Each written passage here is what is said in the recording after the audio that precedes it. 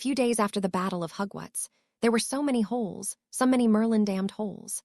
Harry stood alone over one twice as wide as the average pit. The tomb marker read Remus Lupin and Andromeda Tonks Lupin. Below their names, it read simply, Beloved. Mrs. Tonks had not shown up to attend the funeral.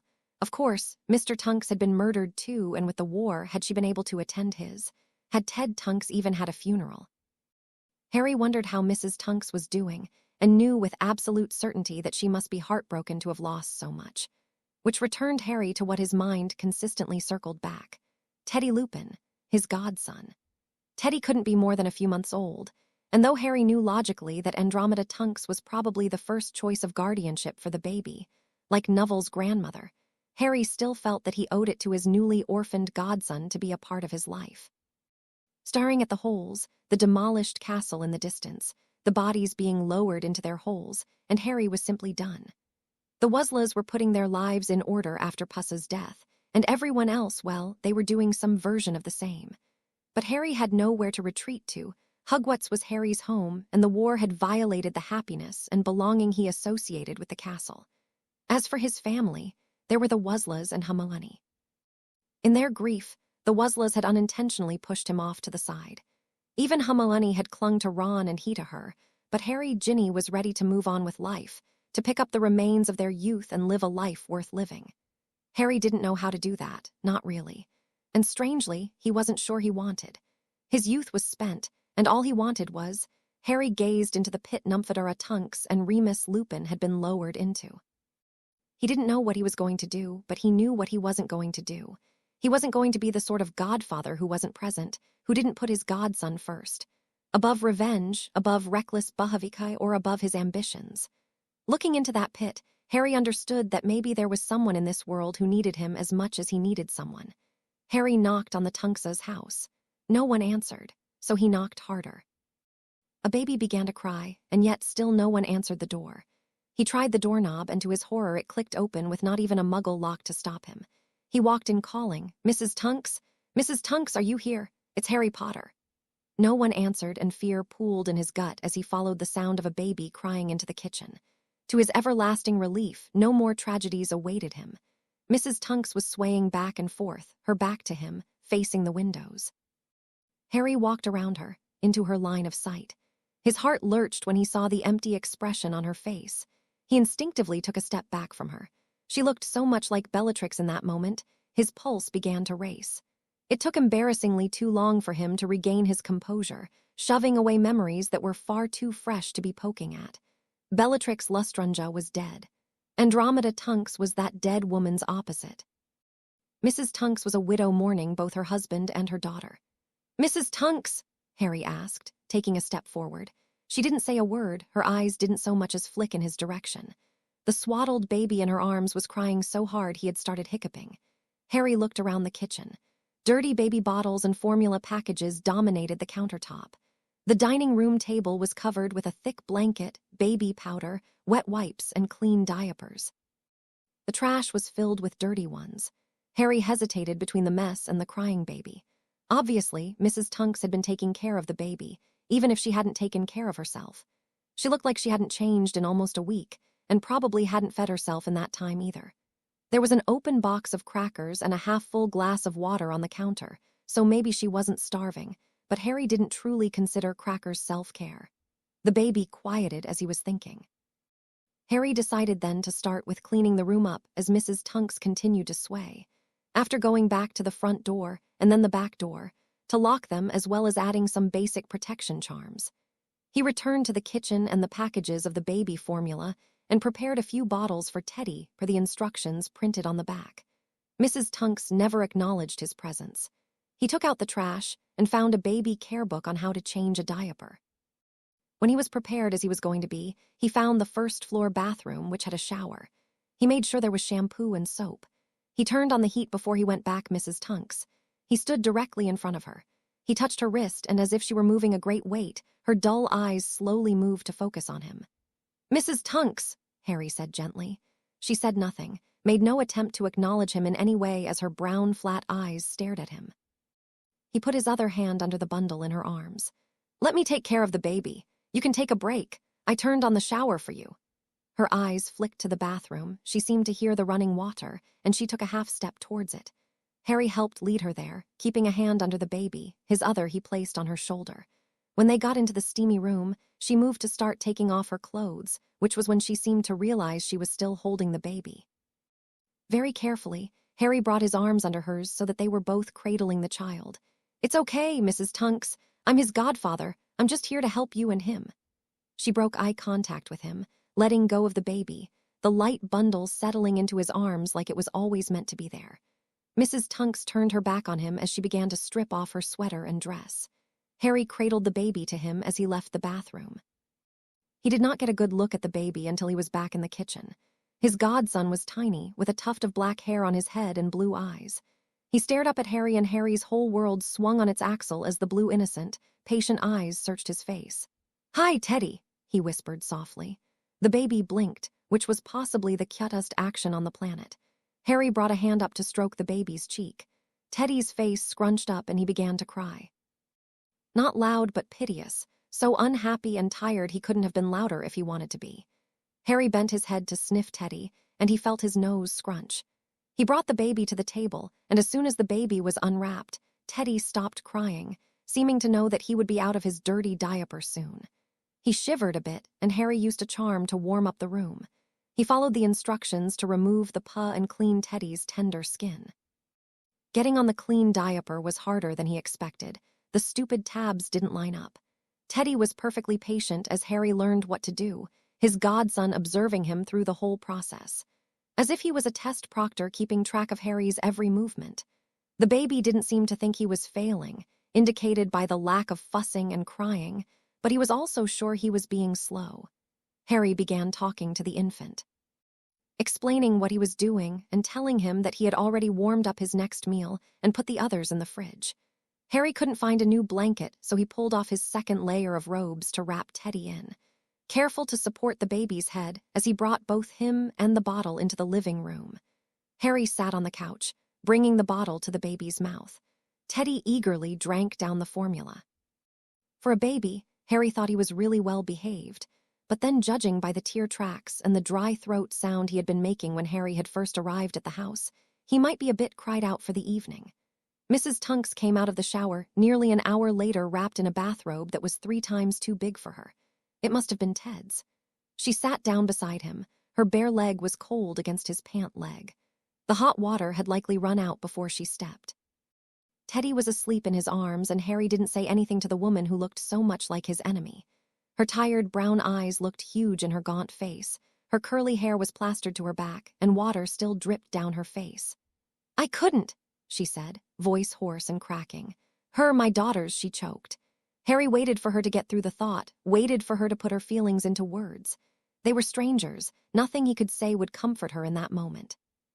"I couldn't stop her from leaving. I should have never let them go," Mrs. Tonks said finally. Harry met her gaze, his expression saying he understood even if he didn't know what it meant to lose a child or a husband. He knew loss, he knew grief, and he knew regret. "What do I do?" she asked him. She asked the universe. "I'm here, Mrs. Tonks, for as long as you need me. I'm here for you and Teddy," Harry said with conviction. He wouldn't abandon them. Teddy would never know what it was to have family who didn't want him. She was silent for a long moment, looking him over. "I haven't slept." She looked toward the stairs, apprehensive, and Harry had a guess at the air of foreboding that surrounded her. "Take the couch. I don't need to sleep anytime soon," he said, standing so she could stretch out. He imagined the bedroom she had shared with her husband wasn't what she needed right then. "Teddy's crib is in the second room down the hall," she said, relaxing into the cushions. She almost seemed to melt into the sofa, likely from exhaustion. "I don't mind holding him for a while longer," he replied, wary of leaving her alone just then. If hopelessness was a state of being, it existed in Andromeda's drawn face. She turned away from him, facing the couch's back. Harry found a throw blanket to cover her with before returning to the kitchen with Teddy. He held the baby through the night, feeding him when he woke crying, and he only had to change him twice more, each time getting easier until he almost got peed on. Harry finally put Teddy down when he slipped back asleep around dawn. Harry found bread and eggs in the fridge. He made scrambled eggs and toast, which seemed to summon Mrs. Tonks with her wild, uncombed black hair, clutching the blanket around herself. Harry directed her back to the couch after handing her a plate of food. They ate breakfast together in the growing light of dawn in silence. When they finished, Mrs. Tonks said one word, "Stay." So Harry stayed. A few weeks after the war, they would not let him into the bank. Harry was nearly blinded by the flashes going off in his face as he turned to walk down the steps of Gringotts. Was it embarrassing to be turned away at the counter, his vaults not taken from but otherwise inaccessible? Yes. Was he surprised?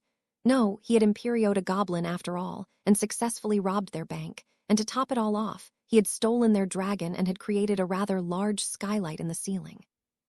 But still, he had done it to save the wizarding world, a point that goblins did not at all seem swayed by. What was it to them if the wizards killed themselves? If everyone else was dead, all the money would go to them anyway. As Teddy Lupin's godfather, Harry had argued that he was due something. Tonks had had her own job after all, and had received for his trouble only 2 galleons and 8 nuts. So in a sense, Harry Potter, chosen one and hero of the wizarding world, had lost his inheritance. The entire Potter and Black fortune, gone, poof. Wouldn't Ron be pleased? Harry thought bitterly as he marched into Diagon Alley. The 2 galleons had been the remainder of Nymphadora's last paycheck. The 8 nuts was what remained of Remus's vault. Even the deeds of his properties, which had been stored in the bank, were unavailable to him. Not that the house in Godric's Hollow was fit to live in, and Grimmauld Place was not a place Harry had ever wanted to return to. But Potter Manor had been a bit of a loss, not that Harry had even known it existed in the first place up until today. Harry was fuming as he weaved his way through people, ignoring anyone who tried to talk to him, actively elbowing a few people who were just a little too persistent. He reached the apothecary relatively unhindered. "Potter," a depressingly familiar voice drawled. Harry looked up from the shelves to see Draco Malfoy and Theodore not. Neither looked up, yet another non-revelation as both their fathers had been sent to prison. Of course, Azkaban wasn't as bad as it used to be.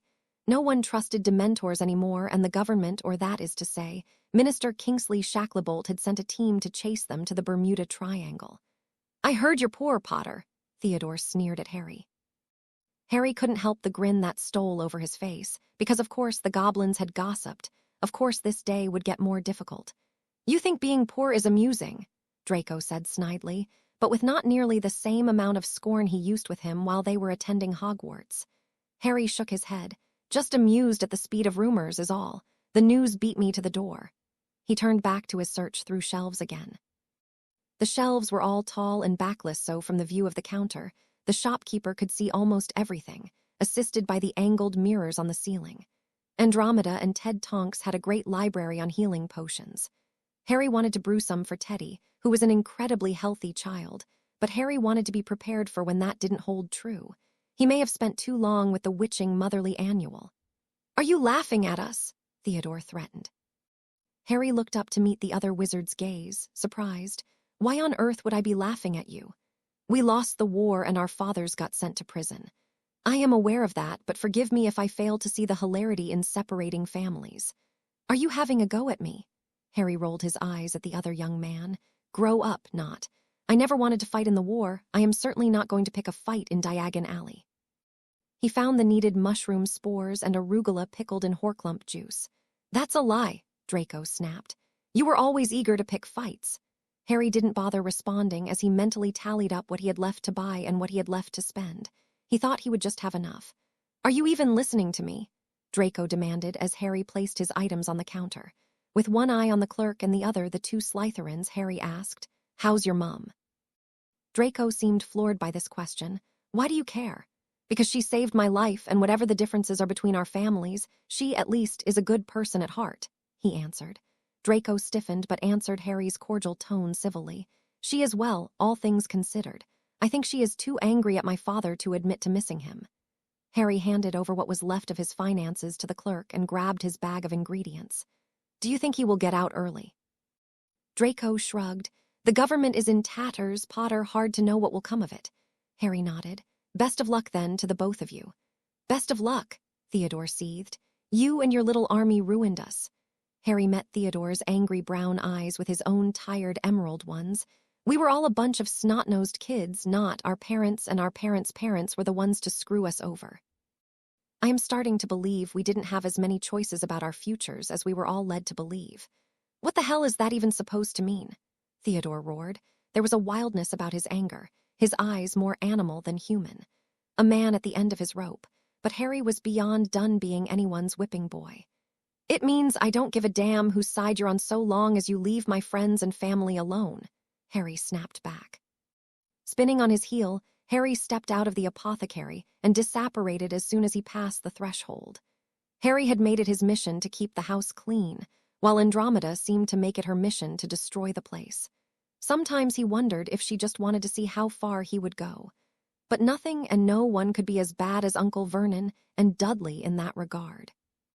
However, when Harry got back to the Tonks' little home in their little Muggle town, he could only wish for a Dudley-scale disaster over the sight he beheld, flashing red and blue lights strobing the little blue house. Harry felt his heart drop and ran to the house, pushing by the police officers who tried to stop him. He was yelling before he thought to form the words. "Teddy! Mrs. Tonks! Teddy!" he heard crying. At least he knew Teddy was alive. Teddy. Harry breathed, having just enough semblance of mind not to draw his wand in front of the Muggles. As he entered the kitchen, where Andromeda, dead-eyed and hollowed expression, was clutching a crying Teddy as strangers tried to interrogate the widow. Harry grabbed the officer that was almost breathing in Andromeda's face and yanked him away, sending him stumbling back several steps. He pulled and pointed a stun gun on Harry. "Who the bloody hell are you? What was it with people shouting at me today?" Harry slid his bag of potion ingredients under the kitchen table, still serving as a changing table, and snatched Teddy away from Andromeda before the witch could protest. Her arms fell limply to her sides, and she watched Harry check over Teddy. Teddy stopped crying when Harry started swaying in place. It was a feat not to start hexing everyone, including Andromeda, who was sinking into his shadow. He knew she was hurting, but she could have at least tried to calm Teddy down. Of course, Harry didn't yet understand why the police were here. Actually, he didn't know much about the Muggle police at all. Merlin knows they had never been around for him. In the relative quiet, aside from the squawk of police radios, Harry spoke. "I am the babies who you have thoroughly terrified, by the way, Godfather. Now tell me what the bloody hell you are doing in my home, harassing the lady of the house." The officer in question was shorter than Harry, had broad shoulders and had a pale complexion, had the good grace to look abashed. "I'm sorry, sir. The neighbors heard loud banging and a baby crying. We were called in." Mrs. Tonks," Harry corrected. Yes, Mrs. Tonks has not been able to answer any of our questions." "Any of your questions about what?" Harry asked. A female officer with red hair spoke up then. "Our questions about why it looks like a tornado went off on the second floor." Harry closed his eyes. For the love of, he took in a steadying breath, helped by Teddy's fresh baby smell. He shot a glance at Andromeda, who still looked vacant. He wasn't sure she had blinked since he had arrived. Turning back to the officers, he said, "We all handle grief in our own ways." "Grief?" the female asked, the outrage clear in her voice. "A new mother should have nothing to grieve about." Harry shot another glance at Andromeda, but she made no visible reaction to the officer's words. "Mrs. Tonks is Teddy Lupin's grandmother. Her husband, Mr. Tonks, and her daughter, Nymphadora Lupin, as well as her son-in-law, Remus Lupin, died in a horrific accident not 2 months ago." "I would say there is plenty to grieve." The 2 officers in the kitchen and the 3 in the outer living room looked stunned. The officer Harry had almost thrown into a wall said, "I suppose that answers why a godfather such as yourself is." "Excuse me," Harry asked, insulted that anyone would question his right to be here. Especially the police who had done nothing for him. Not when Vernon broke his arm, nor when Dudley's gang would chase him through the streets intent on beating him. The female officer had no problem meeting his gaze. "You're no more than a child yourself." Harry wanted to see he had just fought in a war, died, come back to life, then ended the Dark Lord for a final time after 8, 9 deaths. But admitting to murder and war wasn't likely to get him anywhere, so instead he smiled, and the woman flinched at the expression. "Teddy is my godson, Mrs. Tonks, and I are all he has, and he is all we have. My age is quite irrelevant to that." She scowled at him. "What was your name?" "Mr. Potter," Harry said, rubbing Teddy's back and turning so the lights from the cop cars weren't behind him. "Mr. Potter, if you wouldn't mind answering just a few more questions, we will get out of your hair," the senior officer said. "We can't just leave," the female officer spluttered. "Yeah, Harry said, the adrenaline crash finally hitting him as he realized that Andromeda and Teddy were indeed safe. The police wouldn't have arrived in time if they had been attacked. He wanted to sit down or collapse on the floor. He wasn't picky. Either would do at this point. He hadn't been getting much sleep lately. "You can," he continued. "In fact, if you like, the door is right there. Also, I would like reimbursement for damages caused, because it looks like someone broke through a window or two." They must have opened the door after coming in through the window. He would need to have to ward this place properly. "I cannot leave here in good conscience thinking that," she pointed to Andromeda. "Shell of a woman is fit to look after a child." Harry was about to speak when Andromeda finally snapped to life with an abruptness that surprised even Harry. "Get out of my home," she commanded. The female officer opened her mouth to protest. Andromeda shrieked, "Get out of my house!" For a moment, all Harry could see was Bellatrix Lestrange, and at that moment, a part of him nearly drew his wand and took her out. But it was only a moment, and it passed in the next. Teddy started wailing at the top of his lungs. The first officer said to Harry, "We would like to follow up at a later date, Mr. Potter." Before Harry could respond, the man was scurrying out of the house, and the rest of the officers who had already fled. "So much for a conscience," Harry muttered, as he rocked back and forth on his feet. Glancing at Andromeda, he realized her wand was out, hidden in the folds of her skirts. Harry honestly didn't want to know what spell she had cast to cause such blind fear in the officers. This thought was quickly forgotten when he lightly patted the baby's back, resulting immediately in Teddy burping up half a bottle of formula and baby throw-up all over the both of them. Andromeda, for her part, after chasing off the law enforcement, had slid down to the floor, her back against the cabinets. She put her head on her knees but did not cry. She didn't move at all really, except to breathe.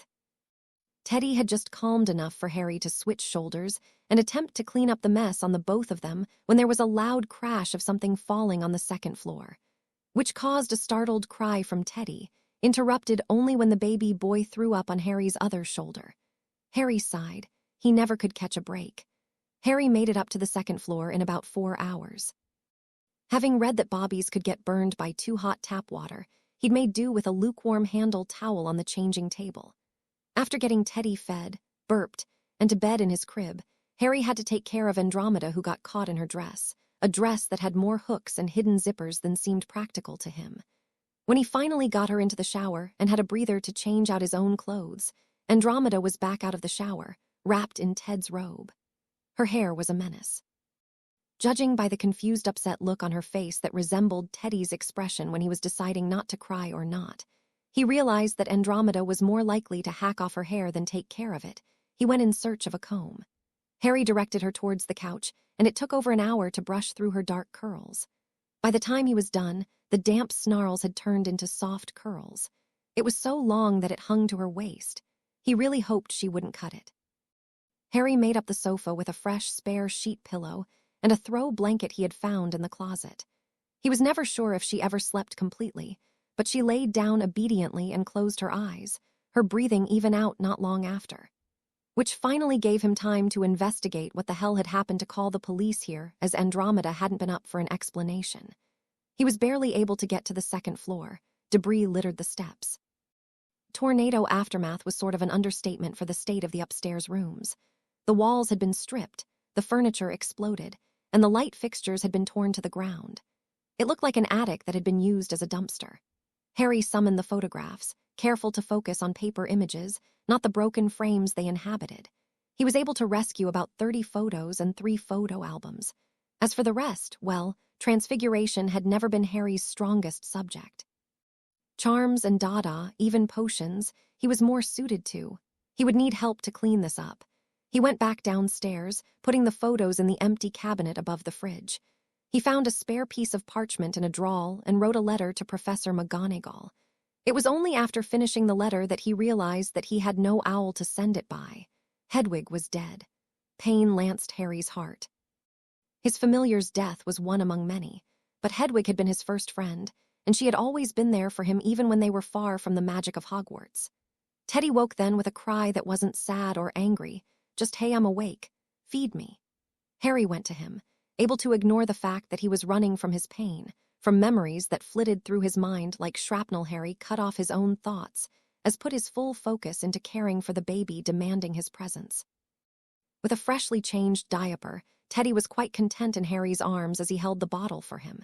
He knew people said bobbies were hard, and he didn't disagree. He certainly had the circles under his eyes to prove it, but tending to Teddy was the simplest thing in his world. Natural, no doubts, no regrets, just being there and being needed.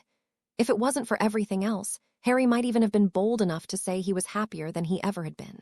Even so. By the time he made it back out to the living room, he was utterly exhausted.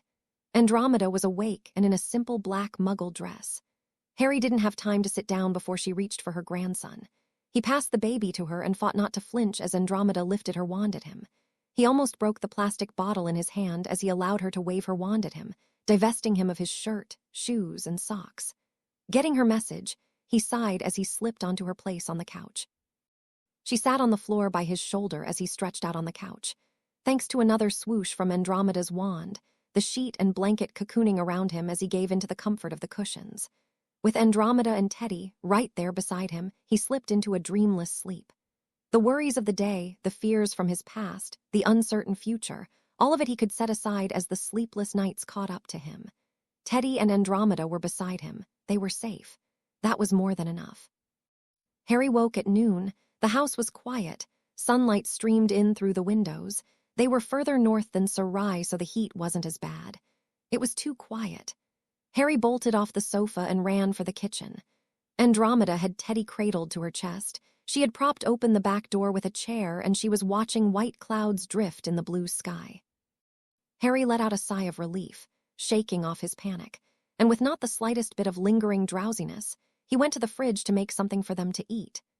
Only there was nothing in the fridge, save for a bag of rice in the pantry, which reminded Harry to grab his potions supplies from under the table. Rice it was then, his gut twisting when he realized that maybe buying more food would have been better than buying ingredients for potions they didn't necessarily need. As Harry cooked, Andromeda watched the world pass by. Harry ate his plate of spiced rice first. He stood and rubbed Andromeda's upper arm, but she didn't acknowledge him. "Come on, Mrs. Tonks, you can't starve yourself. Teddy needs you," Harry told her softly. She moved reluctantly, passing the baby to Harry. They had managed a rhythm in the last few weeks, primarily nonverbal. They kept each other alive. Granted, Harry did most of the work, but without an extra pair of hands, he would not have been able to care for Teddy on his own. Besides, however disjointed their rhythm might seem to outsiders, Teddy did not wake when he was passed between his grandmother and his godfather. When she had finished eating, Harry said without preamble, "We need money. The goblins locked down my accounts as well as Lupin's." Andromeda said nothing. "Mrs. Tonks, I don't have any money. I don't know how to take care of Teddy and you without money to pay the bills and for food." Andromeda stood in a graceful movement, grabbing the to-go baby bag that he hadn't from off the table. Pulling it over her shoulder, she went to the front door. Harry swiftly stood and drew his wand, flicking it at the back door, shutting and locking it. With Teddy still bundled in his arms, he slipped on his shoes, and Andromeda stopped in her path outside to take the sleeping baby from him so he could slip on a shirt. With keys dangling from her fingers, he was left to follow her out into the summer sunlight. "Where are we going?" Harry asked as he watched her put the near-comatose Teddy into a nice normal baby seat. No response. Harry sighed as he got into the passenger seat as Andromeda started the engines. He wasn't too put out, though. With the window rolled down, it was hard not to enjoy the beautiful day as a warm wind blew on his face. It was also pleasant to be out of the house. He had been there for a month, and apart from his trip to the supermarket, and Diagon Alley had been his only 2 excursions. He wondered how everyone was doing. He had yet to formally break up with Ginny, but as she had been off around the world, trying out for different Quidditch teams, unless he had been traveling with her, they wouldn't have seen much of each other anyway. He also maybe hadn't told anyone where he was, and Hedwig was the only owl who had ever been able to find him without an address.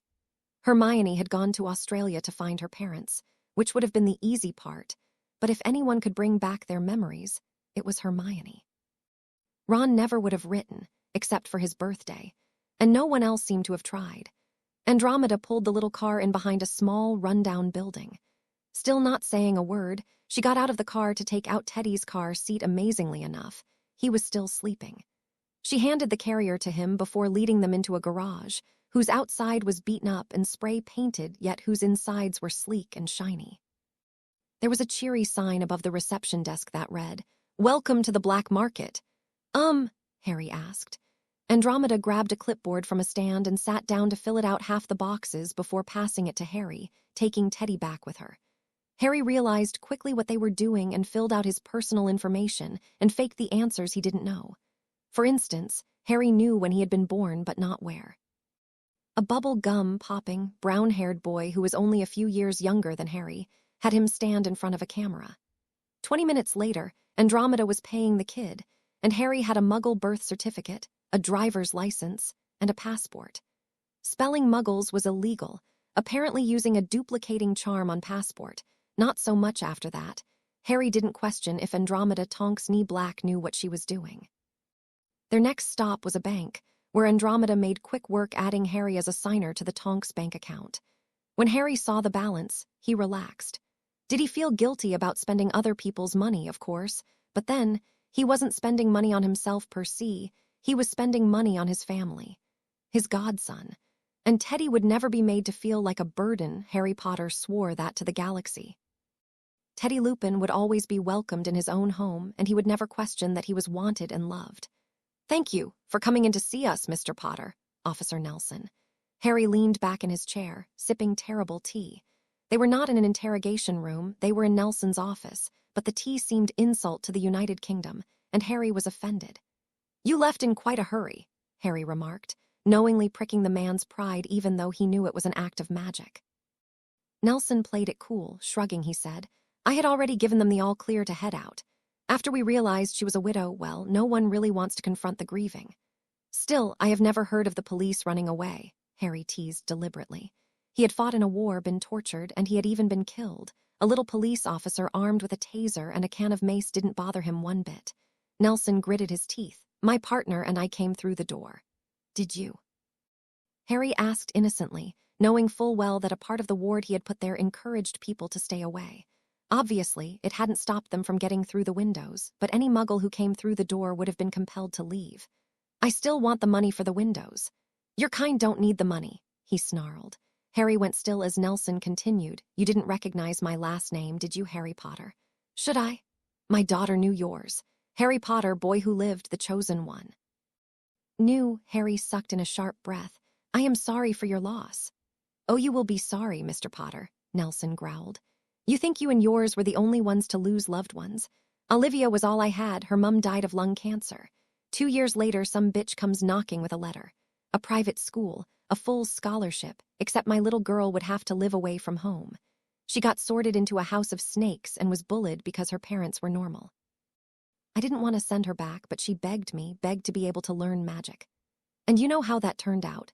She was returned to me in a body bag. She died in your freakish war. She died for nothing. You are an evil, corrupt people forcing your unnaturalness on others. I'm sorry," Harry said in a rush, his heart sinking.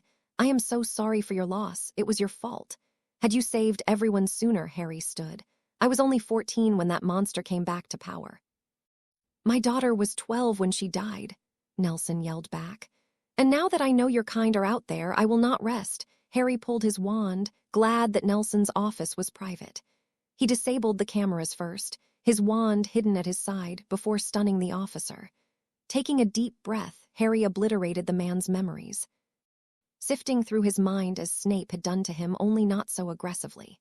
He was careful not to erase the memories of his daughter, or the idea of a private school, or that she had died in a terrible accident, but her being a witch, the memory of McGonagall arriving with a letter, and the conversation they had just been having about magic, those were gone.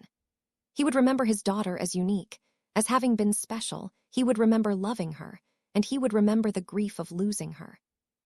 As much as Harry had learned in school, he had truly learned the most from Hermione. He revived Nelson, and using sleight of hand, he slipped his wand back up his sleeve. Nelson came to, sputtering, "Mr. Potter." "Officer Nelson," Harry said coolly. "My apologies, I'm sorry, what were we talking about?" "You're the one who called me here," Harry said. "Oh." He looked down at his desk blankly for a moment. "Oh, yes, I remember.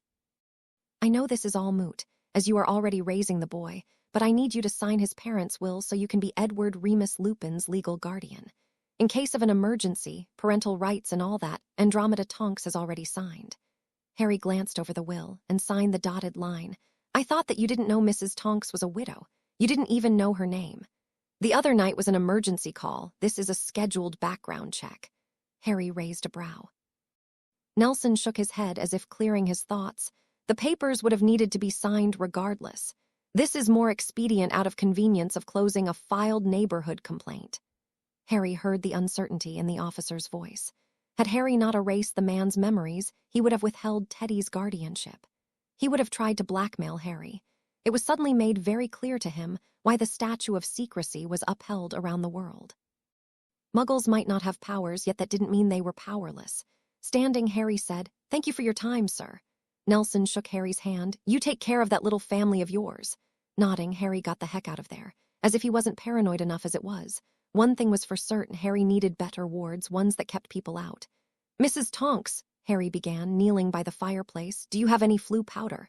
No response. He sighed and began to check around the mental. Relieved when he found a jar of flu powder. "I'll be back in a bit," he said, looking over his shoulder to Andromeda bottle feeding Teddy. From red flames in July to green, Harry stepped into those shamrock flames and walked out into Minerva McGonagall's office at Hogwarts. Portraits peered at him. Dumbledore winked at him. Harry ignored the canvases and went to the door to try and find the headmistress. The door opened as he reached for the handle. "Harry!" Minerva exclaimed, and before Harry knew what was happening, the tall woman was squeezing him in a tight hug. Pulling back from him and giving him a firm shake, she demanded, "Where on earth have you been?" I have been with my godson," Harry answered. He hadn't been ready for a second interrogation today. "Godson? Darn, you mean Teddy Lupin, Tonks and Remus's son. No one thought to check there. Why didn't you tell anyone where you've been?" "Sorry, I didn't think anyone would be looking for me. Well, except maybe Hermione." "Well, we saw you in the papers. It is not right what the goblins did, but their rules are outside our government's laws. Even if we could get your vault back, the money would be gone." "I understand. Have you heard from Hermione?" Minerva motioned Harry to take a seat on a sofa that had not existed in Albus's office. She told him, "Hermione is still in Australia. She found her parents, but what she did seems to be permanent. She's going to stay there for a few more months before returning home." Harry wondered if Britain was Hermione's home if her family was elsewhere. "So if not to announce your presence, may I ask why you are here?" He shifted in his seat. "I moved in with Mrs. Tonks to help her take care of Teddy, and I came to ask for yours and Professor Flitwick's help." Minerva narrowed her gaze on him, like a cat sighting her prey. "Help with raising the baby." "Oh," Harry exclaimed, feeling color rise to his cheeks for exploding at her. "No," he said more calmly. "I need help setting wards and fixing up the second floor of the house." "What's wrong with the second floor, and why can't Andromeda help you? She was one of the finest witches to pass through these halls. It is a pity she refused to fight in the war." "What?" Harry asked. "I thought Mrs. Tonks was a part of the order." "No, Ted Tonks was, and her daughter, Nymphadora, was, but of course, you knew that." "As for Andromeda, she never was. She refused to fight for either side. I bet she regrets that choice now." He felt his insides twist, wanting to defend Mrs. Tonks and not knowing why. But why wouldn't she have fought? Her husband was a Muggle-born. Her place was burned off Sirius's tapestry. The Black Sisters were once very close, Harry. They were a force to be reckoned with, but that was before Bellatrix married Rodolphus Lestrange, before she was trained by Voldemort.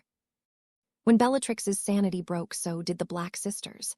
Andromeda eloped with Ted rather than marry Rodolphus's younger brother, Rabastan. But marrying outside her family's wishes was partly for show, though I do not doubt that she loved Ted. At heart, Andromeda will always be a Black. Never forget that, Harry. Harry thought of the broken widow he left on the sofa and couldn't imagine leaving her to her own devices. "Narcissa isn't that scary." Minerva laughed. "Narcissa Malfoy and Andromeda Tonks are two sides of the same coin, Harry. They both supported their own side, but neither actively fought against the other. I taught them. I remember how they were. They didn't fight because of the off chance that their actions might lead to the other's death. I don't think either counted on losing a child and their spouses because they played it safe rather than fight for their beliefs." Harry was startled at Minerva's harshness, and even more so at the idea that Draco was no longer alive. "Draco is all right. I saw him a few days ago." "Draco has lycanthropy." Harry gaped at her. "No. It was his father's punishment for failing Voldemort." Harry's mind spun. In the 6th year, Yes, it was why Severus was being so protective of him. Why they snuck around in order to give him the right potions to keep him away from the other students. It's why I was so reluctant to pursue your accusations against him, and I am sorry for that, Harry." He stared at his professor and wondered how it all had turned so dark. Had they ever been children to begin with? Was there no room for mistakes in their lives at all? "It is lucky his father didn't lose his fortune," Minerva said bitterly. Harry swallowed. Clearly coming here had been a mistake. But then it must be a teacher's worst nightmare to bury their students. McGonagall must have been heartbroken. He thought of Officer Nelson and suspected the damage of this war would extend far beyond what was visible on the surface. But what happened to the second floor of Andromeda's house? McGonagall interrupted Harry's thoughts. He coughed. "Mrs. Tonks happened to Mrs. Tonks's second floor. She stripped the walls, and I think it will take more than a reparo to fix, and my transfiguration skills are not up to snuff. As for my wards, well, they helped get people out quicker but the Muggle police from coming through the windows. I don't know how to ward the place without making it disappear, which the neighbors will definitely notice. That will be easy enough. I can have it put to rights in 15 minutes, or in an hour if you would like me to teach you how to do it yourself. I think it will take me more than an hour." "Nonsense. It is a shame you didn't make it to your Newt classes. I think you would have thrived in the upper-level magic courses. You see, when you're younger, it is all about control, theory, repetition, and a structured process. The advanced year is about visualization, technique, instinct, and imagination. Or at least it is for transfiguration and charms. Potions just gets more technical." Harry couldn't help but smile at that. "I am sorry I missed it. You could always return for a year. A number of students from your year are planning on returning for their last year. I'm sure Miss Weasley wouldn't mind you in her class." Harry's heart squeezed. Ginny. He had barely spared Ginny a thought over the last few weeks. She must have thought him a monster for not contacting her. The thought of returning to Hogwarts, the idea was enticing, more so because Voldemort was truly gone this time around, but that would mean leaving Teddy behind. Harry sighed. He might only be 17, 18 soon. His childhood was over. Returning to classes, there was no way to pretend the war hadn't happened. Mrs. Tonks and his godson needed him more than Harry needed to find himself. "I think I need to get my life in order, but is it possible to study the subjects at home and take the tests? Of course, I will send your books to you," Minerva said, seeing Harry's conflicted thoughts and not wanting to close the door to him bettering himself. "Are you available Friday night? Today is what?"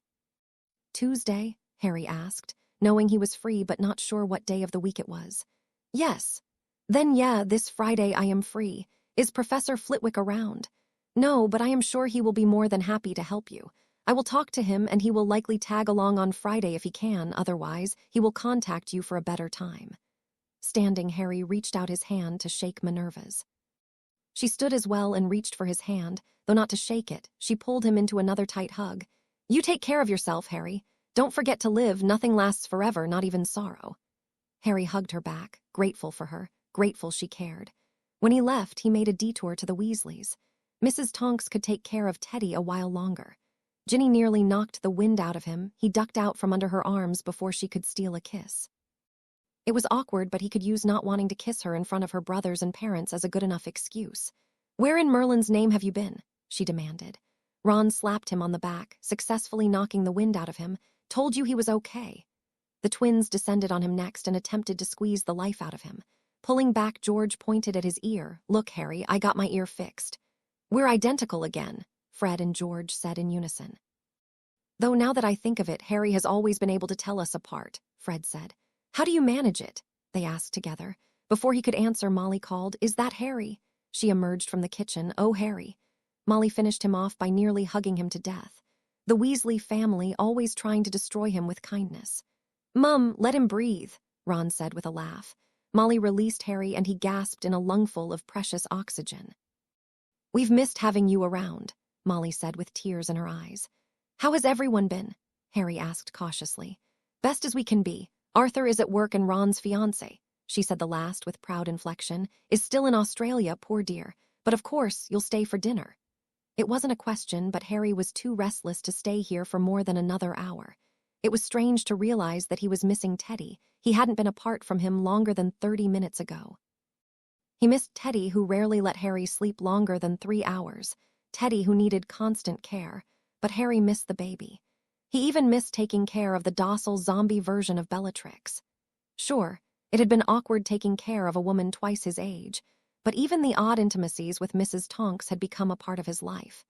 Yes, it was strange that these two people had become so necessary to his existence in such a short amount of time. It was strange and additive, that feeling of being needed as much as he was wanted. Although he was quite sure that Teddy, whose needs consisted of needing to be changed, fed, and eased to sleep, and Andromeda's lackluster attitude toward life would appear less than welcoming to most. But somehow, when Harry thought of home, it wasn't Hogwarts anymore. It was Teddy in his arms in the kitchen and Andromeda safely asleep on the couch. Molly had already gone back to the kitchen when Harry plucked up his nerve to refuse her hospitality. Mrs. Weasley, I can't stay for dinner," he said from the doorway. "Of course you can, dear," she said, not turning to look at him as she stirred a soup. "No, really, I can't stay. I have other responsibilities." She turned then, her eyes zeroing in on his soul. "What responsibilities could you possibly have? You won the war and you are returning to your final year of school. You are a child." Harry didn't really know how to handle that mental leap. He wanted to ask how he could be a child and be everyone's hero, but then he had always been everyone's hero. Nothing new there. "No, Mrs. Weasley." Ginny snagged his hand then and pulled him into the backyard before he could defend himself, or Mrs. Weasley could further argue with him. She pulled him toward the shed. The twins winked at him, and Ron waved goodbye, pretending like he didn't know what his sister's intentions were. Ginny pushed Harry into the falling down shelter and had him pressed against the closed doors before he could put his thoughts in order. His first coherent thought was, is Ron really okay with me snogging his little sister? Then Ron's little sister was doing just that. Not feeling it, Harry put his hands on her shoulder and pushed her back. She went from loving to pissed off in a heartbeat. "What's wrong with you? I thought you would be happy to see me." "I am happy to see you, Gin. It's just what? We haven't seen each other at all since you and I haven't. I have been worried sick, and I have missed you so much over the last year. Then after the funeral, no one hears from you in weeks, until the prophet had you plastered all over the headlines for losing your vaults." Harry winced. "Yeah, that was unpleasant. Where have you been hiding? What have you been doing without any money?" His shoulders stiffened. "I wasn't hiding. I just forgot that people didn't know where I was, and I have been poor before, Ginny. The Weasleys aren't the only family on the planet who have worn hand-me-downs." Her lips thinned. "So where have you been?" He loved her, and she knew some things about the Dursleys, but Harry had only ever confided with twins before about it. "I've been helping Mrs. Tonks take care of Teddy Lupin, my godson," Harry answered. Ginny blinked at him. "Why would you do that?" Harry frowned at her. "Because he's my godson." She waved it away, gesturing with a pale hand. "I mean, I get the connection, but what I don't understand is why you felt like you needed to be there. Mrs. Tonks raised her own daughter. A baby isn't that much trouble." Harry just shook his head. Anyone who said a baby wasn't much trouble didn't understand what taking care of an infant meant. "Not past tense, I need to be there for them." "No, you don't," Ginny said, as bull-headed as her mother. "Yes," Harry said slowly, "I do." "So what?" "For the rest of the summer, you are going to help babysit. Harry, I don't want to wait until the school year starts to be with you again." His jaw tightened, and he said in a low voice, "Not for the summer, Ginny. I've decided to move in with Mrs. Tonks and Teddy indefinitely." Her jaw dropped and her voice raised an octave. "You've decided what? You were serious. You're not returning to school with Ron and Hermione. With me. You're going to throw your life away to play house elf." Harry felt his temper rise. "I am not throwing away my life, and I am not anyone's servant."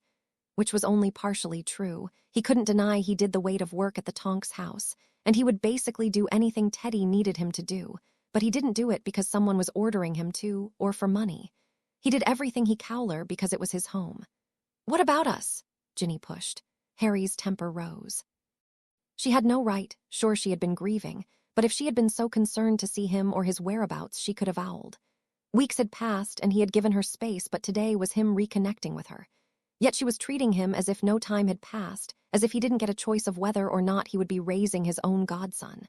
So he snapped back. "I wasn't aware there was an us." She slapped him. The feel of that sound, reverberated through him. The pain was nothing. The sensory memory of the Dursleys knocking him upside the head was something else.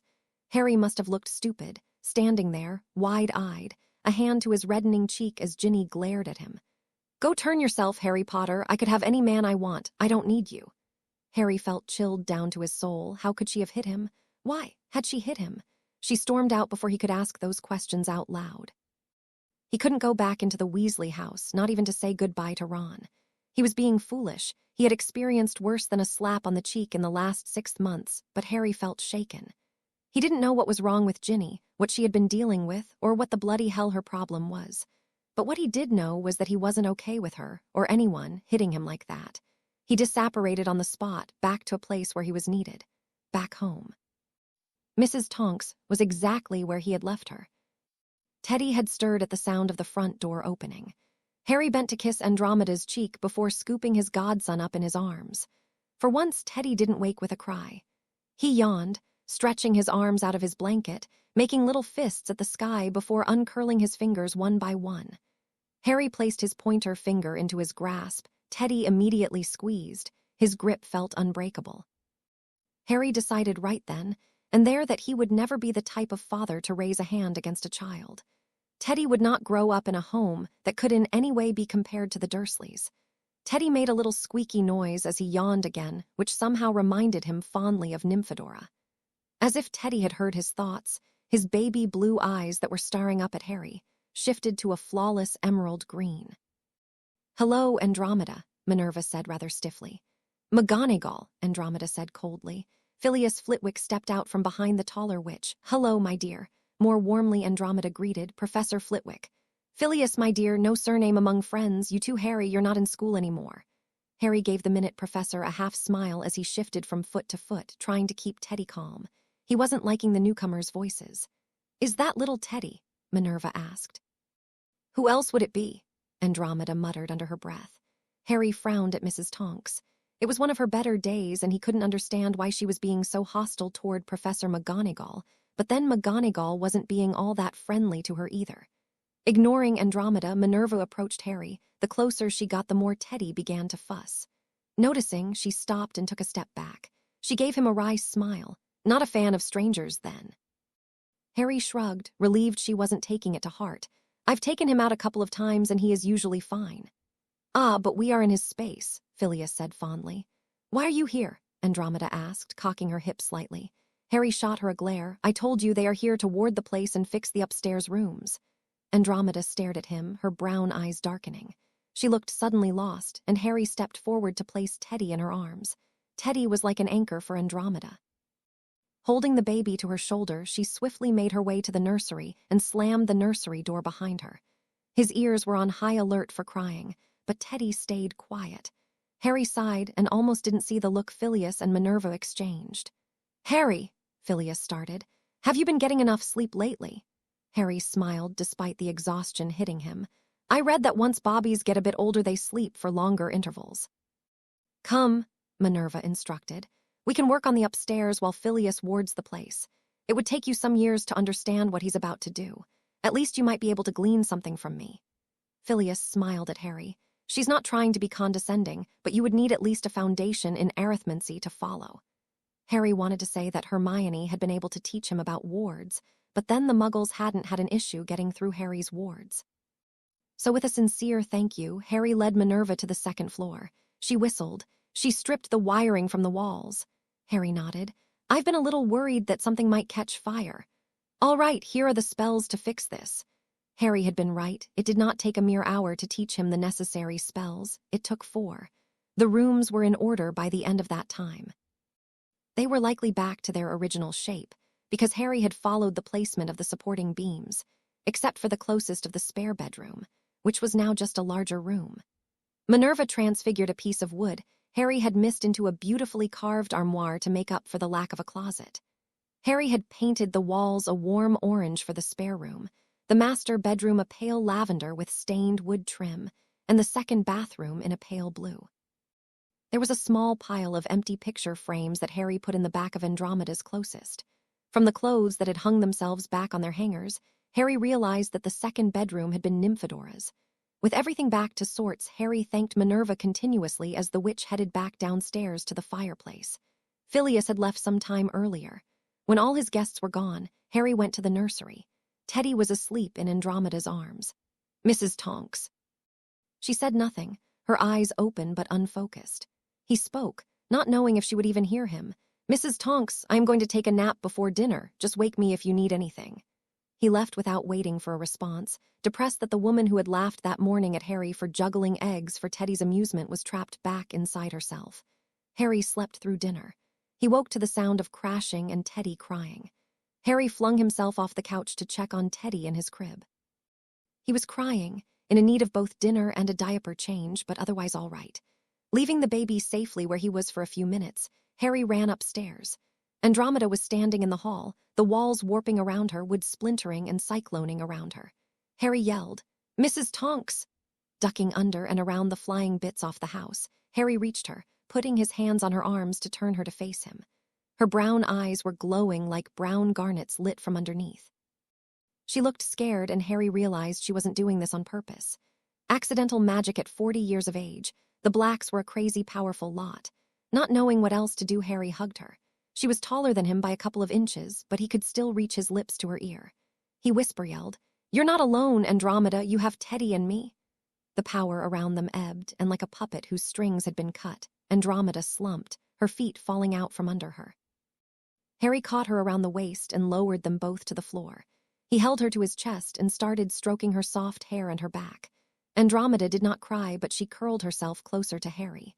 Teddy was still crying downstairs, but for a few more minutes, Harry thought that he would be okay. 2 weeks later, Harry nearly jumped out of his skin when the landline rang. Cautiously, he answered the phone with a question. "Hello? Harry?" "Hermione." Harry breathed, relaxing at the familiar tenor of her voice. "How are you? Where are you? And how did you get this number?" "Phone book. Ron said you have been staying with Mrs. Tonks. How is she?" "Never mind, she must be doing horribly. I'm back in the UK. I've been staying at a little hotel outside of London for the last few days." "You haven't been staying with the Weasleys." There was an awkward pause. "I thought you would be staying with them, in all honesty. Harry, can I pop over?" "I would really like to see you in person."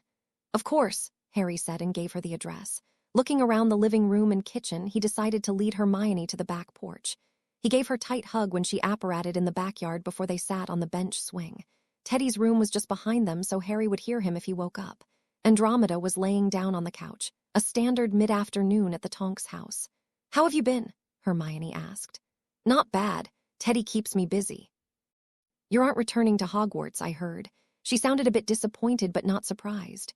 Harry returned with, "I was surprised to hear that you and Ron are." "A lot of our classes," she said. "Neville, the Paddles, a lot of us." The ones who had survived. "I guess between our class and the year below us you might have enough students for a full class then," Harry remarked placidly, which was perhaps the nicest why he could note their loss. Hermione flinched at the implications, and he was immediately regretted drawing attention to it. "I guess that it explains why you decided not to go back," was all she said in turn. "But Hogwarts is never going to be the same without you." "Hermione," Harry sighed, "Hogwarts is never going to be the same." She looked away from him. "I need my newts." He rolled his eyes, because Hermione Granger could have any bloody job she wanted in the wizarding world. She didn't need to pass any more tests than the trials of the war. However, he didn't waste his breath trying to tell her that. "Minerva brought over my books. I am going to study from here, practice what I can. It will probably take me longer, so I am going to take my newts next year." He didn't need the tests either, but he did need to learn the material. Studying for exams would be the motivation he needed for that. She blinked at him. "I didn't know you could do that." "Will you change your decision to return now that you do?" She shook her head. "My parents," her voice broke. "My parents don't remember. I persuaded them to take a blood test, and they thought I was an orphan trying to con them." Harry pulled her into a hug. She clung to him for a moment before pulling back. "I can't go back home, Harry. I don't have a home anymore. Hogwarts is all I have left." "You have Ron," Harry said softly. Her lips tightened. "Yeah, I have Ron, but I am not ready to move in with him." "Well, I am not ready to move in with his mother. If it were even possible, she has become more protective of her children. A little foolish, if you ask me, thinking of what we have all been through." Harry couldn't agree more. "She called me a child of breath before saying I had won the war. I love her, but sometimes I don't understand what's going through her head." Hermione huffed a laugh. "That makes two of us. Ron doesn't seem to mind being under his mother's wing again. He's probably glad not having to cook over an open fire. He wasn't the best at it, that's for sure. But sometimes I miss it even with that damned Horcrux around." Harry couldn't say he agreed. He liked taking care of Teddy too much to compare being a godfather to being undesirable number one. "So the engagement," Harry probed. "Have you picked a date yet?" She grinned at him. The week after the new results come in. Ron doesn't want me distracted on our big day. Mrs. Weasley, Harry said lightly, even though his chest felt heavy. She laughed. No, I'm keeping my last name. What, no hyphens, or are you just scared to compete with the Weasley matriarch? She pushed his shoulder. Oh, shut it. Is Ron going to take your name? Ron Granger doesn't have a terrible ring to it. She rolled her eyes. Speaking of the Weasleys, I heard you and Ginny broke up. Harry looked out to the fields behind Andromeda's house. Yep. You broke up with her, Hermione stated. Yeah, why? Harry took in a deep breath. Because I have other responsibilities. You mean Teddy Lupin? I'm sure Mrs. Tonks appreciates the help, Harry, but you shouldn't throw away your life to take care of someone else's kid. He isn't someone else's kid. He's my godson. Maybe this isn't the life I had expected, but it's the one I want. Hermione, I want to be here. I want to see him grow up strong and loved. I need to be here. Her lips thinned. It's what you didn't get, living with the Dursleys, isn't it? When Remus asked me to be Teddy's godfather in the middle of a war, I wasn't completely naive about what that title might entail, Harry said. I wasn't just honored, I was hopeful that I would be part of a real family. You know, Harry, sometimes you can be really quiet and other times you can be really rash. You make it easy to forget you have a good head on your shoulders. If this is where you want to be, then I'll support it, even if I don't completely agree with it. Teddy made a warning noise, a noise that meant, come get me now or I will start bawling. Harry grinned at Hermione. Do you want to see the little bundle of joy? She smiled at the obvious happiness she saw on her best friend's face and said, of course. Hermione might be marrying Ron, but nothing would ever come between her and Harry. There was no one they trusted more than each other. Stay here. He could use a little fresh air, he said before going inside. With Teddy against his chest, Teddy made little cooing noises as Harry warmed up a prepared bottle. With Teddy swaddled in his arms, he returned to Hermione on the swing. He didn't immediately hand him over to Hermione as he had learned that if anyone but he or Andromeda tried to hold the babe, Teddy got upset. Hermione didn't seem to mind Harry keeping a hold of the infant as she cooed back at the babe. Teddy wrinkled his nose at Hermione but ignored her when Harry began to feed him a warm bottle. Harry, she said in a hushed voice. His eyes, he has green eyes, your eyes. He smiled. Teddy takes after his mother. Hermione shook her head and said softly, he's so small. I can't believe Tonks could leave him when he was so tiny. I don't understand that either. I mean, it was great she fought in the war, but he trailed off, staring into Teddy's face as worked at the baby bottle. But, she finished for him, some things are more important, though who's to say who else might have died had Tonks not been there to fight? He sighed heavily. Hermione, the what-ifs can't matter, because if they do then it all falls apart and none of us will ever be able to move forward. Hermione rested her head on his shoulder. I think you're going to be a great dad, Harry. I hope so, he said, settling into the comfort of his contented godson and his best friend. With all the world against him, this was his true family. Andromeda had woken when Teddy did. Standing with her back to the wall near the back, she listened to the youngster's conversation and couldn't help but think he already is. Harry woke sweating. His nightmare had been nightmarish. It had been so vivid, Dumbledore in a cloud of white mist, and for a moment, just for a moment, Harry felt his own heart go quiet. The images were fading now, and he groaned as he stood up. He had fallen asleep beside Teddy's crib in the chair. As Teddy was still sound asleep, he had a bit of a reprieve. He went to the kitchen to make himself coffee. He didn't really care what time it was. That is, he didn't care until he checked the date on the fridge and realized he should have been at the Weasleys an hour ago for his birthday party. Harry ran to the bathroom to brush his teeth, then ran back, quietly as he could to Teddy's closest where he had been keeping his trunk. Selecting his least wrinkled robes and slipping them on, he then went in search of Andromeda. She was on the back porch swinging gently watching the sunset. Mrs. Tonks, I am going out tonight. I'll be home a little late. There are leftovers in the fridge if you get hungry. Teddy should stay asleep for another hour or two. Where are you going? Andromeda asked, and Harry was pleased that she cared enough to ask. The Weasleys are throwing me a birthday party. She looked at him then, her brown eyes searching, causing Harry to wonder at what she's searching for. I'm late, he said, hesitating because he wasn't sure if she had something she was building up to say. Have fun, she said finally. I'll be good. Which translated to I can take care of Teddy and I will not try to go upstairs so you won't have to put it back together. Don't forget to eat, Harry said before disapparating. The thing about living at the Tonks house was that it was a quiet place. Aside from Teddy's moments of waking in the middle of the night, only Andromeda's occasional magical meltdowns in attempting to go upstairs could be classified as truly loud. Harry had grown quite accustomed and quite attached to this way of life. Therefore, he was not prepared for about 100 people roaring and cheering at him when he entered the burrow. Harry's heart kicked into overdrive, and had Hermione not run to him to give him a hug, he wasn't sure if he would have run away or tried to fight them all. "Happy birthday, Harry," Hermione called again over the noise. Everyone Harry knew had to be here. The Weasleys, Hagrid, Minerva, Phileas, Luna, everyone but the Slytherins, excluding Slughorn, who was all smiles as he chatted up the crowd, pleased that he had collected Harry Potter. Harry was overwhelmed and spent the next 3 hours with a fake smile plastered on his face, as everyone made their rounds to congratulate him, shake his hand, thank him, praise him. He hated every minute of it, and vehemently wished that he had slept in and avoided the whole affair. Harry also wished Sirius was there to divert his attention, or Snape, who would be there to roll his eyes and sneer at everyone. Somehow, the thought of Snape directing disparaging remarks at Harry brought a real smile to his face. He would have liked more people to treat him like that. As it was, everyone in this room loved him, adored what he had done, and was putting him on an even higher pedestal. Ron was basking in the attention. Hermione was catching up with Luna, Ginny, and Fleur. Harry felt alone even as Daedalus Diggle nearly shook his arm out of its socket. Ginny and Molly were probably the only 2 people who were upset with Harry in that house, and both made it very clear that the reason they were upset because they loved and cared for him. "Well, of course, Harry will be returning to his senses soon," Molly was saying to a smaller group of people. "He has too many people going back who love him, you see." She patted Ginny on the shoulder and gave her audience a wink. "We all know that Harry could never turn his back on Ron and Hermione.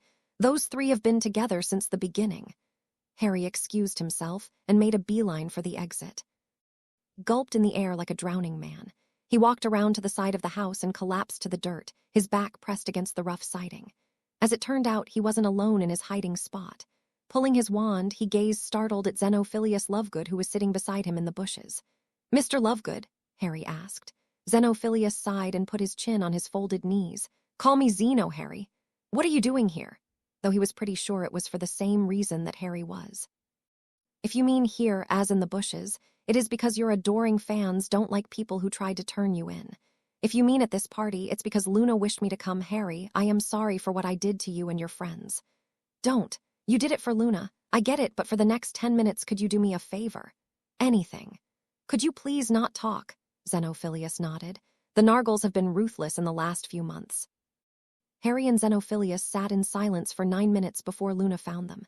"There you are, Fatho. Hi, Harry." "Hi, Luna," he said, standing and not bothering to keep the dread off his face at returning to the party. "It's your birthday, Harry. You don't have to do anything you don't want to," Luna informed him. Harry gave her a wry smile. "I think I will skip the next one, that is for sure. If you are staying, then I think Mrs. Weasley is going to pull out the cake soon." Because it was Luna, of all people, would not judge him, he said, "She better be glad I don't just shove it back in her face." Luna nodded. "Lucky indeed, she was lying right about you returning to Hogwarts." "I am not returning to Hogwarts. And you're not Ginny's boyfriend." "No." "Good," she said firmly. Harry tilted his head at her. "Ginny's your best friend, isn't she? And are you returning to Hogwarts?" She nodded. "Yes to both. Although I think you are a better friend to me than Ginny is. I think it is a good thing you aren't dadding her. She can't see you, not really. Also, you look better. I mean, not today, but you feel better than you were during the war. Many people are getting worse. But you've grown. I would like to meet Teddy one day." She left before Harry could respond, leading her father by the hand. Harry felt like he always did after talking to Luna, like he had just stepped into a deep puddle that he had expected to be more shallow than it was. And yet, he felt better for having talked to her. When he did re-enter the house, he was immediately engulfed by people. Molly did indeed bring out a cake. Harry blew out all 18 candles and wished for peace in the wizarding world. And then there were presents, which in large part felt like gratitude gifts rather than birthday presents. His 2 favorite presents came from the same wonderful person. Hermione had gifted him with, shockingly, a book.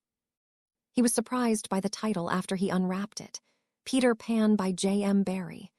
"It was one of my favorite books when I was little," Hermione said.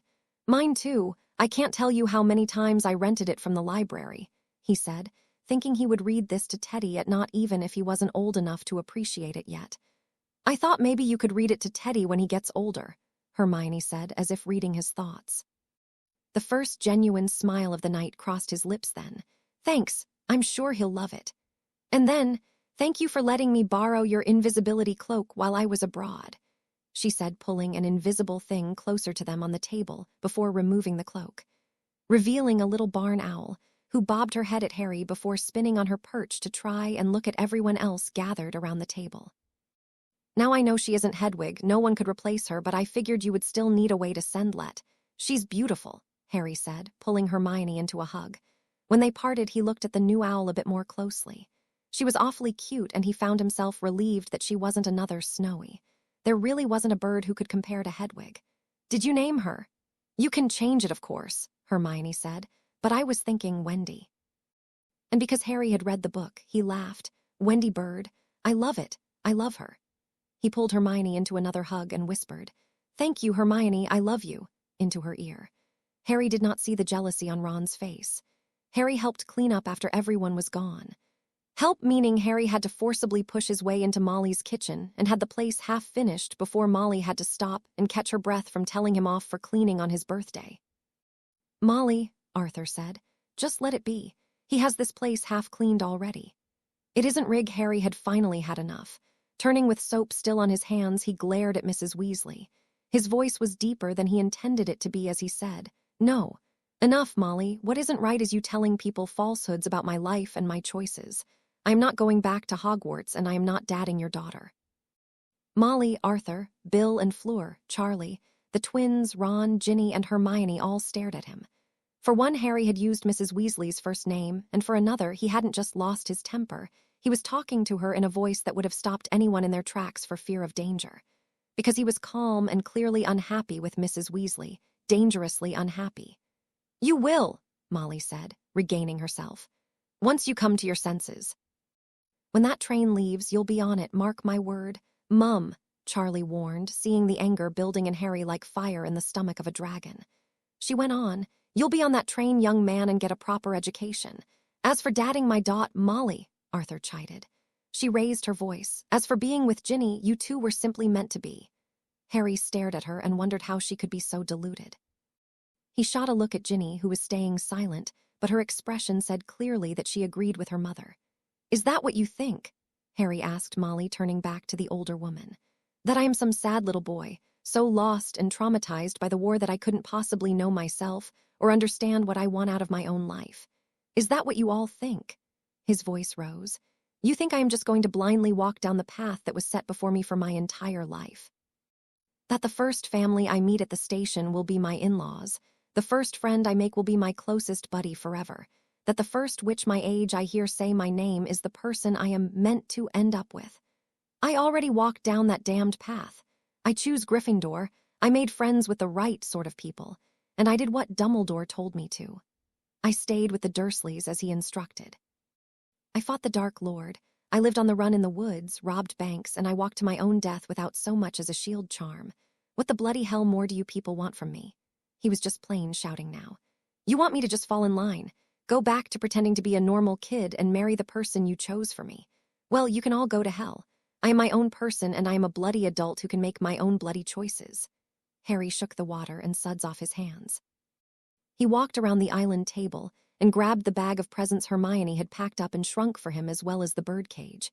Harry had already sent Wendy Bird to the Tonks house to get her out of the overpacked house, and so she wouldn't have to be apparated there. Owls seemed not to appreciate apparition. He left out the front door and called over his shoulder, "Thanks for the party," and he kicked the door shut behind him. The silence that followed Harry's departure was all-encompassing. Hermione was holding her breath, so glad that Harry left. "Well, he does have a temper," Molly said finally, breaking the frozen quiet. Arthur turned on her. "It was the man's birthday. Did you have to provoke him today of all days?" "He's being foolish," Molly insisted, moving toward the sink to finish the dishes. Arthur stepped in front of her. "No, Molly dear, Harry is not being foolish. You are.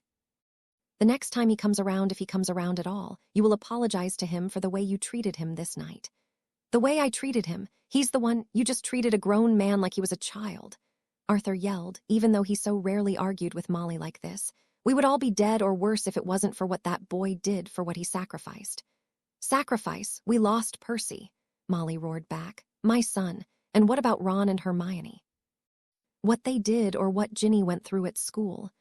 I told you not to send her back last year, Arthur bellowed, and you don't think I miss our son every day. But what does Harry have? His parents died before he had any siblings. An aunt and uncle who despise him, a cousin who bullied him his whole life, and a dead godfather. Harry has no family, and he was willing to give up his childhood and future for a world that turned on him at every other turn. He has no one but the people he chooses to let into his circle. He has us, Molly shot back. We are his family. Arthur shook his head. And a load of good that will do him if you don't treat him like the grown-up he is rather than the child he has never been. Don't you dare push him away from this family. We are his friends, and we all love him in our own ways, but do not make the mistake of thinking that he needs us. He does need us, Ginny said, finally speaking up. No, Gin, he really doesn't, Bill said sadly. Yeah, I think Fred started. We've all grown to need Harry. George picked up. More than Harry has grown to need us, the twins said in unison. Mrs. Weasley, Hermione said politely, if you could perhaps just not argue with him or not tell people things he didn't say. Harry won't mind if you disagree with him. It's the lies and the orders that get him going. Yeah, Mum, Charlie piped up. If you could refrain from openly insulting the man who saved the United Kingdoms and the surrounding areas from an all-powerful Dark Lord, that would be great. Don't you take that tone with Em. Mum, Bill said seriously. I know you and Ginny want Harry in our family, but he already is. None of us is going to thank you if you and Ginny alienate him from this family. Harry is independent and self-reliant. He comes here to spend time with us, but not because he needs anything from us. That is true, Fleur added. I know Harry loves you all a great deal. There is no lessening of that, not even if he has decided that he doesn't want to be with Ginny. Molly did not like having everyone against her and her only daughter.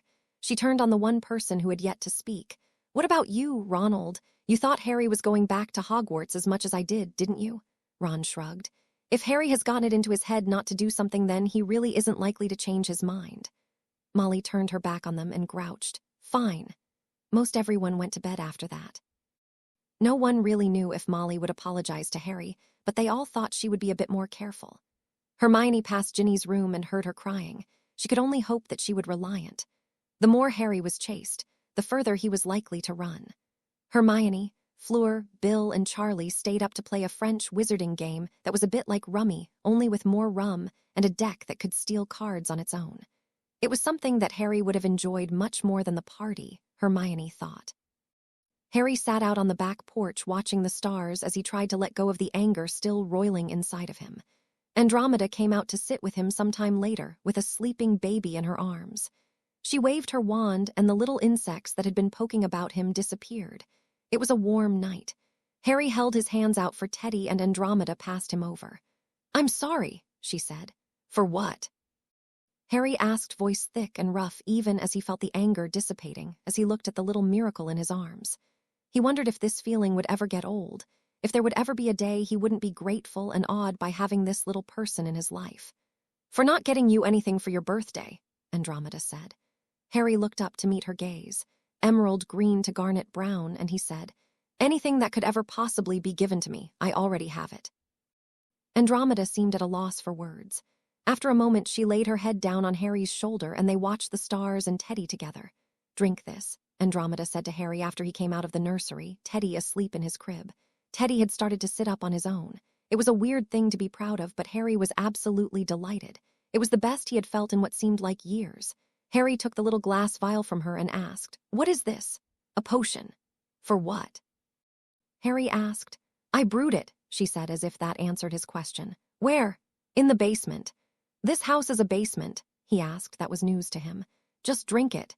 Harry sighed, but he uncorked the vial and downed it in one go as he had learned to do with all potions. Nothing with Eye of Newt ever tasted good, except this one had a pleasant aftertaste. Like the sweetest fruit, the tastiest salted vegetables, a delicious fatty cheese, and a dessert to kill for. The fact that the potion was a pleasant experience to drink should have tipped him off that there would be other side effects. A shiver of pain went up his spine, and yes, it was comparable to the torture curse only rather than experience the pain. His brain decided that passing out was the better option. Harry fainted into Andromeda's arms. With no difficulty at all, she was able to lift Harry and bring him to the couch. When next Harry woke, it was to a fever, his version hazy. He moaned and turned, trying to get up before it was lucky for him that there was a conveniently placed bucket. Harry's body was shaking. He was cold and hot, and his head felt like it was in a vice. He would say he felt like he was dying, but death hadn't felt like this. Slender fingers combed his hair back from his face, and a cool washcloth was placed on his forehead. Blindly, Harry reached up to catch that hand. It took him 3 tries to wrap his tongue around the words. "Mrs. Tonks, what you?" "To me?" He shut his eyes and tried to breathe through the fluttering sensation in his lungs. It almost felt like his lungs were shifting or morphing somehow. He tried not to think about what that might mean on a physical level. "Andromeda, Harry, call me Andromeda," she told him and began running her free hand through his sweaty hair. Her touch felt good, but if he had enough energy to do more than speak, he would be in full panic mode. "What's hap?" His throat closed up. Everything hurt. "It will be over soon, Harry," she said. And Harry wished he could see her face, but whether his eyes were open or closed, it didn't matter. His vision had gone completely black. He imagined his organs were shutting down. Was it really possible that he was dying? What about Teddy? He couldn't leave Teddy. Harry fought to sit up, fought to move, to see. But the blackness had already swallowed him. Harry didn't so much wake up as catapult himself off the couch. He was in his boxers, and although he was trembling, he wasn't in any pain. He akioed his glasses and was pleased that there were no black spots in his vision. Staggering to his feet, he went to the nursery first. Harry had finally set up a proper changing table so that the dining room table was clear. Teddy was asleep, and Andromeda was slumped in the armchair Harry transfigured out of the rocking chair. Harry and Andromeda took turns falling asleep in the stupid thing, and a cushioned chair was a lot better for the neck and back than a hardwood rocking chair. Quietly, Harry snagged a clean pair of clothes. Harry would be having words with Andromeda when she woke up. "Drink this," he mocked under his breath to himself. That was the last time he trusted her. He nearly fell over himself when he checked the date with a spell. 3 days. He had been out for 3 days. Using the wall for support, he made his way to the bathroom. He stripped and got into the shower. For not having eaten in 3 days, he felt surprisingly strong. He felt like he had just returned from Quidditch practice, tired and worn in a way that made the next practice a little bit easier. Of course, that wasn't logical, as he had been passed out sick for 3 days on the couch. The mirror was fogged when he got out of the shower, wrapping a towel around himself, and went upstairs for clean clothes. Andromeda had moved him into Nymphadora's room and out of Teddy's closest. Thankfully, the rooms were not torn apart. It wasn't until he tried to pull on his pants that he really began to notice the differences. The pants fit, but they were 4 inches too short, and they were tight around the waist. Harry shut the door to Nymphadora's room. There was a full-length mirror on the back of it. He gaped at himself. The man who faced him was not a scrawny teenager, but a fully developed man. His shoulders were broader, he was half a foot taller, and he hadn't lost his muscle mass, but where once he had been all wiry muscles now, he had some meat on his bones. It looked like if he worked out that he could get the definition this body promised. Yet perhaps the most remarkable change was in his face. Harry had always had sharp features. His cheekbones were overly dramatic, and his skin had always been unnaturally pale. In the latter half of his life, he had eaten better. But he had never been able to eat away the damage that had formed in his younger years. The Dursleys had never starved him, but his meals hadn't always been consistent, and a balanced meal was not always on the menu. Now his face was full, his eyes brighter, his sharp features softened, so that even he thought, wow, that's a handsome guy. The potion Andromeda had given him had been a healing potion. A potion that had successfully healed the physical woes of something everyone else had long ignored. He wasn't sure how long he stood there, but when Andromeda came into the room, Harry went to her. He wrapped his arms around her and marveled that he was a bit taller than her now. "Thank you," he said into her dark curls. He wasn't just thanking her for the Harry too, but for caring, for noticing the physical scars that went bone deep. It didn't really matter to Harry what he looked like, not truly, except that it was a continual reminder of the Dursleys ingrained into his flesh. That someone had gone to the trouble of healing those scars, that mattered to him a great deal. The Dursleys had been a part of Dumbledore's master plan, and Harry, as much as he had once loved Albus Dumbledore, neither the headmaster nor the Dursleys had treated him like he was a person with his own needs and emotions. To have what the Dursleys had done to him removed, even if it had made him shallow, Harry felt more gratitude than he had words for. This was the body he was meant to have, would have had if his parents had lived or Sirius had been able to take him in. Andromeda rested her cheek against his shoulder and hugged him back. Another month passes, Teddy does many cute things, as is the nature of his existence. "Hello, Wendy Bird," Harry greeted his little owl. She had a perch in the kitchen and in Harry's room on the second floor. She hooted at him pleasantly. Where Hedwig had been beautiful, Wendy Bird was the embodiment of avian adorableness. Her eyes were black, and the arrangement of her feathers framing her face always made her look like she was peeking out at the world. Harry fed her a piece of bacon, and very gently she pulled it from his fingers. She rubbed the side of her head against his knuckles. "I like her," Andromeda said. "Hermione got her for me," Harry said with a smile. "She hasn't been around for a while," she noted. "Hermione and Ron returned to Hogwarts." Andromeda wrinkled her nose. "I had unprotected sex with Ted the summer he graduated. I didn't have to return to school for my 6th year." Harry nearly snorted his coffee. "You had Tonks when you were 15. She gritted her teeth. "Her name is Nymphadora and I was 16. Ted was 17, turning 18. We had a shotgun wedding in the Muggle world, and I never had to go back to my parents' house." I don't know that Sissa ever forgave me for that. This was the most Andromeda had yet spoken to him since moving in. He was worried that if he asked too many questions she would shut back down, but he couldn't help himself.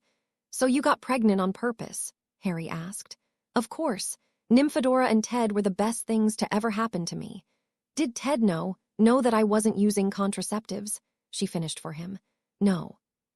We had been secretly dating for 2 years before that, but he wasn't exactly happy with me that we had a baby before he had even finished his first semester at St. Mungo's. Training to be a healer isn't an easy thing. I don't think he minded in the end. He was a good father, and I am not sure he believed marriage was even an option for us, given my maiden name. I never had to get a job, though, as my Uncle Alfred gave me a huge wedding gift. He exchanged half his share of the black fortune into Muggle currency. I bought this house and deposited the rest in a Muggle bank account. As I am sure you could tell, the money has gone a long way. That was about 4 years before he died. Sirius got some money from him then, I think. He moved in with your grandparents when he turned 16 too, if I remember right. I regret not doing more to reach out to him and Reggie. What was— Harry bit his tongue. That probably wasn't a question he should ask. What was so wrong with our family that my older sister's tentative sanity snapped, that the heir of the Black family got himself sorted into Gryffindor before running away? That his brother became a Death Eater, and that at 16 I had a baby with a Muggle born to get away from them? She asked for him. They were psychotic, Harry. The entire lot of them, inbreed and twisted. They believed their own stories, and the type of magic they played with it shaped them. Don't ever believe that learning the dark arts can't change you. It changes the way you think. It dims the lights and makes the shadows more alive. They valued their magic more than valued life itself. Us kids were a byproduct of their ideals, not something they ever desired to have. Andromeda ran a hand down Wendy Bird's back. I had Nymphadora because I wanted a child to love and protect. I wanted a family, not a legacy. Nymphadora brought love wherever she went. Andromeda smiled sadly. She didn't get that from me. Ted was like that. He loved me when I was mean and afraid of my own shadow. She met his gaze. If the Marauders were a terror at Hogwarts, it was nothing to what my sisters and I did. The Black Sisters, we were less like bullies and more like the Mafia. No one could touch us, top of our years, rich, beautiful, and ruinous. We didn't know that what we did would attract the Dark Lord's attention. He took Bella the year she graduated. She was 3 years older than me. My 5th year, it was one thing to have her not at Hogwarts. It was another to know to see what she became. Are you saying that if Bellatrix hadn't met Voldemort, she wouldn't have been evil? Andromeda shook her head. Merlin, no. My older sister was always cruel and never the stablest cookie in the box, but she wasn't always broken. She very well might have become a Dark Lord, or I suppose Dark Lady, in her own right. But the witch who was my sister would never have debased herself before anyone, least of all before a half-blood, no matter how much of Salazar's blood he had in him. Harry frowned. But you couldn't have been that bad. Sirius said you were his favorite cousin. Sirius was never a saint. I doubt what he deemed acceptable you wouldn't have. Besides, I was before his time. He didn't see the Black Sisters in our glory years. Is this why McGonagall doesn't like you? He asked. McGonagall doesn't like me because when I was supposed to be taking my owls in the 5th year, I maneuvered my way into taking my newts. I had stolen Bella's notes from the year before and thought I knew what I was getting myself into. How did you do? Harry asked, loving every scrap of information he could learn about this mysterious woman he had been living with for months. I broke both McGonagall's and Dumbledore's scores in Transfiguration, and potions for that matter. When I dropped out of school that following summer, I was not an easy student. I was not particularly attentive in my classes. I fooled around with Ted more than I did homework, and for me to do well then become what amounted to a muggle housewife. Minerva McGonagall is a very fair witch, and she expects the best from her students. I was a disappointment. That was the last thing Bella ever said to me, actually. Andromeda, you have made an art form out of disappointing expectations. Not knowing what else to say, Harry said, I'm sorry. Don't be. I took it as a compliment, she said. Andromeda stood and took Harry's empty coffee mug from him. She went to finish the morning dishes, leaving Harry to get the awakening teddy. Andromeda could end a conversation with the angling of her shoulders or the line of her lips. He wasn't sure if it was him becoming that attuned to her or whether Andromeda's presence could simply command a room that well. Harry had no idea what to make of Andromeda Tonks nay Black. Some days she was as silent as the grave, and other days her tongue was as sharp as a whip. The last month had become easier with her. The days she needed Harry's help to pick her off the floor were growing rare. Harry was relieved that she was finding herself, but he worried that soon she wouldn't need him, because if one thing was for certain, Andromeda Tonks was a law unto herself. Being in the Order of the Phoenix was the easiest thing in the world. Sure, Death Eaters had been picking them off as if they were carrion, and sure, their leader, Albus Dumbledore, had died right before the heat of the war. Yet being a part of the Order meant no laws, no legal proceedings to get done what needed to be done, and no damned paperwork. And yes, they had gotten their asses handed to them during the war, and yes, had it not been for Harry Potter, they might all be dead or worse. But Kingsley Shacklebolt was still getting his ass kicked, and if one more relative tried to sue the government because their muggle-born relative was executed by Voldemort's terrorist government, he was going to his secretary, opened his door without knocking, and said simply, "Sir, there's another one." Deep breaths, deep breaths. Minister Shacklebolt did not wipe everything off his table. Minister Shacklebolt did not hex his secretary. Minister Shacklebolt did not lose his shit. Minister Shacklebolt hated his job. Calmly Kingsley asked, "Don't they realize it wasn't our side that killed their loved ones?" "In that case, sir, there are several old families pushing through the works. Draco Malfoy is suing for wrongful imprisonment of his father." "His father is a Death Eater," Kingsley growled. "But according to his son, he was held hostage at his own estate for nearly 2 years, and when he was allowed out, he did not have a wand." Kingsley wanted to call foul, but he couldn't, as he couldn't remember anyone fighting the blonde dunce in the last 2 years. Well, there had been the attack at the Department of Mysteries, but there had been enough improper procedures then that a good counsel would have that evidence dismissed out of hand. "Damn, so it's true," the little secretary with his shined boots and slicked back hair asked. "I don't know." Kingsley pinched the bridge of his nose. "What else did you say there was?" "Half the staff are out on strike for harm received on duty working for the ministry. 1/4 of the staff are on strike for Muggle and Muggle-born rights, while the other 1/4 is on strike against the people trying to pass laws that support the rights of magical creatures and Muggle rights." "So who's left at the office today, Klein?" "Myself, Arthur Weasley, Rolf Scamander, and John Dawlish, sir," his secretary said. "I don't know how many people exactly we have working at the Mom, so I didn't know how to percentage them out. So tell me, Klein, how exactly is the government functioning today?" "We aren't, sir, but the Prophet has been working overtime, as has the Quibbler." If Klein hadn't been 1 out of 4 employees to show up to work that day, Kingsley would have fired him. As it was, Kingsley needed a plan to get everyone back in line, or at least back into some workable shape that he could spend the next 20 years trying to reassemble. If there was one thing that was worse than having a militaristic government with a Dark Lord steering the ship, was no government and a sunken ship. On the TV, people always make fun of the guy making strange noises and faces to feed their baby mashed vegetables. The thing is, though, those strange noises and exaggerated silly expressions worked. The baby gets distracted enough that they almost unconsciously, in some circumstances, swallowed the more solidish food. Teddy wasn't a bad eater and digested more than he spat up. Of course, Harry thought this might have something to do with formula not being the same as breast milk. Andromeda made the baby food herself and taught Harry how to make it out of real fruit and real vegetables. So in effect, Teddy had gone from eating powder in warm water to eating real food with natural sugar. It surprised no one that Teddy preferred his fruits to his veggies, though he did have a partiality to broccoli. Apparently, Nymphadora had been the same way. Teddy didn't truly need that encouragement. He was a good eater.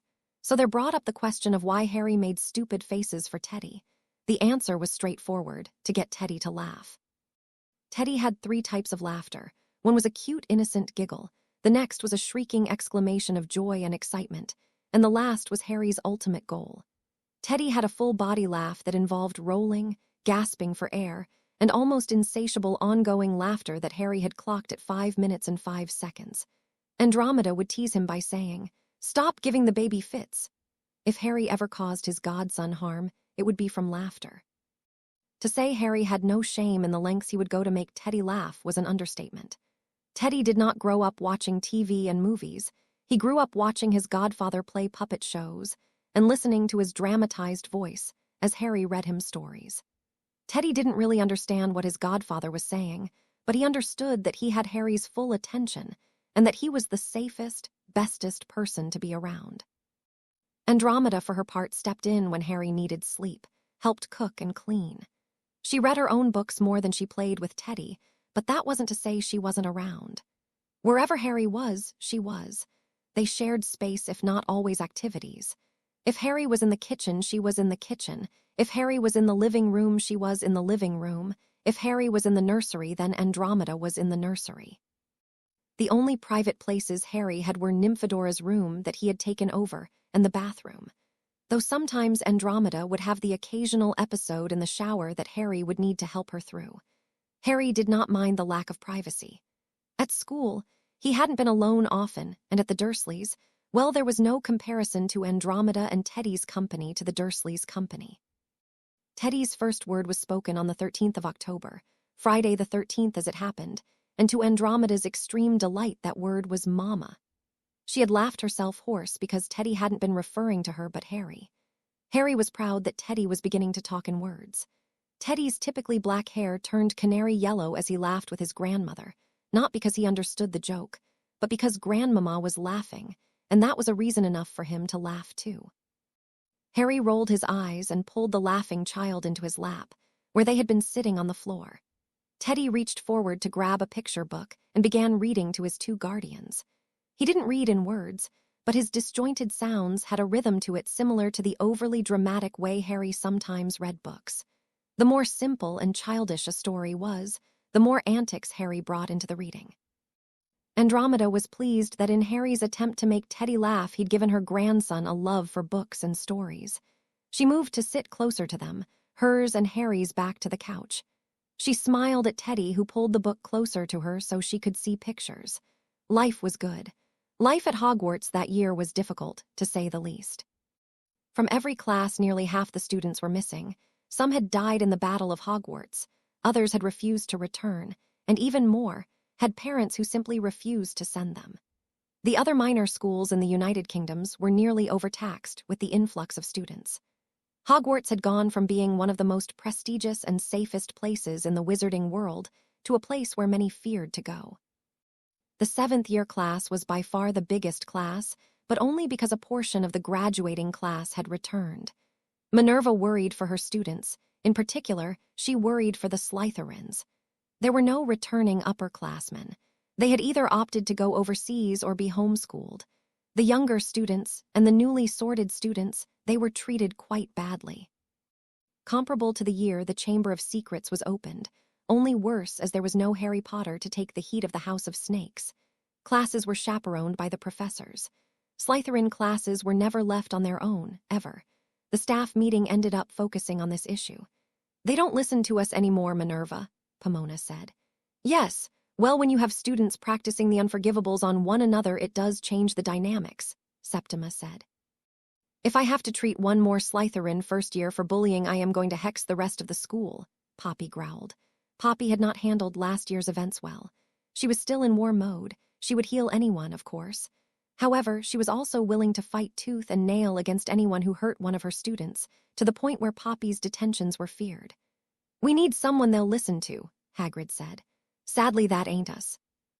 "You need someone who isn't going to half-heartedly support the Slytherin class," Horace snapped. He had agreed to stay on for this year and this year alone. The rest of the school would follow Neville Longbottom or Hermione Granger to the grave, but their little talks about house unity are ingenuine at best. "Gee, you couldn't imagine why that would be," Hagrid muttered roughly. Enough! Minerva shouted as Horace opened his mouth for a scathing retort.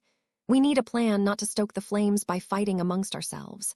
What about Harry? Phileas suggested. What about him? Minerva asked. What if Harry came in to teach a few seminars in defense against the dark arts? Once the younger students get to know him a little, maybe Harry would be able to talk about house unity. The room was silent, and then Hagrid said, But Harry hates Slytherins more than most. No, he doesn't, Minerva said, liking the idea more and more as she mulled it over. Ron Weasley hates Slytherins and Harry didn't get along with Draco Malfoy, but Harry never went out of his way to be mean or cruel to a Slytherin student on account of them being in Slytherin. Phileas is right. He might be the only one everyone might listen to.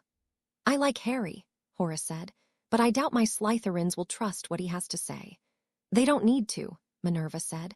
I just need the other 3 houses to stop ostracizing the Slytherins. Minerva, Horace sighed, Slytherins have always been ostracized. Be that as it may, the Slytherin students have never needed chaperones to ensure they reach class without any broken bones. Call for Harry, Poppy said. He will do what needs to be done. He has always done what is right when given a clear choice. Wandless magic, Harry asked. I've seen you Accio your glasses nearly every day, Andromeda insisted. Yeah, but they are just my glasses. Wands are great, they are focusing objects, conduits of power. But at the end of the day, the wand needs the wizard more than the wizard needs the wand. Think about it. We were all born with magic. Born being able to lift objects, grow back our hair, play instruments, we are magic. Our bodies, our minds, they are all we need to direct what is ours. You sound like a fanatic. Andromeda rolled her eyes. Even the Blacks didn't start their 6-year-olds out with the dark arts. Wandless magic is a foundational skill. Okay, so 2 questions. You started learning formal magic when you were 6.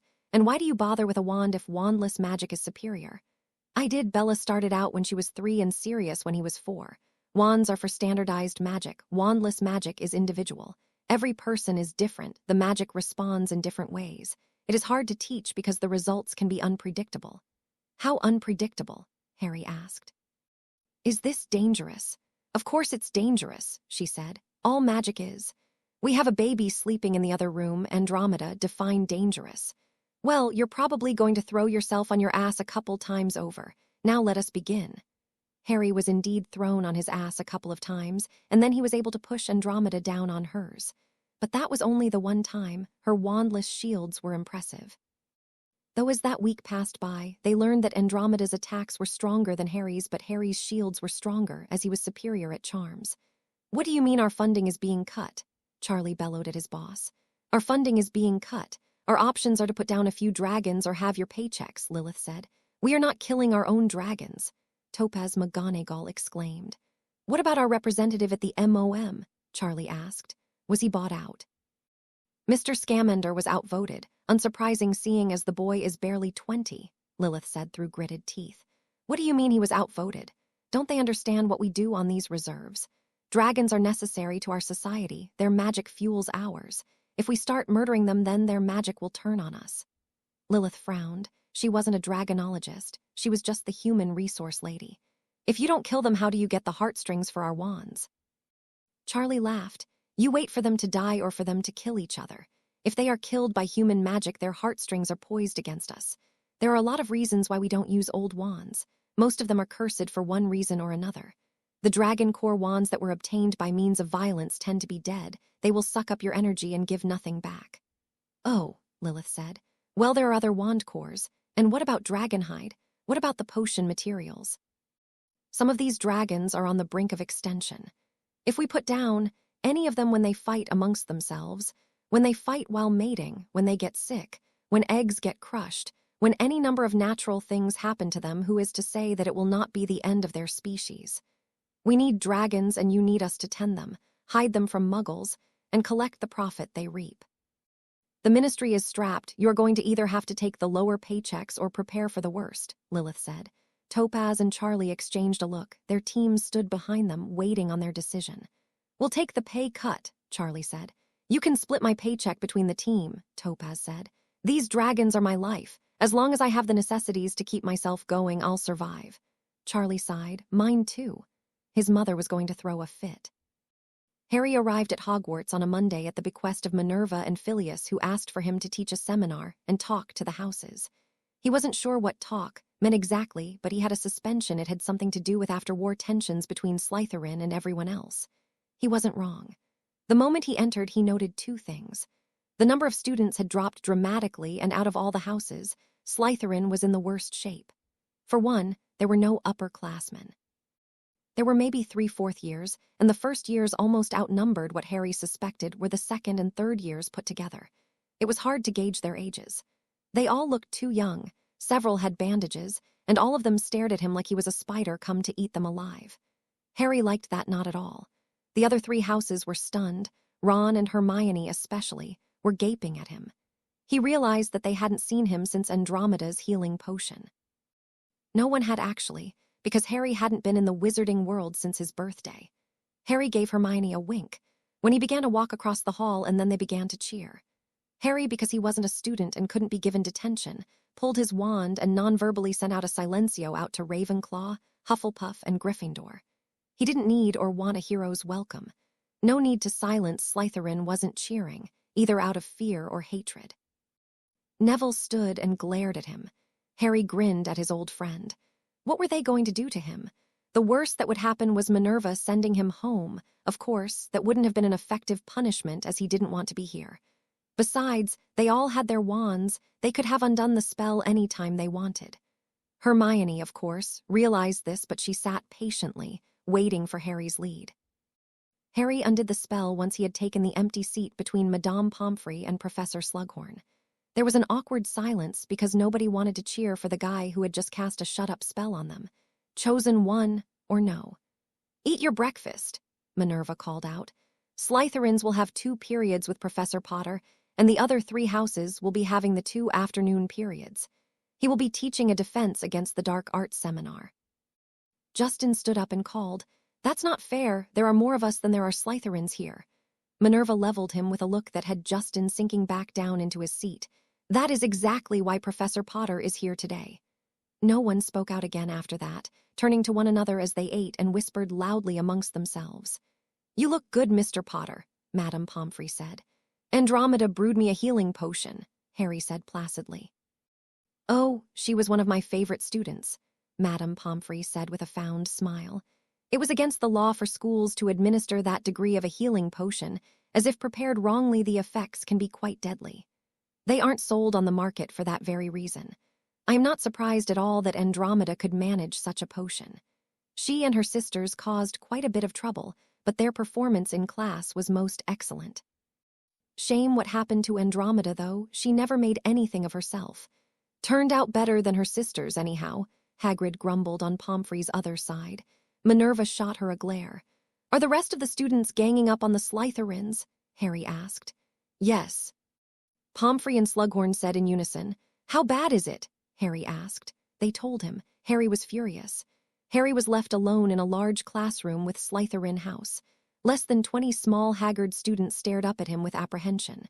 Harry pulled a chair out behind one of the desks and sat in front of them so they were closer to eye level. "So," Harry began, "I am Harry Potter. You can call me Harry." Silence. "I am here today because it appears the other 3 houses have been behaving inexcusably. I want to know who did what to whom. I want names and I want details." "Why?" a first-year girl asked. "You're a Gryffindor." The way she said Gryffindor was the way others said Mudblood. "No, I was a Gryffindor, past tense. I don't know if you realized or not, but I dropped out of school last year, so I am not even a graduate from this school." "But all Gryffindors think Slytherins are evil even if they don't say it out loud. We know that's what they think," a boy, maybe a 3rd year, said. "I don't think that," Harry said. "I was almost sorted into Slytherin, and the man who got my parents killed was one of my dad's best friends. He was in Gryffindor. Your sorting doesn't define you. It just gives you a different family to grow up with." "Sirius Black's entire family was in Slytherin," a 4th year proclaimed. "People say he tricked the Sorting Hat so he could be a spy when he grew up. Sirius Black was my godfather and one of my dearest loved ones. He was wrongly convicted without a trail because of his family's history. But he was, in fact, innocent. Peter Pettigrew was the traitor, and he wasn't from one of the old pureblood families." Silence. Harry sighed. "Listen, you lot are underaged witches and wizards. You have a lifetime ahead of you to make choices, mistakes, and to make something of yourselves. For heaven's sakes, Merlin was a Slytherin. The woman I live with now was a Slytherin. There is nothing wrong with self-preservation, family loyalty, street smarts, or ambition. If there was no ambition in this world, we would never advance as a society. I am asking you to give me a chance. Tell me what's been happening this year. I am not going to take any points off from anyone. I am not going to feed your names back to the others. Tell me what's really been going on and I can help to fix it. Or at least I'll have 3 hours where I can take free potshots at the dolts who think that war is a game. More silence. But then one girl raised her hand. She talked. The floodgates opened, and Harry was horrified by what he heard. It was worse than what Pomfrey and Slughorn had been able to tell him. After the Slytherins had talked themselves out, Harry said, "All right, well, I am going to knock the other houses down a peg or 2. If that doesn't work, I will be back to give them the magical work out of their lives. But while I have you, how would you all like to learn the Patronus charm?" They gaped at him. "But that is a Newt-level spell," a 4th year said. "Nonsense, I learned it in my 3rd year, and that was with a boggart Dementor. Without a Dementor, it is a pretty simple spell." One 1st-year boy said, "I can barely lift a feather." A girl said. One of the Gryffindors said Death Eaters can't produce Patronuses. Firstly, none of you are Death Eaters. Not all Slytherins are Death Eaters. Second, of course, they could. Professor Snape was a Death Eater and his Patronus was a doe. But Professor Snape was evil, the girl retorted. Professor Snape was a triple agent and he did his best to keep everyone alive. He wasn't a nice man, but he was an excellent wizard who died for his country. Another awkward pause. "Do you want to learn how to cast a Patronus charm or not?" Harry asked. They nodded their heads with an odd solemnness. Obviously, they weren't expecting to be able to learn much. "Cheer up," Harry said jovially. "I know a cheat for learning this spell." An hour later, the entire Slytherin house had successfully cast a Patronus charm. To name a few, there was a dolphin, a parakeet, a sparrow, an elephant, and even a sphinx, which prompted Harry to give that girl the riddle that Sphinx in the final task had given Harry during his 4th year. She got it on their first try. They entered the Great Hall for lunch laughing and giggling, all smiles and all of them talking happily to each other. Cheering charms were an underrated magic. When Harry took his seat at the head table, all the other professors, except for Trelawney who was trying to fish something out of her goblet, were staring at him. "What?" Harry asked. "What did you do?" Slughorn asked. "I taught a defense lesson," Harry said coolly, successfully hiding his own smile. He hadn't been affected by the cheering charms either.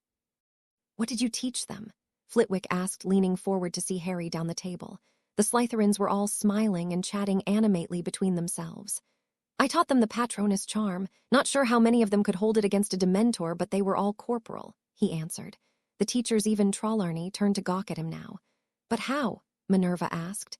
"That's a 7th-year spell." "Yeah, a 7th-year spell I learned in my 3rd year," he retorted. "But you're Harry Potter." This from the new Dada professor, who reminded Harry uncomfortably of Lockhart. "Well, I may have cast cheering charms while they were trying to focus on a happy thought." This statement was followed by a beat of silence. Flitwick chuckled. "Clever, Mr. Potter." "Indeed," Slughorn said. "You would have done well in Slytherin." Harry shrugged. The Sorting Hat thought so too, but it's a moot point now. Minerva wasn't disturbed by this. She just seemed happy to see smiles on the Slytherins' faces. "You said all of them successfully cast corporal patronuses." Harry nodded.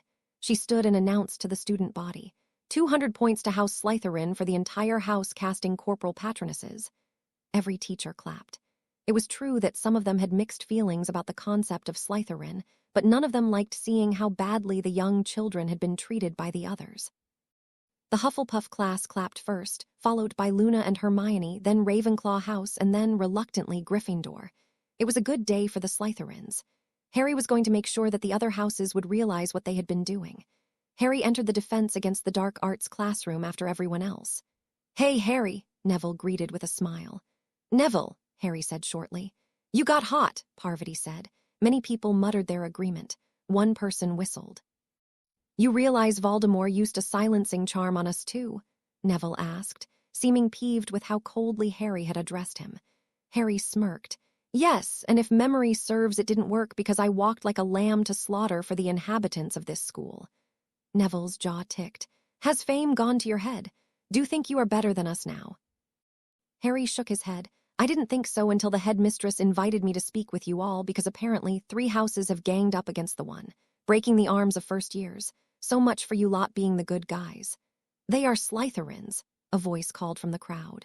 They are children, Harry corrected, all under 14 years old as it happens, and I think they have been through enough without the added layer of bullying. After what they did to us last year, another cried out.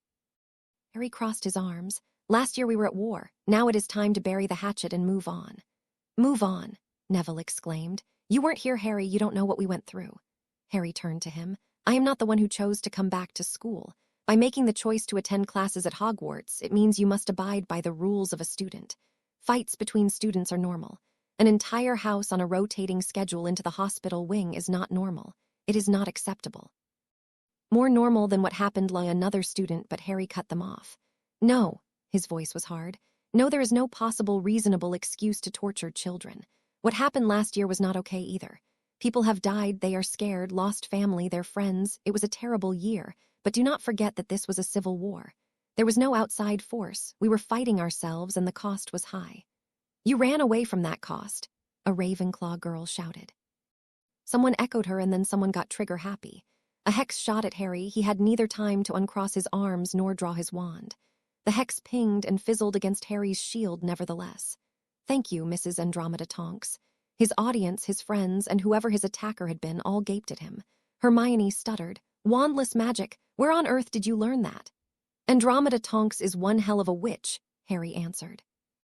And a Slytherin, as it happens. So who fired the shot, or would you rather the headmistress investigate the matter? The group of students stood back from the one who fired the spell. Really, Justin? Harry asked smoothly. You thought I couldn't handle a stingy hex? Justin squared his shoulders. You come here to lecture us, he seethed. You, who had nothing to lose. Your parents were already dead and you ran. Hiding in holes for a year while the rest of the world went to hell, and where have you been since the end? You should have come back to Hogwarts or have gotten a job. Help us rebuild.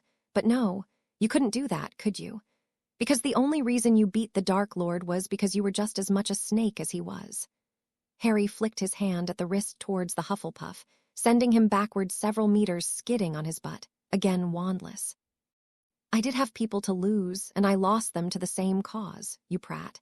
Now, I don't give a damn about what any of you think about me.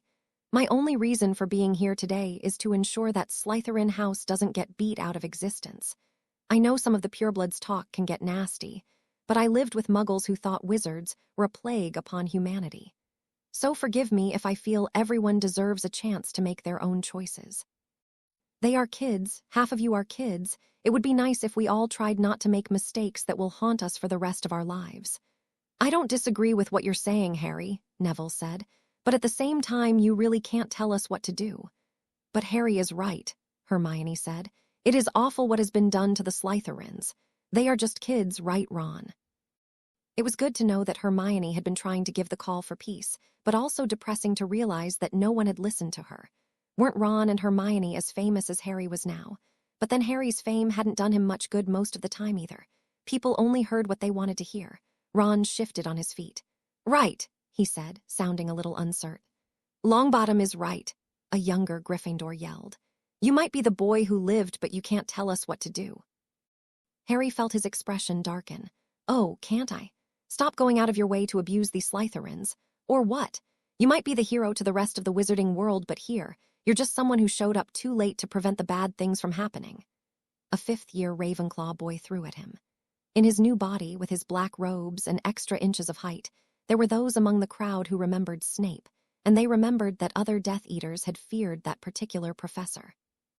Harry's voice grew calmer, darker still, like the gathering of storm clouds. If I hear that one more first-year Slytherin gets a limb broken, I am going to come back to Hogwarts.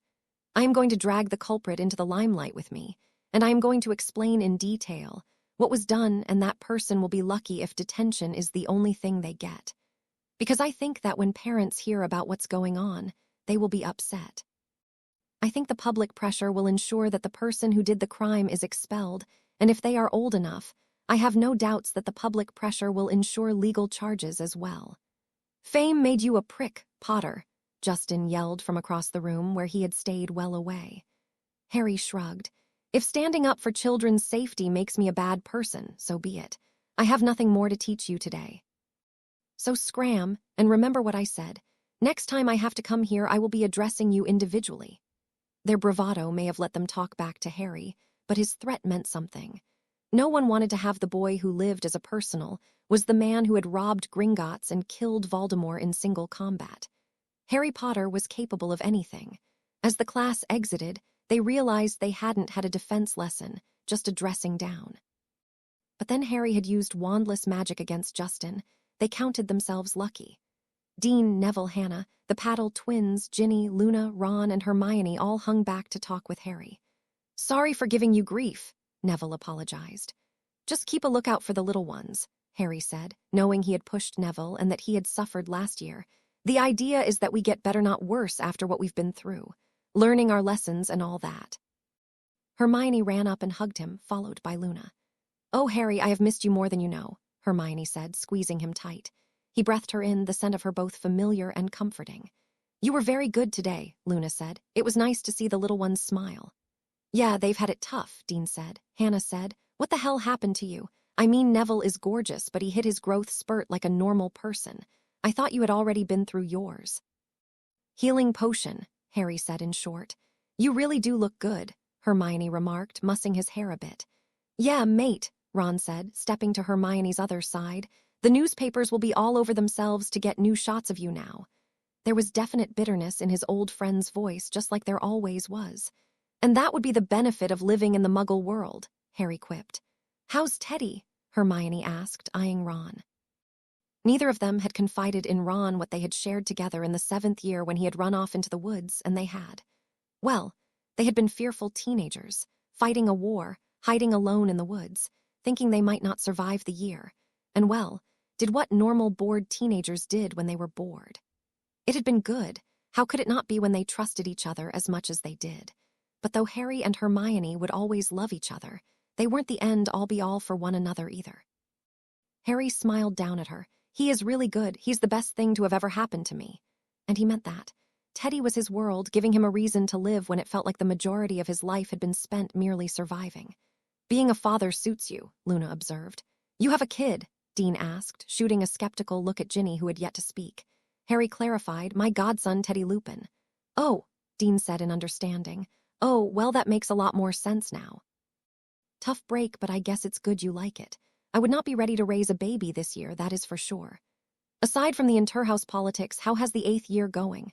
Harry asked in return. Hermione sighed, looking truly grieved. "Not as much fun without you or something trying to eat us, but we make do." Harry laughed. "Hagrid has done his best trying to compensate for that, though," Ron snarked.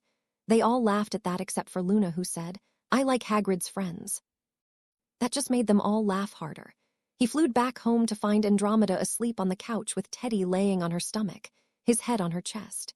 Harry sat down on the floor and put an arm across her and Teddy, resting his head next to Andromeda's. He closed his eyes, breathing in the combined scent of them, roses, jasmine, and baby oil. Harry was happier than he had words for to have a home, to have a family to return to. It was a bad morning at the Tonks' house.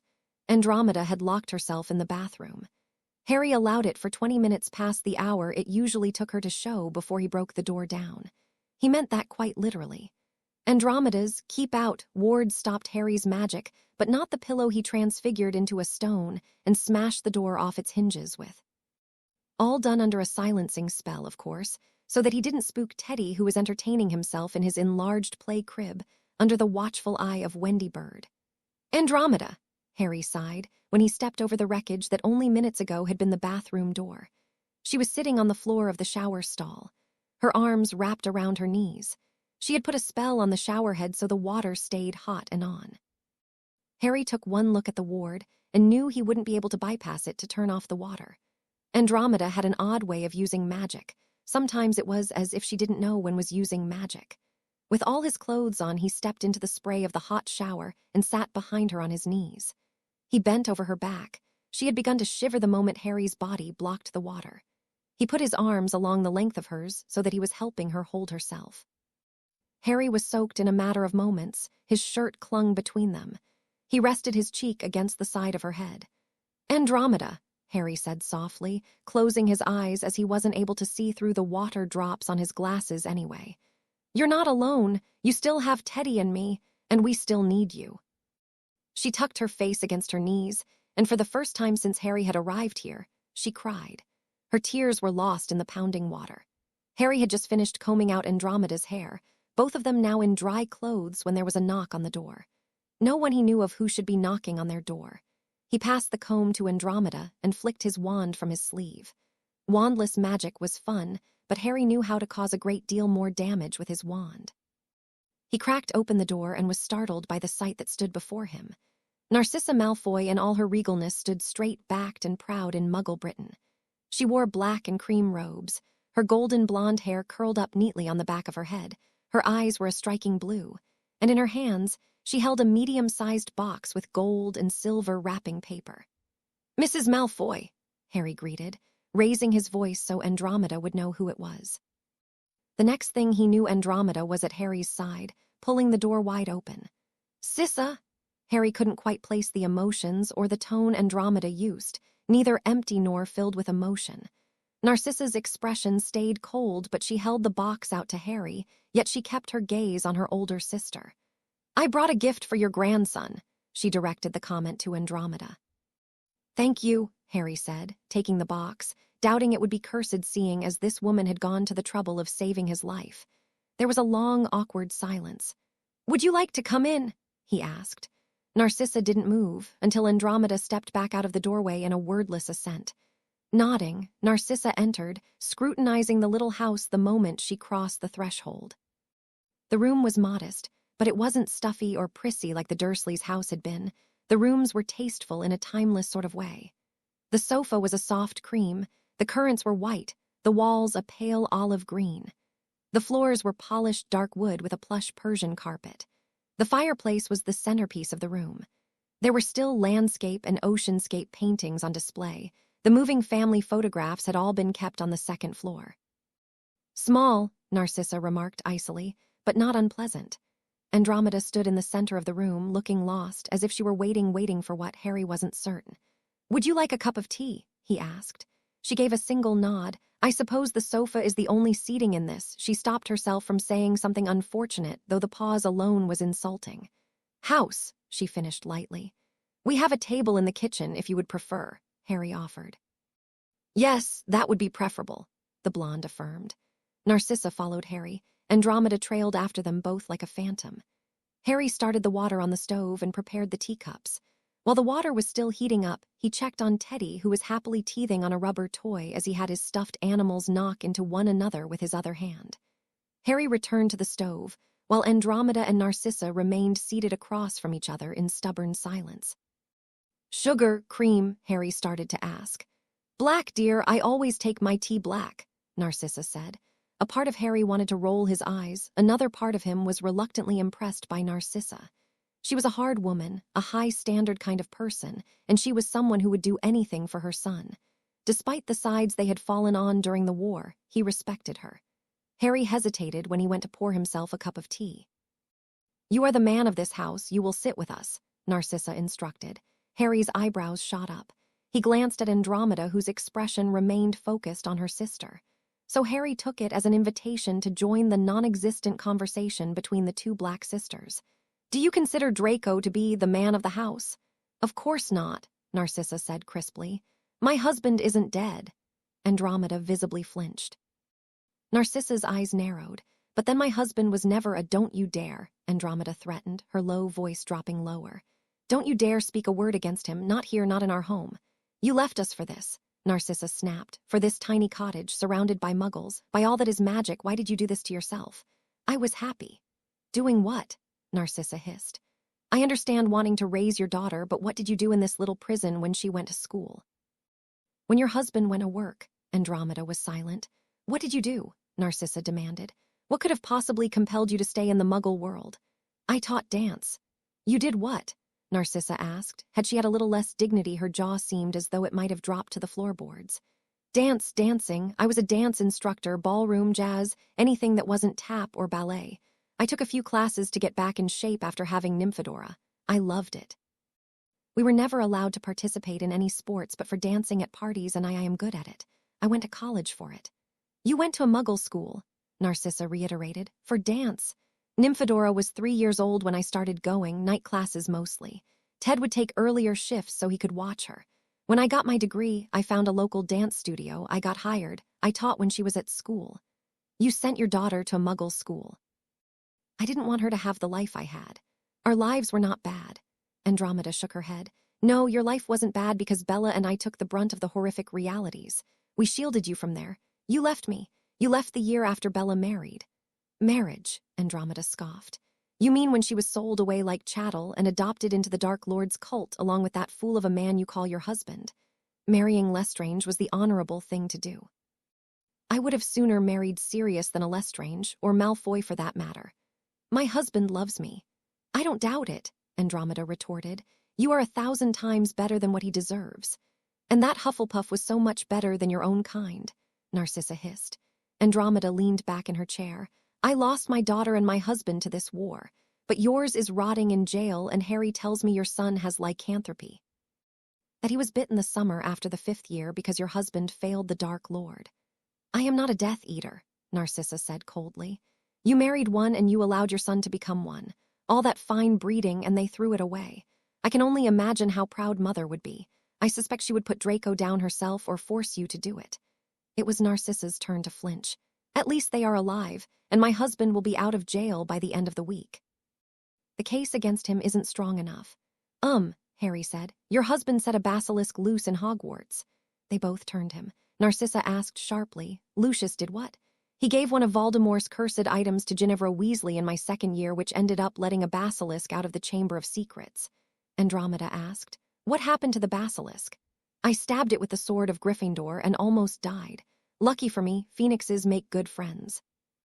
Andromeda and Narcissa shared a look before Andromeda said sardonically, Yes, because marrying a Muggle-born was such a step down from that.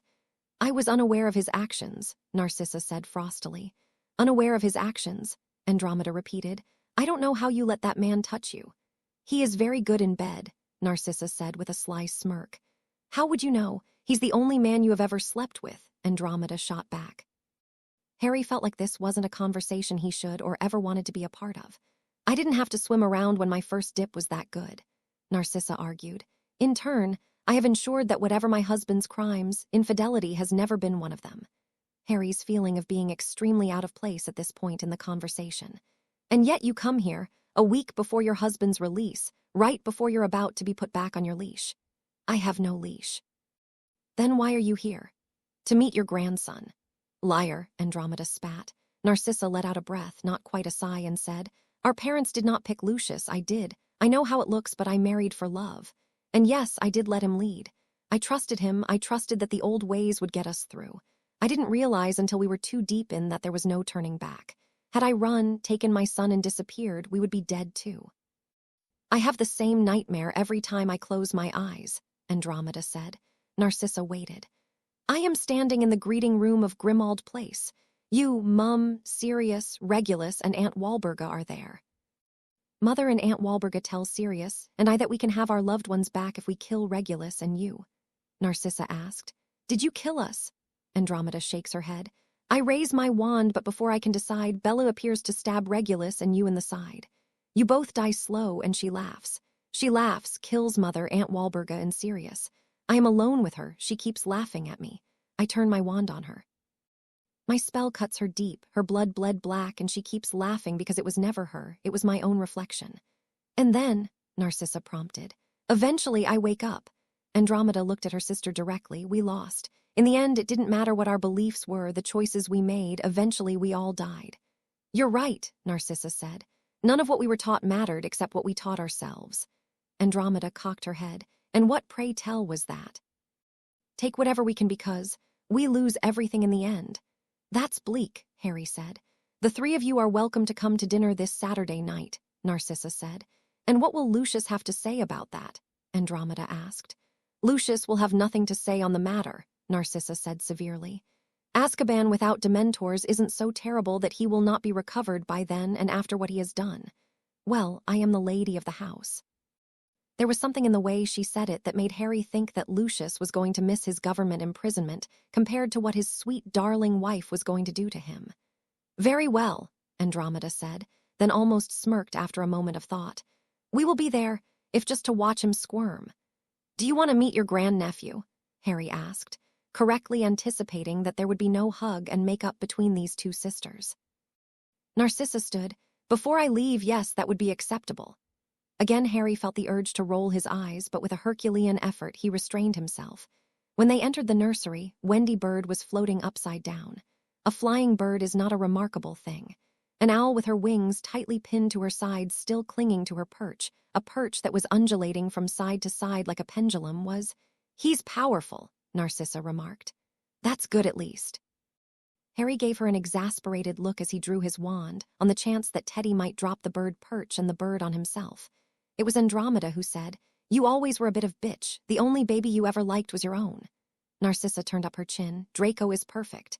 You know my husband worked in the maternity ward. What of it he wasn't there when I had Draco?"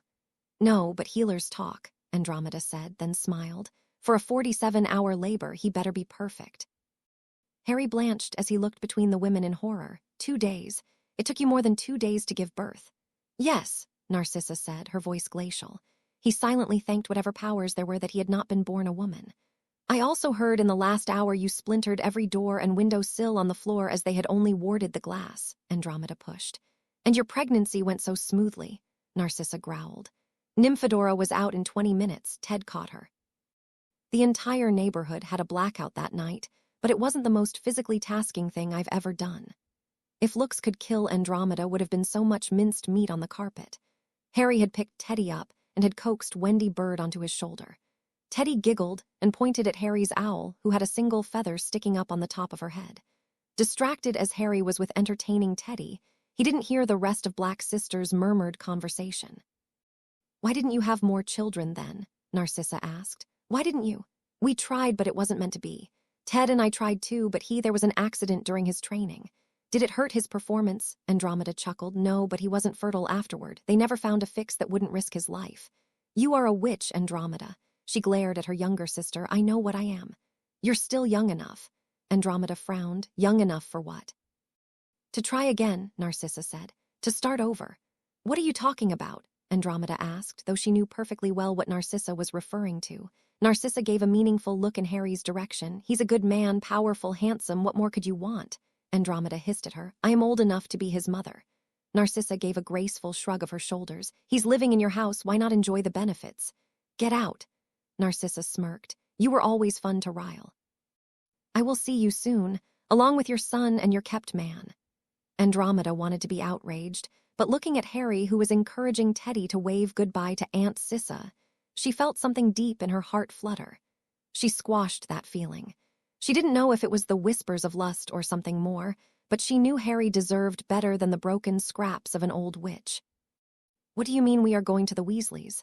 Andromeda asked. Harry sighed. "I did tell you about this. But we are going to my sister's tomorrow." "Yes, but Fleur is having her baby shower tonight." Andromeda crossed her arms. "Only women are supposed to show up to those." "That's why you were invited," Harry said dryly as he prepared Teddy's to-go bag. "I think she is having too, the girly one she already had back at her parents' house." "That doesn't explain why you were invited," Andromeda said bluntly. "Arthur, Charlie, the twins, and Bill will be there," Harry defended. "You were miserable when you came back from the Weasleys on your birthday," she attempted to persuade him. "I wasn't miserable," Harry protested. "You were upset," she insisted. "Mrs. Weasley can be overbearing," he conceded. "Molly Pruitt was always a twat." Harry sighed. "If you can't be civil, don't bother coming." He placed Teddy in the baby carrier. Teddy was gnawing on the toy they had given him as if his life depended on it. He had been staying up late at night because of the pain. He didn't cry much, but he was fussy from lack of sleep. "You already said yes on my behalf," Andromeda grumbled. "You said yes when I asked," Harry said, growing irritated with himself. "And as I said, you don't have to come. I can make up an excuse for you." "I can watch Teddy," she offered. "Everyone wants to meet him, Andromeda." "I have been living with you two for 7 months. I don't want rumors to start that there is something wrong with him." "Since when do you care about rumors?" Harry ignored the question. "I'm leaving now. Are you coming or not?" Andromeda sighed. "Fine, to the blood trader's house we go." Harry froze. "You're a blood traitor, as was my dad was a blood traitor." "Molly was a prefect a year above me," she said as if that explained everything. It didn't, at least not for him. "So what?" "We didn't get along." "Clearly," Harry stated. Andromeda's lips tightened. "If she tries anything, I'll flatten her ass." "You could just stay here," he said, getting a distinctly bad impression of what was more than liking going to happen. I am not afraid of her. They were going to be late at this rate, and Harry didn't have any more time to argue about this.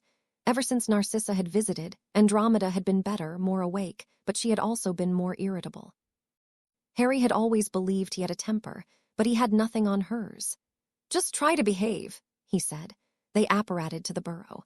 Ron, Ginny, and Hermione wouldn't be there because they were at Hogwarts. Teddy announced them with a sharp cry. Handing the baby carrier to Andromeda, Harry picked Teddy up and began rocking on his feet and rubbing the baby's back to calm him down. They entered the house and Molly was the first to greet them. Harry was dreading her hug but was saved by Andromeda taking a step between them. Andromeda, Molly said with a false smile, coming to an abrupt halt.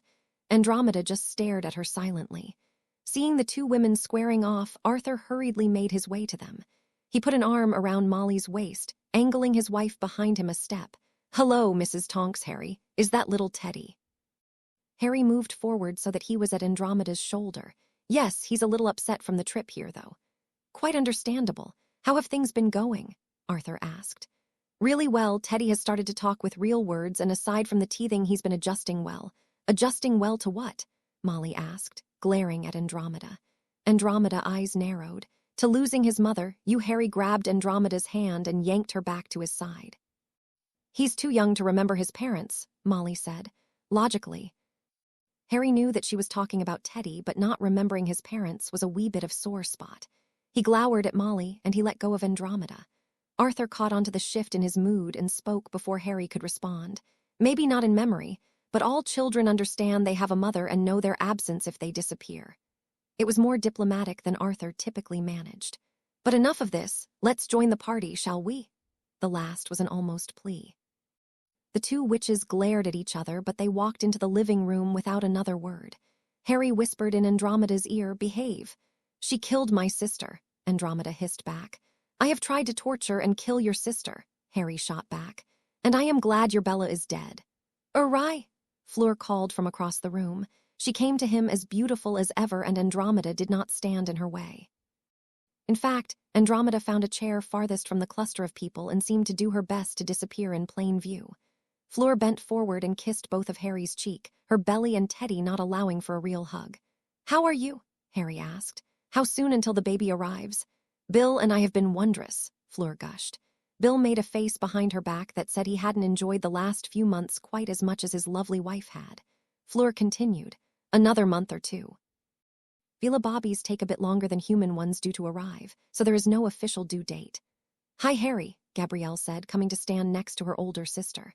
Harry smiled brilliantly at the little girl. Why, hello, how have you been? You've started at the academy, right?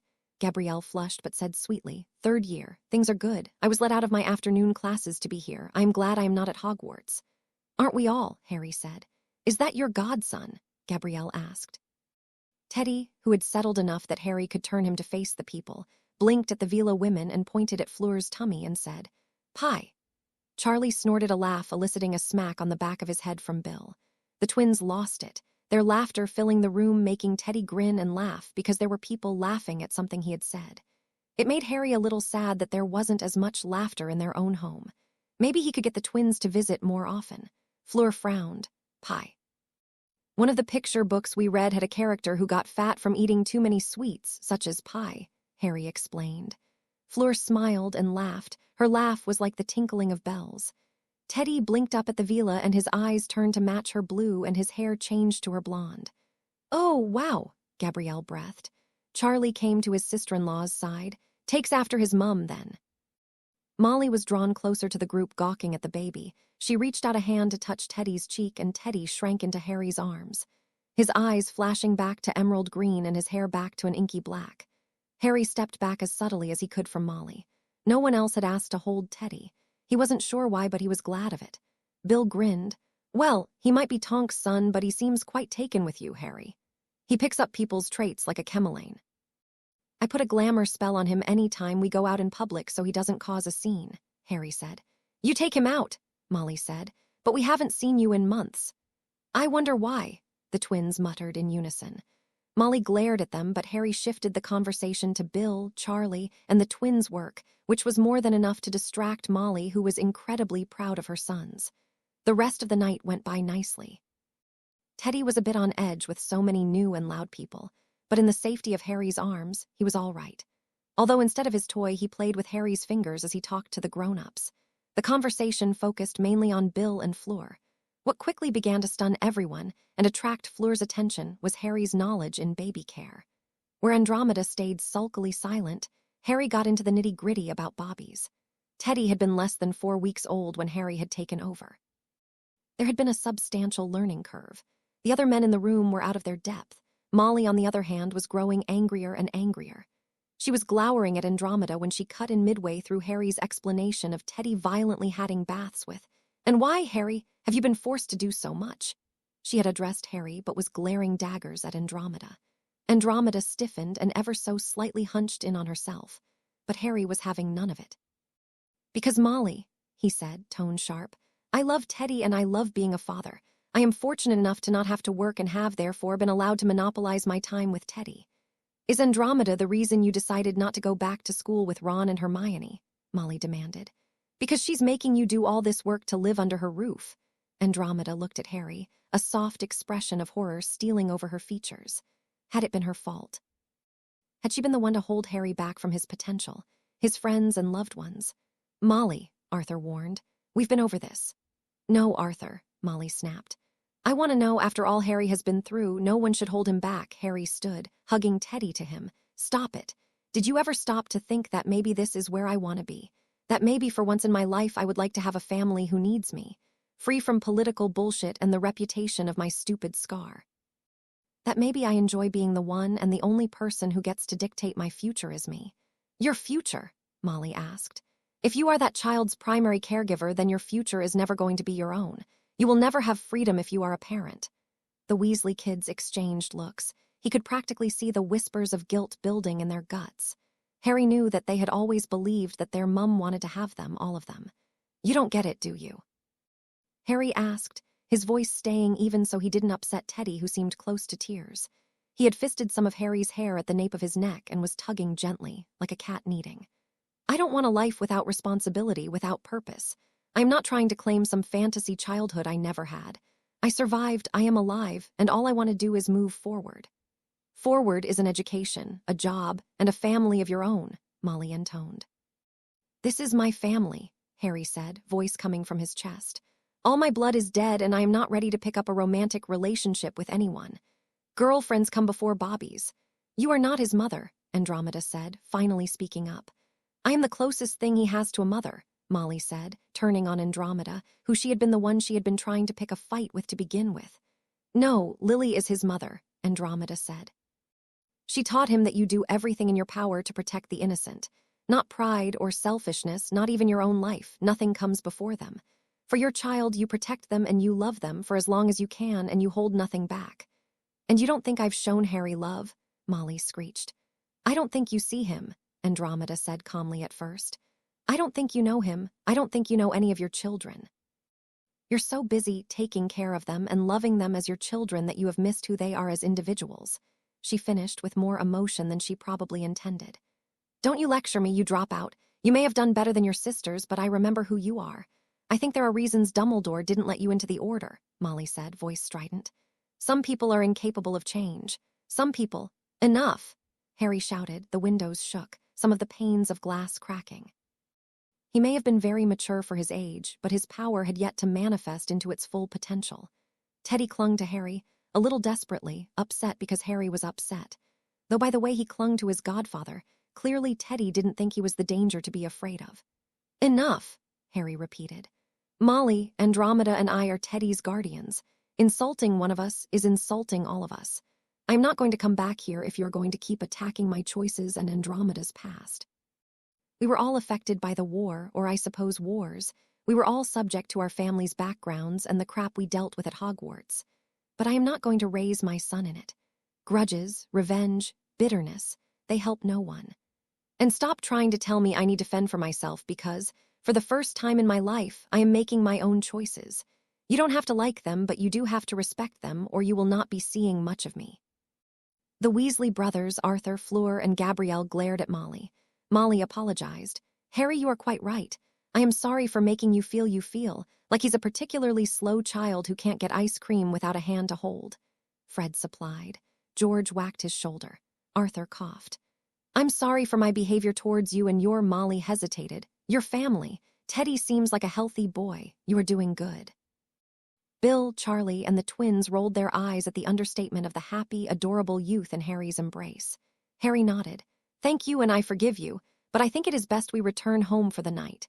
The relief coming off Andromeda was nearly papa-bubble. Kingsley slammed the stack of papers down on his desk. Lucius Malfoy had been cleared of all charges. All charges. Kingsley was furious, but there was nothing he could do. The position of minister had lost significant power after the war. Which had Fudge been in charge still, that would have been useful, but now people were using the lack of order, lack of leadership as a way to skirt the laws. Veritasium had been used, but only the lawyers had been allowed to ask questions. Lawyers who had no idea how to phrase a proper question. Had Kingsley asked a question, any answer Malfoy might have given would have been dismissed. The minister can't overstep his office. It was infuriating. Although Malfoy's description of his time imprisoned in his own home had not been a picnic, Kingsley felt no pity for the scum. Truly, the only good thing about Malfoy's hearing had been the others he had ratted out. Kingsley couldn't help but think that had Severus not been dead, he would have been the one to reveal this information. Severus Snape had died a traitor to both sides. Only the Order listened to his redemption story delivered by Harry. No one else aside from the devoted readers of the Quibbler believed it. For the man who had killed Albus Dumbledore, there would be no medal. Kingsley shook his thoughts away, shoved his anger down. He had no time for this either. Under the threat of losing their jobs, an appointed speech about if the lawmakers were protesting, who would be there to change the laws, had put most everyone back behind their desks. The ministry was still severely understaffed, and many had walked out of their offices with desks packed. Some of those people had been relatives who came to retrieve their dead family members' possessions. There was no doubt that the dark times were far from being beyond them. Luckily, there was a surge in interns. But those interns needed to be trained, and it would be years until their ranks were back to capacity. The Auror office was one of the most severely hit, and they had been forced to hire from overseas. Of course, this was nothing to the problem that ran into his office on the stumbling feet of Rolf Scamander, a freckle-faced lad with wild dark hair. He nearly slammed into Kingsley's desk as he tried to stop his momentum, extending a shaking hand, a plea for a moment of Minister Shacklebolt time. What is it now? Kingsley asked, knowing bad news when he saw it. The boy was sweeting. Giants, he gasped. What? The giants, he said again more firmly. What about the giants? Kingsley asked, dreading the answer if they had a break in the statute of secrecy. The giants are dead. What? Kingsley asked in a hushed tone, his mind reeling as he tried to shift gears. What do you mean the giants are dead? Which giants? All of them, sir, Rolf said. A nameless group of wizards got together and attacked their camp. They left a message claiming that these monsters could die with their master and that they were never wanted in this world. Kingsley's mind was reeling, all of them. It was a slaughter. No one was spared, not the women or children or the ones hiding in caves in the nearby mountains. It must have been a huge hunting party and a skilled one at that. No human bodies have turned up, but then, not everyone has been fully accounted for after the war yet. Giants had existed since the dawn of human magical history. Kingsley had always seen them as a part of the United Kingdom's culture. It was a part of what set them apart from other wizarding communities around the world. They're gone, Kingsley asked, sinking into his seat, understanding the travesty that had befallen their world, and he understood that many in their world would not care.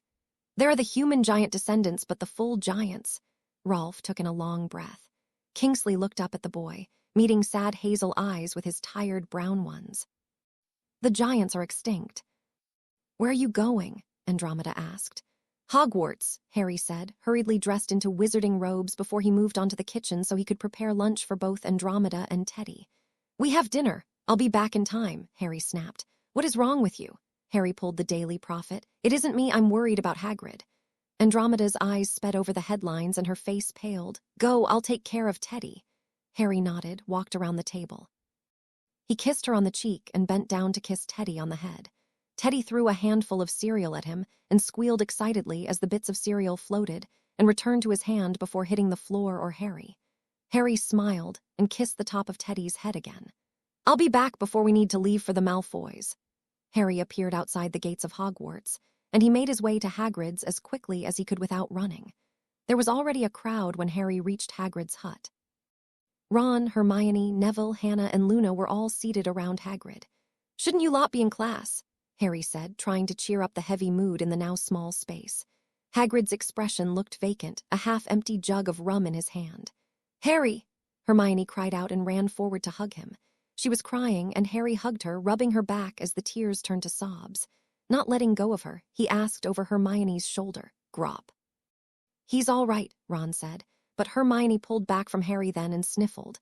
"But they are gone, Harry. Grop is the last full giant. Some people theorize that they exist in other countries, but Harry pulled her back into another hug. "I know, Myone, I know." Hannah spoke then. "The people who did this, they weren't just blood purists. There's an entire movement against anyone who isn't completely human." "Harry," Luna began, uncharacteristically hesitant. "Yes, Luna." "Is Teddy safe?" Harry frowned. "Of course he is. I wouldn't be here if he weren't." She looked at him sadly. Remus Lupin was a known werewolf.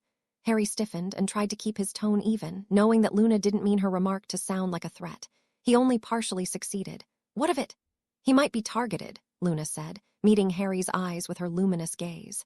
Hagrid seemed to wake from his stupor with a sound that was caught somewhere between a wail and a whimper. "It was supposed to get better," he whispered to the floor, tears trailing into his bushy beard. "Why does it have to be so hard? Why couldn't we all just take care of each other?" To that, no one had a good answer. Harry made it back to the Tonks' house at 4, and he was reasonably certain that Hagrid was being looked after between his friends and the other professors. Andromeda had Teddy packed up in his carrier and his baby bag ready to go. "Change quickly," she instructed.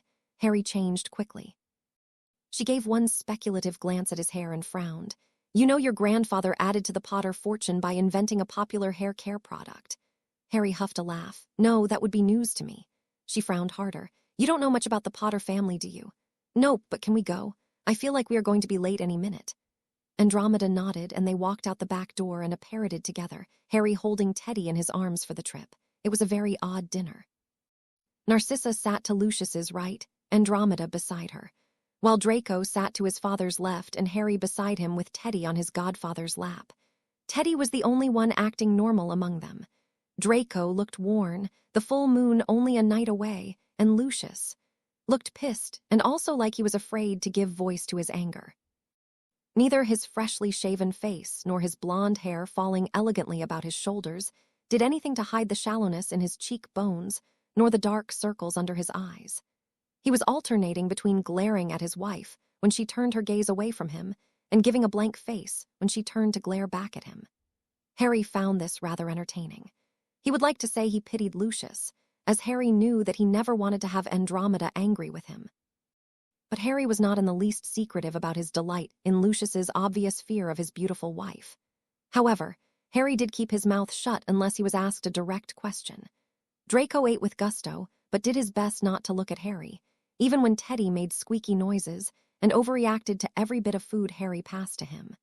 With Lucius, Draco, and Harry staying quiet, it was up to Andromeda and Narcissa to hold the conversation, but they weren't up to talking either. Instead, they all, excluding Draco, watched Harry feed Teddy and listened to Teddy's long-winded babble. Teddy really got into a groove with talking. He sounded like he was lecturing them all in a foreign language, only with an occasional giggle, and the odd real English word that within Teddy's idea of context quickly lost its real meaning. Teddy kept it up until the adults were having dessert, and he finally grew quiet, shortly before falling asleep in Harry's arms. "Do you like that?" Draco asked, speaking for the first time. "Like what?" Harry asked. "Being a father," Harry nodded. "Teddy is the best thing to ever happen to me." Lucius raised a brow and only with a slight note of sarcasm said, "So selfless." Harry's lips thinned. "Being selfless is what it means to be a parent. But you know that already, don't you, Lucius?" Lucius's eyes swung to Draco, and for a moment the shame and regret were painted in bold across his expression. His answer was remarkably honest when he said, "I suppose it is what it means to be a good parent." Draco flushed. "Father, you're the best father anyone could have wished for." Andromeda made a negative sound. "I think you could have done better." Lucius said nothing. Narcissa hissed at her sister. "Do not judge me in my own house." "Like you judged me and my family for how long?" Andromeda snapped back. Hell, Sissa, you brought Bella home after 14-year sentence in Azkaban. You do realize this is the first time I have ever met my only nephew. I never met Nymphadora, Narcissa shot back. And how many inventions did you return to sender? Andromeda asked. So Lucius, Harry redirected, thinking it would be in everyone's best interest to keep the heat on Lucius rather than let the Black Sisters burn the manor down around them. Do you have any jobs lined up? I could ask you the same question, Lucius said smoothly. Harry shrugged. I figured I would nanny for a few years. Your vaults have been emptied, Draco said with a slight smirk. Harry smiled sweetly back. Rumor has it so has yours. Do wizards have property tax? It would be a shame if you were evicted from your lair, I mean home. Draco flushed. Sissa has enough money to keep Draco's great-grandbabies fed and sheltered, Andromeda stated. How would you know anything about my standing? Narcissa asked sharply. Because you were always the most paranoid out of the three of us. You may claim to have married for love, but I know you wouldn't trust my dearest brother-in-law with your slice of the inheritance.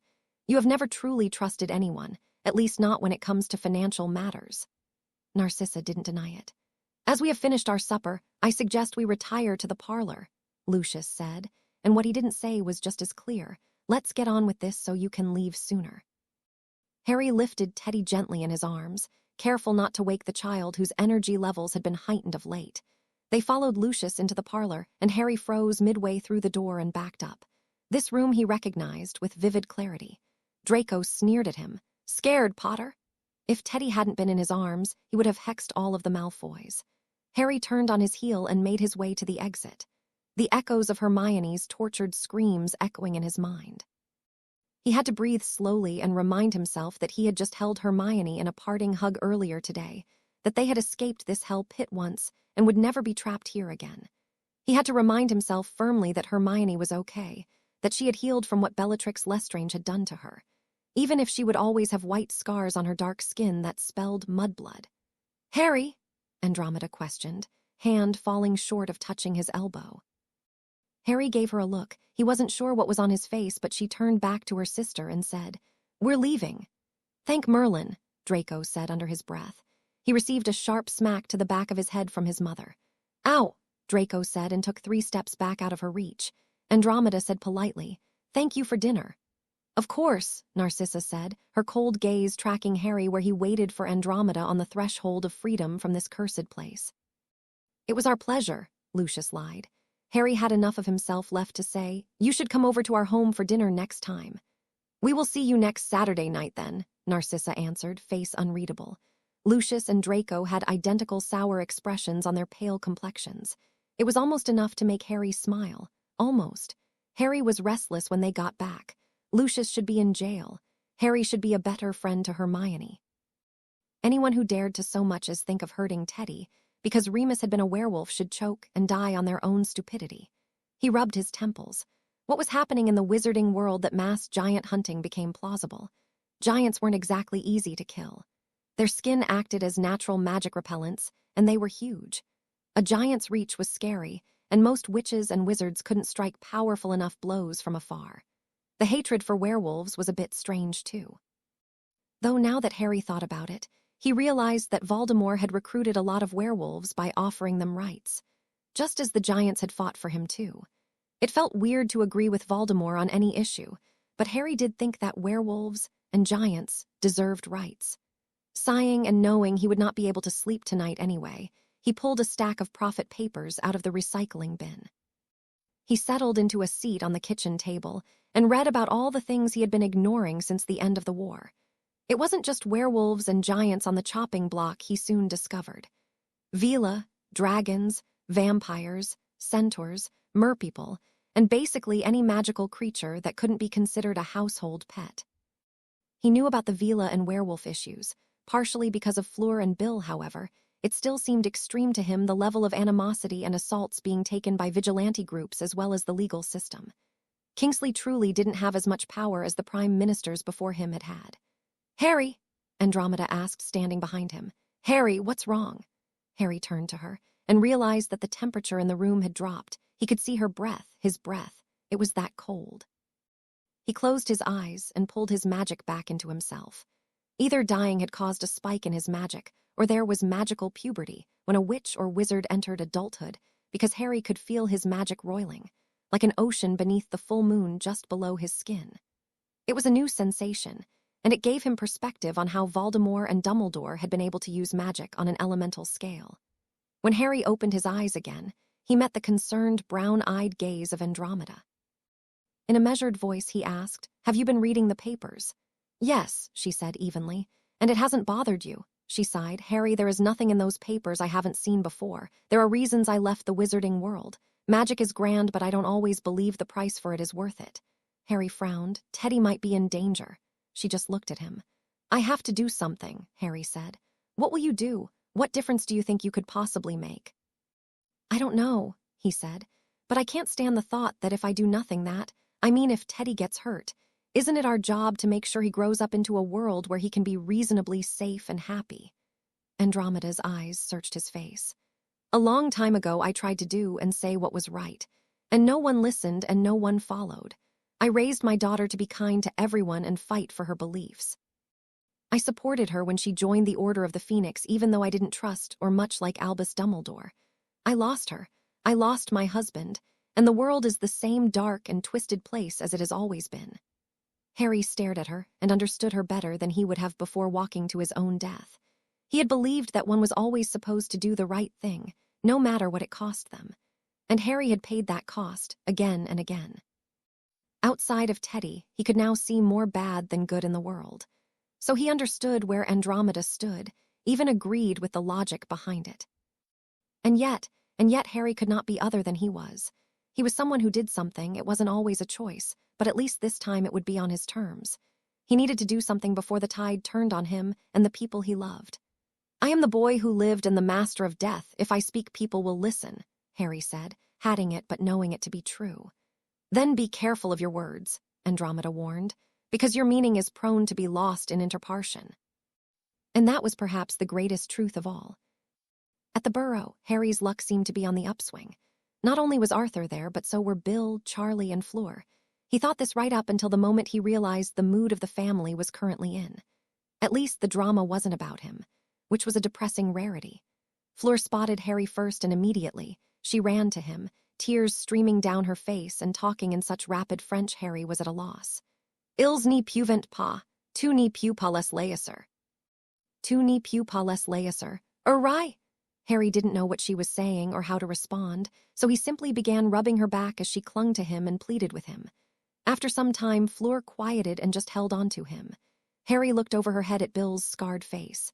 The man was expressionless, as if he had gone somewhere far away in his mind.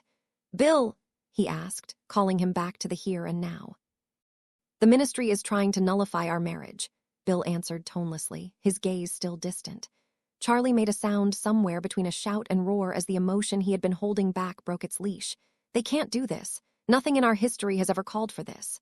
Harry was at a loss. Nullify their marriage? How? Why? It made no sense, so much so he couldn't bring it in himself to be angry. "I don't understand," he said. "Of course you wouldn't," Molly said, bustling into the room. "You've had your head buried in the sand." Harry glared at her. "How is it every time the wizarding world goes to shit, it's my fault?" "You were the one who wanted to be a part of the Order and to fight Voldemort," Molly said coolly. Harry hugged Fleur a little tighter to him. "Yeah, because Order or no, Dumbledore or no, he was always trying to kill me. That wasn't so much a choice as an inevitability."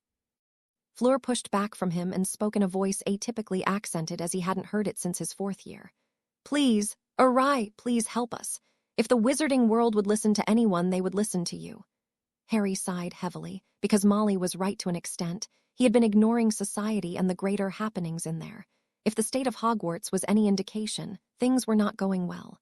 Bracing himself, he said, "I know, that's why I'm here. I need someone to explain what's happening and why it's all going so wrong." Arthur pinched the bridge of his nose. "You better sit down then, Harry. There is a lot to cover." A lot to cover proceeded to be the understatement of the decade. Harry wasn't sure what he was expecting when he arrived at the ministry. Perhaps for people to stop and stare, to point fingers, whisper, for someone to take his picture. But he had not by any means expected everyone to stop. A hush encompassed the great entrance hall over the people freezing as they caught a glimpse of him. Harry alone moved as if one through a forest on a windless day.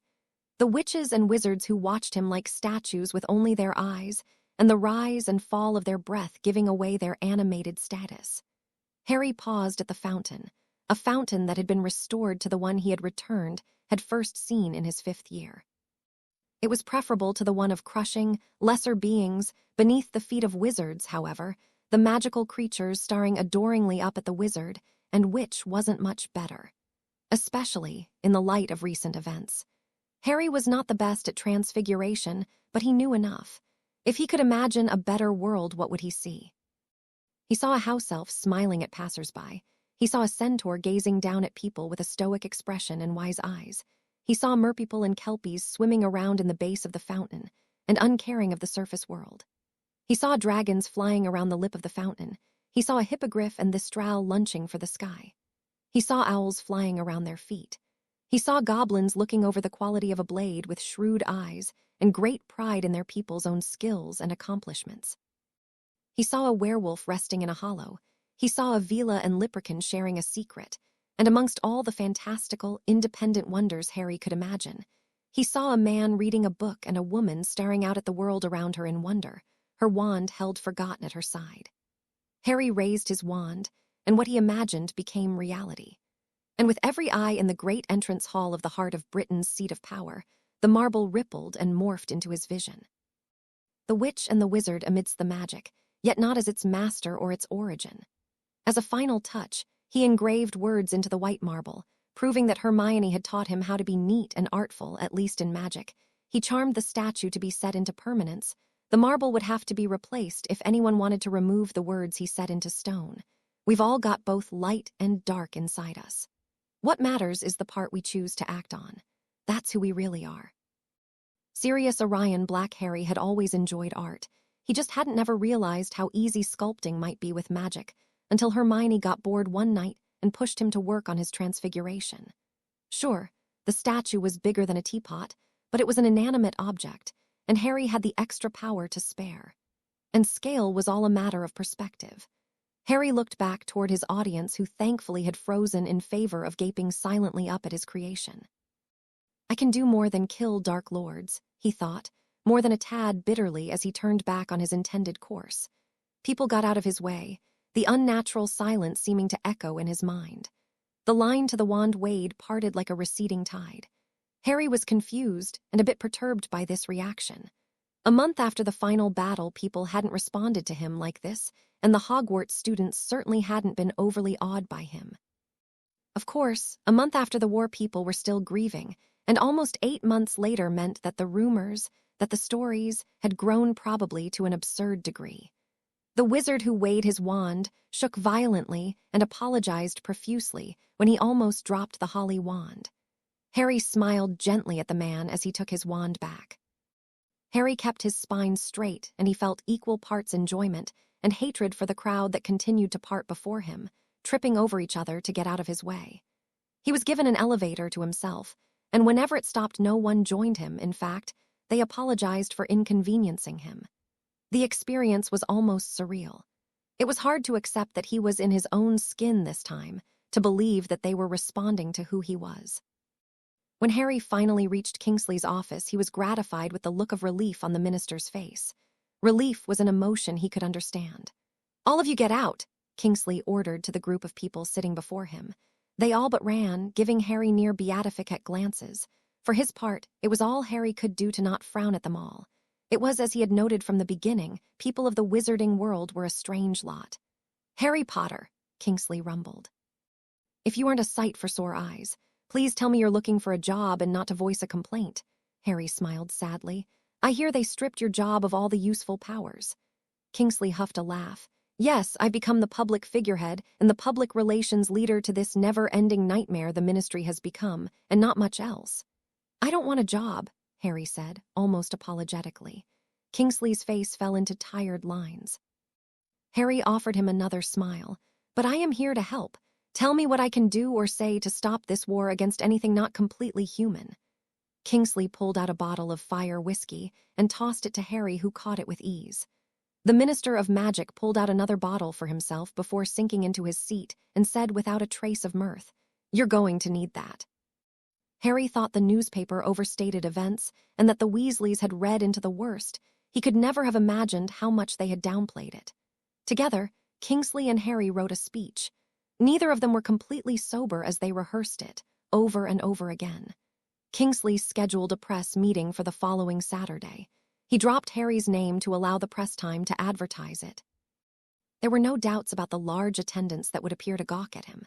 But if it meant ending the killings and giving more weight to pro-interspecies laws, Harry would do it.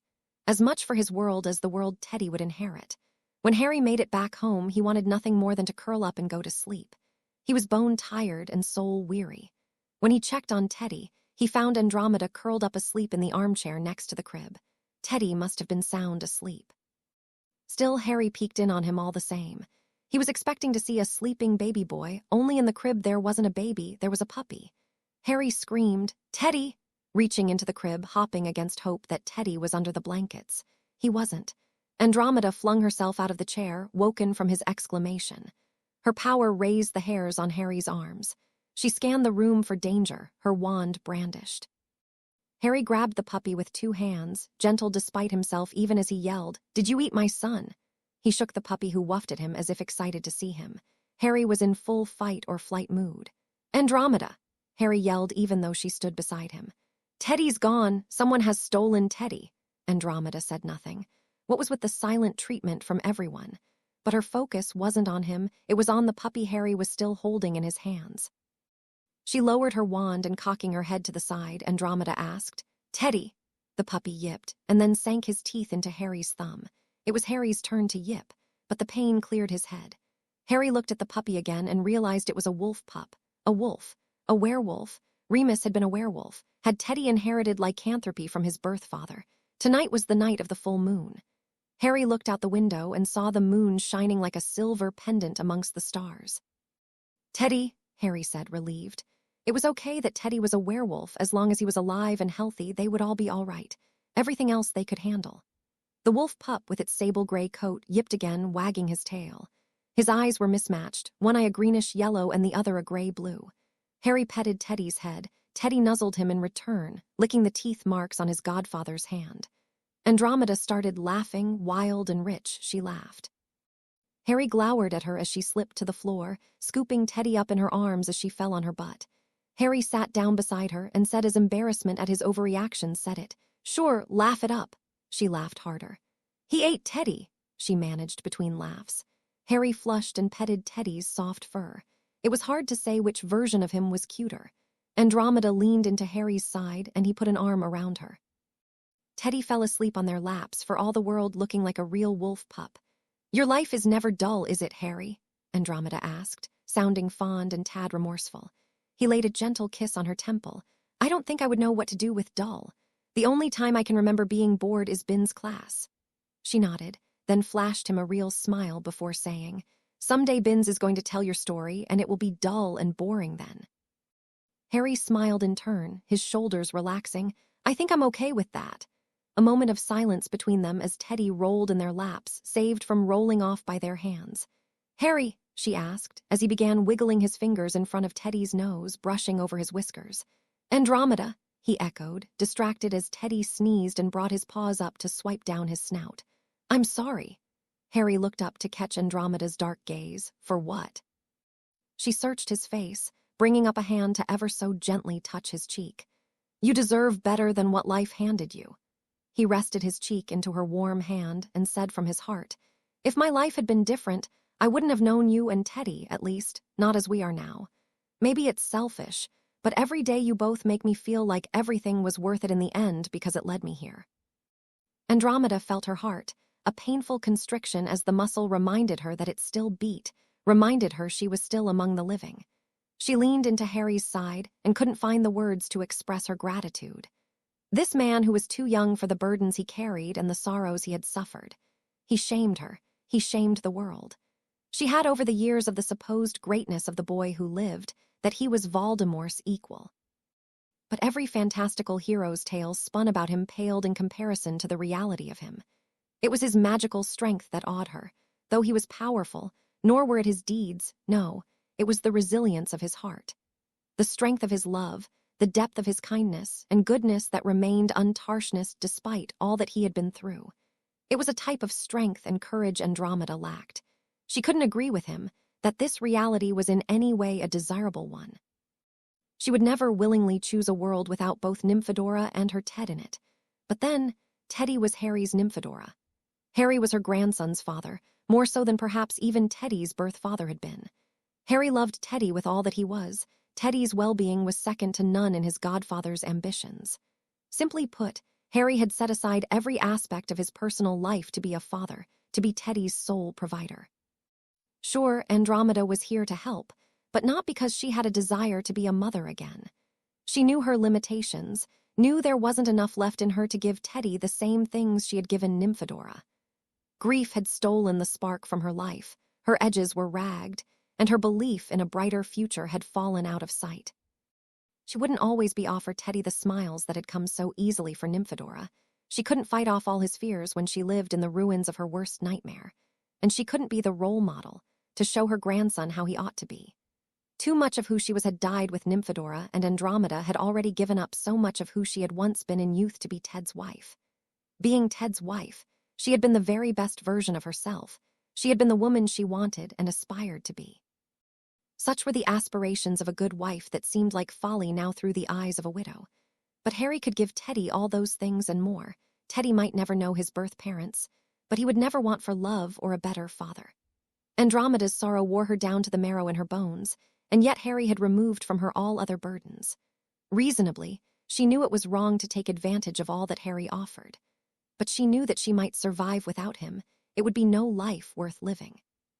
Teddy needed him. She needed him. Harry was her strength, her hope, her reason to believe that she might be able to give her grandson a brighter future than the one she had given to her daughter.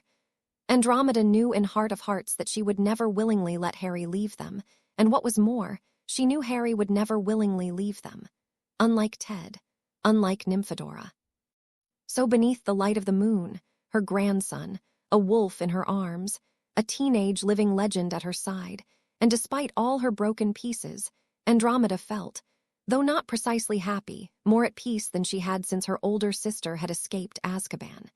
At peace in the knowledge that it would take more than a war to separate this family now.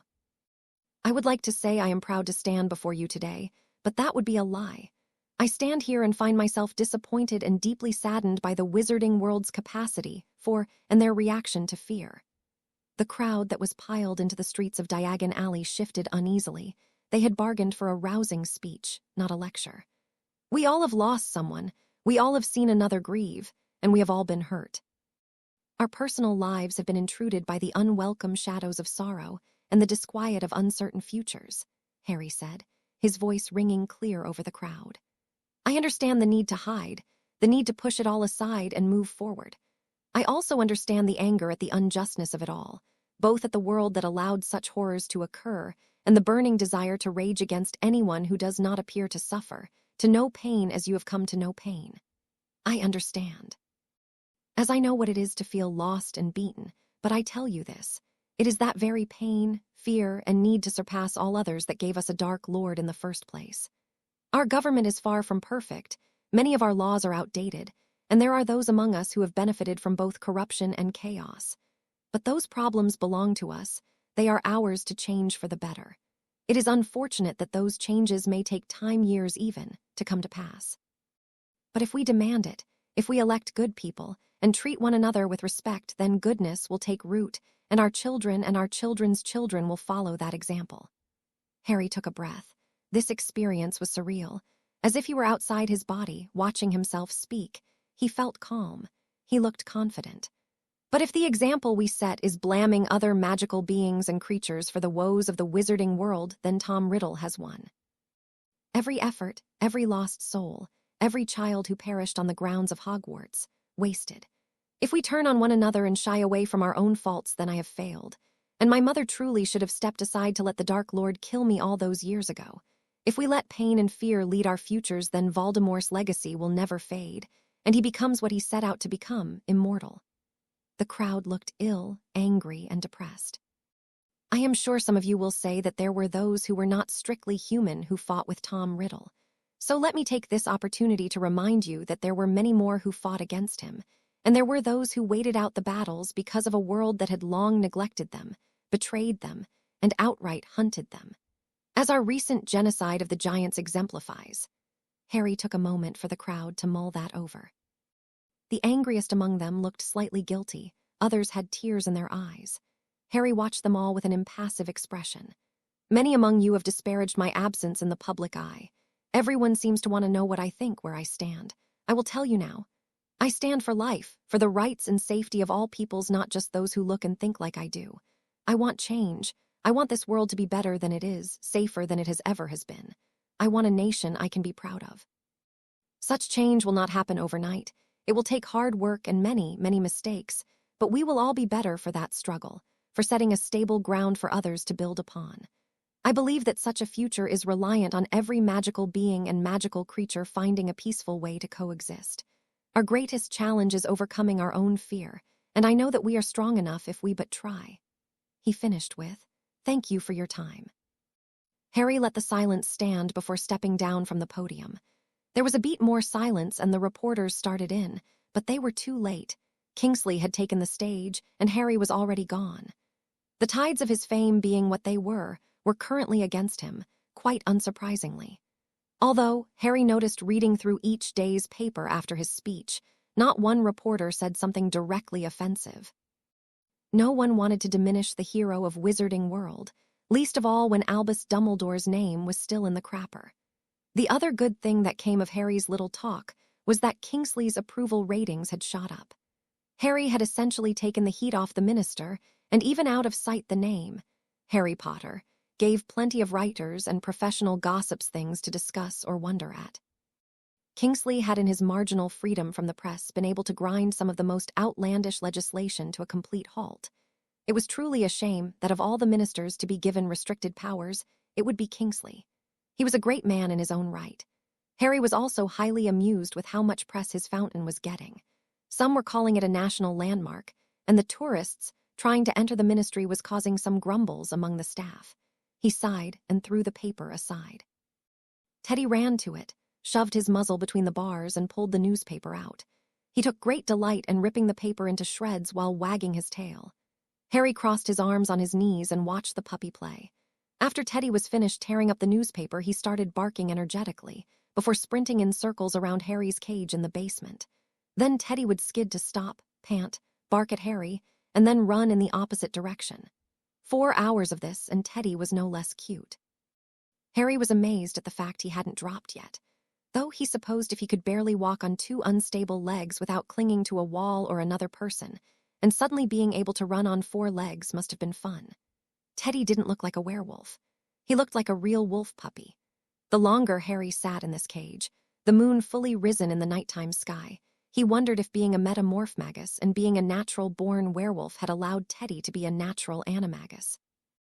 The only thing that stood against this theory that aside for the last 2 full moons, Teddy had remained human. Maybe there were shapeshifters in the world that were natural. Harry was certainly going to research it. He sighed and thought, once I get out of this damn cage. Harry was pretty sure that if he was going to transform, he would have done so by now. But he stayed in Andromeda's transfigured cage in the basement that had been made baby puppy safe. Andromeda was waiting upstairs with his holly wand for Harry to call out if something happened. Nothing happened. Well, aside from Teddy leaving a present in the corner and playing some sort of hide and go seek with himself and his tail in the pile of ripped-up newspapers. Around 3 in the morning, Teddy fell asleep in that same pile with all 4 legs stuck up in the air, leaning against Harry's side pressed against the bars. His furry paws twitched in the air, and he growled in his sleep as if even in his dreams he was still running. Harry fell asleep an hour or so later, his hand through the bars, his fingers pressed to the side of that small fuzzy face. Andromeda broke at 4:30. Harry hadn't called her down who screamed from transforming, but she needed to check on them both. Only her trust in Harry kept her from being down there, as well as him making her swear not to come down unless there was real cause. "We don't need all 3 of us to have lycanthropy," he had said, and keeping Teddy confined to the basement seemed less like child abuse than locking him in a cage. When she got downstairs, she was relieved to see them both human and clothed. She vanished the mess in the corner and picked Teddy up from the confetti newspaper. Harry didn't wake, though he stirred slightly. Teddy was back in his diaper and t-shirt that he had transformed in. Their working theory that Teddy might be a natural-born animagus was seeming more likely, seeing as if he had been a true werewolf his clothes would have been torn apart. Harry being clothed indicated the same. She was relieved, as she cradled Teddy against her chest and shoulder that Harry wasn't a werewolf. It wasn't the worst thing in the world, but the man had been through enough without the added trouble. She unlocked the cage with a flick of her wand. Harry didn't stir. He must have been exhausted from the stress of the last month. As she knelt beside him, she felt the slightest pang of regret that his clothes were intact. She shook herself. Harry was an attractive young man, the key term being young. Andromeda pulled a vial from her skirt pocket and uncorked. She held it just under Harry's nose and some tension in him relaxed, and he slumped further against the bars. The potion was designed to ease patients with restless sleep or who were light sleepers. This wouldn't be the first time she had used this potion in the last few months. Harry worked too hard, and as grateful as Andromeda was, she knew he needed more sleep than she did. He took everyone's burdens on himself. In some ways, Harry was the opposite of her Ted, who had lived purely for the moment and had been light-hearted in almost all that he did. It was a remarkable skill set for a healer, and had been absolute freedom from the culture of her own family. A part of her was glad that Ted died before Nymphadora, died before his heart could know that pain. Andromeda levitated Harry up the steps. She wanted to bring him to bed, but her legs just wouldn't let her go that far. She rested him on the sofa. Grabbing a throw blanket, she curled up beside him. Pressing herself to his chest, Teddy snuggled safely between them. Even in a deep sleep, Harry turned to them and wrapped his arms securely around them both. Andromeda's eyes fluttered shut and she fell asleep, fell into the warmth and love that inexplicably surrounded her. Harry woke at noon, his glasses askew on his face and two warm bodies against his chest. Teddy was drooling, his head tilted back, mouth open, and although not looking particularly picturesque, he was so adorable it was enough for Harry to almost voice his awe aloud. Restraining himself, his emerald eyes focused on Andromeda. His heart lurched. Had anyone ever been this beautiful? In slumber, the lines of sorrow and worry did not crease her face. The sunlight made her skin glow, brought out the coppery, almost auburn undertones in her dark brown hair. Harry couldn't stop himself from running his hand across her soft curls. He had brushed this hair countless, seen her nude more than once, but perhaps for the first time he saw her not as a grieving widow, not as Teddy's grandmother, not as the mother who had lost Nymphadora, but rather he saw her as an individual, as being a desirable woman in her own right. Harry needed to get up, needed not to have her soft form entwined around him. A situation that was made a bit more awkward with Teddy still asleep on him. He took deep breaths and berated himself. He was a child compared to her. Hell, Nymphadora had been 7 years older than him. His current thoughts weren't only inappropriate, they were delusional. The most Harry and Andromeda would ever be was family. He couldn't expect or ask for more. What he had was already more than enough. Andromeda and Teddy stayed asleep for another 2 hours, and Harry got control of his hormones. It was their turn to cook dinner for the Malfoys in what had become their new traditional Saturday night dinner. It was remarkable that there were no casualties yet. This was more than likely due to Teddy, who provided endless entertainment, both in his topics of conversation, more often than not long streams on nonsensical sentences, and his meat impafabilities that had even Draco, who had been determined to hate his cousin, holding up strips of colors trying to get Teddy to play chameleon. Andromeda and Harry unashamedly made them all squeeze together at their small dining room table. On the Malfoys' second visit to the Tonks house, Lucius had gotten fed up most literally rubbing elbows, and he had reached for his wand saying he could easily enlarge the table, only to be immediately shut down by Andromeda, who had said in no uncertain terms, "If any of you pull a wand in my house, I will snap all of them." Harry had glared at Lucius, giving an extra layer of support to Andromeda's threat. Neither Lucius nor Draco were under delusions that they could take Harry in a fight. And while Harry might not attack Narcissa due to his growing respect for the Malfoy matron, Andromeda had no such qualms. Harry hadn't seen either witch in a true duel, but there seemed to be an understanding between them that Andromeda was in fact top witch. Dinners were tense, uncomfortable, awkward, bordering on deadly. But the men kept their mouths shut because the importance of Narcissa and Andromeda being together was real. They were family, and by extension so were Lucius, Draco, and Harry, and for the love they had for the two sisters they tolerated each other. That night, Narcissa cornered Harry after dinner while he was doing the dishes. Andromeda was holding Teddy in the living room as Lucius regaled her about some family gossip at least a decade out of date. Draco, conspicuously trying not to appear like Teddy, had him wrapped around his little fingers. He failed miserably when Teddy forced him to clap a nursery rhyme with him. "So," Narcissa began. Harry prepared himself for some bland, small talk. He respected high society, but he usually found himself bored. "How's my sister between the sheets?" The plate slipped through Harry's fingers, clanking loudly against a pot. He could feel his cheeks burning. He couldn't deny to himself that he had been fantasizing about that very image for well over a week now, but that didn't mean he coughed. "We Aaron. Why not?" Narcissa asked, crossing her arms and leaning against the counter, a smirk forming on her lips as she watched Harry grow more flustered. "We aren't that," he repeated. "Why?" she pressed. "Because," Harry whispered. He looked over his shoulder to see if Andromeda had heard, but she absorbed with whatever Lucius was saying. Harry turned back to Narcissa. "Because I'm young enough to be her son." Narcissa's cold eyes shone unnervingly like Dumbledore's. "So what? Men have slept with women half their age throughout history. Why is the reverse so unthinkable?" Harry shook his head and focused back on the dishes. "That isn't us. She turned you down." "I never asked," Harry hissed at her. "She sees you, Harry, and you're not the only one with needs," Narcissa said in a low tone, so that even if the others in the living room had been paying attention, they couldn't have heard. Harry glared at her. "How is this any of your business?" Narcissa tilted her head to the side. "You are a remarkable man, Harry Potter." Harry rolled his eyes. "So they say. Even with my son's lycanthropy, you are older than Draco." Harry frowned and scrubbed harder at the already clean pot in his hands. "We are the same damned age. I think he is few months older than me, actually. Age, my dear, is not always measured by the turning of a clock's gears. Or the planet, apparently," Harry snarked. Narcissa's expression went serious. "You make her happy." Harry started on the silverware. "That's what family is supposed to do." She was happy with Ted, but she buried the worst of herself. "With you, well, I think you've only seen the worst of her, and yet here you are, the caretaker to her little life," she said in the same low voice. "I will never be Ted. I will never be what he was in her life." "No," she agreed. "I think you have become something infinitely more essential." Harry's shoulders hunched, and he gave Narcissa the full weight of his emerald gaze. "I won't do that. You won't take that last step to make yourselves truly happy." Harry's eyes darkened. "You don't know if she even sees me like that. And even if she did, I couldn't do that to her. Your sister is hurt in a way that is incomprehensible. I will not be the band-aid to that hurt." "And how do you know you wouldn't be the very thing that heals her?" Harry turned off the tap and dried his hands on a towel. He turned fully to Narcissa. "Because some wounds don't heal. You just grow strong enough to live with them." Narcissa stayed where she was and watched him retreat into the living room. She knew he was fooling himself, that they both were.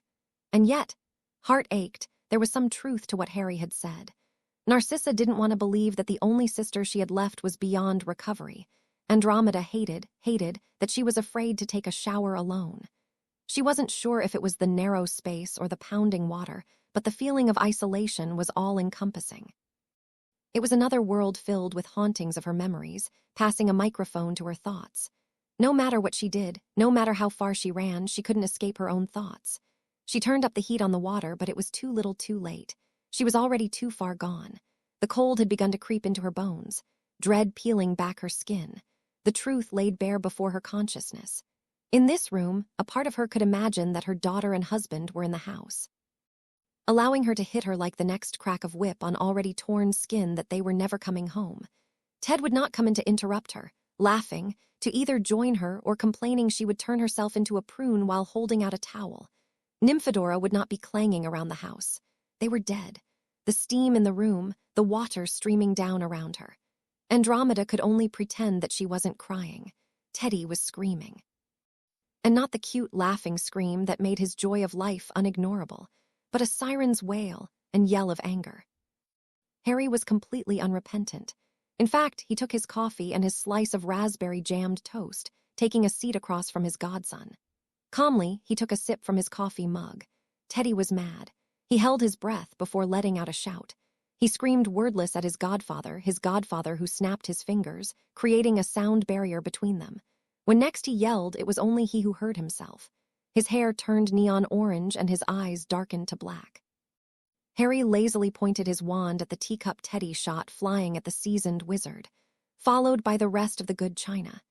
Harry's spells caught them all and restacked them neatly on the counter. Teddy's outbursts of accidental magic were quite common, but this was the first Harry had seen it used in a purposeful manner. He probably should have been trying to calm the boy down, but Harry wasn't in the mood to take pity. Teddy had almost pulled a teapot of boiling hot water on himself, after Harry had specifically instructed him not to. Teddy had treated Harry's warnings like a joke and reached for the stove, eyes on his godfather. Harry had that boy in his arms and stuck in his height chair quicker than one could say Hogwarts backwards twice. It was Teddy's first time out, his first punishment, and he seemed altogether displeased to find that the person who typically gave him everything he could think to ask for wasn't playing with him. Andromeda came into the room, dressed to the nines with a bag of potions supplies. She had started leaving the house on her with more regularity in the last 2 months, partially due to the fact that Harry got somewhat harassed any time he set a toe into the wizarding world. "Fleur and Bill are coming over today," Harry said, not in any way acknowledging the child desperately holding out his arms to his grandmother to save him. Andromeda caught on instantly and ignored him. She walked around Teddy's height chair, and she bent down to give Harry a kiss on the cheek before turning her back on the table to empty certain ingredients into the fridge. Teddy gaped at his grandmother. His jaw was swinging in the breeze. His expression clearly said that he could not believe that both Grandmama and Mapapi would turn on him on the same day. Harry stifled a laugh. Andromeda and he had both lectured him before, especially during the full moon when it was sometimes impossible to see the spastic wolf as a human baby. But today was the first time Teddy was in any sort of real trouble. "Are they staying for dinner?" Andromeda asked Harry. "Nope, just lunch. They'll be here in an hour or so." Andromeda pulled a jar of pickled mushrooms out of her bag and stored it in the fridge before shutting the fridge door. "So," she began casually, "what happened?" Teddy automatically launched into an explanation, waving his arms and pointing at Harry to emphasize his points. When his grandmother merely raised a brow at him, his cheeks burned red and his hair shifted to a pale pink, and his eyes turned to a deep brown like hers. He had just realized he was still silent under his godfather's spell. Harry picked up the conversation then. "I instructed him not to touch the stove, not to go near the teapot with boiling hot water, and he deliberately reached for it while I was watching." Andromeda crossed her arms and gave Teddy a look that had him sinking into his height chair. Unless he was in true pain, Teddy didn't cry, which aside from a bee's sting or a stubbed toe was not often. Nevertheless, Harry could see his eyes squinting with the effort not to cry. Harry stayed strong for a minute longer before he lifted the sound barrier and put down his coffee. He came around the table and unstuck Teddy from his height chair. He slid down to the floor and looked down at his feet. "Sorry, Mapapi," Teddy mumbled. Harry sighed. "Teddy, do you understand why I was angry with you?" "'Cause I didn't do what you say," he responded, looking up at Harry. Emerald eyes liquid with shame. Harry shook his head. "No, my son, I was angry because you could have hurt yourself. A hot stove or hot water can burn you. When I tell you things, it isn't because I want to control you. It is because I want you to be safe and happy and good." Was his language a little advanced for a boy not quite a year old yet? Probably, but even if Teddy didn't understand him completely, he still understood the tone and the feeling behind Harry's words. Besides, Harry was pretty sure that being a wolf pup part of the time had advanced Teddy's perceptions of the world. Considering that most children his age couldn't sprint around a room or climb a tree that had branches a little too close to the ground, it wasn't an unrealistic hypothesis. "Tea don't hurt, Mapapi," Teddy told him. Harry pulled up the edge of his shirt, revealing the mostly faded but still visible burns from his escapade with the horntail. "Burns hurt, Teddy," Harry said sternly. Teddy charged him, hugging him tight. "I'm sorry, Mapapi, sorry." He was almost in tears again. Harry's arms encircled the child. He rubbed one hand against his son's small back. "It's okay, Teddy, but stay away from the stove." The doorbell rang. "I'll get it," Andromeda said, walking briskly through the house. Harry could hear Fleur's cheery bonjour and Bill's warm hello. Taking Teddy's hand, Harry led him into the living room. Fleur looked tired but as beautiful as ever, a bundle held in her arms. Harry felt warm excitement fill his chest. The moment greetings were over, Harry had Fleur's baby girl in his arms, Verona Delacour Weasley. Teddy ran for Bill, reaching his arms up to be picked up. Bill laughed and scooped the boy up. Teddy started talking a mile a minute, asking for stories of goblins and dragons while tugging on Bill's earrings. Bill told real stories about his curse-breaking days and some of him working with goblins at the bank. Harry stuck to stories from books.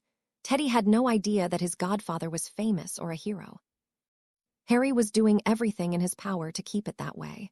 Verona yawned and stared up at Harry with eyes a striking blue. Harry didn't care that he was wearing a stupid expression of awe on his face. Teddy had successfully stripped him of any pride he might have retained in the face of a baby. Andromeda watched Harry with Fleur's baby and felt her heart squeeze. Sis's words came back to her then, that as a witch, she still had time, that her body was not beyond barring another child or children into this world. Andromeda wasn't quite sure she wanted another baby, much less go through the trouble of being pregnant again. For Ted, Nymphadora had been more than enough, but for Harry, to see the guileless joy on his face, it was hard to dismiss the want to give him that. She mentally pinched herself, turning back to the conversation at hand. Harry didn't get out much, but one day some sweet young lady would lure him away. Andromeda tried desperately to squash not just the jealousy that rose at the idea, but the panic. Harry could leave any time he wanted, and when he did, he would take what was left of her heart with him. Andromeda, Fleur said, I've seen that your brand are back on the market selling your potions. Andromeda nodded. That you have. They are selling quicker than they can be put on the shelves, Bill remarked. She shrugged. I know the old potions, the potions that are sometimes more home remedy than arcane magic. The Blacks, for all their pure blood mania, knew how to keep a body alive. You are too modest, Fleur said. I had Bill pick up one of your potions for afterbirth maladies and I have never healed so fast. And none of the other pain potions I took even touched the cramps. Andromeda smirked. That's because most potion recipes were published by wizards. Fleur laughed. Verite. Bill shifted uncomfortably. Harry was completely unfazed. He had a baby in his arms, and Andromeda knew that he would be completely entertained for as long as Fleur allowed him to keep her. Fleur seemed to be rather enjoying her break. They had dinner a little while Later and Bill dominated the conversation by telling mummy stories and enchanted wall paintings. They left late enough that Teddy had fallen asleep on the couch when it was time for farewells. Andromeda stood in the porch with Fleur and Bill. Harry had gone back inside to give Verona one last diaper change. Fleur shook her head. Sometimes I think he's too good to be true. Hey, Bill said jokingly, what does that make me? A typical man, Andromeda said evenly. Bill gave her an innocent, pouting face which didn't work quite well with the scars. Oh, trust me, Fleur said, taking her husband's arm. My husband is far from being unharmed typique. Andromeda couldn't help but smile. But honestly, Harry is quite remarkable. He does love bobbies, Andromeda agreed. He likes taking care of people in general. Fleur looked distant for a moment. He was always like that, heart too big for his own good. Our world would be without hope if he had been born with less of a heart, Bill said sadly. Sometimes, Andromeda said honestly, I don't think we did anything to deserve him. Fleur put a gentle hand on Andromeda's arm. It isn't about deserving. Andromeda met the half-Vila's gaze. Then what is it about? It's about acknowledging what we have is inestimable, is without a price. Andromeda frowned. If memory serves, there was quite a large price. Fleur frowned. I meant Andromeda took a step back and held her hand up to halt Fleur's words. I know what you meant. I do speak French. I apologize for my tone. Harry emerged from the house cooing over Verona. He froze when he felt the tension on the porch. He looked between everyone's expressions. Is everything all right? He asked warily, giving Andromeda a suspicious glance. Fleur took Verona back from Harry's arms. Il y a ma petite bébé. Merci beaucoup, Uri. He nodded a little stiffly, still not understanding the tension he felt. Bill clapped Harry on the shoulder and pulled him into a hug. Truly, thank you, Harry, for everything, including saving our marriage. Harry rolled his eyes. Thank Kingsley, I was just the mouthpiece. Fleur tisked at him and pulled him into a hug, Verona already asleep in her mother's hold. If you need any baby tips, just contact me. Teddy taught me loads, Harry said as he pulled back. She kissed both his cheeks. What would we all do without you, Uri? Harry grinned. Weep tears of joy for the lack of drama in the world. She punched him in the gut. Even with a baby in her other arm, it was a solid punch. Harry laughed even as he tried to breathe with his windless lungs. If you ever left, we'd never hear the end of you. The only thing left for you to do is lead a boring life, Fleur declared. Harry straightened, and in revenge for the punch, he reached forward and ruffled her hair into a tangle. It didn't make her 1 ounce less alluring, but her eyes flashed with rage. I'll have to try my best then to become boring dad number 5. Bill did his best to swallow a laugh and put a restraining arm around his wife's shoulders. Potter, the more boring you try to be, the more trouble you attract. Harry threw his hands up. Then what do I suggest I do? Bill shrugged. Do what you think is best. It seems to be working so far. With a smile, Harry said, all right, get yourselves home, Weasleys. Your little one needs a warm bed. When their guests had disapparated away, Harry turned to Andromeda. What did you do before I got back out here? Nothing, she said shortly. Androm, don't. She snapped at him and went back into the house, shutting the door behind her. Harry was left on the doorstep at a complete loss at what he had done wrong. He sighed and looked up into the stars. He wondered if the shades from the past watched over them, and if they did, what they thought about the world they had left behind. Andromeda and Narcissa had gone into Wizarding London for the day. Harry had worried about the two of them together without others, but no, he found himself absurdly grateful. Grateful because Teddy was gone. Well, not gone, but one moment there was a babbling baby in the house, the next the screen was busted in the lower window in the kitchen. It wasn't the full moon. Teddy shouldn't have been able to shift, but apparently he had, and now Harry was tracking paw prints in the snow. He had to jump over someone's fences, scale a brick wall, and muscle his way through some bushes. If they hadn't been in a Muggle neighborhood, it would have been easier to take his broom. Teddy as a human wasn't that fast. Sometimes he had trouble keeping his feet under him. As a werewolf puppy, it was near on impossible to keep up with him.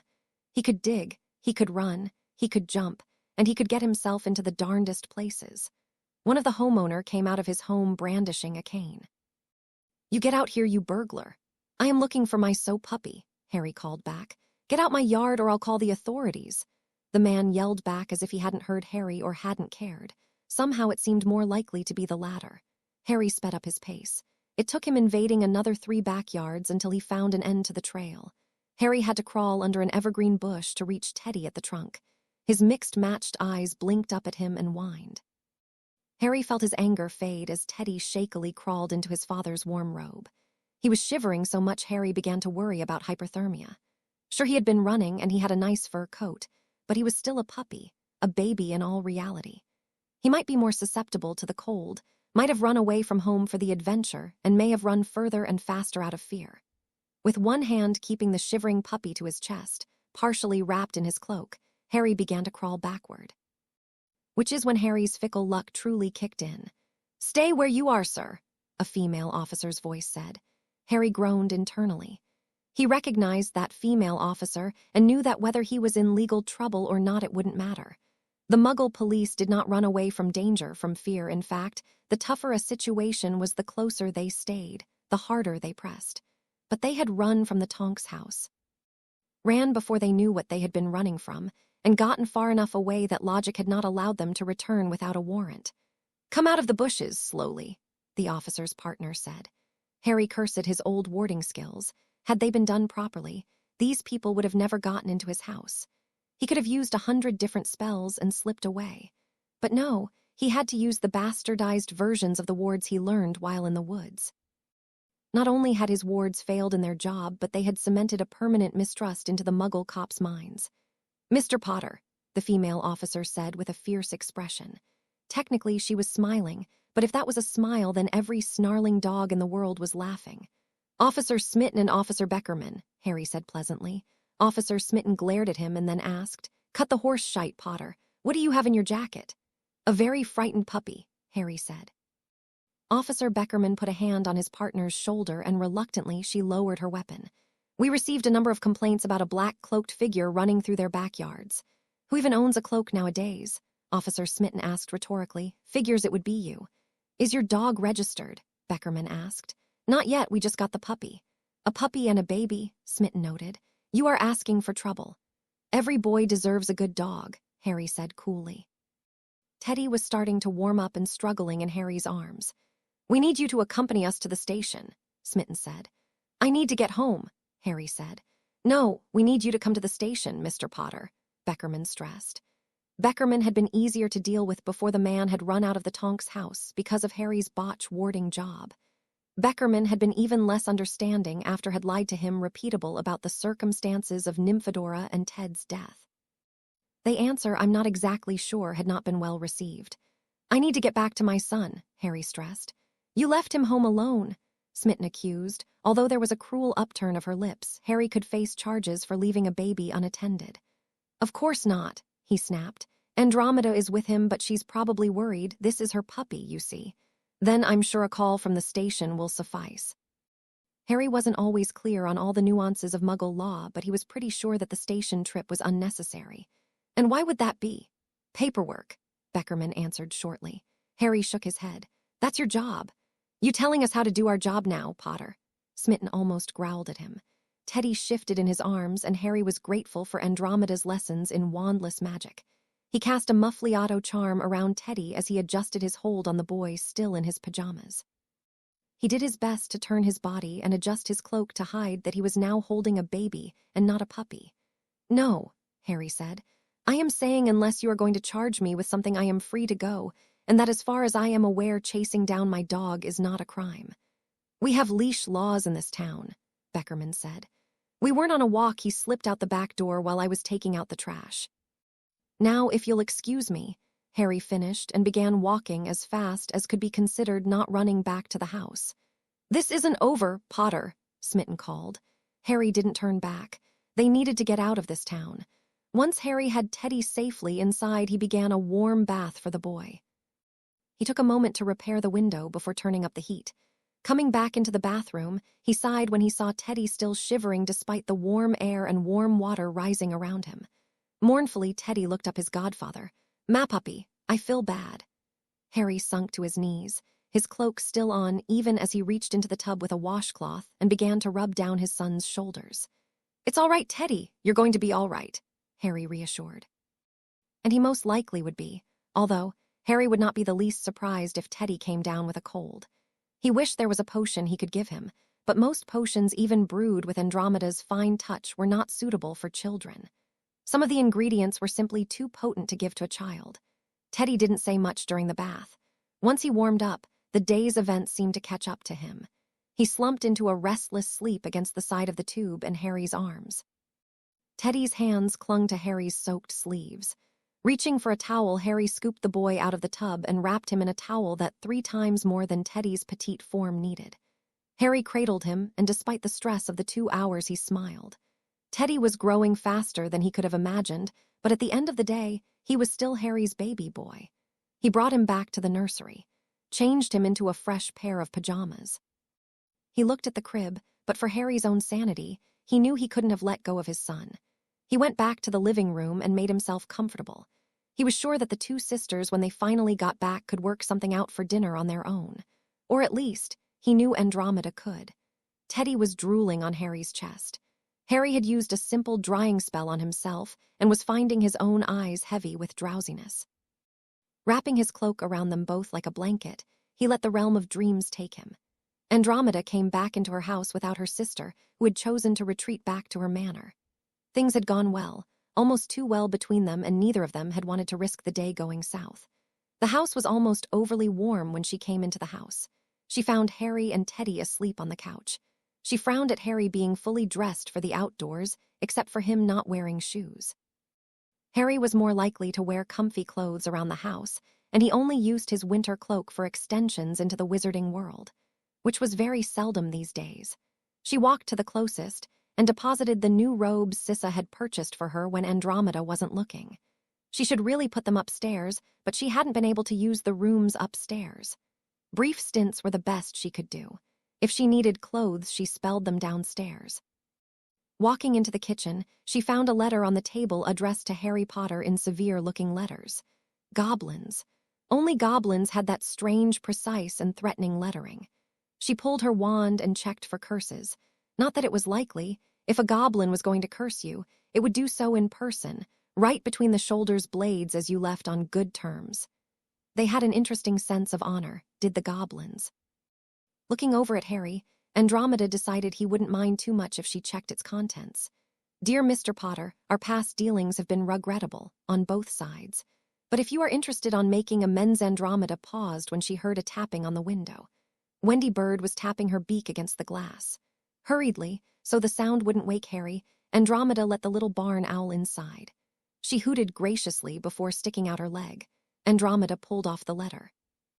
It was addressed to both Harry and herself. Dear Andromeda and Harry, there have been some problems revolving around the banks. People are pulling their money out of their vaults and taking their paychecks out directly from their employers. People are cashing in on the stock market. I fear the worst could happen, and the ministry is doing all it can to keep order. I would urge you both to stay away from the goblins and avoid answering any type of questions on the subject. This could all end poorly rather fast. Despite marginally improved laws for magical creatures, public and social treatment beneath the surface has not. Stay safe. Warmest regards, Kingsley Andromeda read the letter over twice before returning to the goblin's letter. If you are interested in making amends, we would like to host a private meeting with your esteemed self. Regards, Ragnarok and the Council of Gringotts Andromeda's fingers rubbed against the parchment. She wondered at the goblin's ability to be both polite and sarcastic with the line, your esteemed self, but couldn't ignore the urgent tone in both letters. She learned a bit about Muggle history from Ted, and she could see how people losing faith in the market would be problematic. Likely Gringotts would still stay in business, but this could be detrimental to the magical world's economy. She folded both letters and put them back on the table for Harry's perusal. She didn't know what she would do in his shoes. She started dinner as it seemed Harry would stay out for a while longer. She wondered what he had got himself into. The next morning, Harry was clinging to his coffee and fending off a migraine. Teddy had fallen back asleep after eating. It was clear that shifting outside of the full moon was a strain, that or running more than 2 miles in winter was more than a baby could either weigh. What are we going to do, Andromeda? She sipped her own coffee with a straight back and a level of properness to put the Queen of England to shame. What can we do? Harry, children will be children. Magic will be magic. The two together always makes for something uncontrollable. He shifted in front of the police.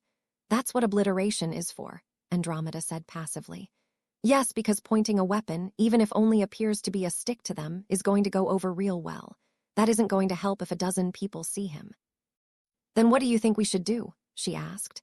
Harry took a deep breath and said bracingly, I think we should move. She was quiet for a long moment before sipping her coffee again. Harry's heart fell. A part of him had hoped she would jump at the idea the figurative ghosts in this house haunted her.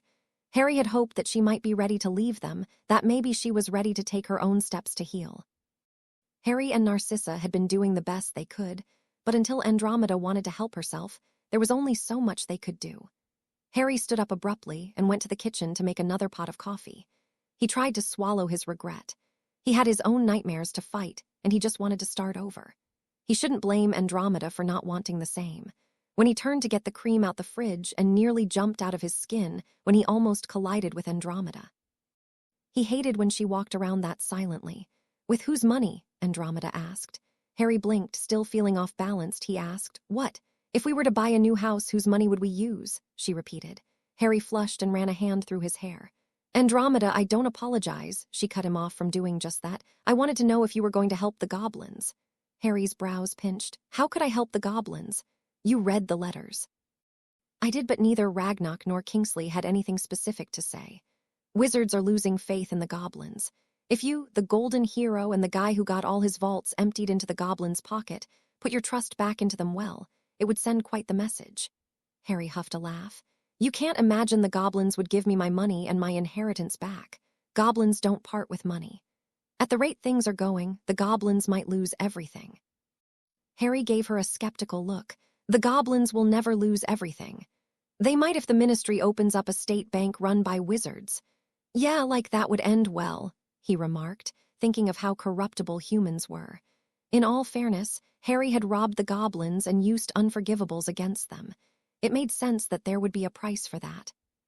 Did it matter that Harry had saved their society, maybe?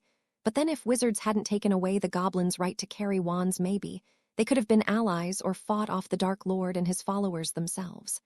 Goblins might be grumpy bastards, but they weren't beyond being understandable. Andromeda to a step closer to him, and as they were within an inch of being the same height, they were eye level. Her eyes were rich chocolate and as clear and as deep as freshly blown glass. Yet this morning, behind all her beauty, he saw something, a light, a flame flickering to life. For the first time, he felt true hope that she could raise herself up from the ashes of her sorrow. She took another step forward. Harry's pulse was suddenly in his throat. She wrapped her arms around him. He hesitated for half a heartbeat before hugging her back. She smelled of roses, jasmine, and every so slightly of citrus. Andromeda pressed the side of her cheek to his and spoke into the shell of his ear. "Find a home for us, Harry, and we will move. Wherever you are is where I want to be." Harry suppressed a shiver at her words and buried his face into her curls. He had no idea what he was doing, but Merlin help him if Andromeda Tonks wasn't building a permanent residence in his heart. Harry had no idea how to house shop, and finding some secluded lot seemed to be the best idea, but he found himself inexorably drawn to Hogsmeade. This place had its own ghosts, but it had its own happy memories too. "Harry!" A familiar voice called out to him. Turning with a smile, Harry saw the welcome face of Lee Jordan. "Lee," Harry said as they clasped hands, and Lee gave him a hearty pat on the back. "What are you doing in these parts?" Lee asked, his smile broad as they continued to walk down the streets. People stopped to stare at Harry, but no one made a huge fuss. They had all seen him intermittently over the last 6 years after all. Sure, he was famous, but Dumbledore had been too, and they hadn't groveled when he came through on a casual errand. It was different than London, where the crowd wasn't made up of all locals and regulars. "Looking for real estate," Harry said. "Oh," Lee enthused, "Potter coming out of hiding." Harry punched his shoulder. "Shut it." Lee laughed and Harry smiled. Lee was like the twins, always ready with a joke and a smile. "What about you?" Harry asked in return. "Where does the great Lee Jordan find himself these days?" "Spintwich's sporting needs," Lee said grandly. Harry raised a brow. Lee grinned. "I know it doesn't sound like much, but my aunt built it from the ground up, and she does custom brooms, repairs as well as upgrades, and engraving, so she stays pretty busy. She's been training me. Interesting stuff, really." He looked at Harry's face. "You weren't expecting that." Harry shrugged. "I always thought you would do something with people." Lee's smile grew. "Oh, I do. I deliver and pick up brooms. We hit some semi-professional, and sometimes the hotshot Quidditch players who wouldn't dream of sending their broom by owl and too busy to do it themselves. I get free tickets all the time. Besides, in my free time, I still do a radio show. Hope you don't mind I kept Potterwatch as a name." Harry shot him a grin. "Seeing as you actually know me and seeing we are friends, no, I don't mind. Speaking of which, you see much of the twins." "All the time. But they are busier than I am. They still make time to get my opinion on a product or two. Haven't seen much of George lately, though." The last was said with a hint of bitterness. "Why not?" "Angelina Johnson," Lee said, looking a little crestfallen. Harry remembered that Lee had had a crush on his old teammate and patted him on the back. "I'm sorry, man, tough break." Not one to remain sad for long, Lee straightened his shoulders. "What about you, Harry? You must be pushing the ladies off you." Everyone but Fred and George seemed surprised you dumped Ginny." Harry shrugged. "I've been taking care of a baby. It is kind of a full-time job, and after the war, Ginny wants to live her youth, blaze her own destiny. I'm ready to settle down. I've had enough adventure to last me a lifetime or 5. Lee nodded. "She is smoking, though." Harry couldn't deny it but noted. "Yeah, but I doubt my son cares what my girlfriend looks like." It was Lee's turn to give Harry a speculative look. "You going to date by what your 1-year-old godson deems appropriate?" "No, but I am not going to bring people into my life who don't understand that Teddy is mine." "Dean Thomas seems pretty ecstatic that you turned Ginny down. I saw them together in Honeyjuke's last weekend." "Good for them," Harry said, truthfully. Dean was a good guy, and he was happy to hear Ginny was moving on. "That doesn't bother you at all, does it?" "Nope," and then Harry had a thought. "Have you seen Hermione and Ron around too, then?" "Yeah, I did." Lee's voice was less than cheerful. And I know as the little brother of my 2 best friends I should be rooting for him, but dash it all if he isn't, Hermione Granger is far too good for him. To be honest with you, Harry, I see them bicker more than I see them care for one another."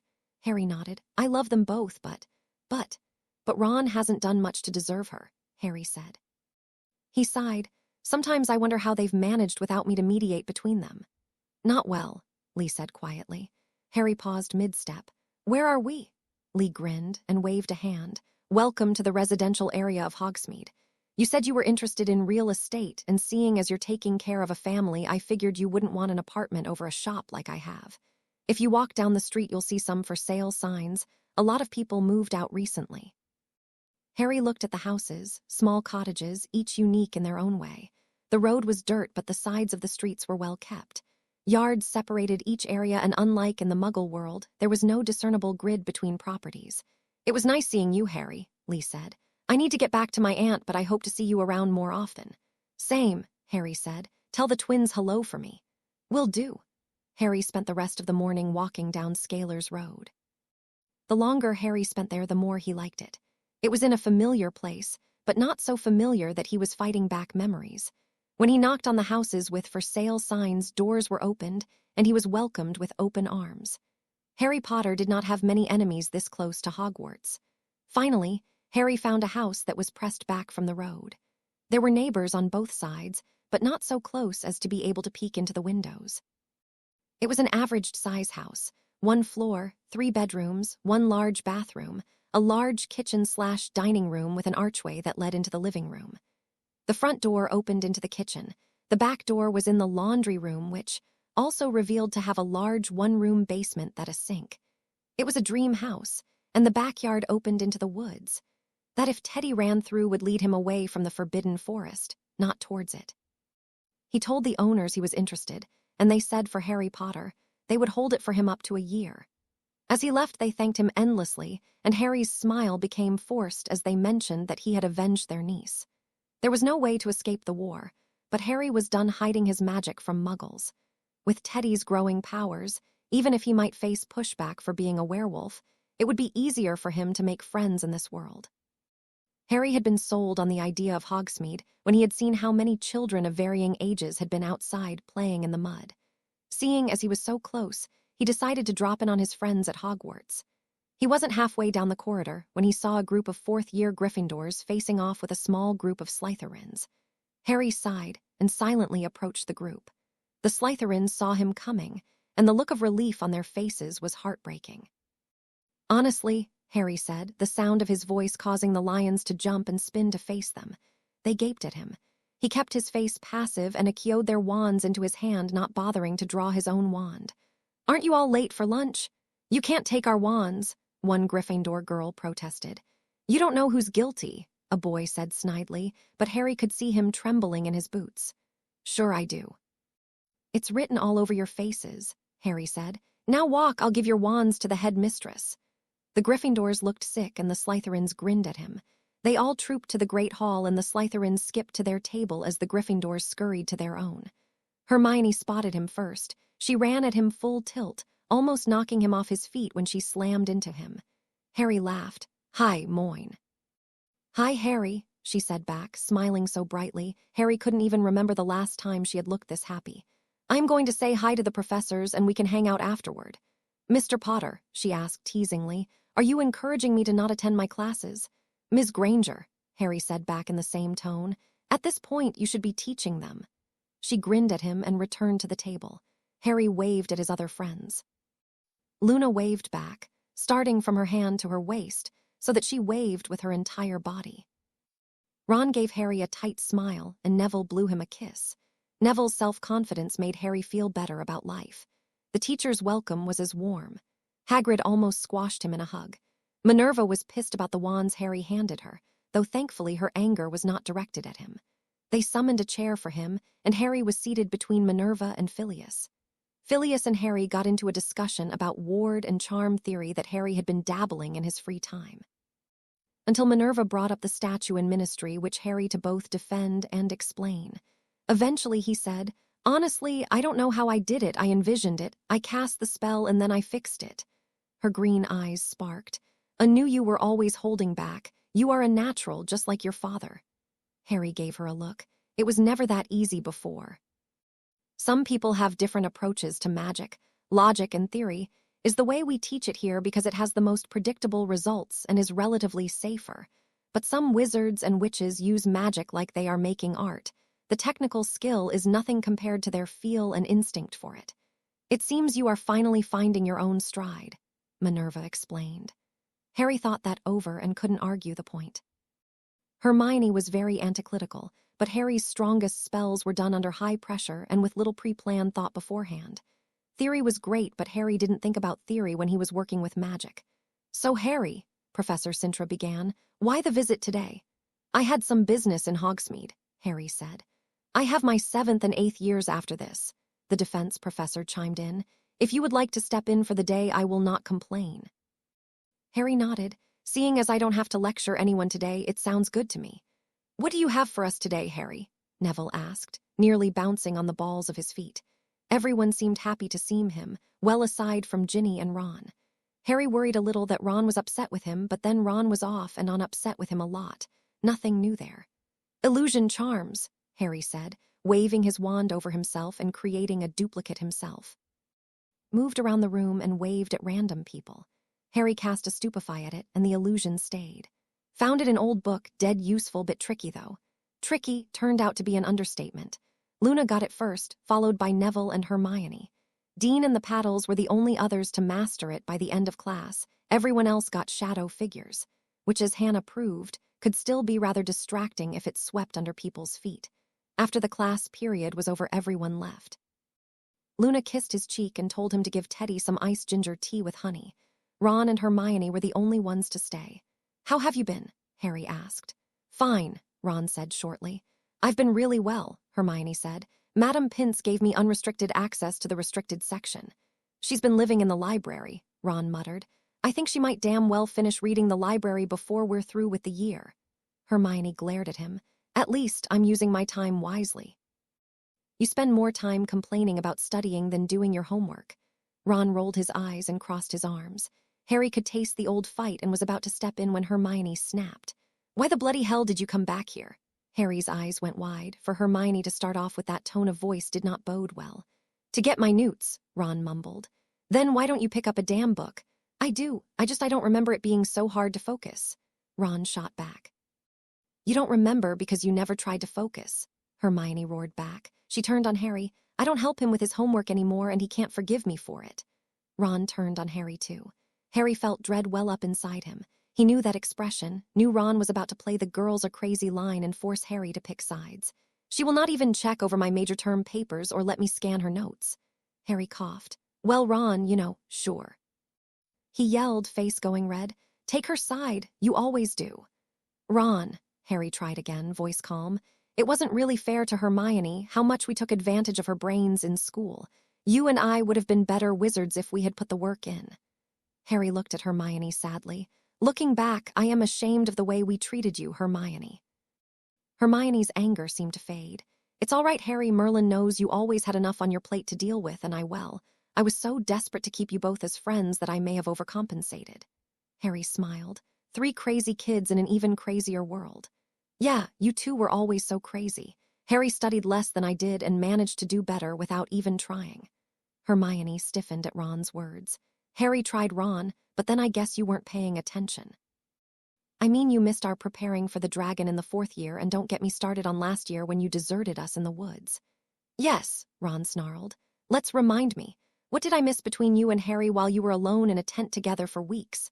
Harry closed his eyes. He didn't need to see Hermione's face to know how furious she was. The truth was that Harry had held her while she cried over Ron's leaving. Hermione would never admit that. Her voice hit a new octave. "You bastard." "How dare you? Where the bloody fuck do you find the nerve to ask me that?" Harry winced at the new swear word. Hermione wasn't one for foul language except in extreme circumstances. "You're closer to Harry than you've ever been with me." Harry would have disagreed there. He had never stuck his tongue down Hermione's throat. "It only seems like that to you because Harry has emotions that stretch below the shallowness of your world perspective. Harry left us." Hermione made a harsh sound in her throat. "How many times do I have to explain this to you? He didn't leave us, he took up the responsibility given to him just like he always does. You're just jealous that he's happy." Ron threw up his hands. "Happy? Bloody balls, what do I have to do to make you happy? You're right, I don't care about school, I never really have, but I care about you and Harry. I came back to Hogwarts to be with you. But you're more in love with books and heroes than you are interested in living in the real world." Harry felt the power rising off Hermione. He made to step between them when Hermione grabbed Harry by the edge of his cloak. She yanked him down and kissed him. Harry froze, his mind going blank. He loved Hermione, but kissing her wasn't that there was nothing there, but there was also guilt and the urge to pull her into a hug and comfort her. There was nothing romantic in what she shared with him. Because Hermione didn't kiss him like a woman in love or lust. It was a goodbye kiss. Only it wasn't Harry she was saying goodbye to. Ron bellowed and Harry wrapped an arm around Hermione's waist. He twisted and threw up a shield charm. Ron's spell was strong enough that vibration was enough to make a crackling noise like fireworks against pavement. Ron was breathing heavy. The look of rage and heartbreak was focused solely on Harry. Ron lowered his wand and Harry lowered his shield. Ron's voice was cold when he finally spoke. I am done playing second best to you, Harry Potter. I'm out unpacking my stuff and going home. I hope you two are happy. He turned on his heel and slammed the door behind him. Harry turned his gaze warily to Hermione. He had expected her to be in tears, but her eyes were dry. When she looked up at him, he saw only a cold purpose. He knew then that this hadn't been the first fight or the dozenth. Hermione had made up her mind long before now. Sometimes I think he's what I wanted to be, easygoing, loud, and good at making friends. He never worried about not understanding something. He cared about himself in a way I never cared about myself, and told anyone who tried to hurt him to toss off. I always thought being him would be so much easier than being me. That maybe if he loved me, I could be that kind of strong, that I could be normal like everyone else. Harry started to speak, but she cut him off. But I am strong, stronger than him, stronger than most people I know. And being normal, I would have to stop being me to be normal. And you know what, Harry? Softly, Harry asked. What, Myoni? I like who I am and I don't want to stop being me to fit the image I beat myself up for not being. If I change, I want it to be for the better. Normal just doesn't cut it. Harry was silent for a long moment before he said, I've always liked who you are, Hermione. You've always been the kindest and strongest person I've ever known. I thought you were going to say that I was the most brilliant person you've ever known. Harry nodded. You are, and it probably saved our asses more times than I care to count, but that's not why I was your friend. Hermione tilted her head. Then what was it? Because you were always the girl with a bigger heart than her impressively sized intellect. Hermione hugged him then. I'm sorry, Harry. Harry held her. Don't be. We are family. Nothing could ever change that. If we could go back. It doesn't matter. Considering everything that stood against us, Hermione, we did better than anyone had the right to expect. Moving to Hogsmeade took 2 days and a night. Harry was no expert, but he had thought it would take longer. But apparently, the Tonks house was desirable property, and the family in Hogsmeade had already moved out. Andromeda had enough finances to buy a new house and put her current house on the market.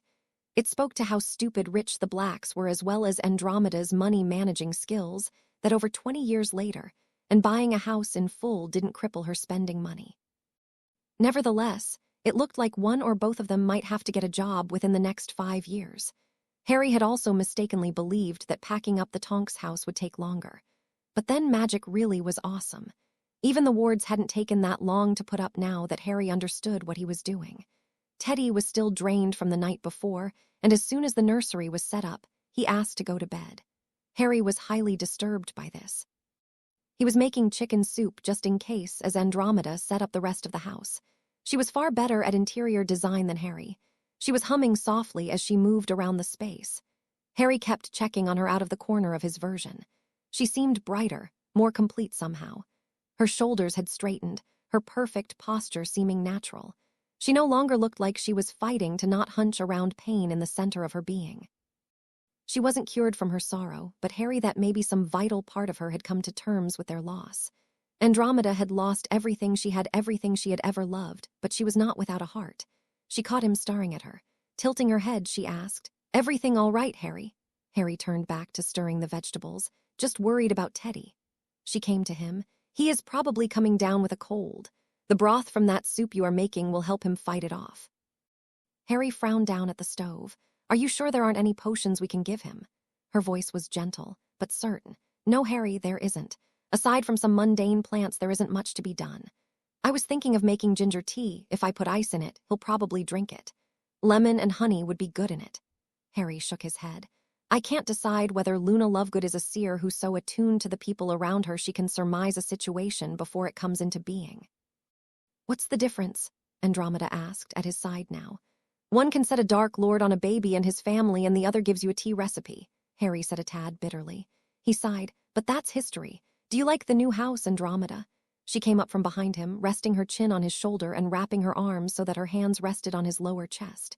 He stiffened, and not from displeasure. I love the house, Harry. You chose well, she said, her words brushing his cheek. He swallowed hard, knowing she could hear it, but unsure how to respond to her, not with the blood draining from his face. I'm glad, he said almost huskily. Her arms tightened around him, and it took everything he had not to groan. Even through their clothes, he could feel her soft curves. He could protest the logic behind wanting a widow more than twice his age all he liked, but it had been almost a year now since he had last been intimate with another person. He had needs, and Andromeda was beautiful, intelligent, basically anything Harry found attractive in a woman, Andromeda was. And though he had never taken advantage, he knew exactly what those soft curves looked like under her robes. He wasn't sure what would have happened, and he was 99% he would have lost all cognitive function had Narcissa not apparated into the house. Andromeda hastily stepped back from him, and Harry turned the stove down to a simmer, put a lid on the pot, and said a hasty greeting to their guest before rushing into the bathroom. He was intent on a very cold shower or perhaps an ice bath. Sissa was smirking at her. Andromeda glared at her little sister. "Knock that expression of your face. Nothing happened." "If I had known you were finally going to make a pass at the man, I would have stayed away," Narcissa said, her icy blue eyes dancing. Andromeda ignored her, checked on Teddy, who was sound asleep, and knocked on the bathroom door. "Harry," she called, "Narcissa and I are going to the apothecary. We'll be back in an hour or so." "Sure," Harry called back through the door. Her spirits fell. She wondered if she had crossed a line with him. She hadn't been planning anything but seeing him there, fretting over Teddy and her feelings. She was drawn to him. She wanted to bask in his kindness and his strength, like winter-chilled hands before a fire. Narcissa pulled her along the path and towards the nearest pub. "Apathco? I don't think so," Narcissa said firmly. "We need to talk." Ordering 2 glasses of honey cider mead, she demanded, "When are you taking that man to bed?" "I'm not." Narcissa cut off her protest. "What's stopping you?" Andromeda ground her teeth. "You mean aside from the fact that he's younger than my daughter?" Narcissa sighed, exasperated. "Draco and Harry are the same age." Andromeda glared at her. "I am aware that, little sister." "And would you trust Draco to babysit Teddy?" "No." "Why not?" "Because your boy is a child. He might get along with Teddy, might even love him a little, but I doubt he could handle him if something went amiss." "But you trust Harry." Andromeda rolled her eyes. "Harry takes care of him more than I do. I feel like I'm the father in this relationship. Occasionally I make dinner, occasionally I clean, but Harry doesn't ask me to do anything except for those handful of times he goes out, which he usually plans around Teddy's nap schedule." Narcissa her a meaningful look.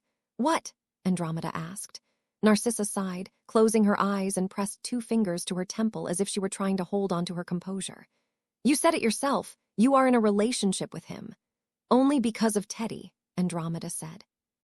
"Can you honestly say that Harry has only been taking care of Teddy?" Andromeda looked away. She hated that she had been weak, so weak that she hadn't missed her own daughter and husband's funerals. She had barely had the strength to go on living when Harry found her. If it hadn't been for Teddy, would she have even been there to find? Narcissa's hand found her still resting on the table. "Are you happy with your life?" Andromeda wasn't sure how to answer that. Her knee-jerk reaction was to say, "No, my daughter and husband are dead." But that wasn't the complete truth anymore. She had Teddy and Harry. She had her little sister back in her life. A new house in the wizarding world. A new start to a new life. Finally, she said, "I'm not unhappy." Narcissa squeezed her hand. "Take the beautiful, powerful, world-saving man to your bed, sister. I'll stake my fortune on him not allowing you to regret it." Andromeda yanked her hand back. "He doesn't want me like that." Narcissa laughed. "Like hell he doesn't. He all but waddled out the kitchen after that full-body hug you gave him, and that was with clothes on." "He looked scared, Sissa. His face was paler than ivory." Narcissa smirked. "I would suspect that was due to other parts being," and she drew out the last word, "flushed." Andromeda's own cheeks grew rosy. "Why are you fighting this?" "I know why he's reluctant to pursue you, but not while you're not indulging. You may be in your 40s, but you look younger than I do. Harry doesn't want me because I am older and Teddy's grandmother." "No," Narcissa corrected. "Harry wants you. He hasn't pursued you because he is not sure of his welcome and because he thinks you're too broken for a relationship." Andromeda felt as if she had been slapped in the face. "He told you that?" she asked in a weak voice. "Not in so many words, but have you given him reason to believe otherwise?" "Have I given him reason to believe I want a romantic relationship?" Andromeda snapped, her anger bringing back the strength to her voice. "No, I suppose I haven't." "I doubt he would want a teenage fling," Narcissa noted. "He could be a virgin for all you know." Narcissa laughed. "There is a knowing in those emerald eyes that goes far deeper than a man who has never tasted a woman before. He's Harry Potter. He could damn near have any woman he wanted, single or otherwise." "Then why don't you make a pass him?" Andromeda snarled. Taking back her hand, Narcissa's own expression turned cruel. If you keeping pawing him and pushing him away, I just might have to. Poor thing might pull something. You would never cheat on Lucius, Andromeda said and gaped when she saw something cross her expression. You didn't, Sissa, how could you? And then more coldly, so much for marrying for love. Narcissa glared. We married young and I did things I am not proud of to keep Bella. Her voice cut off and she had to look away. I failed in the end. They broke her and melded her into what the Dark Lord wanted her to be. Bella was never sane, Sissa, Andromeda said softly. Narcissa watched the people mull around outside, caught in the medial errands, and said with more emotion than she intended, but she wasn't always evil. Sometimes I think we should have killed her the day you ran off to marry the Hufflepuff boy. It would have been a kinder end. I didn't mean to hurt either of you, Andromeda said. No, you meant to hurt our parents. You and Ciri, thinking you were above the rest of us. If I had stayed, I wouldn't have been me, Andromeda said. If Ciri had been sorted into Slytherin, he would have been miserable. Or maybe he would have started a revolution from the inside out. Maybe he would have brought us glory and grounded us rather than uprooting us all. He was heir black. It meant something. But every half-blood and blood traitor out there praised him for shirking his responsibility. He was a child Narcissa, and Walburga was. Andromeda shook her head. If Walburga had half the amount of magic and brains as Bella had, our auntie dearest would have brought the wizarding world to its bloody knees. Bella would have replaced the Dark Lord if she had been a little less intelligent. She was too smart for any one person to handle. It drove her to do things that no other would have. If I could back and raise the 5 of us, Andromeda mused, it would be a different world had there been more kindness in our lives. Kindness like Harry offers to you every moment of every day without limit or condition, Narcissa asked. Why won't you let this go? Why do you keep fighting this? Narcissa made a harsh sound. Andromeda, I am not asking you to force yourself on him. If he says no, then he says no. But know that he knows he could have any woman or man that he wanted. If you offer and he accepts, then he chose you, he wants you. Anyone with eyes can see that he does. Andromeda had no defense but her truth. What would Ted think? She brought her hands under the table and rubbed her fingers against the gold band. She still wore Ted's wedding ring. She still loved him. It didn't matter that he was dead, her feelings for him weren't. Harry makes you happy. So did Ted. Perhaps, but he's dead. Andromeda scowled. This isn't a joke. Narcissa sighed. You can't fuck a memory. You can't sleep in the warmth of a dead lover's arms. You can't shower with one. You can't eat a meal with them. And you most certainly can't raise children with one. Andromeda felt as if 1,000 knives had been shoved hilt deep into her. I know that. If your husband loved you, he would want you to be happy. How can I be happy with another? I swore to Ted my heart, my everything. Until death do you part, Narcissa said coolly. Andromeda closed her eyes, the tears brimming but not spilling over. I don't know that I have anything worth giving. When they died, it felt as if I died with them. You did, Narcissa said bluntly, but here you sit, breathing, heart beating. We can't go back. Everything in the past has died, but not everything in the past ceases to exist. You survived. Are you truly going to waste the rest of your life mourning of shadows and memories when life and light spills itself at your feet? Very poetic, Andromeda said acridly. Narcissa finished her drink and stood. Fine, stay miserable. But if you continue to live in the same house as that man who adores you, then you need to either give yourself fully to him or stop taking everything he offers. Whatever he deserves better than scraps off your table, better than half promises and empty caresses. Andromeda stayed seated at the table and Narcissa left her to her thoughts and ghosts. Teddy was whimpering. He most definitely had a cold, and the more he tried to breathe through his nose, the more he coughed, and more upset he grew. Harry rubbed his back and played one of Andromeda's records. Harry had never heard of the band before, but Harry liked how dramatic it was, and he was oddly reminded of Hedwig. Harry hated him being sick, but it really was just a cold. The hot soup and cold tea seemed to help his throat. Teddy sat in his lap for most of the afternoon, and by the time Andromeda came back, he was ready to go back to bed. They tucked him in together. That is one of my favorite albums, Andromeda said quietly once they were back in the living room. Still a little embarrassed about this morning, Harry only nodded. Are you all right? He nodded again. I need to go see the goblins. Now. Teddy should stay asleep for a few hours. So you are going to ignore Kingsley's advice? Harry gave her a small smile. I don't know when any of us are going to learn, but when authority tells me to stay out of trouble, either I don't listen or trouble finds me anyway. Fair enough. Harry grabbed his cloak. See you later, then. The door shut behind him, leaving Andromeda standing in the center of her new home alone. If Harry didn't come back, what would I do? She asked herself. The answer was simple. She would take care of Teddy and she would go on. But she would much rather Harry come home to them, because the world was brighter with him in it. Harry stared down Ragnarok. Let me get this straight. You never took away my vaults or my inheritance. You were bluffing so you could negotiate a fee for services rendered. Yes, sir. No one has been in your vaults. In fact, the Lestrange vaults now fall to you as you are the closest relative, being the Black family heir. Harry sighed. And why did it take you nearly a year to tell me this? Because we kept expecting you to go to the ministry for help and you didn't. Holding you accounts was no trouble for us. So why tell me now?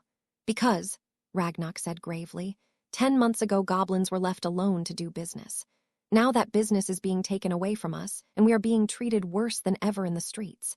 If Harry Potter returns his faith and does business with us, then the rest will fall in line. Harry's mouth thinned, and what would that entail? A public statement. You mean another speech? Yes, sir. No, Mr. Potter, Harry raised a hand to silence him. You have just told me that you kept my accounts and family inheritance from me out of a petty need to one-up the wizarding world. Hardly petty if you consider our history, he hissed. Harry leaned forward and bared his teeth. I did, that's why I didn't go to the ministry. But I don't like playing games, and I don't like being manipulated. So long as his name isn't Albus Dumbledore. Harry ignored him. This is what is going to happen. You are going to allow me access to my vaults, all of my vaults, and you are going to allow Hermione Granger and Ron Weasley get vaults. In fact, why don't you open one in Hermione Jane Granger's name, transfer a few hundred galleons from my account to hers? But I will decide how the information that Harry Potter is back at Gringotts is released. I will do so in my own time, and the next time you think to screw with myself, my family, or my friends, I will bring trouble to you and yours. You already have, Ragnarok grumbled. Harry just shook his head. That was inadvertent. You have no idea what I can do when I plan it. The goblin grimaced. You stole our dragon. How much trouble could you possibly cause? Harry stood to leave. The question is, Ragnarok, are you willing to find out?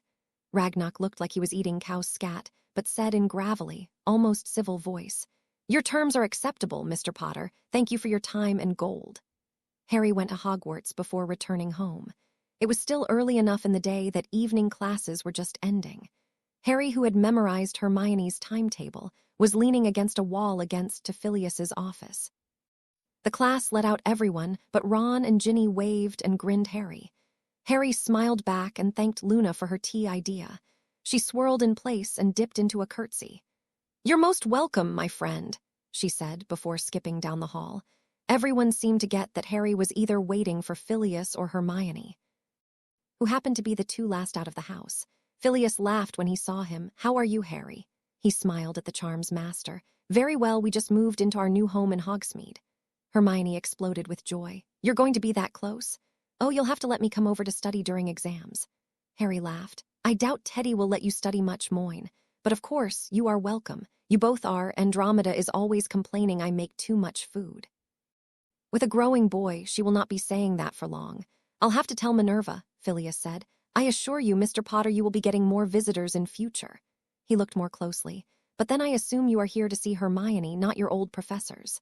I am always happy to see you, Phileas, but I did come to speak with Hermione. Phileas smiling, he nodded and went on his way. Harry directed Hermione back into the charms classroom. What's up, Harry? Goblins, Harry started and explained everything that happened. You didn't have to give me anything, Harry, Hermione said when he finished. He shook his head and reached into his pocket, pulling out and unshrinking his bag of gold. He reached inside and pulled out the key he had been given as he was leaving. It's your vault key and your money, Harry said, pressing it into her hand. I have the Lestrange vaults too now. I have more money than could be spent in a lifetime or 7. She accepted and asked, What are you going to say to the public? Nothing. Harry, she chided, I had another idea. How much do you know about the stock market crashes in the Muggle history? She gave him a searching look. Enough to know what you think is going to happen to the wizarding economy. You think you could write an article about it? You want me to write an article for the Daily Prophet? No, I was thinking the Quibbler. You're as famous as I am now, and people will read anything by you that is published. You can critic the wizarding world without having to be filtered, and if you could sneak in the thing about our vaults and the goblins, then I don't have to give a speech. Your last speech was very good, Harry. It isn't my job. I am not a politician. I'll speak out about injustice, but it is not my responsibility to fix everything in this damned community. You really hate the attention, don't you? Harry shrugged. In the Muggle world, I have to hide Teddy's abilities, my powers, and I can't fly on a broom whenever I like, but I hate the drama in our world. These old grudges that make no logical sense. What does it matter what our blood is? We are all born to magic, that's all that should matter. Hermione smiled at him. You're a great guy, you know that. Harry frowned at her. Are you laughing at me? Only a wee bit, she teased. Will you write the article? Of course, and unlike you, I was thinking of going into politics. Harry laughed. They aren't going to know what hit them. They chatted for a while longer about her discovers and Teddy. When it was time to go, Harry said his farewells, but Hermione caught his hand as he turned to leave. There is something else that's bothering you that you aren't telling me, she accused. You're too smart, you know that. Just tell me. He hesitated, but he couldn't not answer the expectant look in her eyes. It's Andromeda. Is she all right? Yes, he said and added nothing more. Come on, Harry, you can tell me. Harry took in a deep breath, then let out in a rush. I think I like Andromeda. Hermione blinked at him for a moment, opened her mouth, then closed it before finally saying, You mean like? Harry stepped back. See, I shouldn't have told you. No, Harry, wait. He waited, shifting from foot to foot. Do you love her? Hermione asked. Yes, Harry said before he could filter himself. Hermione raised a brow. Does she? I don't know, Hermione, Harry said, running a hand nervously through his hair. These aren't exactly normal circumstances, and we live together, and there are too many ands and buts. But you do love her. Yes, Harry said. I know that at least. Love her like in a family way, or you love who she is and want something more. Harry looked away from her, staring out a window he had stared out 1,000 times before in time that seemed 1,000 years away. I think I want a lot more. Hermione was silent for a long moment. Has she come on to you at all? Harry closed his eyes and took in another deep breath. I don't know, she laughed. How can you not know? It's complicated, Harry said a little sheepishly. She snorted. Merlin forbid it ever be simple with you. I think the fabric of the universe would shred if normal was ever applied to my life. Listen, I really do need to get back. Thank you for your help. He bent down to give her a kiss on the cheek before turning to go. She caught his wrist again. Whatever you do, Harry, don't regret it. You are happier than I've ever seen you, and I'll support anything and anyone who keeps that light in your eyes. He hugged her. One day, Hermione, you will outshine us all. 2 weeks passed. 2 weeks in which a sneezing and sullen Teddy moped around the house, but he was recovered fully by the next full moon. Harry and Andromeda played cards in the basement and bounced tennis balls off the cement walls, Teddy sprinting and leaping for them, delighting in his recovered strength. The next night, Teddy went to bed early, and Harry was cleaning up his failed attempt at baking cheesecake. He had meddled with the recipe a bit too much for the cake to rise properly. Andromeda was sitting at the counter reading a book, or at least she had been. She had stopped to watch him move around the kitchen. Harry noticed her attention but went about his business. If he were more sure of her, he would have flirted, but he was scared of ruining the relationship they did have for the chance at a more intense one. Some was better than none, or at least that's what he told himself as he washed the pan. You know you can do that with magic, Andromeda pointed out. Harry nodded but didn't turn to face her. I know, but I have nothing else to do tonight, or at least I am not in the mood for reading or practicing. Washing dishes doesn't require mental exertion. She said. The silence grew between them. It became uncomfortable once he turned off the tap. He reached for the towel and began to put each dish into its rightful place in the cupboards. He didn't know why his heart was racing, why tonight things felt different. When Harry finished the dishes, he was forced to look back at Andromeda. Her chocolate brown eyes were still watching him like a hawk eyeing its prey. And damn him if he didn't think it was sexy as hell. But then, that's what Andromeda was. Beneath all the beauty and civility, she was a sharpened blade, something that could just as easily shield you or slice your head off. A sword that in all its practicality and potential remained lovely to behold. How's the book? Harry asked, motioning to the forgotten book in front of her. Not even for an instant did her eyes shift from his. I want to go back to teaching dance. Harry said, the conversation shifting too quickly for him. Of course, I mean you don't need my permission. Are you going to commute back to the Muggle dance studio? I wasn't asking. I already bought a loft above one of the shops to use as my own studio, she said. Her words seemed oddly hollow. As if her thoughts had nothing to do with the words coming out of her mouth. Awesome, Harry said awkwardly, not understanding what she wanted from him. You will not have to worry about Teddy. I know. Good, he said, leaning against the sink behind him for some kind of support. Would you like to learn how to dance? She asked suddenly. Harry grinned. I know how to dance. She stood and held out her hand. Then show me. Standing tall, he stalked to her. He had about had it with her signals. She either needed to plant him in the just friends, son-in-law zone or state what she wanted. It felt like she was testing him. If this was test, then he would sooner raise Voldemort from the grave himself than fail it. She turned on music and kept the volume at a low level. But even at nearly inaudible volume, the music was dramatic and offered itself to rather dramatic waltz steps, which Harry delivered. For the most part, he led, but she was by far the better dancer, and she initiated the spins, swirls, and dips. Harry was athletic enough to keep up, and with each step sequence, their dancing became more refined. You're a quick learner, Mr. Potter, she said, breathless with exhilaration. Would you like to try a lift? He nodded yes, and she adjusted his hands lower on her waist and placed her own around his neck. She paused, her garnet eyes staring into his emerald ones. Now what? He asked, their steps slowing. There was a light dew of sweat on both their brows. The music played on, but they stood still. She directed him forwards and didn't answer with words. Harry closed his eyes. When her lips met his, he thought he might be dreaming. She tasted of lemon and raspberry tea, and she felt as if she had always belonged in his arms. His hands traveled upward, feeling the contours of her muscles and kissing her with abandon. He wanted her naked. He wanted to forego breathing so that this kiss would never end. She molded herself against his front, hard enough that there was no possible way for her to be unaware of his need. She broke the kiss, and whatever she saw on his face must have cleared her doubts, because the only thing that came out of her mouth was a moan. Harry! Harry found himself wonderfully, gleefully at her mercy. She led, almost shoved him towards her bedroom. He had just enough brain cells left to cast a one-way silencing charm on the room before he tossed his wand on the chair beside the bed. He found himself pushed back on that bed. Her warm weight followed him down. Her kisses were hot and addictive. He groaned when he felt her hands open his robes and explore the bare skin of his torso and chest. When all the clothes were off their hands, roaming, unchecked and starving for the touch of the other's skin, Harry managed to find words. You are so beautiful, he said as she took him, dancing above him. There were no more words after that, or at least not any that weren't already being thoroughly expressed in other more explicit ways. Andromeda curled around Harry's naked body under the sheets. Harry had one arm resting along hers, a hand on her shoulder blade, while the other played idly with her hair. There was a contented silence between them, filled only by the soft sounds of their breathing and their beating hearts. Almost an hour later, unable to drift into a sleep as her conscience poked at her, she asked, That wasn't your first time. There was a lilt to the statement, making it into a half-question.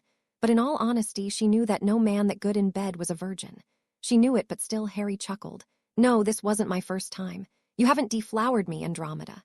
She curled herself a little lower on his body, a leg going around his, so that when she looked up she could see his face. Can I ask who your first was? Harry's face went serious. She backpedaled.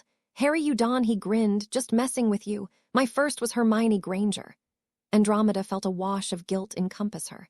Harry should be with a woman of his own age. This between them was I am so glad you didn't cry, Harry said suddenly. This distracted Andromeda from her inner monologue. I'm sorry, what? She asked before saying, Harry, I'm not virginal, I had a baby. I assure you that intercourse with you was not painful, even considering your size. Harry flushed, which brought a gentle smile to her lips.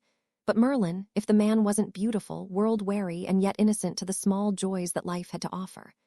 I meant crying over another, Harry said. My first kiss was with Cho Chang, who cried the entire time because of her previous boyfriend, Cedric Diggory. Hermione cried afterward because of Ron, her parents, the war, and well, she had a lot of reasons for her tears. Andromeda frowned. Surely the afterglow isn't the time for tears. One would think, he said, not that I blame her.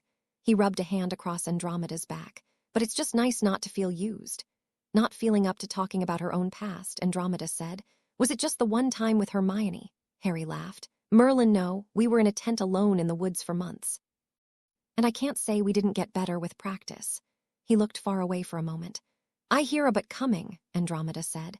His emerald green eyes met hers and he smiled. Hermione is beautiful, talented, and I really like her as a person. But we are too close. We gave each other pleasure physically and we like each other mentally, but we don't burn for each other. It wasn't quite the grossness of sleeping with a sibling. But when I see her naked, I want to get her a robe so she isn't cold more than I want to taste her skin. Hermione and I didn't break up. We just mutually agreed that we weren't that in each other's lives. Ron Weasley isn't enough for her, yet she still felt more for him in a romantic sense than she did for me. You don't sound jealous, Andromeda noted. I'm not. Hermione never belonged to me. What passed between us was a mixture of exploration, teenage hormones, boredom, and mutual respect. We didn't exchange hearts. We never made promises. It happened, it ended, and we moved on. Andromeda shook her head. You realize most people don't stay friends after sex, right? Harry shrugged, his shoulder pressing against the pillows. The fact that we valued each other more as friends than as lovers is why nothing sexual continued between us. And quite frankly, in the greater perspective of my life, exploring my needs with a close friend and then staying friends is a lot less strange than other things I've done. Like fucking the grandmother of your godson, who just happens to be 24 years older than you, she asked, her doubts finally voicing themselves. She wasn't sure what she expected him to say or do, but rolling them over and kissing every coherent thought from her mind, wasn't it? His kisses were rich, exploring, demanding, tender brushes of lips and tongues. She fell into him without heed, and when he finally parted from her, her breathing was ragged and her pulse was thunderous. Andromeda, Harry said, his own breathing a bit rough. He got on all fours above her so that cool air drafted in between them, making her shiver. What started between us, I don't want it to ever end. She took in a deep, shaking breath. You said you don't like to be used. Harry's emerald green eyes darkened. If I left you today, if I were gone tomorrow, you would be all right. Panic stole her breath away. A sensation like a million fire ants started at her toes to the base of her spine. Harry bent forward. He pressed his forehead to hers, the rim of his glasses sliding down to bump against the bridge of her nose. I'm not leaving, Andromeda, I promise. There is no force in this world that could separate me from Teddy, but if I did leave, you would manage. Andromeda Tonks nay black. You don't need me. I want you. Her voice came strained, almost angry. But she wasn't angry, she was afraid. Afraid he might leave, afraid she had made a terrible, terrible mistake in taking him to her bed. Harry lowered himself so that their naked fronts pressed against one another, his returning warmth feeling like a balm to her fractured nerves and abused morals. He spoke the next against the side of her neck. If I believed you wanted me just for my body or to keep me in your house, I wouldn't be here. Her fingers found the back of his neck, tangled in his wild yet strangely soft hair. I want all of you, Harry, every last bit of you. Even if it's wrong, she added in her mind. He seemed to hear her or understand her unspoken words all the same and moved his lips back to hers. Then take me, he murmured, his breath mingling with hers. People will not accept this ease. He kissed her again. It was all she could do not to moan as her body arched up to him. Against her lower abdomen, she felt just how much he wanted to be here.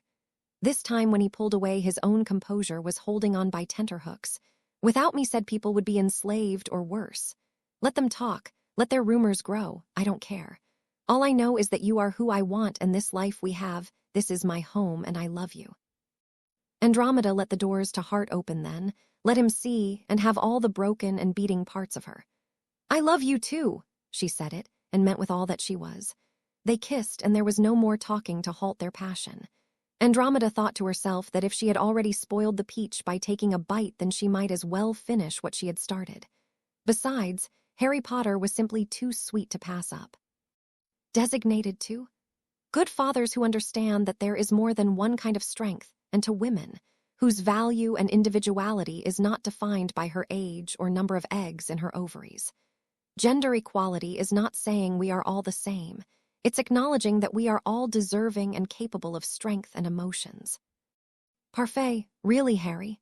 Charlie asked, looking at the yogurt with rainbow-colored fruit prepared in a rounded glass so it did, in fact, look like cake. Better than the cheesecake he was trying to concoct, Andromeda said playfully as Harry scooped serving for everyone into smaller bowls. He stuck his tongue out her. The parfait is healthier than cheesecake anyway. Healthy? Charlie exclaimed. It's Teddy's first birthday. Surely the boy deserves a sweet today.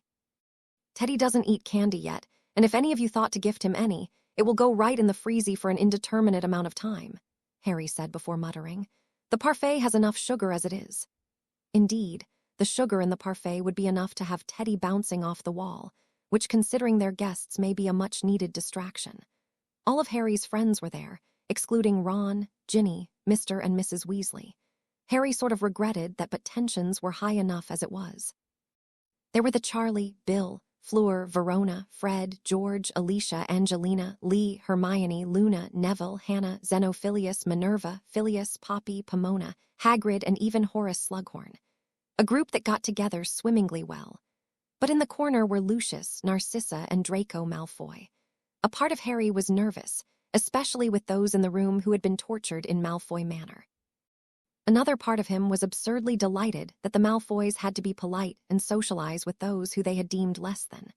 A spirit of which the group at large seemed to share, as everyone was making polite, pointed, little digs.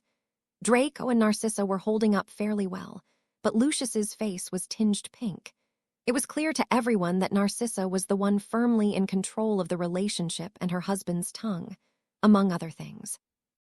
Luna had greeted Lucius with a smile, shaken his hand, and said, "I pity you, and I have no greater insult to give," before drifting to the other side of the room. The Potter House, as Andromeda had begun to call it, was just big enough for the number of people, providing they had shrunk the couch, duplicated chairs, and enlarged the dining room table in the living room. Teddy made an HMMMHMMM sound when he dug into his slice of the parfait, which was soon echoed dramatically by the twins, causing Teddy to almost snort yogurt as he laughed. Harry was pretty sure he had found his babysitters. Andromeda had turned on lively music in the background, and everyone talked about pleasant things. New houses bought, new job prospects, studies, dreams, and a vague sort of a hopeful future. It was neither the place nor the day to speak of obstacles, and with the twins leading the conversation, spirits stayed high. When everyone was done eating, Andromeda turned on even more lively music. They all broke into pairs, some such as Hagrid, Draco, and Phileas sat out to watch, but the rest grabbed a partner and began to dance. In Verona's case, she was held between her parents as they danced. Teddy, too, was being held by his godfather as he switched partners throughout the space just big enough for such shenanigans. Teddy's laughter filled the room, drawing a smile from all, no matter how reluctant. By 11 o'clock that night, Teddy had passed out, slumped in between the twins who, aside from Harry, were the only ones able to keep up with the boys' sugar high. Charlie stared down at the little menace. "I understand the parfait now," Harry grinned. Actually, he was pretty restrained today, by which Harry meant that he hadn't shifted back and forth between forms while sprint in circles around the room 100 times. Charlie gave him a look. "You can't be serious." Harry only smiled. He will be up in the morning with the sun, with no indication of tonight's adventures in his energy level. Bill shook his head. "And I thought the twins were bad." Hermione and the Malfoys were the last to leave. Draco was about to shake Harry's hand in parting when Narcissa said, "Say thank you to your uncle for the beautiful evening." The look on both Lucius and Draco's face was priceless when what Narcissa said clicked, and neither Harry nor Andromeda denied it. Draco gave Harry an appraising look, an expression that seemed conflicted between admiration and disgust. Harry, deciding to own it, shook Draco's hand. "No need to thank me. We are family after all." The Malfoys left, both Draco and Lucius having more color in their cheeks than normal. Andromeda had shared a look with her sister that had the younger woman laughing as she disapparated into the night. Hermione was watching Harry and Andromeda closely. Harry closer in to give her a hug, and only then did he notice that her breathing was a little off her eyes, a little too wide. Realizing the problem, he took Hermione's hand in his. He squeezed it and kissed her knuckles, her eyes finally focusing on him. "You're safe, Myone. The past is over." She nodded a little too rapidly. Andromeda didn't attempt to get closer. "I'm sorry for what my kin has done to you," Andromeda said, her tone simultaneously earnest and warm. Hermione took in a deep breath and shook herself like a diver coming up for air. "Forgive me, I know you're not her, I'm being silly." Andromeda took a hesitant step closer to her and Harry. "It isn't silly, my dear." Hermione smiled at her. "So you and Harry are." She was able to draw a blush from Andromeda in a way no one else had been able to. "Harry and I are together." Harry waggled his eyebrows, very together. Hermione gave him a playful punch in the gut. "Don't be crude." Andromeda came up behind Harry, wrapping her arms around his waist, and she smiled. "If you think that's crude, Ms. Granger, then I suppose I should keep my own comments to myself." Hermione smiled gently at the look on Harry's face, at the way he laid his hands on Andromeda's. "You two, this isn't just a fling, is it?" "I certainly hope not," Harry and Andromeda said in perfect unison, which caused all three of them to laugh. "Ma Poppy," Teddy called groggily. Andromeda let Harry go so he could scoop the birthday boy off the couch. "Say goodbye to Aunt Hermione," Harry said. "Nights, Aunt Myone," Teddy echoed, his head drooping on Harry's shoulder. Harry kissed Hermione's cheek. "Thanks for coming." She nodded. "Of course, good night and good night, Teddy." Teddy's emerald eyes flickered open trying to focus on her, but they closed again before he could respond. Harry chuckled and disappeared into the nursery. There was a moment of awkward silence between Hermione and Andromeda. Deciding that while he was out of earshot, Hermione threatened, "If you hurt him," Andromeda held up her hand. "Harry and Teddy are the only people who make my life worth living. I don't have it in me to hurt them." "You have your sister," Hermione said, her tone frosty. "Yes, a sister who only came to see me after my Muggle-born husband died. I assure that if it ever came to a choice, Teddy and Harry will always be my priority." "Do you value Teddy more than Harry?" Andromeda glared at the younger witch, causing Hermione to take several steps back and reach for her wand. "Teddy is my grandchild," she said coldly. "He will always come first." Hermione swallowed and kicked herself for showing such weakness. "Good," she said less firmly than she had intended. "I know Harry feels the same." Andromeda nodded. "Harry is a great man, a wizard who will one day surpass Albus Dumbledore, but when all is said and done, he is an even better father. He's always been kind, giving more than he sometimes has to give. Once he commits to something or someone, he doesn't turn back." "I have realized," Hermione cut her off. "Make sure that he doesn't sacrifice his happiness for yours, because he will, without hesitation." Andromeda looked far away for a moment. "I aim to make him happy. What little I have left to give, I will give it all to him." "Good," Hermione said. "Good night, it was good to see you again." Andromeda heard the partial lie but let it go. "Thank you, good night, Ms. Granger." Hermione corrected. "Harry is all the family I have left, and you very much a part of his." Andromeda nodded. "You will always be welcome here, Hermione." Andromeda joined Harry in the nursery, coming up behind to wrap her arms around his waist and resting her cheek on his shoulder. Harry put his hands on hers, leaning back to feel the warmth of her, but his eyes stayed on Teddy's sleeping form. "What are you thinking?" she asked, speaking softly into the peace of the room. "How quickly time passes. Before," his voice trailed off, "I never thought of having children at any point in my life." Her arms tightened around him, and she wondered if he knew that children between were still a possibility. She was debating asking him when he spoke. "I think I was so focused on staying alive that I never really thought about living, about what the future might hold." "Are you disappointed?" He pulled away from her so he could face her. He cupped her face and kissed her gently, taking his time as if savoring the taste of her. "Never disappointed. I never thought I would have a place where I truly belonged. And now that I've imagined and thought a future, I know that there is no place I would rather be." She hugged him, pressing her ear to his chest, and even clothed she could feel his heart beating. "There were things you wanted to save. Thank you for saving me, for staying." Selfish things that burned on her tongue to give voice to. "I need you here always. Now that I have you, I could never let you go." Although she knew she meant more to him than girlfriend, she didn't want to make him feel obligated to stay. Well, actually she did. But she knew such desires were a weakness on her part, and she refused to limit his options, even if his leaving might be the end of her happiness and sanity in this life. He settled on, "I love you," even if what she meant to say far more damning. The next night, Phileas and Minerva were sharing a drink in the headmistress's office. "They seemed close," Minerva said suddenly. They hadn't talked until then, watching the stars move and lamenting silently for the souls that moved on. It was hard on the staff and the older students. The drama of the end of term was somewhat subdued under the approaching anniversary of the war. Phileas chuckled. "No need to be coy, Minerva." "I do have eyes. And what do you think of it?" she asked. Phileas's gaze dropped to the amber liquid he swirled in his glass, the color tampered by the bluish light of moonlight. It was the full moon, yet so the light was dim, and only hours of letting his eyes adjust let him see it all. That, as well as his goblin ancestry. "I think that at every turn of Harry's life, his childhood and his youth were denied to him. His mistakes, his choices, they resulted in the life and death of those around him, affected people he had never met and will never meet. Even his own powers as a wizard were stunted by the constant distraction of survival and attempts to fit in or please those around him." Phileas paused for a long moment, choosing his next words with care. "I think we would be fools to deny him anything in his adulthood. He is a good man with a big heart." There are very few people I have seen to love and care for a child the way he does. I am not denying that, Minerva said. Anyone with eyes can see how much Harry loves that child. But you wonder why Harry would choose someone twice his age. Minerva's lips were tight. Aside from the obvious reason of two reasonably attractive single people sharing a house for a year. Phileas nodded.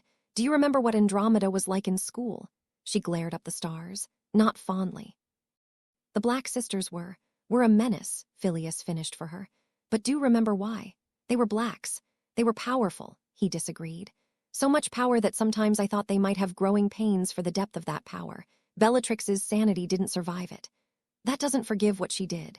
No, but is it not to be admired that Andromeda, her sister's equal in all things, was able to keep her independence, both from outside forces as well as the call to power? She had more potential than what she became, and you know that. For Merlin's sake, Phileas, she dropped out of school. And in doing so married a healer and got out of an arranged marriage with one of the Lestrange boys. Minerva sighed. You've made your point. Andromeda Tonks is a remarkable woman. Phileas smiled at his dear friend. My point is this, Harry was never truly a child. It is not our place to judge how he chooses to love, and although it might be circumstance that brought them together. I think there is more between them than you give them than lust. I doubt there are many women who could give Harry a run for his money. They certainly share the same taste for trouble, Minerva groused. Phileas laughed. That is certainly true. Hermione Granger would have been good for Harry, Minerva said seriously. You don't think they've tried? Minerva shot him a sharp look. What do you know? He shrugged. Nothing but for the way a man looks at an attractive woman with wonder or lack thereof. You think that they? I don't know. But I know this, Harry's entire generation had their childhoods come to a crashing ending. Among them, I think very few escaped knowing who they are and what they want out of life. I think among those who did, I can name only Harry who would have wanted to settle down and raise another man's baby. Minerva sighed again. When Lily and James died, I should have taken Harry as my own. I should never have allowed Albus to leave him with the Muggles. Such things are beyond our changing now. What matters now is giving him our support and our friendship. He might need it, Minerva agreed. I don't think we were the only ones who noticed. Phileas finished his drink. No, I don't suppose we were. Andromeda was sitting alone on her empty bed. Ted was dead and gone, never to return. When Nymphadora had first gone to Hogwarts, Andromeda had cried. When her daughter had moved out a few years back, she had cried anew. But for husband's death, there were no tears. They had found his body in the woods, and she was too angry to attend a funeral. Though as a Muggle-born, he would not be getting one in the wizarding world. His body had been buried in a ditch by the people who had sent her the note. She could neither recall nor bring herself to care who they had been. She was so angry. Rage burned in her throat, and she swallowed past it. Ted had left with a note, and now he had died with one. Andromeda knew she should have gone after him, but she had remained at home for Nymphadora. Andromeda's blasted son-in-law was not someone she would ever rely on or trust. Remus Lupin was not a bad person, but Andromeda believed him to be a weak one. But the end result was this. Ted had gone on the run for his life, leaving both his wife and daughter behind, giving neither the offer to join him nor a proper farewell, and now he was dead. If Andromeda had been with him, he wouldn't be. She knew more of the dark arts than half of Dark Lords in her circle put together. Anyone short of Bella or Red Eyes himself wouldn't have gotten through Andromeda Tonks alive. Had Ted but trusted her, but he had believed the facade she had made of her life.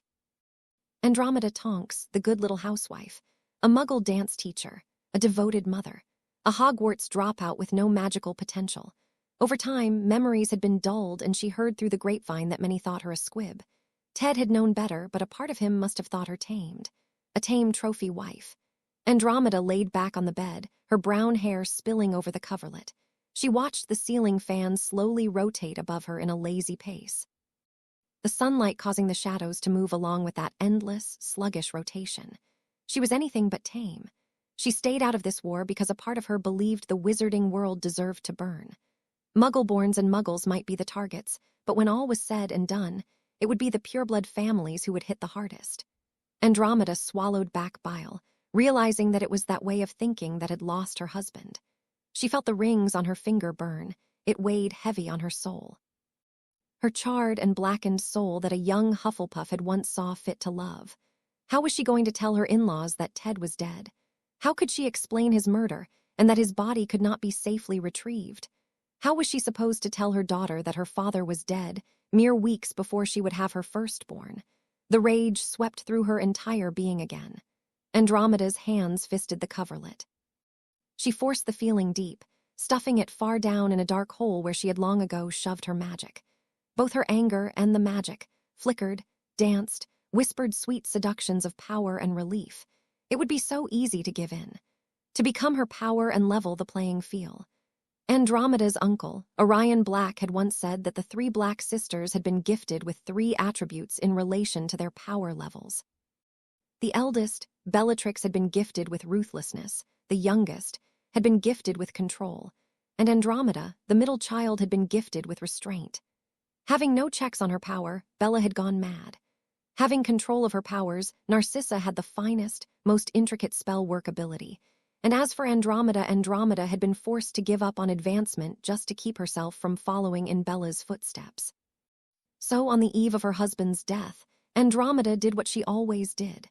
She practiced her restraint and buried her power, her anger, and her opinions as she always did. It felt as if she were breathing in shards of glass, as if a million lacerations were filling her lungs, her heart, her blood. She breathed in deeper, closing her eyes to better savor the pain. Life would go on, she still had her daughter, and her grandchild was on the way. What she had with Ted had been a dream that had lasted far longer than she had anticipated. Andromeda did not cry, not for the Merlin-damned bastard who had left her alone, for the man she had given up everything for. Andromeda woke with a choked scream. She rolled onto her side and curled in on herself. She felt as if her insides were trying to claw themselves apart. Strong arms wound around her, pulling her into the warm press of his body. His bare legs pressed into hers. Harry partially rolled on top of her, pinning her to the mattress, one of his hands pressed to her thrumming heart. The pain was such that she thought that there she be heart's blood spilling around his fingers. Despite the pain, her body held together. Dimly, she thought for most people being pinned down in circumstance would be frightening, might increase the problem. But Andromeda knew Harry, knew the feel of this man's body on and inside of hers. She knew the smell of him and the gentle, wordless strength of him as he helped hold her together.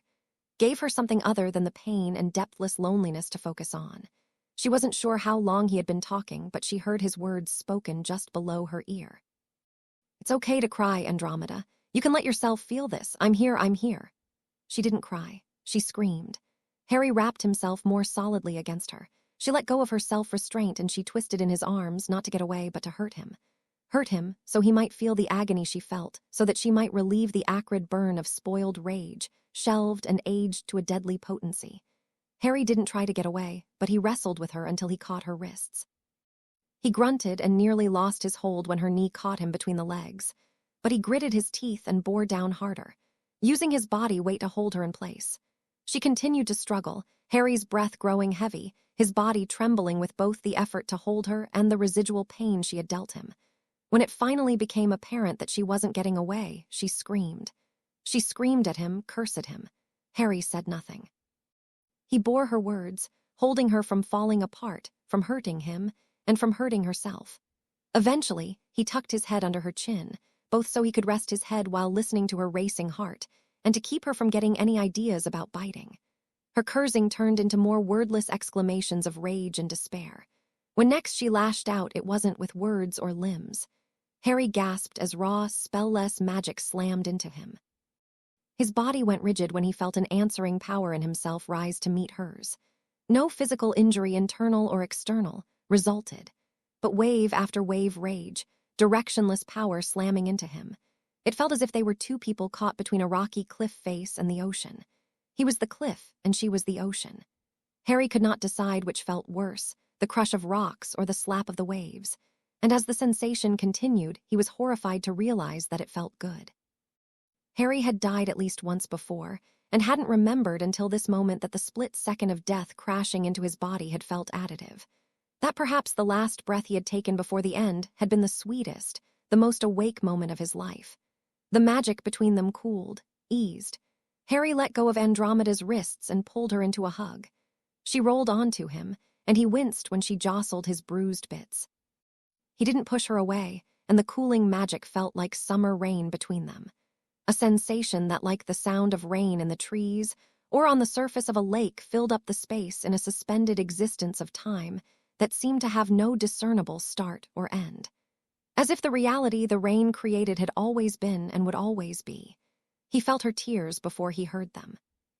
Harry rubbed her back and had no clear thoughts, just the experience of his love in his arms, the pain in his body, the sorrow in their hearts, and the magic that pressed against them.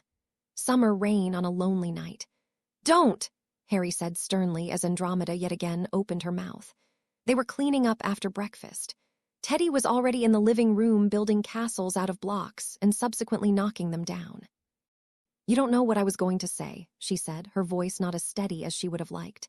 Harry turned to face her. 4 brought pink lines trailed the side of her face where she had gotten a good swipe at him. She couldn't help but flinch when she met his emerald eyes. "Harry, don't!" Harry ground out, cutting her off yet again. "Don't you dare apologize for this."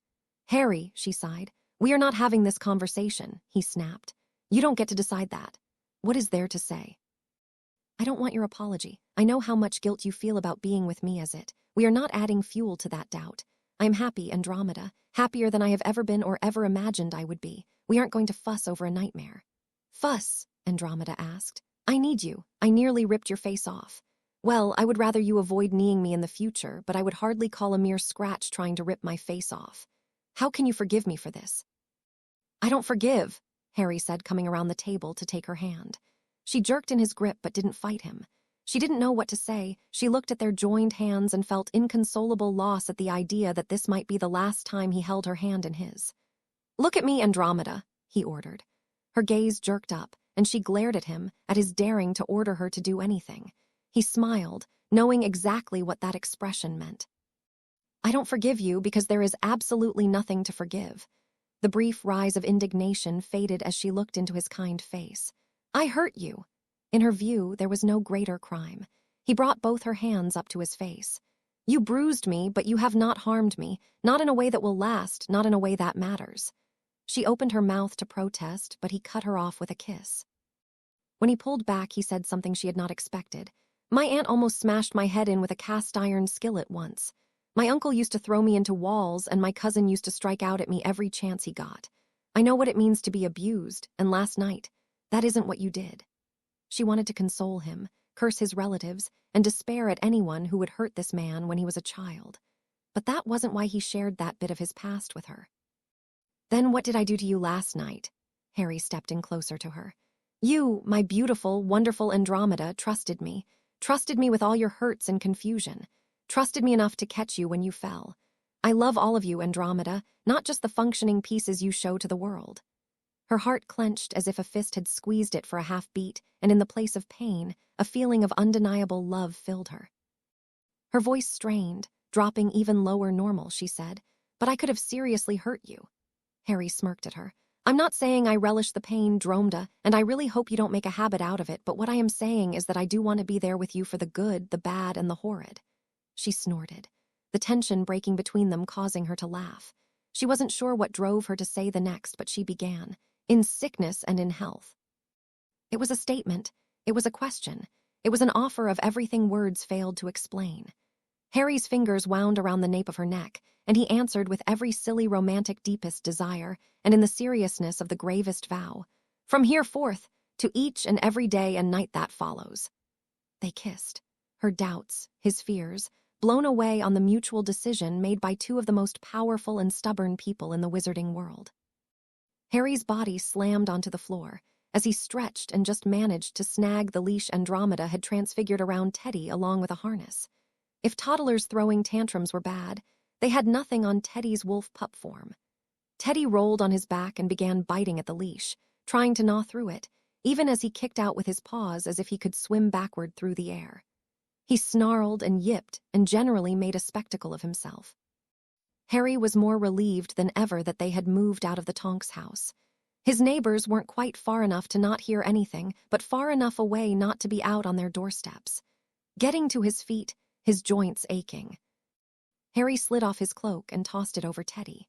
Not 5 seconds later, Harry had Teddy wrapped up and back in the house.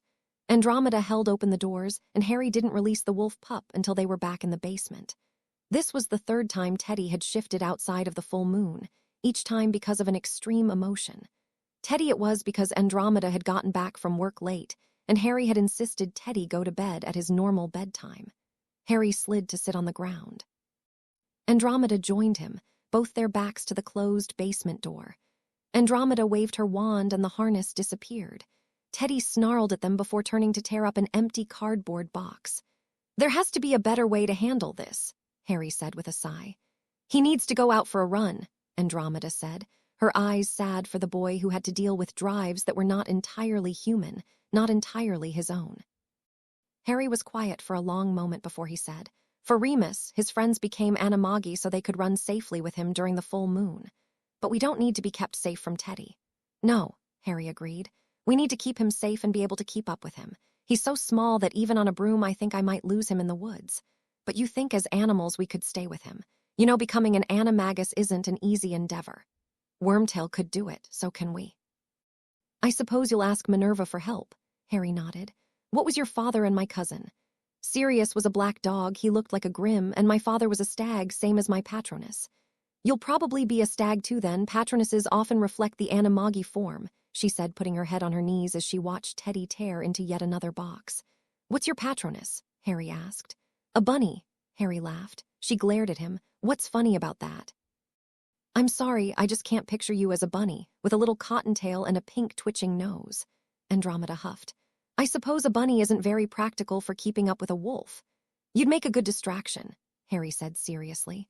She jabbed his side, causing him to wriggle away as she started tickling him. Harry laughed but began to back away in earnest. He found himself on the ground again, Andromeda lying on his back, her laughter filling the space around them. It was good to hear her laugh. The next morning, Harry slipped out to visit Hogwarts. It turned out to be a Quidditch weekend, and Harry made his way up to the professor's stand. It was Slytherin versus Hufflepuff. Despite the Hufflepuff team having the advantage with older students, Harry was surprised to see how well the Slytherin team played. In Harry's time, the Slytherin team had played brutality and with cheap tricks, but as the underdog. Well, Harry supposed he was seeing Slytherin at their best. Too many people focused on cunning being the defining Slytherin trait, but when push came to shove, it was their ambition that best described them. Harry watched the small players zip past the larger seventh years, relentlessly retaliating with the Blookers, and retain a focus on the game that was almost frightening. Their determination not to be one-up was remarkable even with all the odds stacked against them.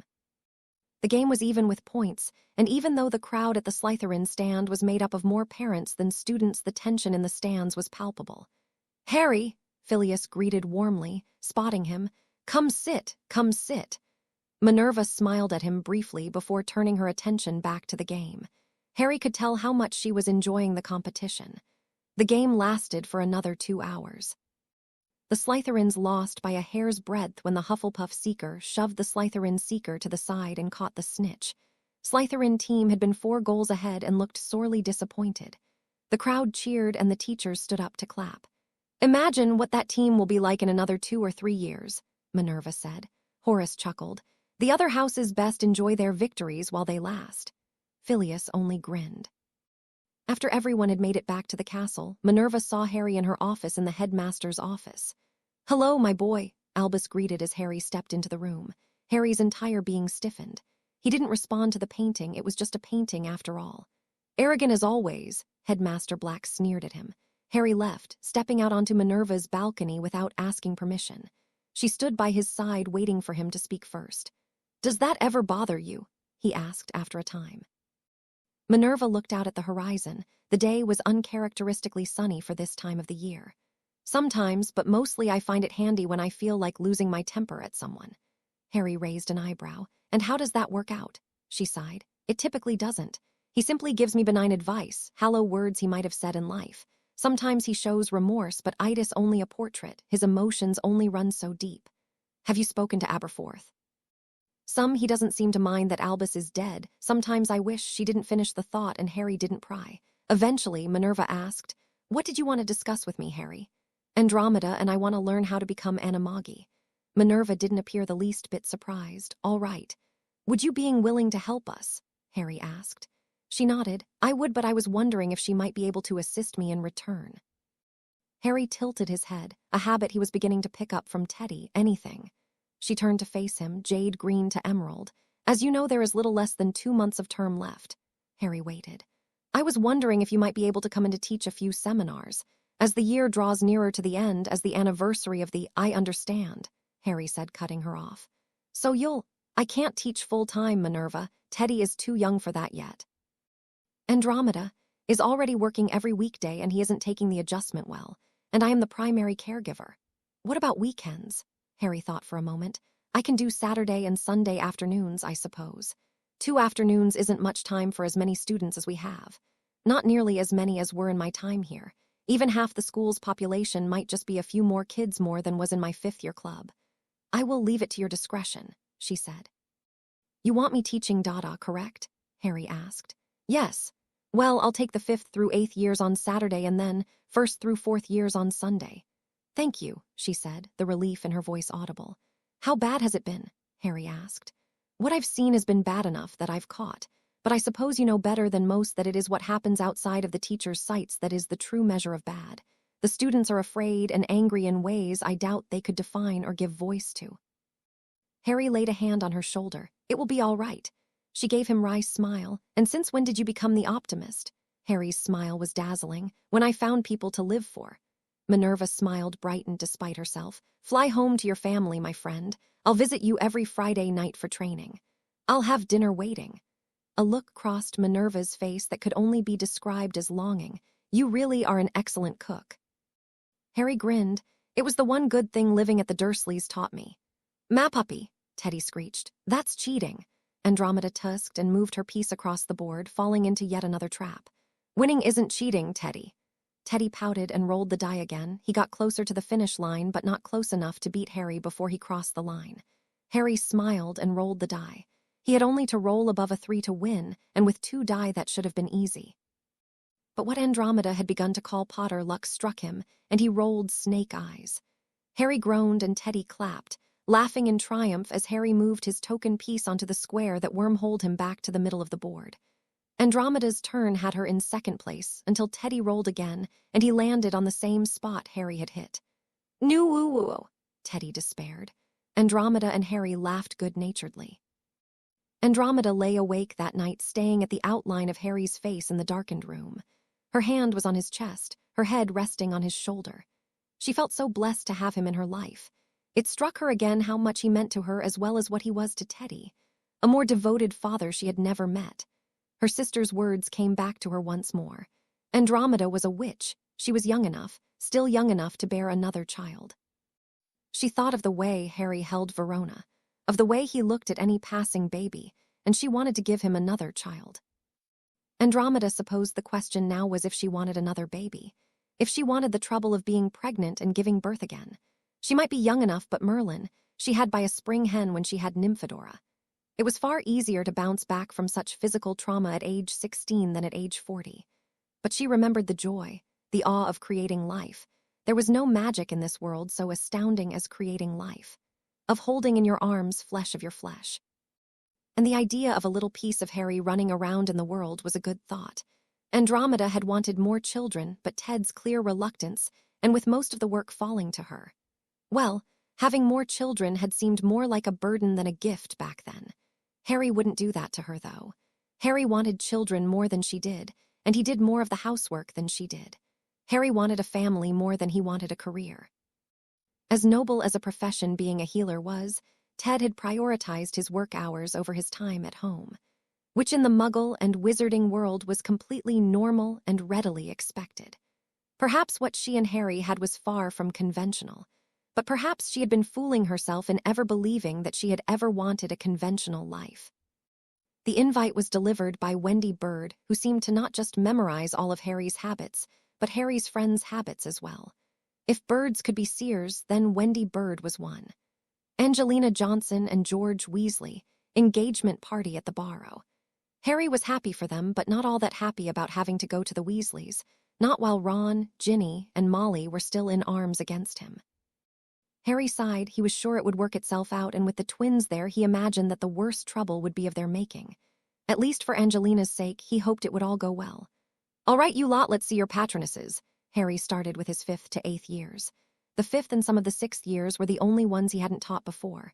Of the students he had taught, only half managed to call their patronesses. It was not a good sign. "Luna," Harry called, "come up here, please." They were in an old classroom that no one had used in the last 2 decades. It was one of the rooms no one had any memories of fighting for the lives in. Luna skipped to the front of the class, smiling brightly. She gave Harry a hug, and because it was Luna, he gave her a hug back. She breathed him in and pulled away laughing. She gave him a look as if they were sharing a joke. Harry wasn't too worried about it. "Would you show the class your patroness?" "Expecto patronum," she said in her most whimsical voice, and a hair pranced out of her wand. Harry pointed his own wand alongside hers and roared, "Expecto patronum!" A blinding light burst from a wand, and for a moment the shape hesitated before morphing into something much smaller than a stag. It was a bird. An eagle, no, a falcon. A gerfalcon if the markings and size were anything to go by. Harry had read about them in an avian book Dudley had discarded in his second bedroom. It circled around the room with the hare, the prey, and the predator, dancing in the air. Harry watched it for a second longer before turning to the class. Hermione raised her eyebrows at him, and he shook his head ever so slightly. He didn't know why his patroness had changed either. If he had been expecting it to change, he might have thought it would turn into a wolf like Teddy. Maybe, just maybe, it might have turned into like a bunny like Andromeda. But a falcon? Harry didn't have a clue. As you can see from our 2 castings, you don't necessarily need to be happy to cast a patroness, but you do need to have a happy memory. A memory that is happy enough that the mere thought of it is associated with positive emotions. If you're choosing a memory you have mixed feelings about, or a memory that was quickly followed by something less than pleasant, try to think of something else. "But how do we cast it to begin with?" one of the 5th years asked. Harry taught the charm from the ground up and had the students who had mastered it work on casting it silently. After they got that, he had them direct their patronesses and then deliver whispered messages to each other. By the end of the 3 hours, everyone could cast a patroness, and all of the 7th and 8th years had mastered the more advanced techniques. Hermione and Luna caught up to Harry after class. Hermione spoke first. "We are going to the Weasleys tonight. Can we join you?" Harry nodded. "I am going to feed Teddy before we go, so we might be a little late." "That's fine," Luna said airily. "It isn't always good to arrive on time." Harry was trying to get Teddy to finish his applesauce while Andromeda fussed over Hermione's hair. They were late, but Teddy was in a good mood, and Hermione looked as regal as a queen. George and Angelina were the center of attention, and as the party was being run by the twins more so than by Molly, everything went well. Ron and Ginny stayed away from Harry. Fleur, on the other hand, immediately handed off Verona as soon as he walked through the door. Andromeda smiled at him, but drifted off to speak with Kingsley, who was in a corner of the room with Minerva. Harry was more than content to babysit the little fussy baby as Teddy ran back and forth between integrating the guests and reporting to his godfather and Verona. Lee Jordan drank a noticeable amount, but not enough to ruin the evening. After all the well wishes had been made, and the ring had been showed off and the presents shrunk, George and Angelina returned to the twins' apartment above their joke shop. Despite the twins having separate rooms, Fred would be spending the night at the Burrow. Harry was very reluctant to return Verona to her mother, which is when Molly finally hounded down on him. "You know, Harry, if you want more children of your own, you'll have to start dadding again." Harry gave Verona another kiss on her forehead before relinquishing her to Fleur. "I'm fine, thanks," Harry said, voice clipped. It took a lot for him not to reach out for Andromeda in that moment. "You and Luna get along well enough," Molly said. "Mum," Ginny chided. Luna smiled graciously. "Harry's heart is quite content, Mrs. Weasley." Molly huffed. "He needs a girlfriend." "Molly," Harry said a little coldly, "I am really getting sick of you telling me what I either need or can't have." "It's quite clear, my dear, that you want a family." "He has a family," Andromeda said. Her voice was purely glacial. "You can't keep him to yourself forever," Molly shot back. "But Grandmama and Mapapi love each other," Teddy said. "They are together forever." Molly gave Teddy a patronizing look. "I mean real love, Teddy dear." Teddy frowned at her, putting his hands on his hips like his grandmama sometimes did. "Mapapi and Grandmama are real love." Harry and Andromeda exchanged a look, both of them thinking the same thing. It was coming out sooner or later. "Molly," Harry started. "There is something No, Harry, you can't let your godson believe lies about you. You and Andromeda aren't his real parents. You aren't a couple." The temperature of the room seemed to drop, and it wasn't Harry's power filling up the small space. "Enough, Prewit," Andromeda said. "It has been a long and well-enjoyed night. Leave our personal lives alone for this one visit." Hermione, Luna, and Fred exchanged looks. The three of them knew that Harry and Andromeda were a couple and knew that Molly's reaction would not be pleasant. "Black," Molly snarled. "You can't keep taking advantage of Harry's goodness." Harry crossed the space between himself and Andromeda, wrapping his arms around her waist and pulling her in tighter to him. "Isn't that what being a couple means? That there is an advantage to be taken and given?" Molly scowled. "Don't be ridiculous, Harry. She isn't good enough for you." Teddy was getting angry. "You're mean. You don't know anything." "I know," Molly began, but was silenced by Harry bending down to give Andromeda a kiss on the lips. It was a restrained kiss by their standards, but it was enough. "No," Molly shouted. Arthur stepped in between them to intercede. "Molly, dearest, Harry is an adult. She's old enough to be his mother," she screeched. "She's older than Harry's mother." Aside from Luna, Hermione, Fred, Bill, and Fleur, the room was in shock. Ginny didn't know what to think. She was disgusted, but looking at Andromeda. Once the room thought of her not as Nymphadora's mother, but as her own woman, well, she was stunningly beautiful. Age hadn't changed that in the least. In fact, as the room looked over the boy who lived and one of the infamous Black sisters, they seemed, for lack of a better description, fit each other. "Molly, it's all right," Arthur said. "How?" She exploded. "How is that all right? That bitch's sister killed our son. Percy is dead because of her." Teddy started bawling, great big crocodile tears. Harry was at his side before anyone could blink. "Teddy," Harry coaxed. Teddy clung to his godfather, his hair turning blonde and his eyes an icy blue. Between hiccuping sobs, he asked, "Aunt Sissa killed Gred and Forge's brother." Andromeda dropped to her knees, catching Teddy's face between her hands. "No, Teddy, no. Aunt Sissa hasn't hurt anyone. But we did have another sister once who didn't know right from wrong." Teddy was an amazingly intelligent child, but the emotions and the adult conversations were too much for him to follow. He fell into his grandmama's arms, crying helplessly. Too confused and too put on edge to process the situation anymore. Harry glared up Molly. "Why can't you be civil when I'm here? You aren't my mother, Molly, but out of my life. Not everything has to be a dramatic scene. You don't approve of my life choices, I get that, but let me be." Molly opened her mouth, but Arthur squeezed her arm. "Enough, Molly, we've had this talk more than once. Let it be." "But, Mum," Bill said softly, "you hated Fleur when we were first dating, but if you give Harry and Andromeda a chance, you'll love them just the same." Molly stiffened and said with acid, "I could never love a Black." "You loved Nymphadora," Ginny spoke up. "She was hopeless in the kitchen, but you loved her. Bill's right, you need to give them a chance." "I thought you were still mad at Harry." Ron asked his sister. Ginny shrugged, then met Harry's gaze. "I think I've always loved the idea of you, and you were better than the legend. But the life you want, the person you are, that's not what I want out of life." She gave him a wan smile. "You're too old for me." Harry smiled back. "I suppose I had that one coming." "It is kinda gross, mate," Ron said, "to be dating someone older than your mum." Harry wrapped his arms around Andromeda and Teddy. "My mother's dead. She doesn't get an opinion besides. Love knows no bounds." They disapparated away before anyone could pick another with them. Teddy whined at the pressure of apparating and struggled out of his guardian's arms. He ran to the house, slamming the door behind him. Andromeda shook her head. "He's going to be a menace when he's a teenager." Harry didn't really want to think about that too hard. "I think once he finds peace with his wolf half, he'll be less." "Choke dick," Andromeda supplied. "I wish there was somewhere or someone we could go to for help." "Isn't learning to become Animagi the help?" she asked. "Some, but I want someone to explain what's happening to our son." Andromeda was quiet for a long moment. "There are other countries in this world with different magical creatures and humanoid creatures than we have here. Perhaps I could reach out to some old family friends." "I think that might be for the best," he said, but not with much hope anything would turn up. "Look," Andromeda said suddenly. Harry looked around and finally followed her finger to the night sky. Orion's constellation shone overhead. "Sirius, the dog star, always shines the brightest," she said, an old smile in her voice. Harry took in a deep breath of the almost frigid air and let the tension seep from his shoulders. He looked up at the beautiful stars and their cold light. The love of dead ones, beautiful, unable to give warmth, and far, far away. "Where's the Andromeda star?" Harry asked. She smiled at him with only the porch light to illuminate her face. "Didn't you learn it in class? I wasn't always the most attentive student." She took a step closer to him. "Andromeda isn't just a star." She entwined her fingers in his wild, raven black hair. "It's a galaxy."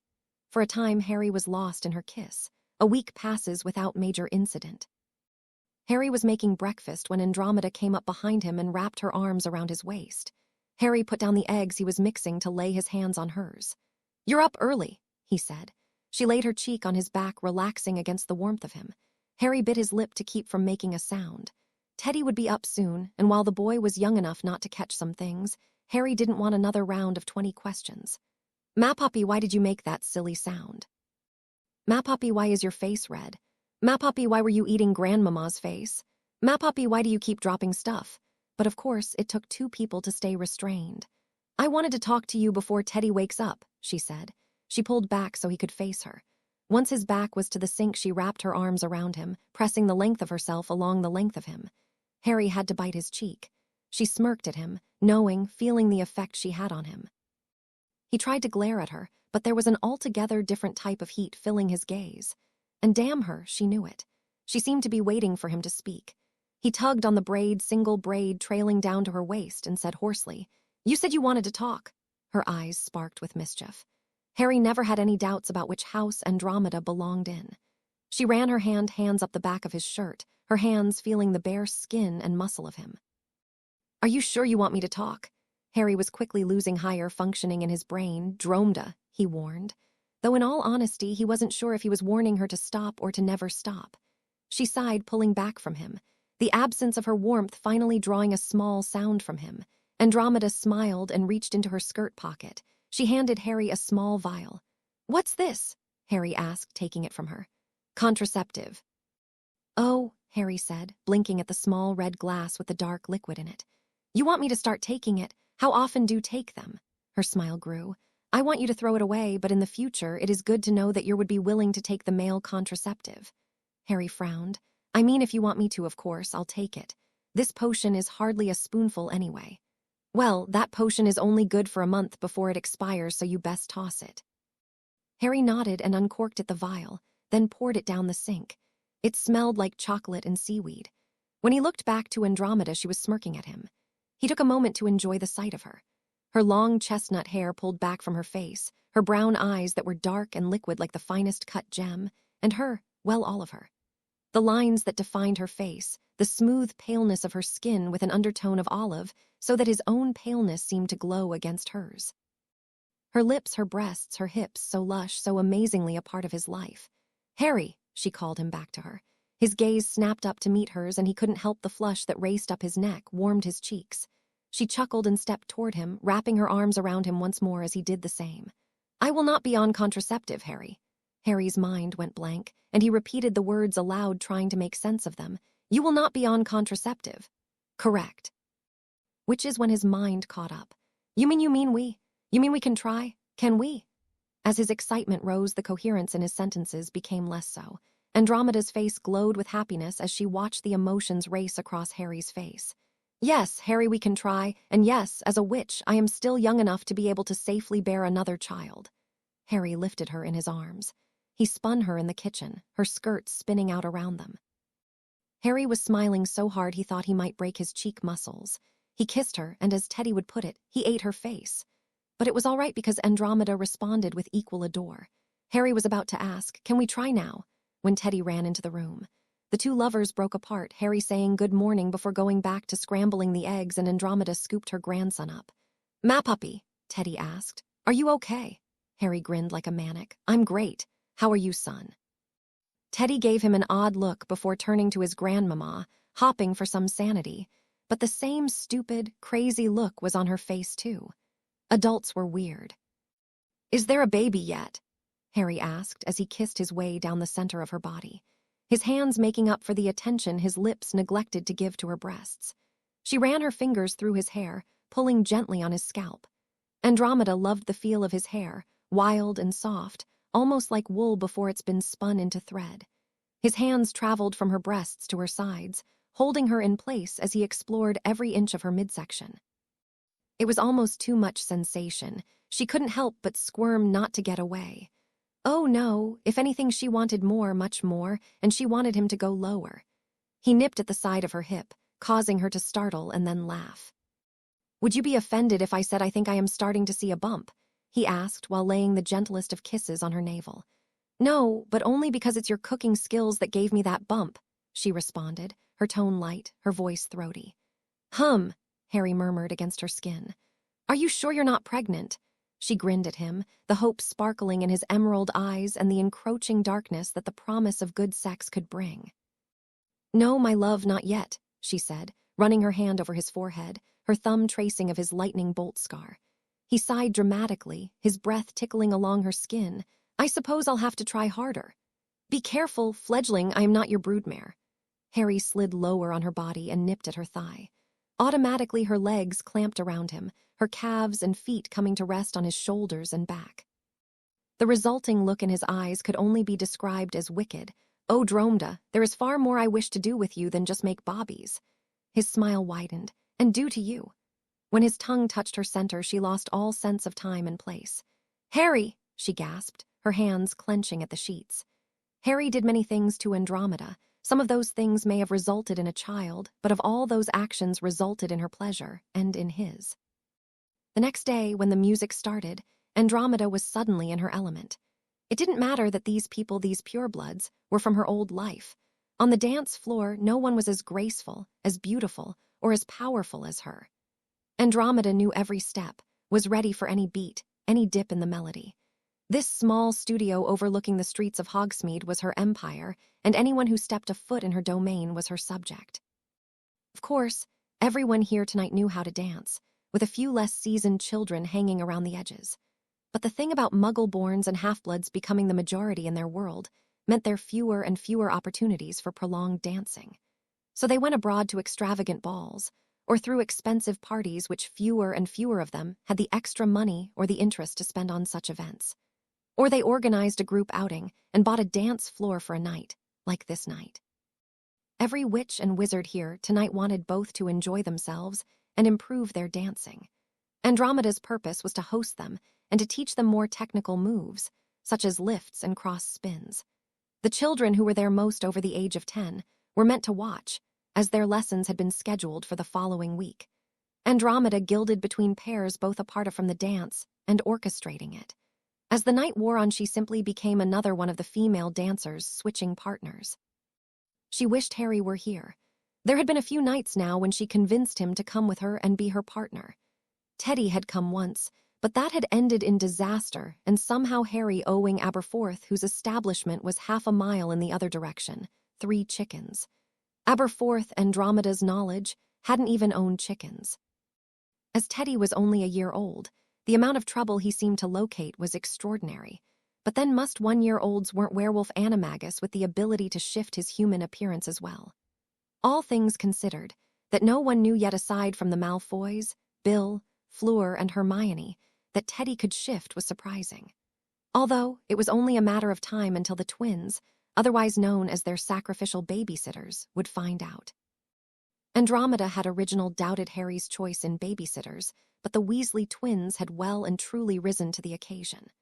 Although it had only been for 2 hours, and Harry was only a 15-minute walk from their home, Harry had been more on edge than Teddy about leaving his son with not strangers, but someone who wasn't Teddy's grandmother.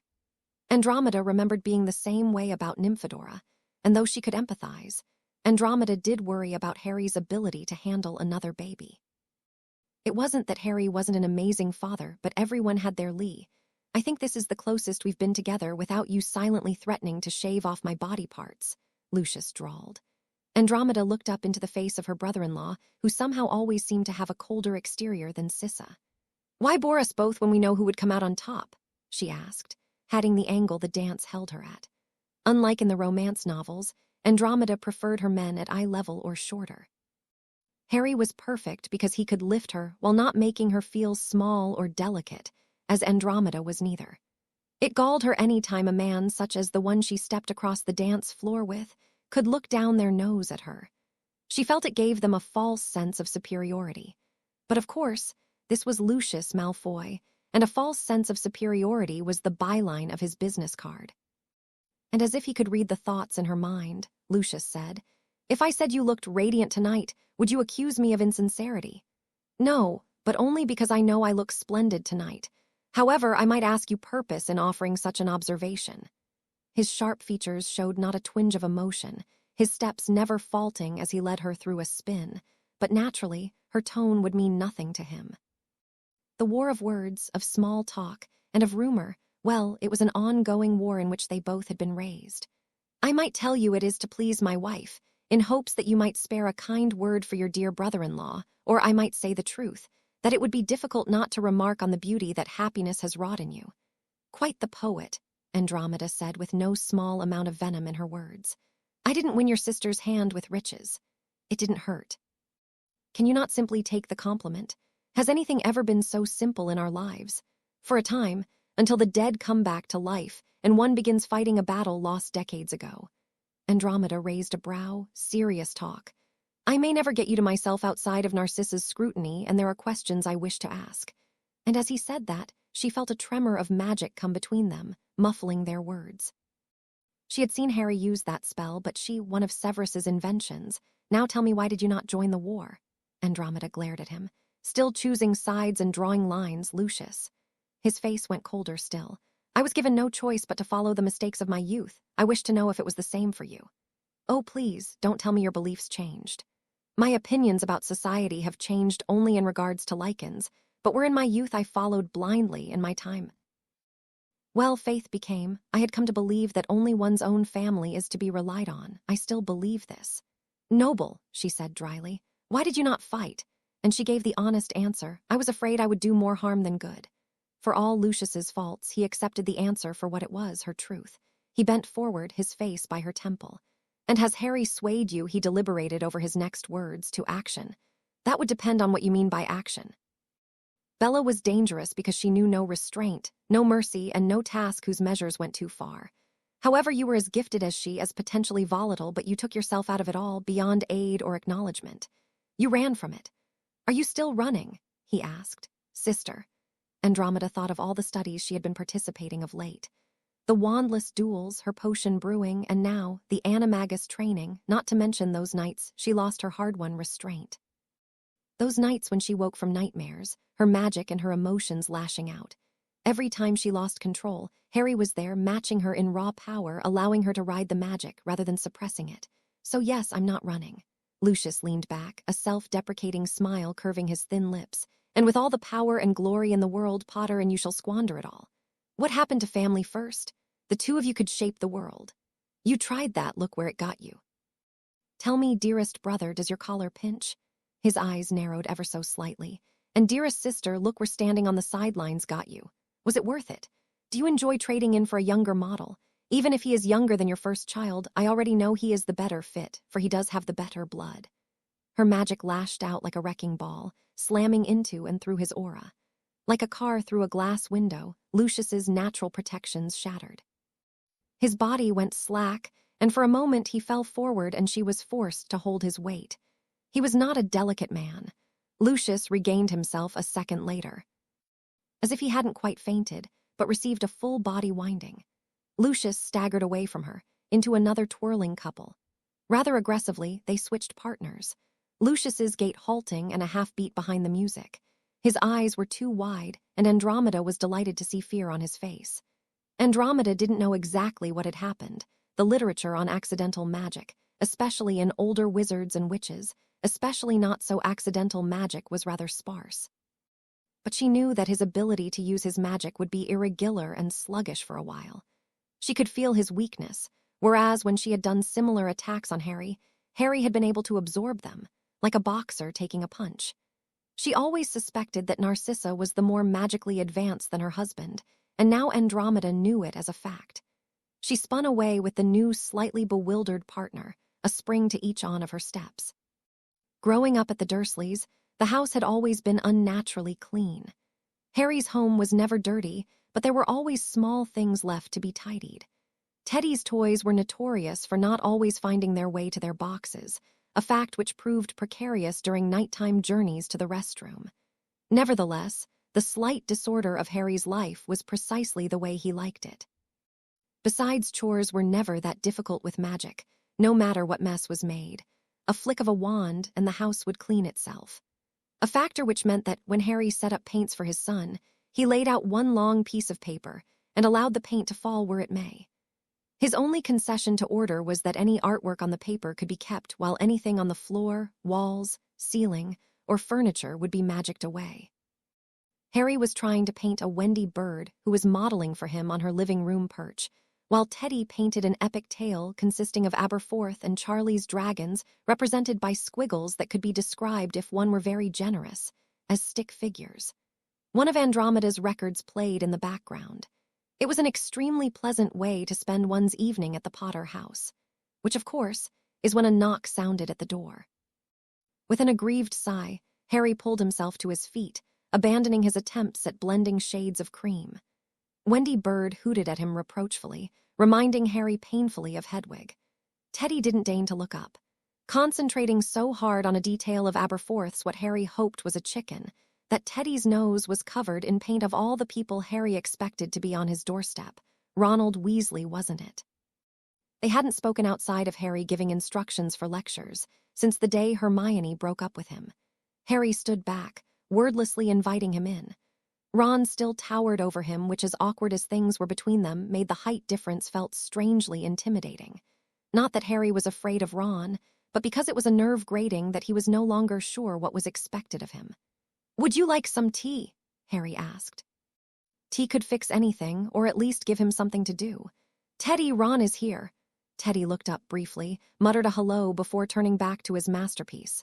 Ron looked lost. Harry waved him to the kitchen. They didn't speak as the water boiled and Harry prepared the tea set. "A tea bag and a mug is fine, Harry," Ron said, finally breaking the tension.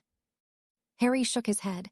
Andromeda is very untraditional about some things, but when it comes to tea, suffice it to say that there is no bagged tea in this house. "Oh," Ron said lamely. Silence fell between them again, and Harry was grateful for the music in the other room. When the tea was poured, the sugar cubes added, and the milk stirred, Ron blurted, "I'm sorry." Harry sipped his own tea and didn't voice the obvious question of, sorry for what? "I'm sorry we aren't friends anymore," Ron elaborated, "and I'm sorry for the way Mum has been treating you." As his phrasing didn't seem to be trying to make up for those breaks, Harry asked, "Why are you here, Ron?" He brushed a hand over his jaw where a pale scruff was fighting to emerge. "I'm here because I feel like there are things that need to be said between us. Hermione didn't just break up with me, she broke us up too."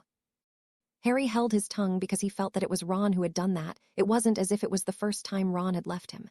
"You slept with Hermione." Harry saw no point in denying. "Yes. And now you're sleeping with Andromeda?" Ron asked, his tone a bit disdainful. "Yes. Are you still sleeping with Hermione?" Harry gave him an exasperated look. "Do you really think either of them would allow for themselves to be cheated on?" "How am I supposed to know? I've never fucked someone twice my age." Harry snapped his fingers, drawing up a one-way sound barrier between them and Teddy. "Careful," he warned. Ron glared at him. "Do you know who Hermione is fucking now? You are perilously close to being thrown bodily from this property, Ronald. This isn't easy, you know." Harry said nothing. Ron sighed. "Hermione was the love of my life." "Really?" Harry asked, his tone sharp. "Hermione was the love of your life, just like I was your best friend." "You don't know what it was like for me," Ron said. "No, Ron, I suppose I don't, but you didn't know how it was for Hermione or me either. That much I'm sure of. I lost a brother." Harry opened his hands, motioning outward. "We all lost someone. But he was my brother." Harry sighed. "Aside from Hermione, you were always my best friend, but I never understood the way you saw the world. I never could imagine how you seemed to perceive your hurt above all other hurts. How your pain, your injured emotions were always more significant than anyone else's." As if to prove his point, Ron stressed, "You fucked my girlfriend." "No," Harry said. "I made love to your ex-girlfriend after you left us.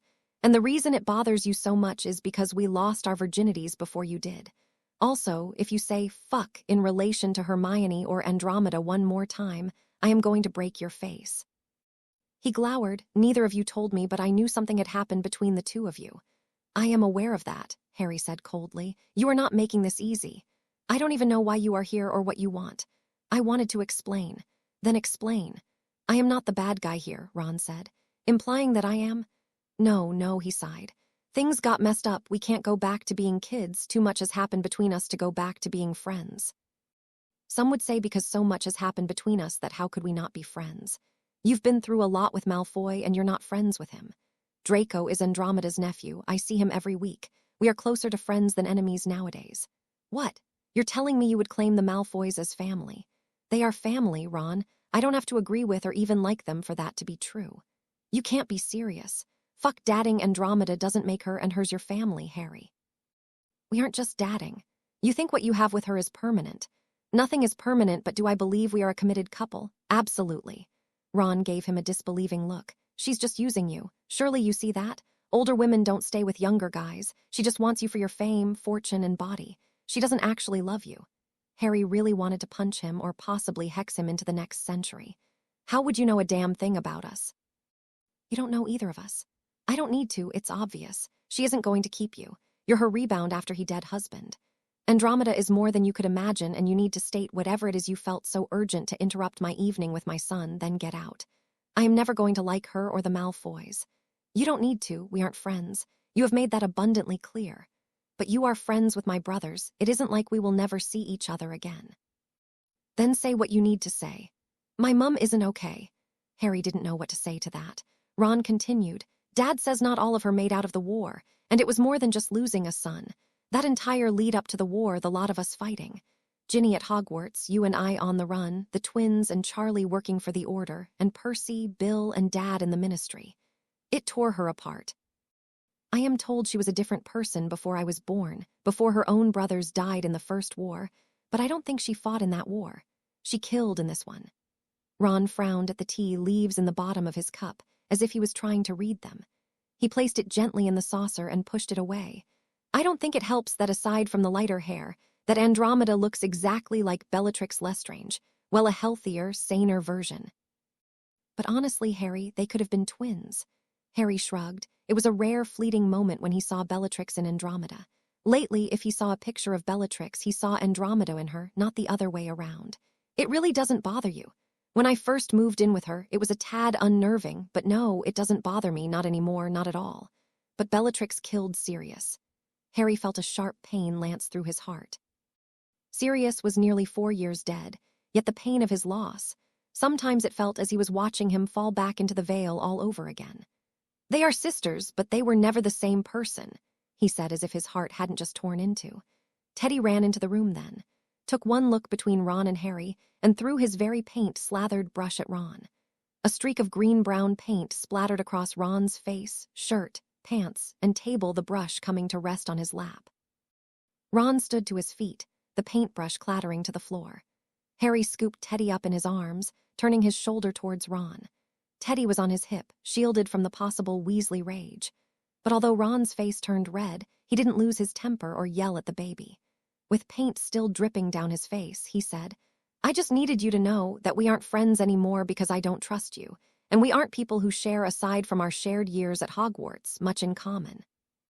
I also wanted to explain that while I might not speak out against my mum, and while she's often defending Ginny and me against you and yours, I don't necessarily agree with it all. If you keep showing up at the house, especially with Andromeda, there will be more drama, Ron sighed. I'm not telling you not to come, I'm telling you to be prepared. She can't leave it alone. She loves you still, you know. I haven't hexed her, Harry said, then muttered. Yet. Please don't, Ron said earnestly. She hasn't healed. I don't know if she ever will. As long as it is just words, I can promise not to raise my wand against her. He nodded, wiping at the paint on his chin with the back of his hand, succeeding only in smearing the colors around. Thanks, see you this weekend then. I can show myself out. Ron left nearly as awkwardly as he had arrived. Harry turned his attention to Teddy. Don't throw paint brushes at guests. Teddy ducked his head against Harry's shoulder, getting paint all over his godfather's shirt. Sorry, Wendy Bird Mapuppy, Teddy said remorsefully. Harry quickly went to the living room to check on the little barn owl, Teddy still in his arms. Once more Wendy Bird was covered in paint. Harry sighed. How do you even manage to do that? Throw paint, Teddy exclaimed, throwing his hands out. Harry's gaze looked up at the ceiling, and yes, there was clear evidence of paint throwing. Well, let's get this cleaned up before your grandmama gets home. Teddy gave him a fearful look. Clean room, he asked. Harry smiled. Clean the room and you. A bath, Teddy whispered. There was a distinct look of horror in his eyes. Harry's smile grew wider. A bath. No, Teddy whisper shouted. Yees, Harry whispered, shouted back. Teddy tried to squirm out of his godfather's grip. No, he said more firmly. Yes, Harry said pleasantly, carrying him straight to the tub. Why? Teddy whined. Because you threw paint at the owl and a guest, but more than that, you're smelly. You're smelly, Mapuppy. I am, Harry asked, grinning. I guess we'll be taking a shower then. He shut and locked the bathroom door behind and stepped right into the tub, clothes, Teddy, and all. When he turned on the shower head, Teddy screamed with all the pent-up fury and despair as a house cat thrown into a pool. Teddy Remus Lupin was not a fan of showers or baths. "So you are pregnant?" Sissa asked as they walked down the streets of Hogsmeade. Andromeda nodded and couldn't keep from running a hand over stomach, though she was far from truly showing yet.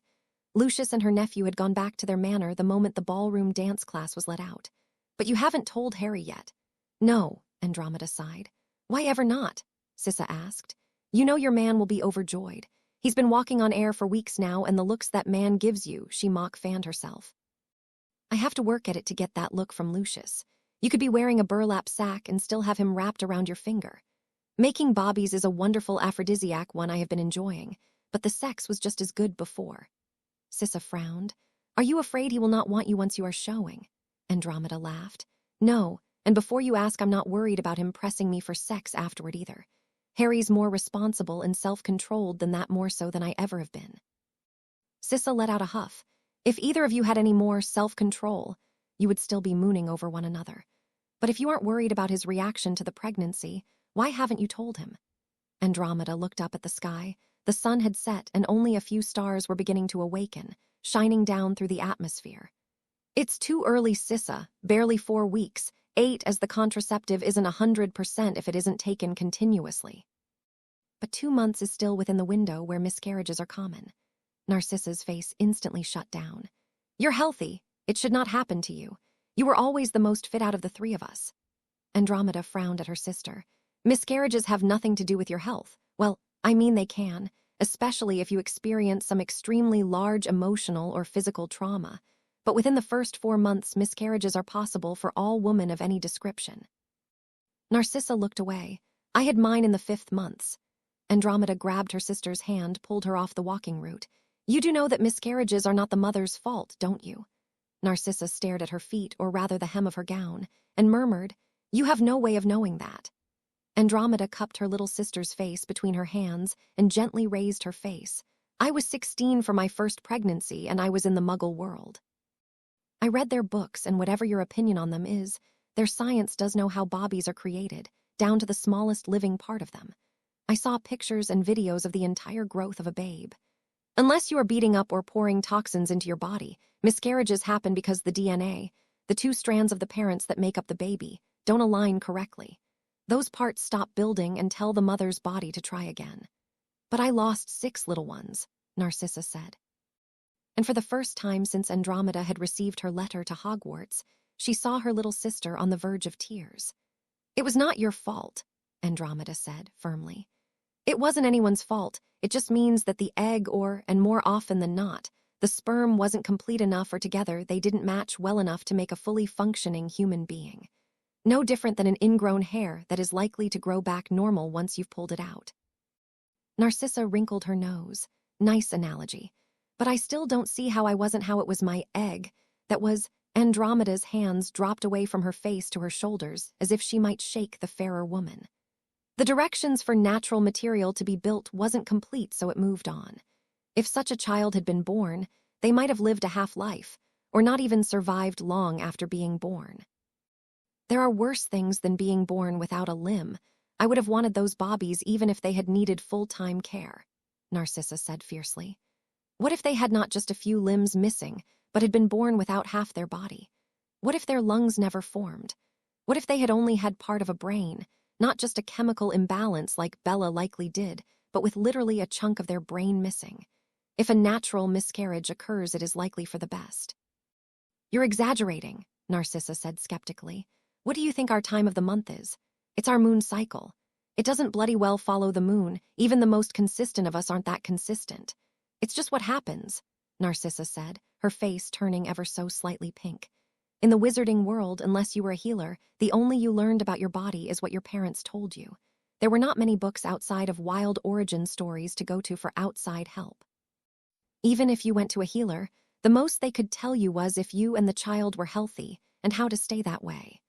They rarely, if ever, could or were likely to tell you what had gone wrong, or why a problem arose in the first place.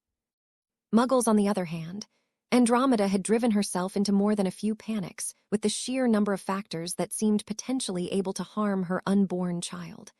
That Narcissa wasn't ready to accept the science was not only understandable, but to be expected. After all, there were many muggles in the modern world that didn't know far beyond the basics of how a child was formed. Every month our bodies release at least one egg from our ovaries, which are— I know what a damned ovary is, Drom, Sissa snapped. Andromeda grinned. Each month there is an egg, or usually, released into our cervix. If it isn't fertilized, the cervix rejects both the egg and the liner that would have been used to create a baby had the egg been fertilized. Most miscarriages work the same. The egg is considered not properly fertilized, and the body rejects it. No one's fault, just the tumblers in the lock not rolling into place. Narcissa's expression went distant. You said 4 months, though. It can take weeks or even months after the child passes before your body releases the material.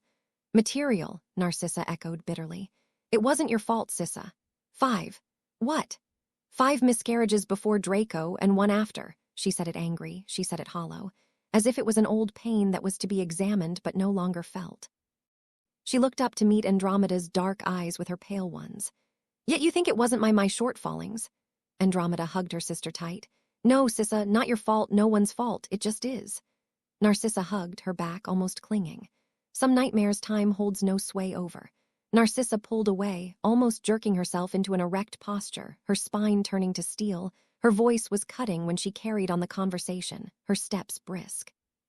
You don't think Harry can handle this talk?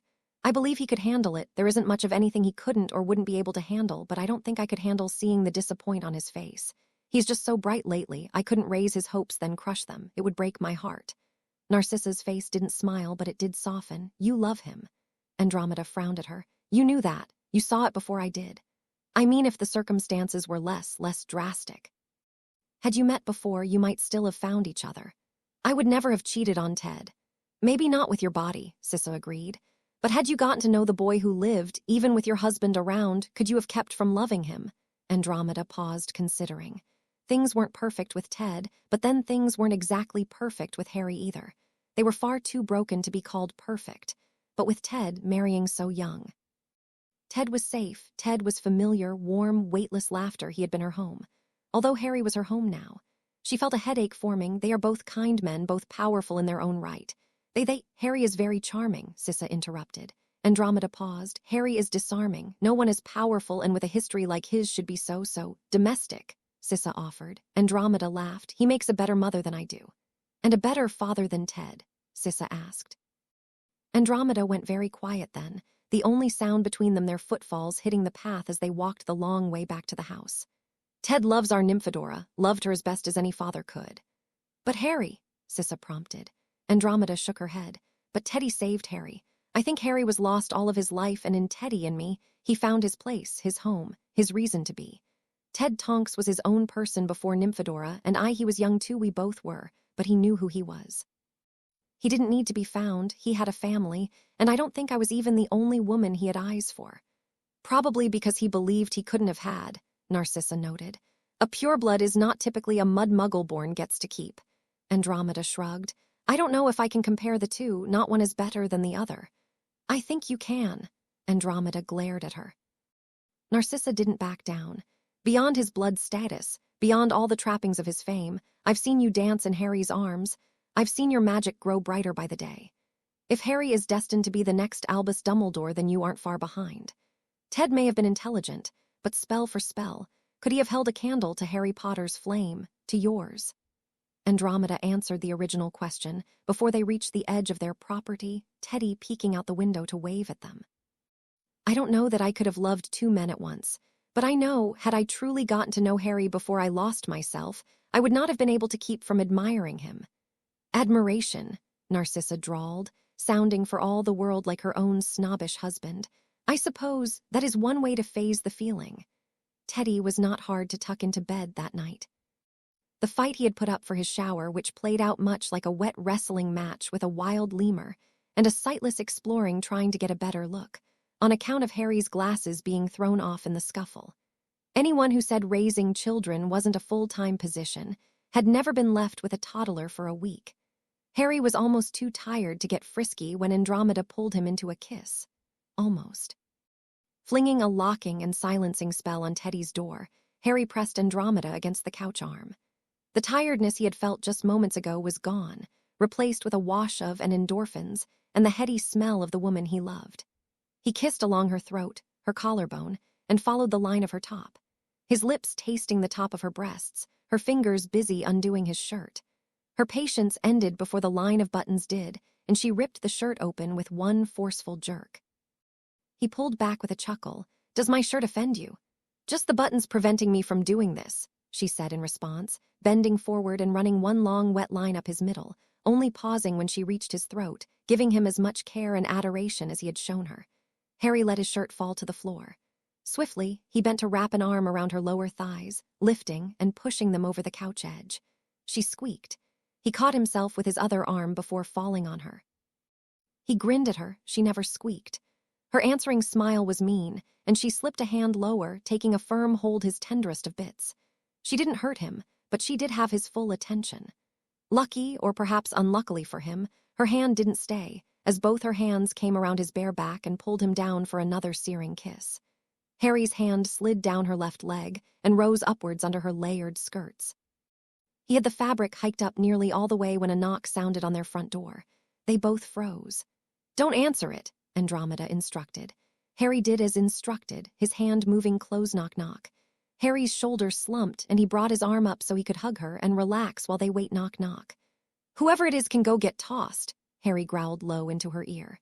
She pressed herself upward, tight against him, entangling her legs around his. He shuddered, trembling with the need to respond with more active knock-knock-knock-knock-knock. "I'm going to murder whoever it is," Harry whispered with feeling. "Come on," a familiar voice yelled through the door. "I know you're home, Aunt Andromeda. Harry, you are always home." Harry groaned with annoyance and resignation. Draco Malfoy would not leave until someone slammed his face in with the door.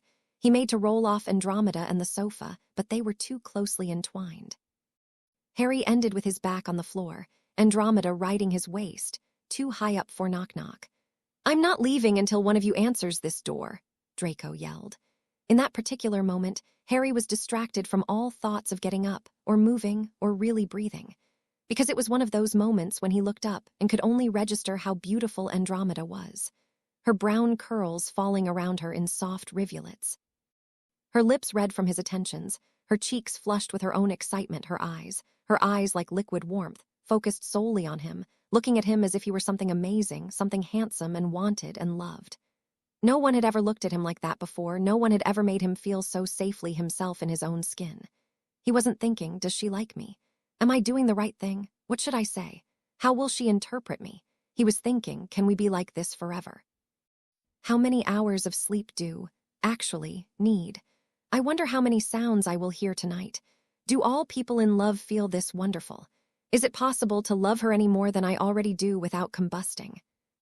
With Andromeda, there were no wrong answers, just more to learn, more to explore. Harry had never thought too long about what he wanted in a lover, in a partner, in a wife.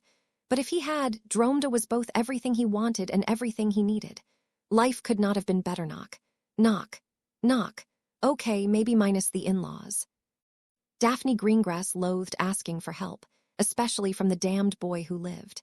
They were wasting their time. Potter wouldn't help a bunch of Slytherins. No way in Draco went to knock on the door again and nearly knocked on the man who opened the door. Daphne hadn't really seen him in person in over a year, and then he had been dirty and clothed. And her first thought upon seeing him sort of cleared all other thoughts. Oh, Merlin, but is he pretty? Harry Potter had gone from gangly teenager to being a young, handsome, beautiful man who Daphne shook herself as she watched Harry's eyes scan over them all. It wasn't a happy look. He leaned into the door frame, crossing his arms, his pants hanging low on his hips. "Draco," he said, sounding pissed. "Why the hell are you here, and why is our entire Slytherin class with you?" It wasn't their entire Slytherin class. Crabbe was dead, and Goyle had no interest in joining them. But everyone else, herself, Tracy, Pansy, Millie, Draco, Blaise, and Theo were all standing on Harry Potter's front stoop about to ask for a favor. "We need a favor," Draco begun. "It's about our newts." Harry jabbed a thumb to the side. "Hogwarts is that direction. Now if you'll excuse me, I have better ways to spend my time than dealing with my in-laws and his friends." In-laws, Daphne wondered. How could Harry and Draco be in-laws, possibly cousins but not in-laws? Harry went to shut the door, but Pansy got in his face, catching the door. I realize you might have some sluzzy waiting in bed for you, but we have a real concern that needs to be addressed. I know you hate Slytherins, but we aren't just asking this for our sake. Taking a more objective look at the man who conquered, Daphne realized that Pansy was right on the ticket. He had definitely either been having or preparing to have sex with someone when they came knocking. Maybe his anger was more about the interruption than a dislike of who had interrupted. Harry didn't have the opportunity to respond because the door was yanked open further, revealing an enraged Bellatrix Lestrange. Except for Draco, they all took several quick steps backward. Pansy nearly tripped over her robes. This is impossible. Bellatrix is dead. Bellatrix glowered down at Pansy, who looked like she was about to pass out from fright. Who the hell is calling me a sluzzy? They gaped at her, they gaped at Harry. Gaped at the woman, who was definitely one of the Black Sisters in an undershirt, her skirts wrinkled, her dark wild hair falling free around her, and gaped again at Harry, who was wearing the same color lipstick on the edges of his lips as she had stained her lips. Oh, Merlin. Andromeda Tonks, one of Bellatrix Lestrange's 2 living sisters, turned her ire on Draco. And nephew, if you wish to speak with us, you should call before the sun sets. Nephew. In-laws, oh, Merlin. It wasn't some mindless fan in Harry's bed. It was one of the most renowned witches to ever pass through Slytherin House, warming his sheets. A witch who was more than twice his age, a witch who Draco glared at his aunt clearly. He had known about this affair beforehand, while the rest of them were left to exchange astonished glances. Theo's face was nearly slack with shock. None of them could have predicted this turn of events. Well, Auntie, we are here now, so you might as well hear us out. Andromeda slinked her arm around Harry's slim waist. He returned the gesture. They were within an inch of each other's height, and they looked good together. There was an ageless quality about them both, so that if Daphne hadn't known who they were, she wouldn't have been certain how much younger Harry was from her. Harry and Andromeda exchanged a look, and in that wordless communication that happened between people who knew each other well, they broke apart. I'll get the tea, Harry sighed, turning his back on them, while Andromeda held the door open for them. Daphne kept her eyes on Harry, who walked through the house like a dancer. Where he had once been so awkward and hesitant at school as if he never quite fitted into his own skin, he now walked with all the grace and pride of a seasoned athlete. He wasn't sculpted, but he was in shape, and the soft lines of his muscles were. Daphne sort of regretted that he wasn't single, but she wasn't about to stick her foot into Andromeda's territory. It wasn't healthy to screw around with anyone descended directly from the Black Line. Harry bent to pick up his wand and shirt from the side of the sofa. Daphne found it odd that he had left his wand behind when he answered the door. She never went anywhere without hers nowadays.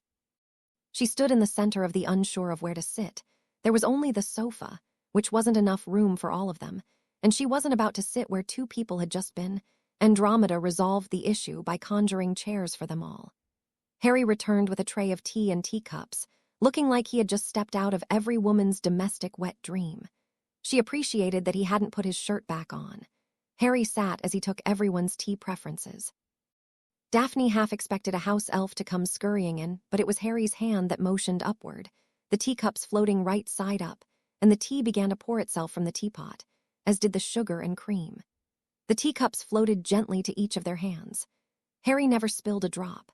It was a small display of power, but even so, wandless, he had just shown them all a level of control and precision with his magic that none of the rest of them, except perhaps Andromeda, could have accomplished. Harry Potter had been doing more than playing house, it appeared. Now, Andromeda began, what the hell do you people want? The Newts are next week, Draco began. We are aware of this, she answered, her voice clipped. Daphne was no longer perturbed by the older woman's anger. She would have been ticked too if someone had stopped alone time with Mr. Potter. We haven't been going to school, but we, as well as the would-be 7th years who you don't know, so we didn't bring them, want to take our Newts at Hogwarts with everyone else, Draco continued. What's stopping you? Harry asked, his features softening to real concern. Minerva would welcome you all. Minerva? Daphne shook her head. Harry sounded honestly concerned. He was just full of surprises. Harry Emerald eyes focused on her. What are you all afraid? Daphne answered, her voice as cold as she could make it. It was torture or be tortured, and more often than not it was both. For those of us who weren't sons or daughters of one of the Dark Lord's inner circle, we were taught out of view of the other students. But what the other students saw of us was only our privileges and their own pain. If we walk back in there alone, it will not matter that we fought on your side during the final battle. Things could get out of control. Things were pretty shit for us who were descendants of Death Eaters, Theo intoned. Fucking no-nos, Madman, and the damned Carrows. If it wasn't for Professor Snape, a lot of the students would be dead or crazy today. You're afraid the other student will what? Chase you out of the school? Andromeda asked. Ms. Greengrass has a point, Harry said. Andromeda turned to him. It couldn't be that bad. Harry shook his head. A few of the first and second year Slytherins had some broken bones, and that was the stuff the professors knew about. Things at Hogwarts are not good for Slytherins. I've been able to curb it a little, but I agree with Ms. Greengrass. It would be unwise to just waltz back in there unescorted. So you will help us? Millie asked, her astonishment clear in her voice. Harry narrowed his eyes. You aren't looking for my protection. The professors could ensure that. You lot are looking for my endorsement, aren't you? The blankness on all their faces, the masks they all wore to hide their emotions, gave them away. Harry smiled at them a little bitterly. He put his cup down the same time Andromeda in an almost choreographed motion. He put an arm around her as she put a hand on his thigh. It was Andromeda who answered for him, and what a Slytherin response it was too. What's in it for us? It just went to show that she might have married a Muggle-born, but nothing could wipe away a person's roots. Draco huffed. We're family. Yes, but you are in no real danger. You are asking us to play politics, Andromeda said with a slight twist of her lips. Daphne had expected to be dealing with the Gryffindor golden boy, not this strange wizard sharing a life with a Slytherin. Daphne had assumed it would be a matter of ego-stroking and hedging around what they really wanted, but Harry and Andromeda had seen through them before they even gotten the words out. No, we are asking Harry to play politics, Pansy said haughtily. Harry's mine, Andromeda nearly growled. Anything that involves him involves me. Daphne watched Harry's face and some light sparked in his eyes when Andromeda had said he's mine. A self-satisfied smirk stole over his face, and Daphne knew that Harry liked belonging to her. He was brave. Daphne wouldn't be comfortable turning her back on a woman like Andromeda, much less sleeping with her. Fine, Draco pouted. What do you want? Harry and Andromeda grinned at him. Everyone else let out a soft groan. Drake, Blaise breathed, giving Draco a bemused and exasperated look. What? Draco asked. Andromeda spoke. Didn't Lucy teach you anything useful? Don't ask people you are bargaining with for whatever they want. It gives them the upper hand. Daphne doubted that if the two hadn't been family, she would have explained that. Theo laughed. Do you mean Lucius Malfoy? Lucy, oh, that's rich. It's funnier when she calls him that over dinner, Harry said. Wait, you guys have family dinners? Pansy asked. That must be interesting, Blaise said dryly, shooting Draco a dark look. Harry shrugged, the motion showing off the magnificence of his chest. It's been almost a year and we haven't thrown any spells at each other yet. Yeah, but how often do you guys have dinner? Every other month, Tracy asked. Every week, Harry said smoothly. Blaise turned in his seat to face Draco. What did he just say? Draco swallowed hard, looking nervously in every direction but at Blaise. So what did you two want? Harry ran a hand through his hair. Tracy and Millie let a small sigh, and Daphne almost joined them. Nothing at the moment, Harry said. But if I pay you a favor, then you will all owe us a favor. Done, Draco and Daphne said in unison. Harry smiled, amusement sparkling in his eyes.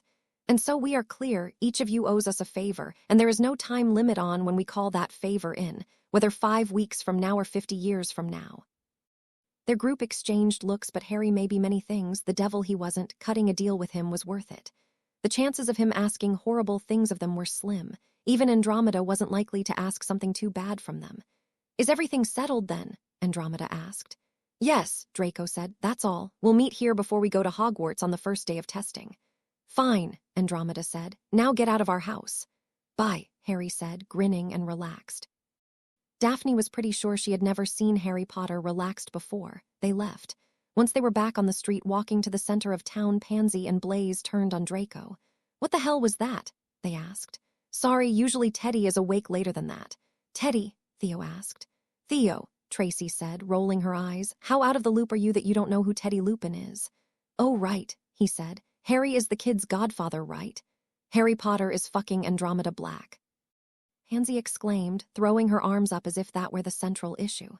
She is a widow now, Daphne said. I can't believe it isn't in the papers yet, Tracy noted.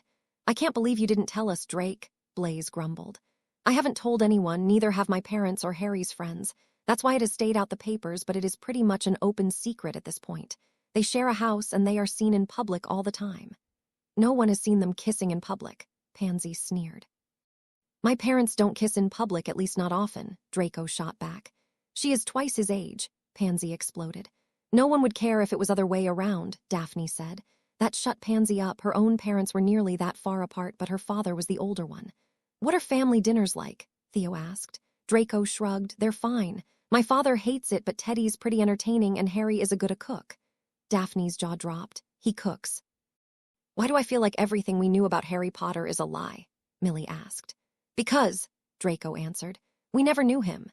Harry's weekend seminars turned into practical Dada review, and as Andromeda told him he might as well take his Newt exams now, he spent most of his free time that weekend studying. He was not worried so much about his particles as his written exams.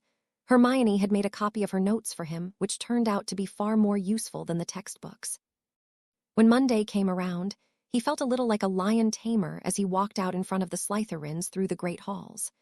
The little Slytherins waved excitedly at him, and the rest of the school, excluding his closer friends, glared at them all.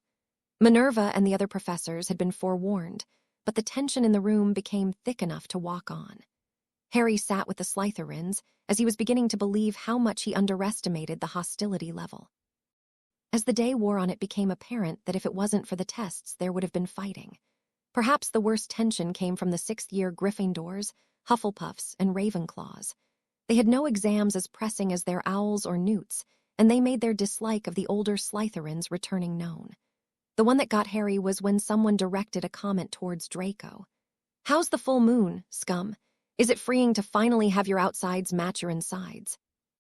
Harry's wand was pointed and let out a ray of crackling blue light that made a satisfying bang when it hit the sixth-year Gryffindor. The spell was meant to more disorient than hurt the target, but the boy was still sent backward, landing hard on his butt. Lycanthropy isn't a joke, and it does not make the person less or more than who they were before, Harry said stonily to the befuddled boy. Thanks, Draco said softly as they walked to their next exam room. Don't mention it, Harry said tightly. He was wondering that even as an animagus, Teddy might face the same type of bullying from other kids as he grew up. Hermione caught up to them then. Can't you do anything without making a scene? She was smiling. Harry didn't smile back. He was making fun of lycanthropy. Hermione's smile fell instantly. Right. After a moment, she said, so Transfiguration is next. Are you ready? I better be, or Minerva is going fry me. Over that week, the Newt exams proved far more challenging than the Owls. The written exams were all open-ended questions. Rather than multiple smaller open responses, there were 10 vague questions meant to be answered with specific details, all within 1 or 2 essays. Harry wasn't stupid, and he didn't do poorly on the written part of the exams, but after being out of school for over 2 years, there wasn't much improvement in his writing abilities. Of course, his practicals were nearly easy. Working with Andromeda, Phileas, and Minerva, the testers were light weights. In all, he took 5 exams, and the scores for the 8th years were given to them that weekend. Herbology exceeds expectations. Transfiguration, outstanding. Charms, outstanding. Potions, outstanding. Harry frowned at the paper. He elbowed Hermione, who was staring down at her 9 outstandings, as if trying to burn the image of the way the O's looked into her memory. She turned her head, her eyes glued to the paper until she could no longer see the paper. What? She asked. I don't have my Dada score, do you? Her eyes snapped back to the paper in her hands. I got an outstanding. Naturally, Harry said as he looked over his own paper, but it isn't even listed on mine. She took the paper from his hands. That's odd. But she was not worried or interested or ready to solve the issue like Harry expected her to be. The 8th years were conjugated together in the Great Hall. The professors, Kingsley, some other ministry officials, the prophet and test officials were all there, and Harry was beginning to sense a trap. I think I need to leave, Harry said and headed toward the exit, which of course is when the other students came flooding in.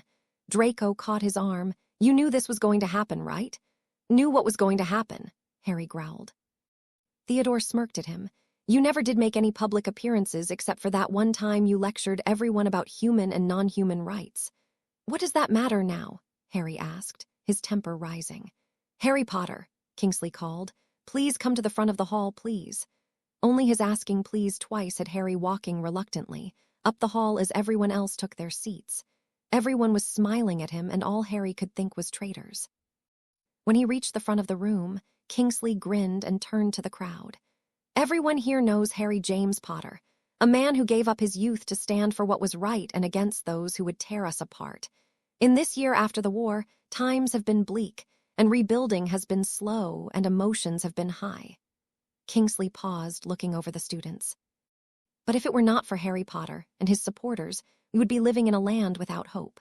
So as we have not been able to wrangle the man to accept a formal regeneration of his deeds, for his sacrifices and valor, today we will be awarding Mr. Potter with a mastery in defense against the dark arts. Firstly, as his real-world experience does speak for itself, but also because his test scores have broken and surpassed every previous score on record. Thus it is my honor and privilege to award Harry J. Potter with his mastery in defense against the dark arts." The entire room exploded with clapping and hooting as everyone stood to their feet, even the Slytherins.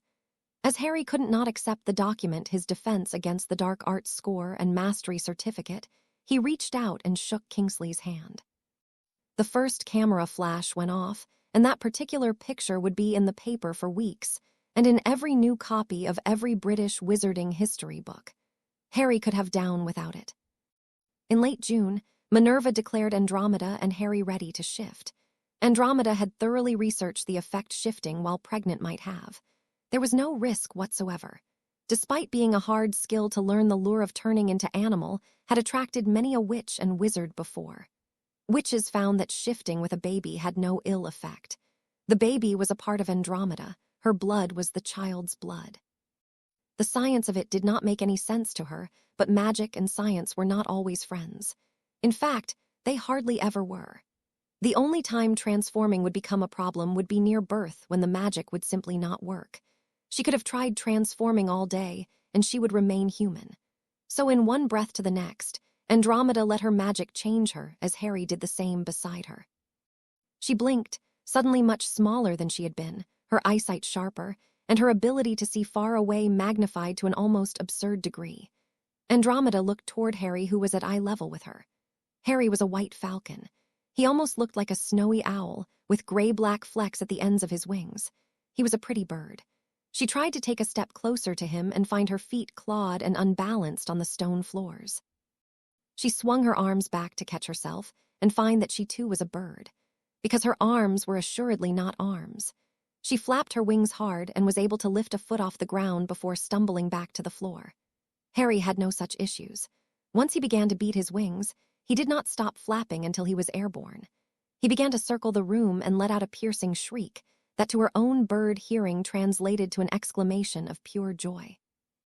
After another loop around Minerva's office, he landed gracefully, damn him, beside her. He nuzzled her neck and found she was a few sizes bigger than him. Minerva clapped. "Both falcons, wonderful!" She summoned a mirror. Andromeda blinked at herself. She was charcoal gray, almost a soot black. Her eyes were brownish amber, and she was giant. If Minerva hadn't said they were both falcons, she might have said she was an eagle. Andromeda cocked her head at the older witch. Minerva seemed to understand the question. "I think you are a gerfalcon, which is the largest breed of falcons. Your dark coloring is unique but not altogether uncommon for a gerfalcon. However, white peregrine falcons are quite rare, and he is probably on the smallest side of the scale for that breed. Peregrines are known for being the fastest falcon among." Harry squawked with pride. Andromeda clipped him with a wing which sent him stumbling, and he plopped onto his chest in a spiking of puffed feathers. There were benefits to being the bigger one. When he found his feet, he sidled closer to her and nudged her toward the window. She obliged him and jumped when he did. Flying from this height was easier, the updraft working for her. Once the wind caught them, she forgot about everything but the joy of flight, of dancing with Harry, and the air in her lungs. She had never known freedom such as this. She didn't know if it had been minutes or hours that passed, but eventually, they landed back in Minerva's office. She had been reading a book when they landed and shifted back to human form. Andromeda was ready for a nap. Harry was all energy. "That was amazing," he enthused. Harry caught her around her waist as Andromeda stumbled toward a seat. "Are you all right?" he asked, his enthusiasm quickly turning to worry. Fine, but that was a workout, she smiled and patted Harry's hand. Minerva stood beside them. You will both need to go to the ministry tomorrow and get yourselves registered. They nodded. Andromeda, would you cast a Patronus, please? Minerva asked. Why? She asked in return. An old woman's curiosity. Andromeda flicked her wand. Calling up a happy memory was not difficult, not with him sitting right beside her, her free hand in his. Expecto Patronum. A small falcon that matched Harry's form perfectly burst from her wand.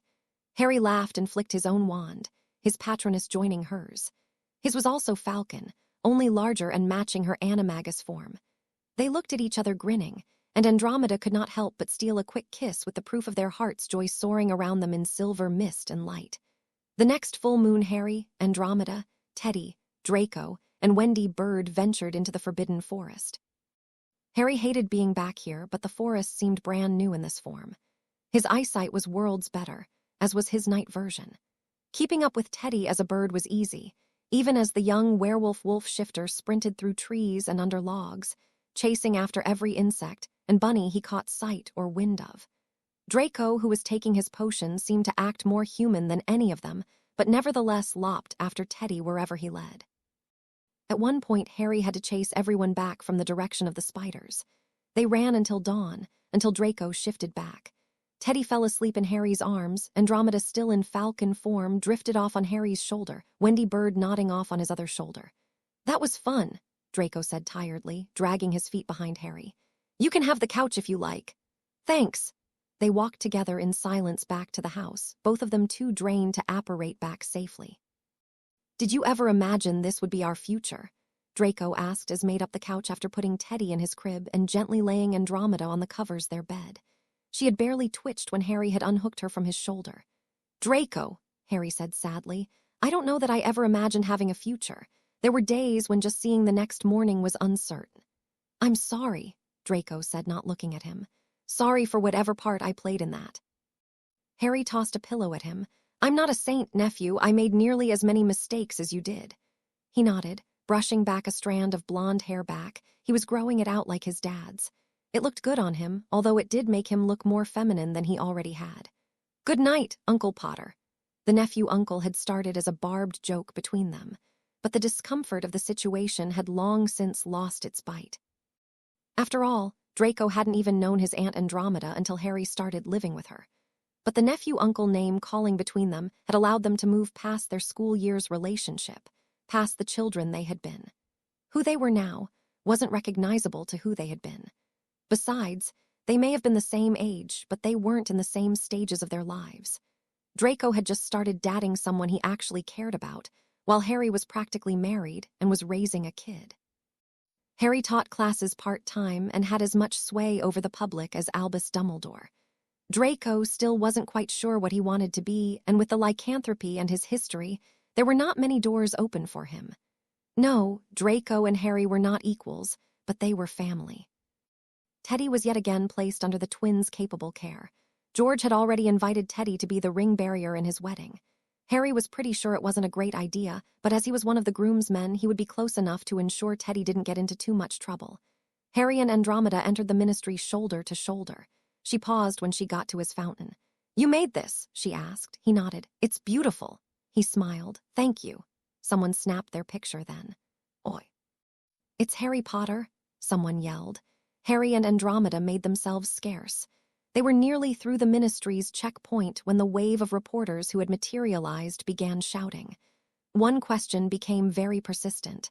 Mr. Potter, you've been living with Ms. Black for over a year now. Are you together? The question was repeated in other polite ways and other not-so-polite ways. Give me my wand back, Harry growled at the wand wearer. Are you two dadding? The nosy wizard asked sternly, though his hand was shaking violently. Harry gave Andromeda a look and she bared her teeth. It wasn't directed so much at him as it was expressing how she felt about everyone around them. He also knew that she was saying she was sick of this game. They both knew they would hound on the issue until they either received an answer or made one up. Twisting his wrist and his holly wand flying back to him in an instant, he turned to the mob of reporters. He opened his mouth and was quite sure what to say. Andromeda was a hell of a lot more than his girlfriend and lover seemed to lack a certain sense of permanency. Andromeda had no such difficulties. She put a hand on the back of his neck and pulled him into a kiss. Camera flashes went off, but at that moment he didn't care because, like always, Harry was lost in her kiss. The next thing he knew, she was dragging him through the checkpoint, and they were off to the elevators to report their animagus status, as well as Teddy's. They had both agreed that it would be better for the paperwork to be formalized before the rumors cycling through Hogsmeade turned into a problem. The next morning, the paper headlines were blowing up. Every wizarding family was treated to a picture of Harry and Andromeda kissing, and a smaller picture of them smiling at each other in front of the fountain. The resulting articles ranged from anything to the boy who lived being ensnared by a black's beauty and power, to Andromeda enslaving him. "Well, that's a little extreme," Harry said, pausing to read the paper as he stirred waffle mix. "Keep cooking, slave," Andromeda ordered. Harry threw flour at her, which backfired as it got Teddy in on the fun, which quickly resulted in the kitchen, Harry, Andromeda, and Teddy being powdered white and covered with broken eggs. Another month passes. "Ma'am, your daughter and son-in-law, Nymphadora Lupin, didn't, sir." Andromeda slammed the door shut in the Auror's face. The world was falling in around her. She couldn't breathe. There was no air. She didn't feel herself collapse against the wall, and when she realized she had, she didn't care. "My baby," she moaned. "Ted, our baby girl," she cried out. No one answered her. Ted was dead too. It wasn't sorrow that ate at Andromeda, it was nothing, a big, black, incomprehensible nothingness that engulfed her. She didn't feel because there was nothing left of her to feel. All was lost. Andromeda wondered if she should kill herself or if she was already dead. There was nothing left to fight for, and she hadn't fought, had she? Had she raised her wand against her sisters, might she prevented all this? Maybe instead of leaving home she should have killed them all, ended the Black Line before it could plague the world more than it already had. Crying, sharp and broken, called out to her. She blinked. The house was dark. She couldn't quite tell or remember if the lights had been turned off or whether the world had been cast into darkness. The crying continued. Who was crying? Teddy, her grandson. He was here. He was still here. If she left, he would have no one. Pulling herself to her feet, using the wall for support, she went to him. He was so small, so small. He stopped crying the moment she picked him up. Precious baby. She would keep him safe. He would live. Her future was nothing, her happiness dead and gone, but she would remain. This was Teddy's home. Andromeda wondered if there was enough left in her to raise him. She had no answer to that. She had no answers at. All she knew was that she would keep him alive. It was her responsibility now. Perhaps Nymphadora one day soon would return home to them. Andromeda started awake. Her heart felt so heavy she feared it might stop beating. She tried to even out her breathing and reached out for Harry, finding him sweating and caught in his own nightmare. She shook his shoulder gently. He bolted upright, shouting, "Sirius!" "Harry!" Andromeda coaxed, as he looked around the room wildly. His gaze focused on her, and even though she knew his eyesight was a bit too poor to see her in clarity, he did see her. He recognized who she was and that he had been dreaming. He relaxed, his shoulders slumping. She cupped his face in her hands. "It's all right, I'm here." He bent forward to kiss her gently before folding forward, laying his head on the blankets pooled on her lap. Andromeda leaned back against the headrest, the night air cool on her bare breasts. She began to run her fingers through his hair, rubbed a hand across his back like he had done so many, many times for her. Harry didn't cry, but neither did he fall back asleep. No more words passed between them. The silence of the night felt filling rather than oppressive. A part of her wanted to tell him about the nightmare. She had done so many times before, and she would not need to explain it to him again. All she had to say was, "I had that dream again." But she was enjoying this moment. This moment of quiet for all that they had lost. She was drawing more strength from being the one to give comfort than be comforted. Andromeda and Narcissa were walking around Hogwarts like after one of Andromeda's classes. "So business is going well," Narcissa noted. Andromeda nodded. "Turns out I have the market for dance studio classes. Everyone else just had private tutors. Hard to learn to dance with a crowd if you only have 2 people. I might expand once the new baby no longer needs to be breastfed. Are you going to stop the lessons? For 2 months, I think, as long as I heal well. My work only requires me to be away for a few hours. Harry can handle that. You are confident he will be able to handle a newborn and Teddy?" "Yes, he's babysat Verona for Fleur and Bill enough times while watching Teddy. Do you think Teddy will want a little sibling?" Andromeda ran a hand over her stomach. She had gained weight at this point, but as that weight had gone to all her curves, she wasn't quite showing just yet. That I am not entirely sure on, but Harry is a very doting person. I don't think he will forget about Teddy in any way. I don't think Teddy has ever doubted how much his godfather loves him. If anything, I think Teddy might enjoy not being the youngest anymore. He is quite advanced for his age, Narcissa looking over the lake. Draco didn't start talking like that until he was 2.5 years old. He is advanced in speech, in movement, but sometimes he overreacts to things or acts out. Not in malice, but because he can't always think through everything. It's as if his skills are advancing, but mentally, identity-wise, he is still a baby. Won't that be a problem with another baby? Andromeda looked at the sunlight reflecting off the water. He is my daughter's son. He feels very deeply, but it is all love within him. He will have to adjust to the changes this new child will bring, but it shall not be a bad change, simply different. He won't be as alone. Aside from Verona, why don't you bring Teddy to spend time with other children? Harry Potter's son would be welcome anywhere.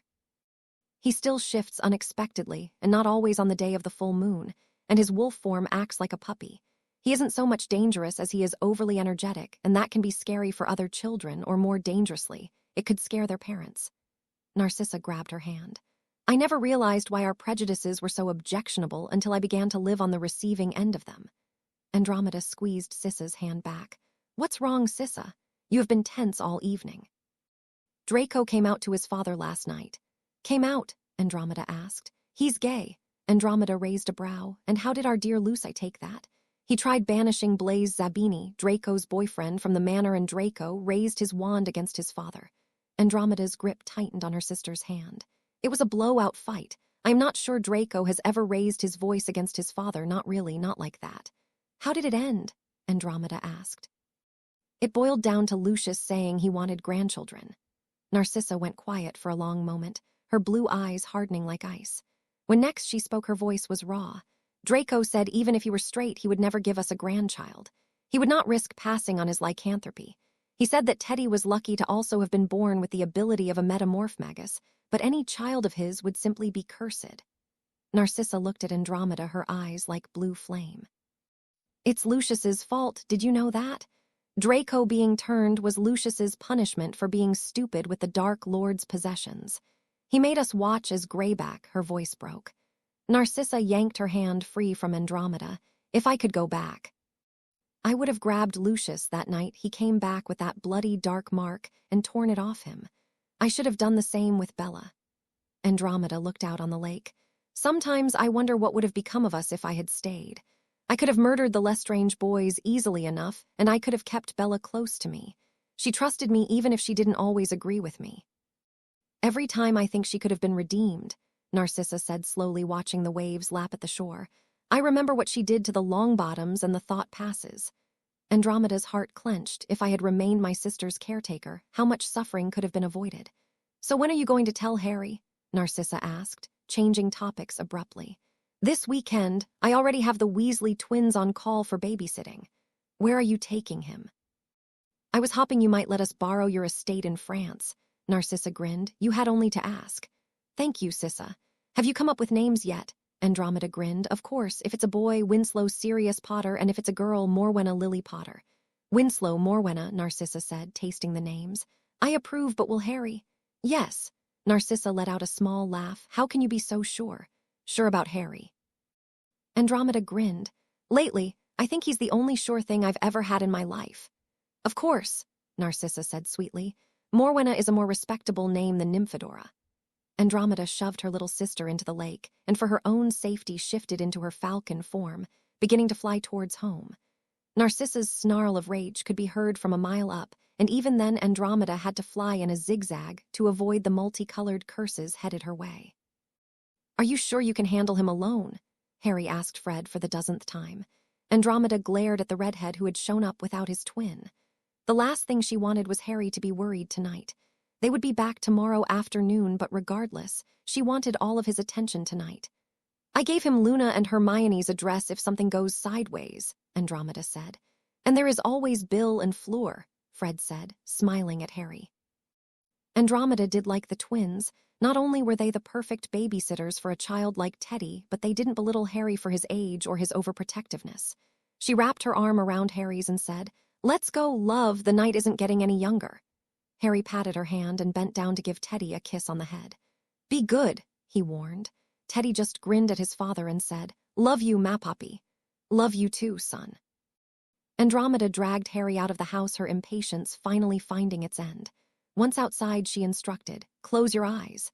Harry closed his eyes, and Andromeda disapparated them both. "All right, open them," she said. And when he opened his eyes, it was to a moon-kissed garden. Last night had been a full moon, and tonight the world was just as bright if tinged in blue. Harry turned to her. "Where are we?" "France, Sis's estate. She is letting us borrow it for the night." Harry's eyes shone in the moonlight. "Is there something we are celebrating?" He was no fool. He probably already knew the news, but Andromeda knew him, and in knowing him, knew he would be relentlessly happy to have the news confirmed. She grinned, grabbed his wrist, and pulled him into a run. She loved running. She loved dancing and hiking and swimming and now flying, but Andromeda Black had a special love for running. In her childhood, it was something they had never allowed to do in public or indoors or at any time really. Pureblood ladies did not run. It was something drilled into them by everyone. So naturally, it was something the Black sisters had done every chance they got. There was a certain thrill to running, the thrill of being caught and the speed not to be. In her case, the anticipation wasn't necessarily about being caught while running away from someone, but being caught or seen in the act of running in and of itself. It was an act of rebellion, and sometimes stealth. To this day, she still felt reckless when she ran. She felt like the girl she had been so long ago who only smiled when she was causing trouble with her sisters. Harry kept up with her without complaint, but then he wasn't running in heeled boots and skirts. Skirts that she had bunched in her hand as they sped through the gardens and manicured lawns. Again, it woke a younger part of her that believed in the fairy tales mothers told their daughters to disguise the cold practicalities of arranged marriages. They entered the back of the house that was a greenhouse of sorts. It was a glassed-in porch that was home to many beautiful plants, though thanks to magic there was no loud fan or heater running in the background. No, aside from the insects outdoors, there was no sound, but for the sound of her heartbeat, and of his, and his lips fell upon hers, and because it was summer and they had been running, he tasted salty. She wrapped his arms around him, leaning all of her weight into him so that he took the next logical step and picked her up. He found the bed that had been set up for them. This was their guest room, with windows that looked up at the stars, and a room whose light was provided by the moon. Some nights their clothes came off with a snap of the fingers, a bit of ticklish magic, but tonight was one of those nights when the clothes came off slow, with steady, teasing fingers. Harry started with her boots, undoing the laces as his gaze took her all in. In his eyes, she felt like the most beautiful woman in the world, not because of some taboo sexual fantasy or absurd fetish, but because she knew that Harry Potter liked who she was and how she treated and behaved with her body. There were many people who found partners who fit one need and not another, and their love was no less real. With Ted, who had been handsome in that clean-shaven, dirty blonde, blue-eyed way, Andromeda had found his looks acceptable, but it was the love between that had made him desirable. His kindness for all that he did, and for everyone that he knew. Kindness hadn't been something Andromeda had had much experience with before meeting Ted Tonks. But sometimes she had wondered if Ted had fallen in love with her beauty and her body before he had come to know her. She had not provided him with many options, and she had certainly had to curb some of her upbringings to fit some of Ted's sensibilities. With Harry, it was almost the reverse. Not that she valued one love over the other. What she had with either man was irreplaceable. With Harry, she had been as drawn to his kindness and tenderness as she had been drawn to Ted's, but she had also found Harry objectively handsome. Not that it hurt that he was 20 years younger than her, and there were things about his body that outside of a professional athlete a man her own age could not compete with. But Andromeda was physically drawn to Harry. From his stunning, green eyes to his lean figure, as well as the sharp contrast between his raven black hair and oh so pale skin. Yet for Harry, she thought it was the opposite as it was for her. She believed he had fallen in love with her, not her body. He liked her abrasiveness, her hard edges, and her dark past. Harry had seen the absolute worst of her, seen her broken and defeated, had personally bent down to pick up the pieces and had somehow, against every logical impulse, seen the strength and life in her. The stronger she got, the more independent and quick-tongued she became, the more he seemed to adore her. And Harry had never behaved as if he wanted a kept woman like he wanted an exotic pet kept in a cage. If anything, it felt like he wanted to be kept. As if all he wanted out of life was to do and be anything for his family and the people he loved. Harry pressed a kiss to the side of her knee. "You're smiling, and you're smiling at me, so I hope you're thinking of me, but you are." He flipped up her skirts. "Far." He spread her legs a little wider, both her boots discarded on the floor at this point. "Away." And he laid a soft kiss on her thigh. She shuddered for him. Was her only response. He slid down her undergarments and trailed kisses closer to where she most wanted him. With his lips to her skin regretfully lower down, he asked, "What were you thinking about?" "You," she breathed. He nipped her and her breath caught in her throat. "What about me?" he asked, his own voice rougher. "I was thinking of how much you loved me," she said, watching his face, even as her body thrummed with anticipatory pleasure. And just as she believed to be true, his eyes softened, some predatory tension in him that preceded sex for most men eased to something tender. He rose up on his knees, leaning over her body so he could kiss her lips. "I do love you, Dromda." She arched against him like a cat, claiming another hungry kiss. Harry laughed, and with some quick placement of legs and torso she was too distracted to prevent, she found herself on her stomach on the bed as he began to undo the back of her dress and skirts. She sighed happily as Harry drew back the curtain of her hair to one side in order for him to kiss and lick down the back of her body as he revealed it. As a dancer black sister, Andromeda had no shame about her body or age, even as the baby weight began to build. She had muscles, and when she looked in the mirror, she thought the fat was only adding to her curves. She certainly wasn't the lean twig princess of her younger sister, but as Bella had set the standard of beauty for them all, if any of the three of them had body issues, it might have been Narcissa. Of course, Sissa was far too proud to ever show or indicate any such insecurities. Harry bit down on Andromeda's ass and she squeaked, a sound only Harry could get from her. He laughed, "Still far away, what are you thinking of, my love?" "You," she said again. He bit her other butt cheek a bit harder. She didn't squeak this time. She rolled and spun, pinning a shirtless but still clothed Harry beneath her. "Persistent, aren't we?" she asked, smirking down at him. His hands trailed down her sides, his thumbs brushing her beasts before he continued the rest of the way to her hips, where he paused. "Maybe," he began carefully. There was a look in his eyes, part longing and part trepidation. "Maybe," he tried again, "I wonder if you're keeping secrets." The last word lifting up in a hopeful plea. Andromeda gently took his hands in hers, his palms still on her body. She led them to her torso. "Just the one," she whispered. His eyes seemed to burn with their own light, but he remained still under her touch, his breath held, waiting for her to answer his heart's desire. "Harry, my darling, I'm pregnant." His face broke into a smile so joyous, so unconsciously happy, she thought her heart might burst with love for him. Had she not already loved him? Had there been any doubts, that look, that one single expression would have stolen her heart? One moment they were on the bed, the next, Harry was dancing them around the room. She completely naked, him barefoot with only a pair of trousers. They danced to a music only he could hear, which was all right because in his arms she felt it too. And when that song changed, they were back on the bed, and they danced to a different kind of rhythm. It was all good, it was all love, and Andromeda thanked the stars above them for giving this man to her. For giving her life where she believed there to be none. Harry was awake to see the dawn that morning, awake enough to see the sunrise change the colors of the hills around their little oasis. Watch the light play of her skin and change the hues of browns and blacks in her hair. Andromeda is pregnant with my baby. I'm going to be a father. Of course, Harry was already a father, but the first time he had held Verona Weasley had shown him that he, even if he only admitted it to himself, desperately wanted more children. He wanted more family. He had always been envious of Ron's family from the moment he had met them. Harry was determined that Teddy would not grow up as he had. Teddy was Harry's as much as this new baby was, and Teddy would never feel the lack of Harry's love. This child would be Teddy's sibling, brother or sister, never cousin, never uncle or auntie. Harry felt as if his chest was too small for his heart. He looked over at Andromeda, asleep on his pillow.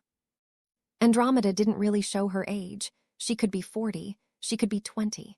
The only thing that really gave her away were the small lines around her eyes and lips, and more often than not her expression.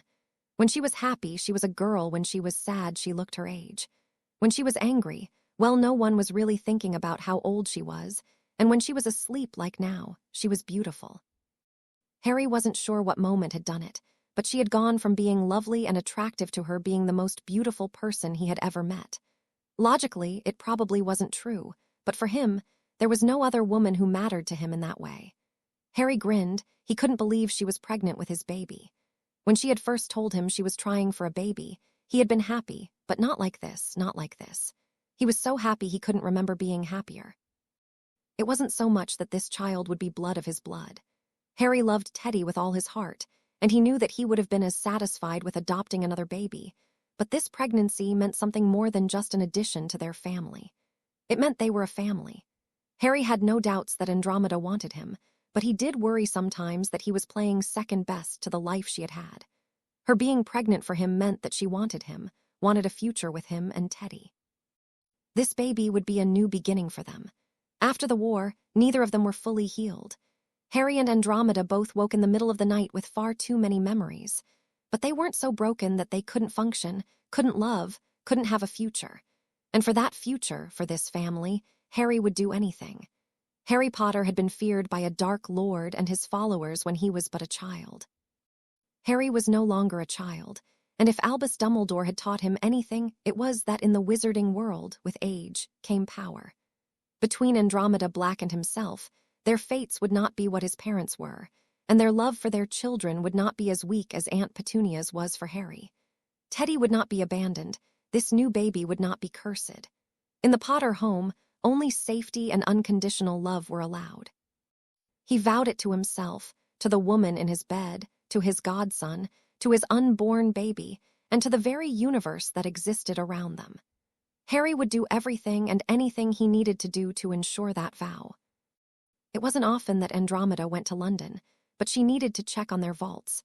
Their vaults because while Harry and she had no plans, at least that she was aware of, to get married, Harry had married them financially.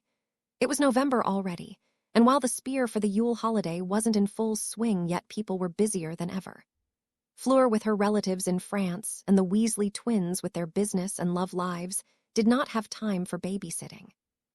Least of George, who had been married on Halloween. Something Harry hadn't been thrilled about, and by not thrilled she meant that he wasn't just overprotective. He was jumping at shadows and had not let Andromeda or Teddy out of his sights all evening. He covered up his anxiety fairly well, until Molly Weasley gave a backhanded comment about the new baby coming. The look Harry had given Weasley Mantron. Andromeda smiled. It was good to be loved, and if that love put the fear of Merlin into those around her, well, that was just icing on the cake. But regardless of how much either of them had enjoyed the wedding, or how well Teddy behaved himself, Harry had not been happy, nor had slept at all that night when they finally returned home. Last Halloween hadn't been like this, and when she finally asked him about it, his answer had been chilling. Not just the content, but the tonality in which he said it with. Something bad usually happens on Halloween for me, and I've never had so much to lose. He had stood sentry all night. She had fallen asleep in his arms on the couch while he listened and watched, the shields thrumming around their home, Teddy's door open. When morning broke, she had found herself alone on the sofa, the smell of breakfast waking her. Harry smiled at her and seemed perfectly at ease, but she wasn't fooled.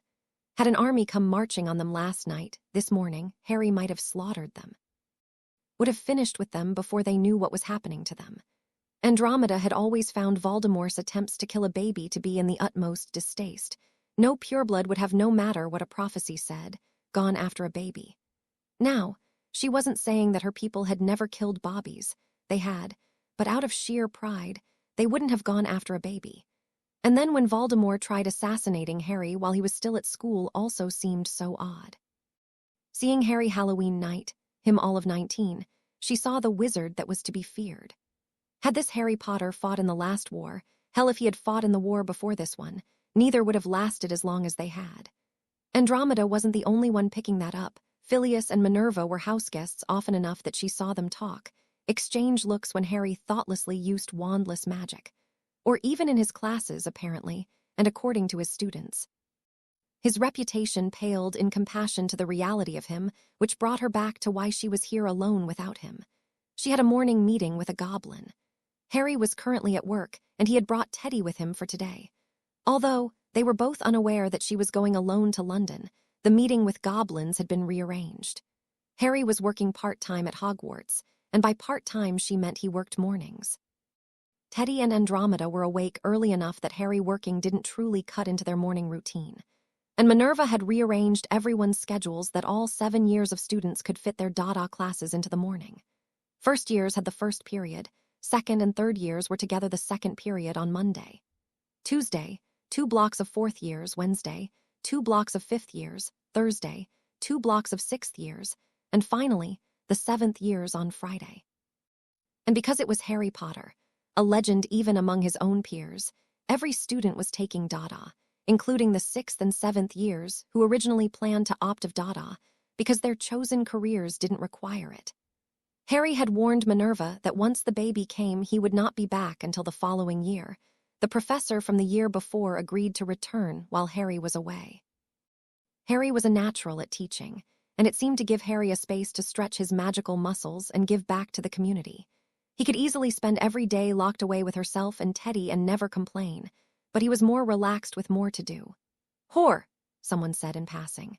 Andromeda spun to see who had spoken, but the streets of London were packed, and as it was cold she was surrounded by 100 black cloaks. All she knew was that the speaker had been a wizard.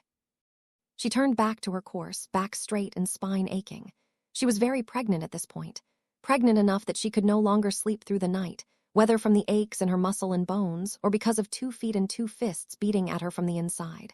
While she wouldn't trade seeing Harry's face the first time he had felt his baby kick against his hand through her for anything, she was about ready for the baby to be on the outside. "Snatch," another whisper said around her. "Viper." "Harpy." "Monstrous bitch." Andromeda hadn't realized how much animosity there would be towards her. The irony, that although she couldn't identify the people spitting insults at her, she didn't recognize any of them as purebloods, or at least not purebloods who had walked in her parents' circles. Harry Potter was the hero of blood traitors, half-bloods, and muggle-borns, and it was those same people who seemed to despise her. After 20 years of being respected among them, and now to have them against her was unsettling. The tables had turned on her again.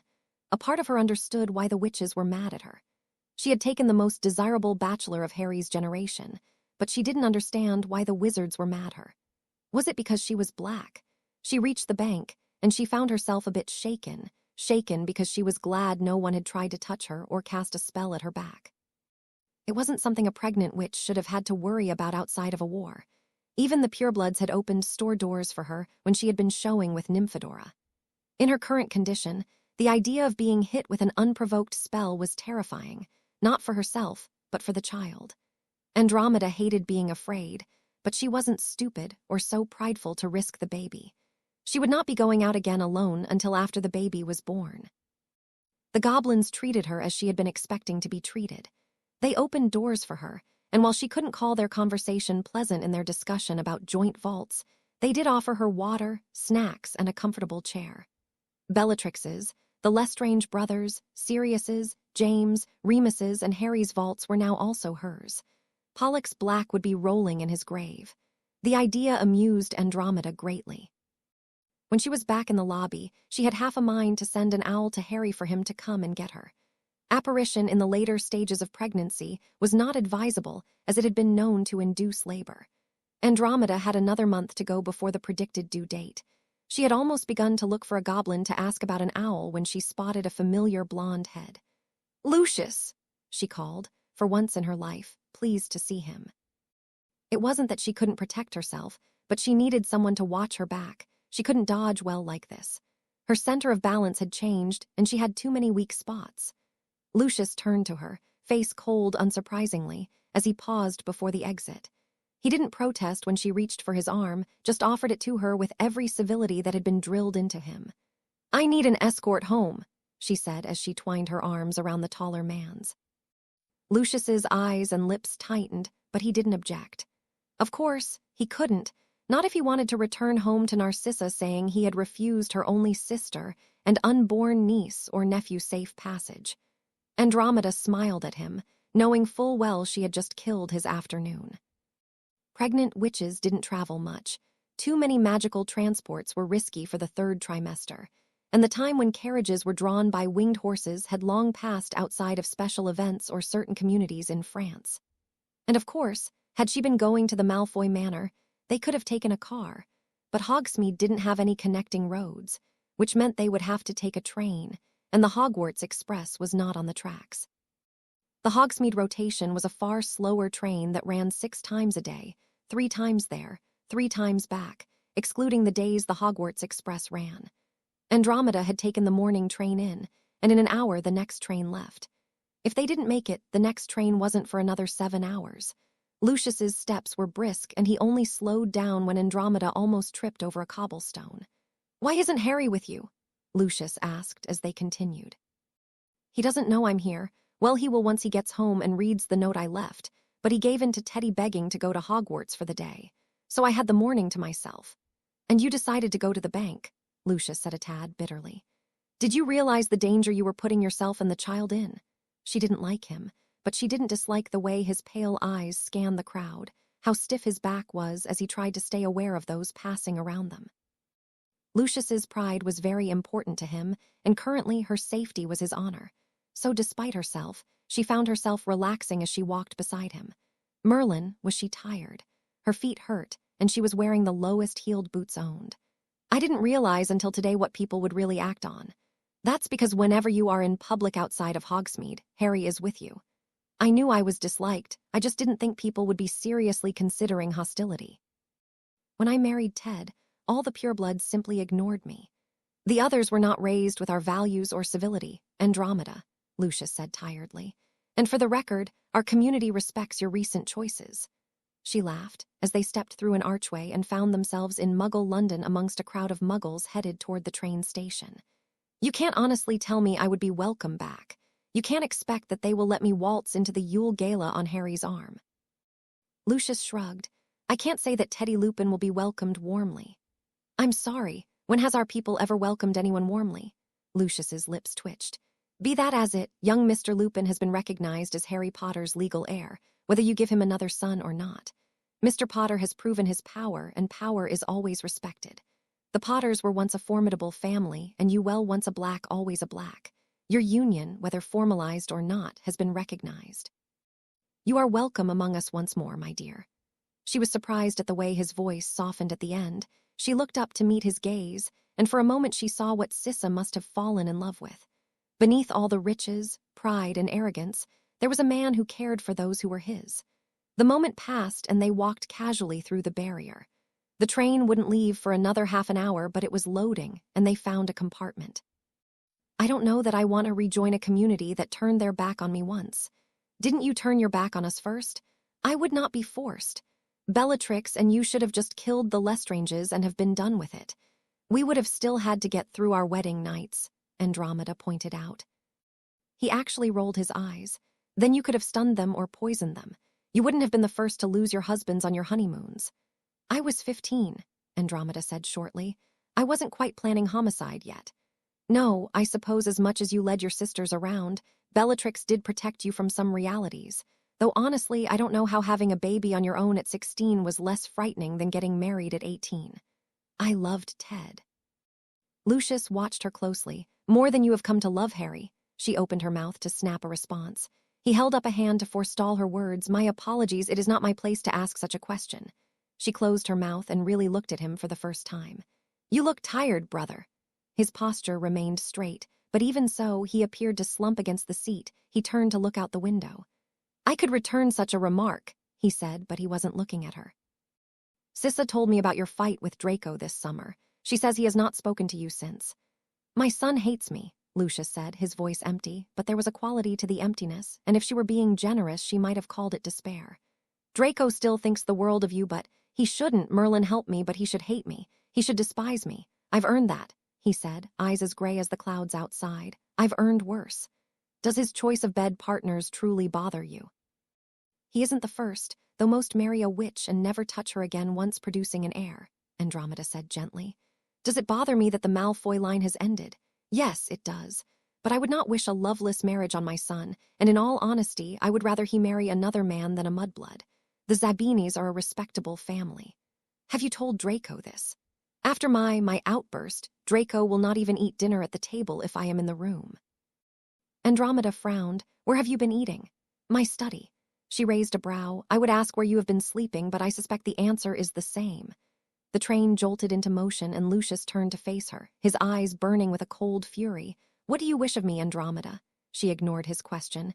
Don't you have friends to speak with? I doubt I would have gotten this much out of you if you had told this to someone else. Severus is dead, Lucius said, his voice hollow. Andromeda wondered what it said about him, that his only friend was dead, that his only friend had died a traitor to his cause. Have you spoken with Narcissa? Lucius glared at her. I have been sleeping in our bed, not the study. Andromeda grinned. So if your wife has forgiven you, forgiven is not what I would call it, Lucius interrupted. You have made some semblance of peace with Narcissa, Andromeda rephrased. What have you done to make amends with Draco? There is no making amends, Lucius said. It was my mistakes that turned him into a monster. It was my doing that lost him respectability in public. It was I who lost most of his inheritance, and it was I who ended my ancestors' line. There is nothing I can mend. You could formally, publicly accept Draco's engagement with Blaze. Blaze's parents already have, and Narcissa is only waiting for you to take your head out of your ass before she says anything on the matter.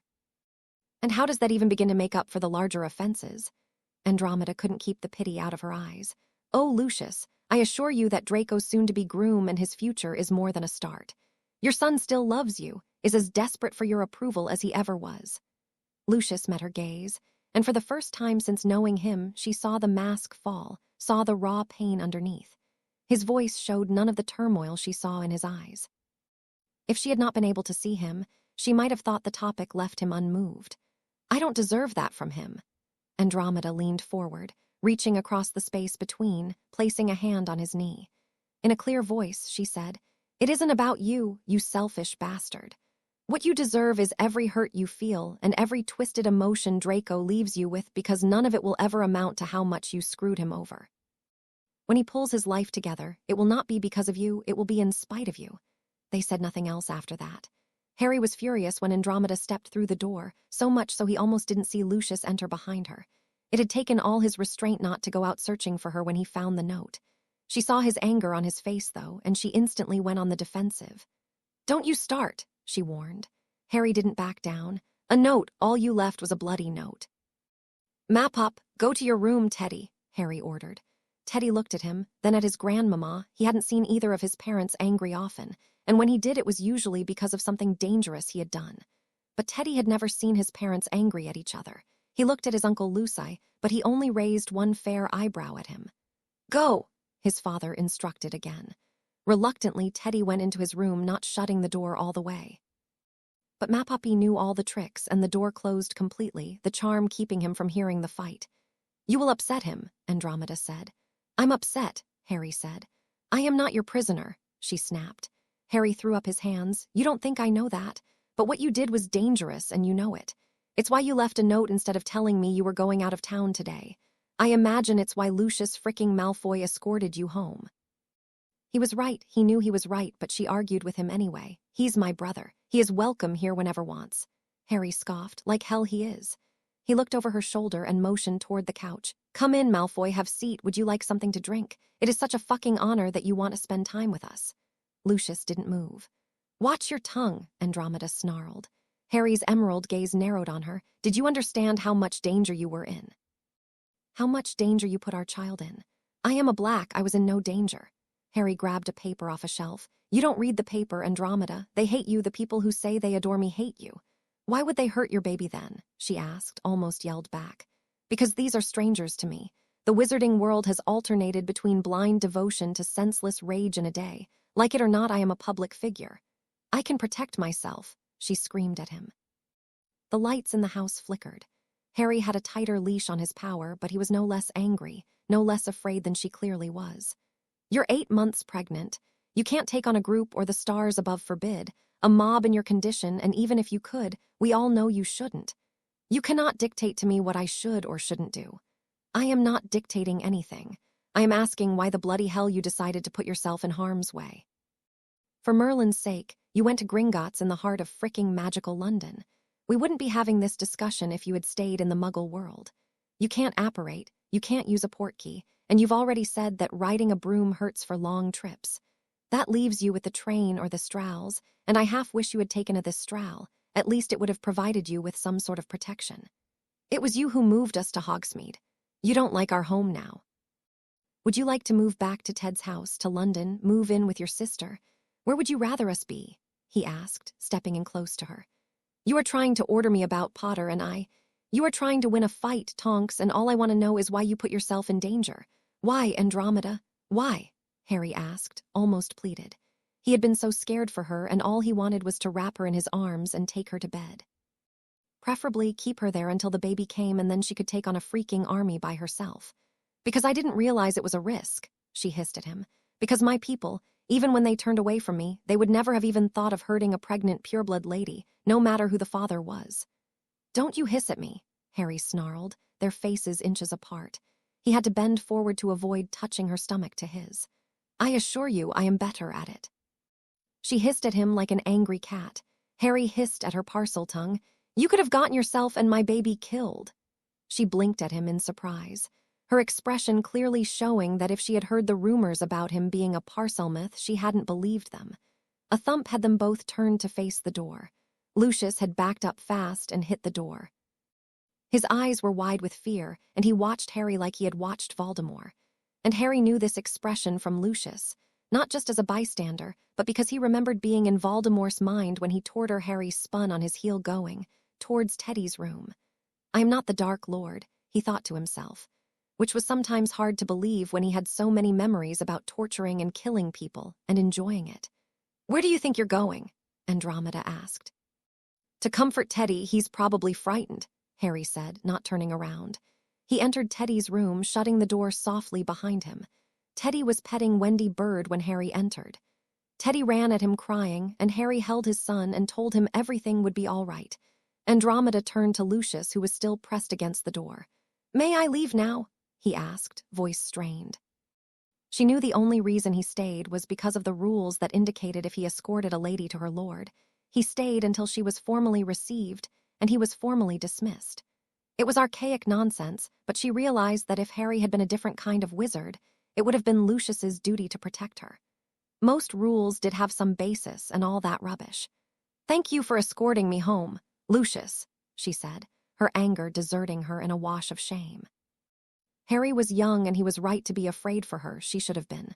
May I leave? He asked more forcefully, and as was the theme of the night, his fear had awoken his own anger. Get out, she snapped, losing patience with him with herself. She went to the kitchen to make tea. Tea could fix anything. Teddy note. So I skipped a lot of time, but Teddy's grand reveal to Andromeda being pregnant wasn't that interesting. He's too young to get or plan the future far enough to understand what another baby might mean for his life. Overall, he was more weirded out and oddly fascinated with the idea of a person being grown trapped in his grandmama's stomach. Other than that, not much happened other than what I indicated in this chapter. 2 weeks after their first fight and everything was back to normal. Well, truthfully, they were back to normal that night, after some tea and a roll in the sheets. Make-up sex with a baby in the womb was an odd dance between I'm so sorry, but I was so upset and scared, and I need to get the rest of those emotions out. And there is a tiny person between us who may not be aware of what we are doing or in any danger, but let's be careful anyway, because I think they know something's happening, and we sort of feel like we might squish him or her. But the healer had been almost overly open and curious about their sex life.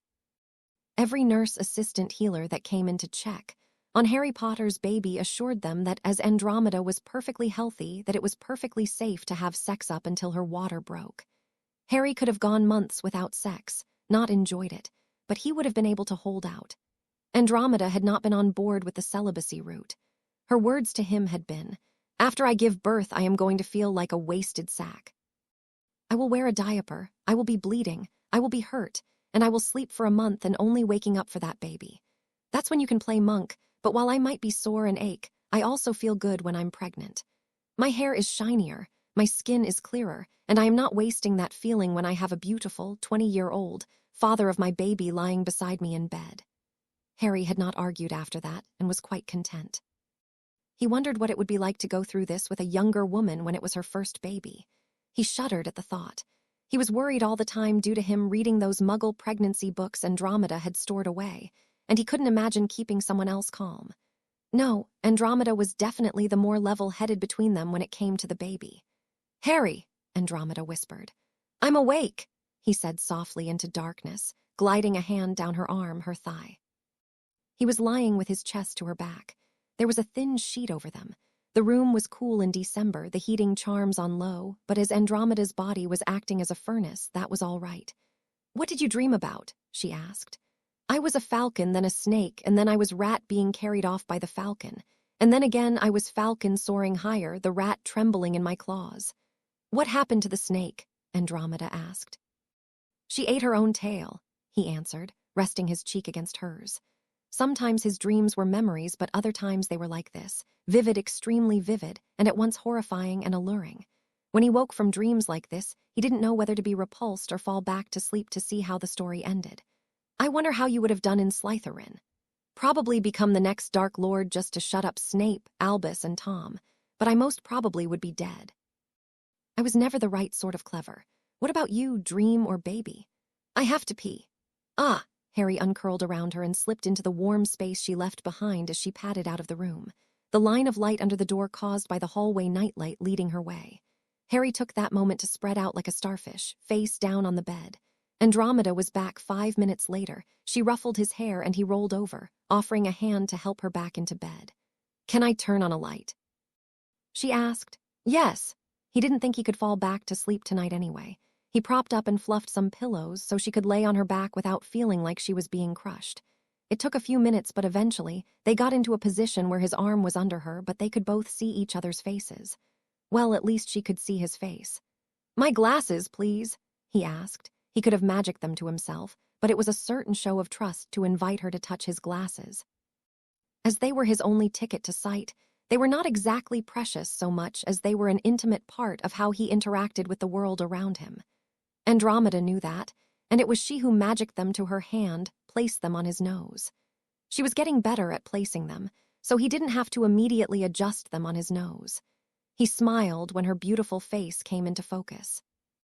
Andromeda had secret freckles he only got see after she became pregnant because she stopped wearing concealer, in the form of a little charmed necklace she had stopped wearing. He loved her face without makeup or charms. She looked entirely more real and more his.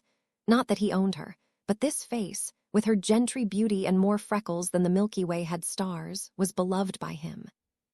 She brought her hand up to cup his face, her fingers tracing the shape of his cheekbone. "Harry, why haven't you asked me to marry you?"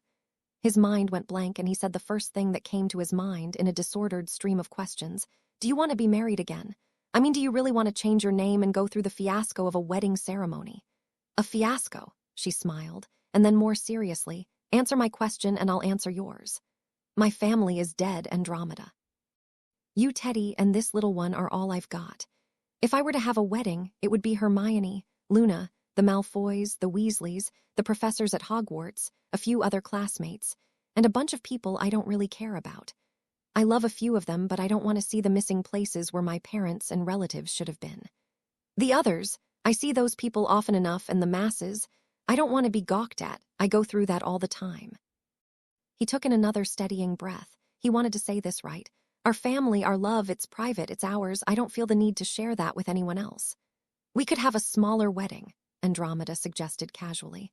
"And how many people would be on your wedding invite?" "The Malfoys, Kingsley, and—" She paused, and she could think of no one else, not to a wizarding wedding anyway. "See, the wedding would be for me more than you, and I don't really want a party." "Don't you want to see me in white?" He grinned. "If I did, I think I would be more interested in taking it off you slowly." He waggled his eyebrows. She smacked his chest lightly. "I'm being serious about this, Harry." Harry gave her a look. "What?" she asked, defensive. He sighed. "Part of the reason I didn't ask was because I didn't think you would want to get married." "I love you," she said. "I know that. And if the only reason you don't want a wedding is because you think I don't want tea, Andromeda. We could get married without a ceremony, just legal, Andromeda," Harry said again gently. "I don't want to be the Riso, Andromeda," he repeated just as gently. But this time he pulled her hand to his lips and kissed her wedding band. It was a plain band of gold and it never left her finger. It was the ring Ted had given her. She froze under his touch like a sparrow caught in a serpent's gaze. "Do you want to marry me?" he asked. "I would say yes if you asked," she said. He smiled against the back of her hand, pressing that hand against his cheek, the ring warm between them. "I didn't ask, 'Will you marry me?' I asked, 'Do you want to?'" "No," she breathed. His smile brightened, which obviously wasn't the reaction she had counted on. But before she could accuse him of anything, he demanded in an even tone, "Tell me why you don't want to marry me." She took in a deep breath. "The last time I got married, Nymphadora was 2 years old. Ted and I could not get married when I became pregnant. I was too young to marry without my parents' permission in the Muggle world. Nymphadora was my flower girl, and she tripped before she got halfway down the aisle." Andromeda seemed unaware of the tears falling down her face. She cried, and she cried for her mum. She didn't cry because she was hurt. Stars, that girl knew how to crash and tumble better than any stunt actor. But she cried for me because she had felt alone in that great big church. Andromeda's brown eyes were like polished garnets under stream of water. "I had to rush ahead of all my bridesmaid. They didn't matter to me. They were Ted's friends. I didn't know anyone outside of his immediate family and a few his classmates that day. Nymphadora cried for her mum to help her because she didn't know anyone there either. She blamed me, not her father, for putting her in that silly periwinkle and pink dress. She hated the hat we made her wear to cover up her changing hair color. She was so mad at me when I got to her, but she didn't let me put her down. I marched down that aisle with her old slung over my hip. The musicians couldn't keep up with my pace. I had no father, no man walking me down that aisle, just an angry 2-year-old who I had out of wedlock.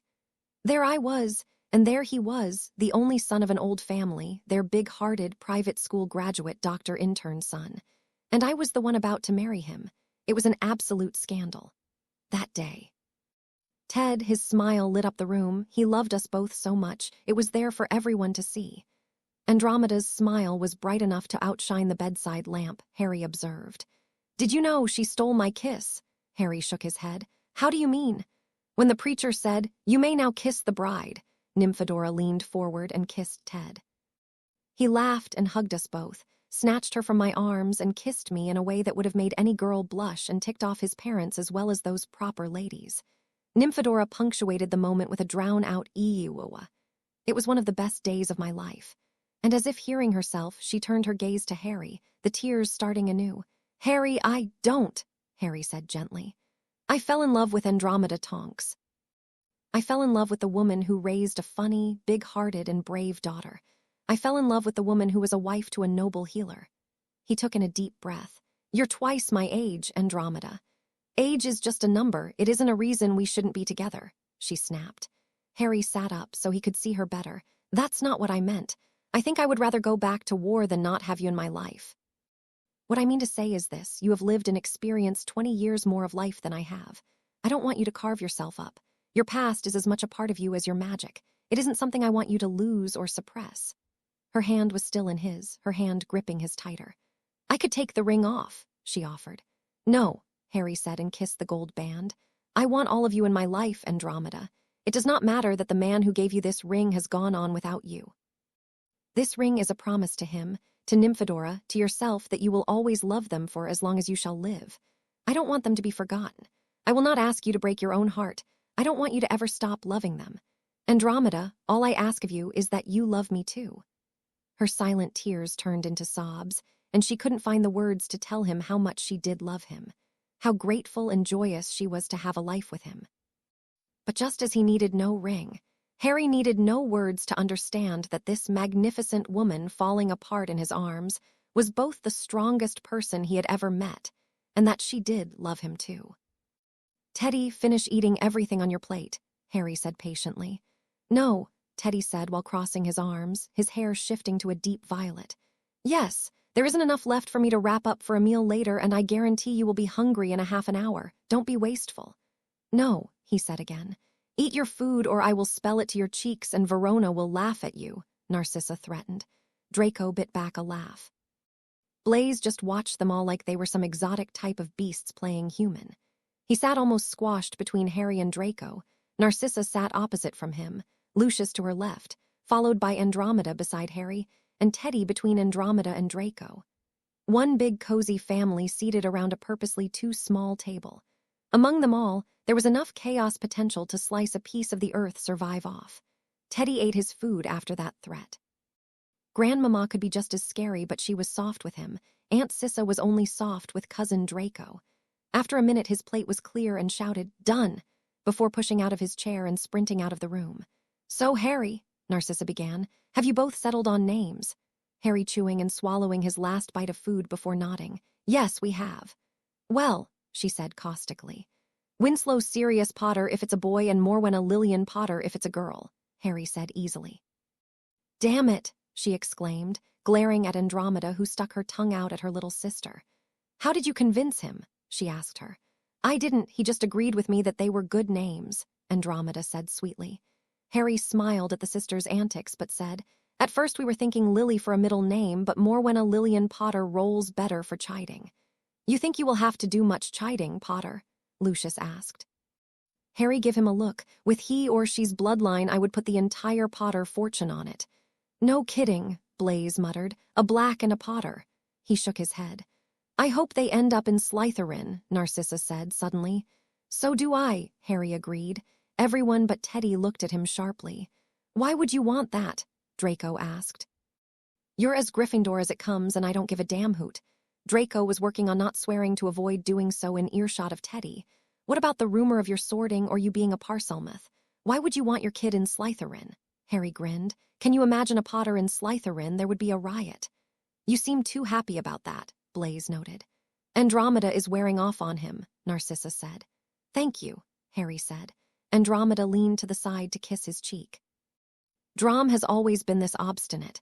Why do you think they're not engaged? Any societal rule you need to be broken, just look towards my sister." "Could be worse," Harry said caustically. "She could have bowed before the of a half-blood madman, bent on world domination." It was Draco who broke the tension. "Why Sirius and not your father's name, James?" he asked. "James Potter died for me and his wife when I was baby, but aside from Lily take Harry and go, I have no memories of my father, none of him alive anyway. I knew Sirius, he was the closest thing to a loving family I had, and he died for me too. Besides, he is Dromeda's favorite cousin." "I was closer to Regulus," Narcissa said softly. "He was a good kid," Lucius said with equal gravity. "It was hard to have known Regulus Black and not liked him." "Did you ever find his body?" Andromeda asked. "I was never able to find his grave." Narcissa shook her head. "Before Tom went after Potters, Regulus disappeared. The Dark Lord said he was a traitor and had been dealt with. They never delivered a body. His inner circle was interrogated after Regulus disappeared," Lucius said tightly. "Something about a locket." "Yeah, Regulus switched sides and stole Slytherin's locket from Tom. If there was no body, does that mean it's possible he's still alive?" Harry asked. "No," Narcissa said sharply. "It's been too long, and while Regulus was a veritable genius, it wasn't in dueling. His specialty was languages, herbology, and potions." "His mother adored him," Andromeda said. "He was very sweet and very soft-spoken. But allow he was easy to like, he was almost too shy to have any friends. She was our aunt's baby boy, and after how Sirius acted out, she kept Reggie even more insulated. Personally, I believe that if Reggie had been the firstborn, Aunt Wally would have loathed him. She was fickle if nothing else, but had Sirius not been sorted into Gryffindor, she would have been very content with her bold, arrogant, athletic, and magically gifted firstborn." "He wasn't arrogant until he met James Potter," Narcissa disagreed. "Not when he couldn't keep his mouth shut at home." "Uncle Orion almost killed him a month before he first went to Hogwarts," Andromeda told Harry. "It was lucky our father had trained as a healer." Narcissa looked disgusted. "Because Merlin forbid we let our family business out into the eyes of the public. Orion would have soon as watched his own son bleed out before taking him to St. Mungo's." Harry thought of Teddy bleeding. He would never be able to raise a hand against his child, any child, but he couldn't imagine doing nothing while his son was hurt. No wonder Sirius had run away from home. Needing to distract himself, Harry stood and asked if anyone wanted any dessert. He summoned everyone's empty plates to the sink and fussed in the kitchen. "So you finally managed to make a cheesecake?" Narcissa asked with a small smirk. Harry glared at her. "I'd like to see you in the kitchen." She smiled at him.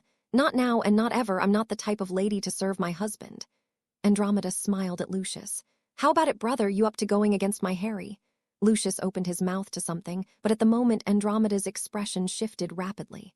"Andromeda," Lucius asked warily. She said nothing, but an expression of growing pain pinched her features and she put a hand on her belly. Dromda, Harry said, kneeling by her side. Dromda, what's wrong? Water, baby, she said, her voice strained as if she was trying to hold back the pain but not breathing deeply. I'll call the Mediwitch, Narcissa said, running to the fireplace in the living room. Harry took one of Andromeda's hands, which she squeezed in vice-like grip. Breath, love, don't forget to breathe, he said, pulling her hair back as she bent forward and let out a little moan.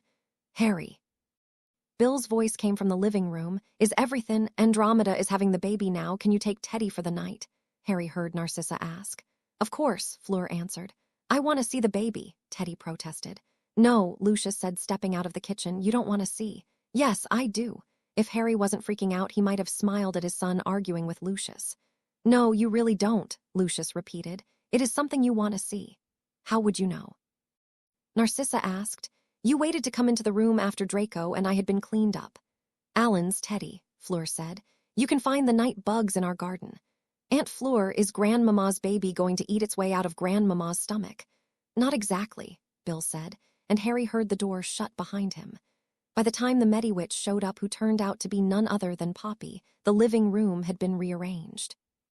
Andromeda sat on a large, thick mat by which Point, Lucius, Draco, and Blaze had fled the house. Push, Andromeda, push, Poppy yelled, nothing soft about her in that moment at all. Andromeda screamed back, full-throated, and drowned out into a grunt. Every light in the house in the neighborhood flickered and was blown out. Narcissa relit the lights in the house between summoning fresh basins of water. Harry swallowed a scream of his own and tried not to yank his hand away from Andromeda as she fractured the bones in his hand. He controlled his breath as he knelt beside Andromeda, his unbroken hand wiping away the sweat on her brow as she panted, made smaller pain noises. I have the head. Come on, Andromeda. Shoulders next, and then you can rest. Come on, dear one, push, Poppy coaxed. Andromeda pushed, and her cry was joined by a newborn's first breath and wail. Harry's heart stopped at the sound. He watched raptly as a bloody, tiny human emerged into the world. Poppy handed Harry his daughter gently. The child was too small to be real, fitting into his hands like she was always meant to be there. You fractured his hand, Poppy accused, astonished. Harry ignored Poppy, all of his attention on his daughter.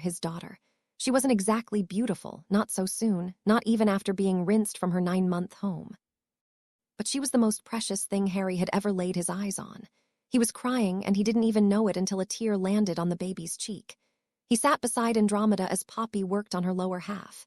Andromeda reached for them both so that they sat pressed together, the newborn cradled in her mother's arm, Harry's arm securing her there. Morwenna, he said reverently. Andromeda kept alternating looking between Harry and her new baby. Her heart was breaking. She remembered Nymphadora and remembered losing her, feared to lose her new little one, yet at the same time she watched Morwenna fight against her swaddled blanket. And Andromeda was entranced with this new piece of her heart.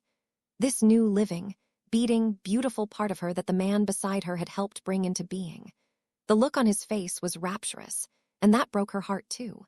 She could no longer imagine a life without him, could no longer see a world where he did not love her. It was Harry's love that had brought her back from the brink, Teddy who kept her breathing, and this new darling baby girl was her ticket to salvation. A new beginning, a second chance to live life to the fullest. You're crying, Andromeda said, her gaze watching Harry's emerald eyes filled with more love and emotion than she could ever remember seeing expressed on a person's face. Harry laughed. My chest hurts. I'm so happy. I love her, I love you, I love Teddy. I feel like there is so much love in me that it will break me. Narcissa answered him. Your heart grew. You don't love her any more than you love Teddy, but she's real now and your heart had to grow to accept her.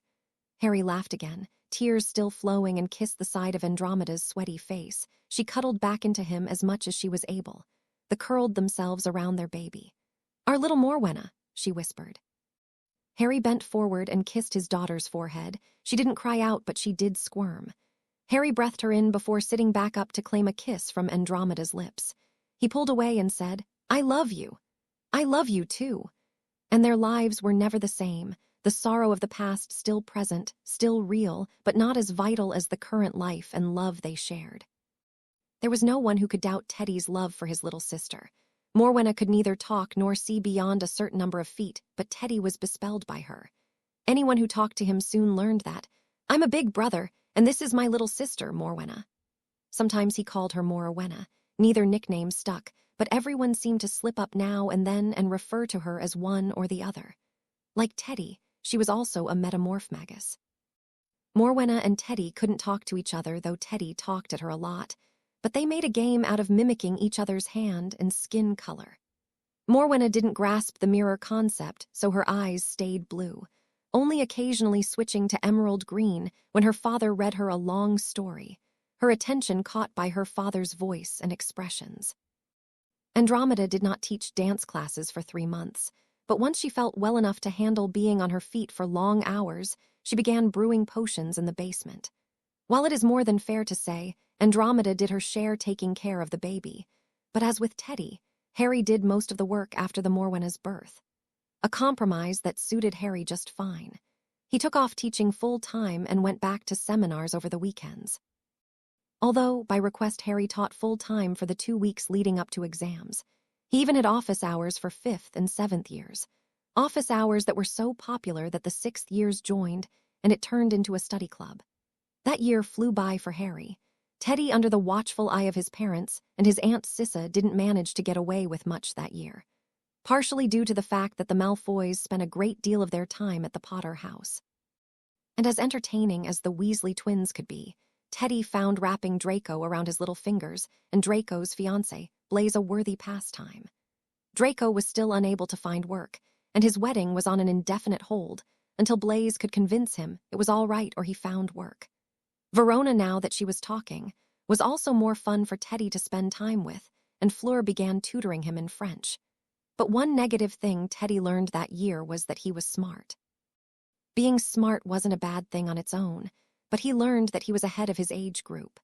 Verona, who was only a few months younger than Teddy, couldn't talk in full paragraphs like he could, and his sister, who was 2 years younger, could barely walk, much less run. That Morwenna was growing up slower than he had seemed to please Mappuppy, which made Teddy wonder what was wrong with him. And one night, he finally gathered enough courage to ask Mappuppy just that. Mappuppy sat at the end of his bed and said, "You know that cousin Draco is a werewolf, right?" Teddy nodded and smiled, "Just like me." Mappuppy smiled, but his eyes looked sad. "No, Teddy, not just like you, just like your father." Teddy frowned. "You mean Remus Lupin?" Mappuppy nodded. "Well, what's the difference? You said our daddies used to play together in the Forbidden Forest with his friends just like we do every full moon." Mappuppy asked a question in return. "Has Draco ever shifted when it's not the full moon?" "No." "When he does shift, does he look like a real wolf?" "No," Teddy said slower. "He doesn't look like me at all. That's because being a werewolf is seen a magical curse with no cure. People are attacked, bitten, or scratched, and next full moon they shift. But Bill was scratched, and he's not like Draco or me."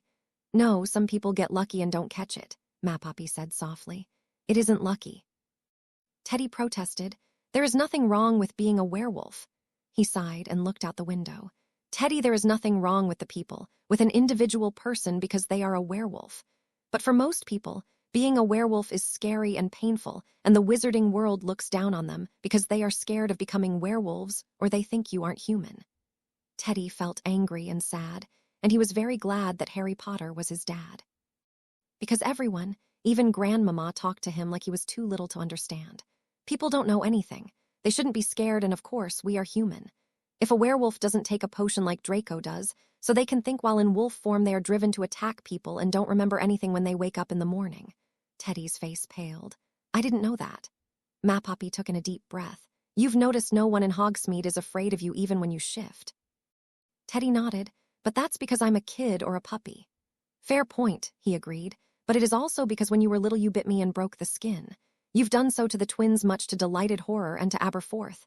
Teddy looked away. He really liked Mr. Dumbledore, but that day he had scared Teddy, and well, yeah.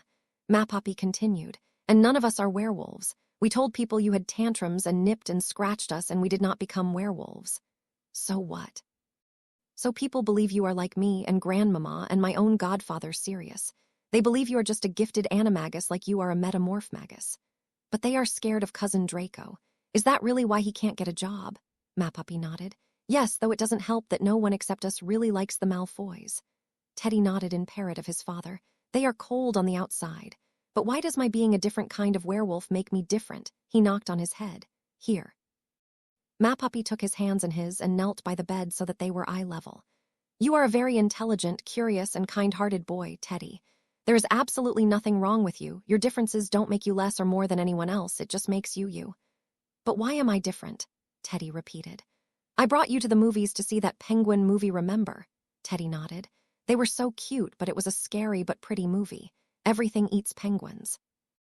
I still don't understand why they live there. Remember when the eggs hatched? Harry asked. Yep, the baby penguins pecked their way out. Then what did they do? They walked to their dads. So right after they hatched, they started walking. Teddy frowned. Yes. Most mammals are the same. Most animals can walk and run if that's a thing they were meant to do, sometimes within months or days or even minutes of being born. But when did your sister start walking on her own? Christmas to get the tree, Teddy said. Your sister was 11 months old when she started walking. Do you know how old you were when you learned to run? Teddy shook his head. 8 months old, Mapapi said.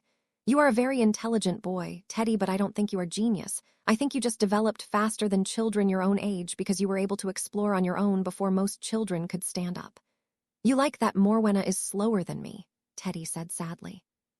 Teddy, if I could keep you so you never grew up and you could be my baby boy forever and ever, I would want that, but I wouldn't do that to you. I love who you are now, but I also love watching you grow up. But I would be a liar if I said I don't like Morwenna taking her sweet time getting older. Time seems to move so fast as it. Teddy liked that his father didn't lie to him, and though Teddy had been half correct, Mapapi didn't like Morwenna more than him. Are you and Grandmama going to have more Bobbies because you really like Bobbies, Mapapi? He grinned but said, I don't think so. Grandmama fractured 5 bones in my hand when Morwenna was born. I don't think she wants to have more Bobbies. It hurts when Bobbies are born, huh? Yes, Teddy, it hurts a lot. I hurt Nymphadora. Does it hurt to get a shot? Teddy bobbed his head. Well, it's worth it because shots aren't as bad as getting sick, right? Teddy bobbed his head again, though not as certain as Mapapi made it sound like he should be. Having a baby hurts much more than getting a shot, but for the mothers who want Bobbies, children are much more loved than that pain is feared. I still don't understand how a baby, even a small baby, fits through a belly button. Mapapi coughed. Are you okay, Mapapi? Fine, just who told you that? Bill told me after I asked if Bobbies ate their way out. Ah, he said. Well, on the cheerful image, did you have any more questions for me? Was I wanted? Did Nymphadora and Remus want me? His Mapapi didn't hesitate for a moment. Teddy, you were the very best thing to ever happen to them. So why did they leave me? You don't work when you need to take care of Morwenna. Because there was a chance that if they didn't fight, you might not have been safe. It was a less sensible answer, and Teddy knew that Mapapi could talk in riddles when he didn't want to answer a question fully, so Teddy asked instead. Can you read 10 chapters tonight? I'll read 1. 9. Teddy, his father warned. 5, Teddy said instead. 2, please, pretty please, 4 chapters. Harry paused, considering, then smiled. I'll read 4 chapters if you read the first one, which will bring us up to 5. But that will take forever for me to read, he whined. Then you better get started. Teddy pouted but grabbed the book as his father sat beside him on top of the covers. The book Teddy read was not the same one Mapapi read. Teddy's book was about rabbits. Mapapi's book was about a wrinkle in reality. I did it, Andromeda exclaimed, running up the stairs. Harry, I did it. Harry looked at her. Did what? He had been folding laundry on the couch while Teddy and Morwenna were building castles out of blocks. You know that project I've been working on for the last 2 years? The mystery potion that in the last 2 months you've been using on conjured rats. Yes. So what does it do? Harry asked. Her smile was breathtaking. I need you to call Neville Longbottom and tell him to meet us at St. Mungo's. Harry cocked his head and asked suspiciously, Why? Because I found a way to fix what Bella broke. Neville Longbottom was a grown man, about to be married to a beautiful, sweet-hearted woman, and all he wanted to do was punch Harry Potter's woman in the face like some teenage thug. After all these you come up with a cure for them. You have to be fucking kidding me, Neville seethed. Nev, Hannah said worriedly, putting a hand on his arm. He jerked away from her. You think this might work? You who wears her stupid, evil, cursed face are the bitch who thinks she can heal my parents' sanity. Harry stepped between them. Neville, you have every right to be upset, but do not talk to her that way. Punching a woman in the face was sort of frowned on, but Harry. Neville swung and found himself on his ass in one of the staircase hallways of St. Mungo's, where there were no healers or patients. Landing on his back, completely knocked the wind out of him, he realized bitterly that Harry hadn't even used a spell, just swept his legs out from under him with a duck and foot swept out. "Sorry, Neville," Harry said, sounding truly apologetic. "You will have to throw a faster punch than that if you want to hit me. My cousin was a boxer." Neville knew, or rather was learning, that Harry and himself had oddly similar pasts. The main difference was that his parents were alive and brain dead, and his parents were simply dead. It was that thought that allowed Neville to take Harry's outstretched hand in getting to his feet. Recentering himself, Neville asked, "How certain are you that this will work?" 90% sure. Honestly, I think the biggest risk is that we might go too far. You were only a year or so old when this happened, and I don't want to erase you from their memories." Neville took in a deep breath and let it out slowly. He did this a few times before asking, "Explain it to me again, slower." "I've created a potion that ages a person backward. With every moon cycle it erases, it also erases their memories. It isn't a fountain of youth, because if they are in their 40s now, then they will remain 40 even if they feel and think they are in their 20s, Andromeda said.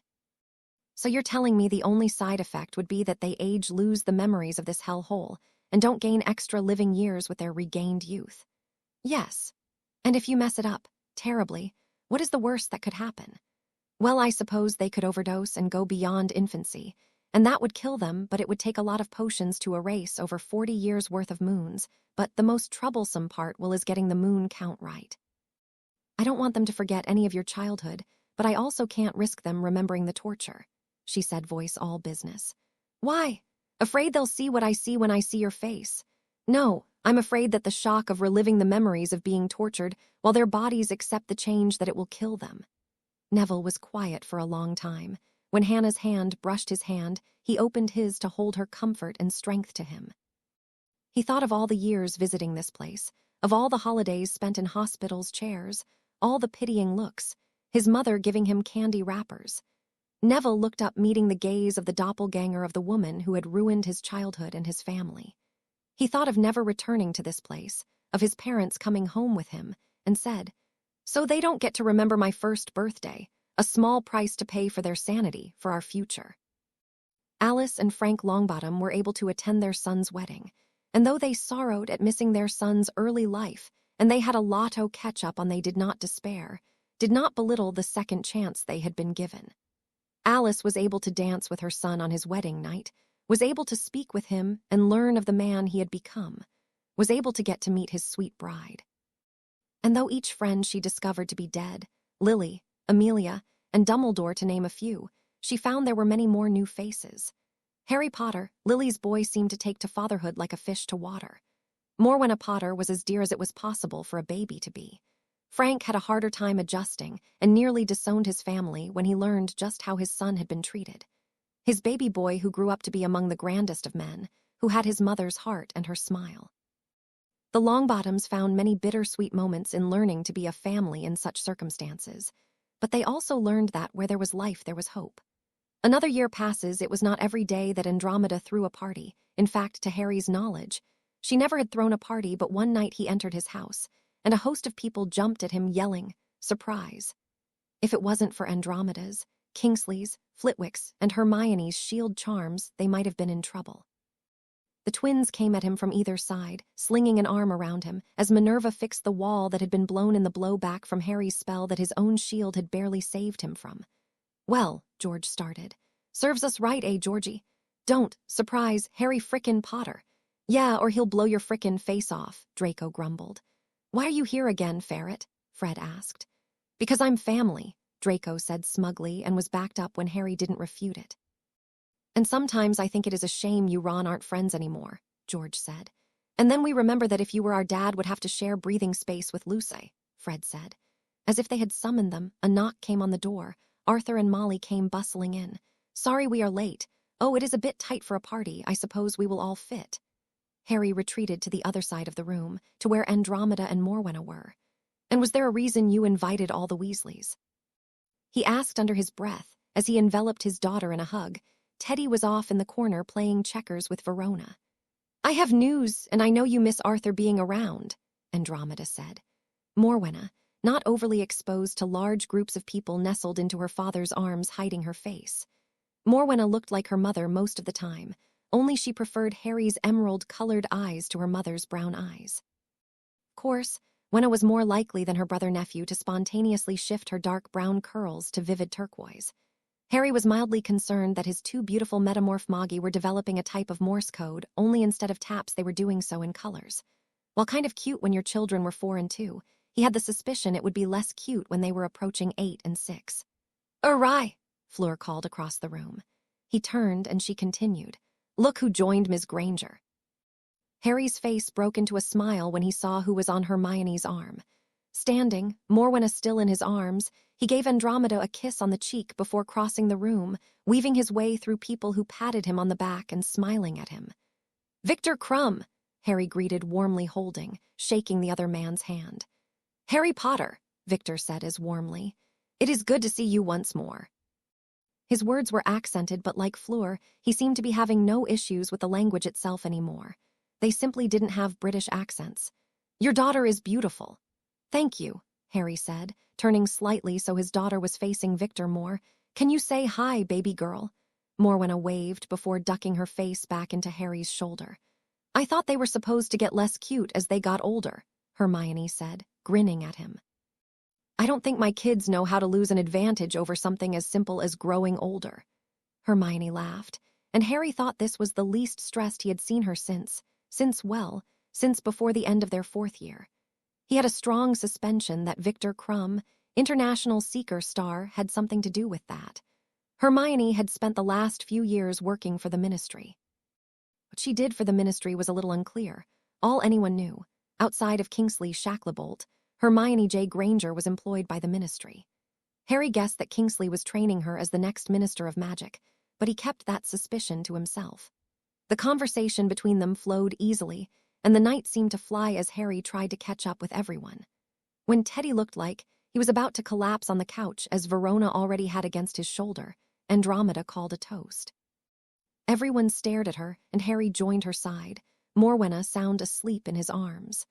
"I would like to thank you all for coming to celebrate with us tonight, but mostly I want to thank Teddy and Harry for being in my life, for without either there would be no joy in my life today." People awed, and Teddy woke up enough to focus on what his grandmama was saying. She caught Harry's hand in hers. "And as to the reason I gathered you all here," she brought Harry's palm to her currently flat stomach, "I would like to announce we are having another baby." There was a hesitation in the crowd, even amongst friends and family. Not everyone approved of Harry's relationship with the widow twice his age, but that was before they watched his face at hearing the news.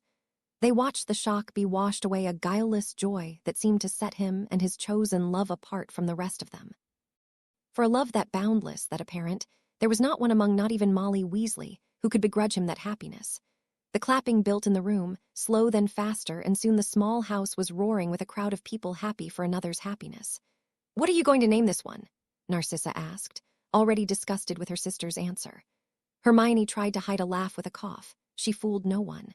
Hermione, Victor, and the Malfoys were the only ones left visiting at the Potter house. Luna was regrettably absent as she was out looking for Thunderbirds in America. "How are you so good with children?" Victor asked. "Wouldn't we all like to know?" Lucius said softly, sipping from his drink. "No," Narcissa said. "Answer my question first."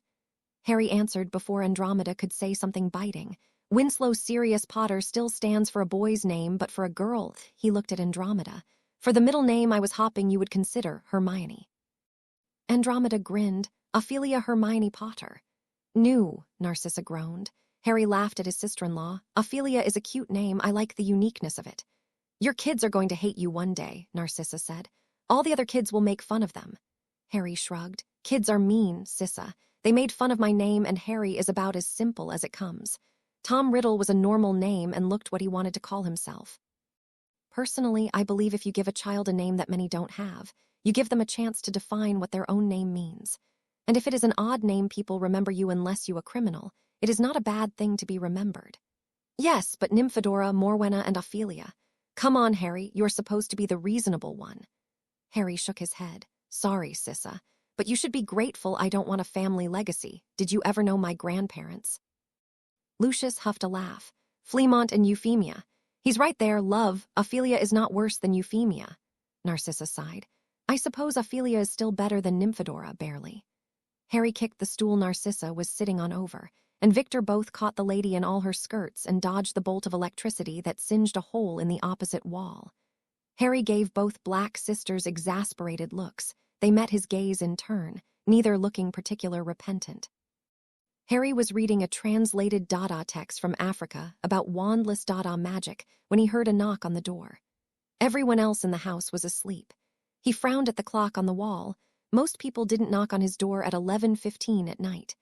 He stood from the coffee, placing the book on the table. It was snowing pretty heavy outside, and he wondered if someone had locked out of their house, but it wasn't a neighbor he saw when he opened the door. Luna Lovegood on his doorstep. Snowflakes crowned her golden blonde hair. Her luminous eyes were wet with tears, and she was shivering because she was wearing a flowing spring dress completely inadequate for dealing with the winter storm raging outside. "Luna, come in," he said, putting a hand on her shoulder and half pulling her inside. He cast a warming charm on her, but she continued to shiver. Harry grabbed a blanket off the sofa and wrapped it around. "I don't know where else to go. My father can't see me like this," she said, her voice breaking. In front of the toasty fire, he realized that whatever she was feeling had nothing to do with the weather. "What happened?" Harry asked, rubbing her back. She made a sound somewhere between a laugh and a sob. "He left me." "Who left you?" "Scamander." "Newt Scamander?" Harry asked, Newt being the only Scamander he knew of. "No, his grandson, Rolf. I fell in love with him. I fell in love," she whispered.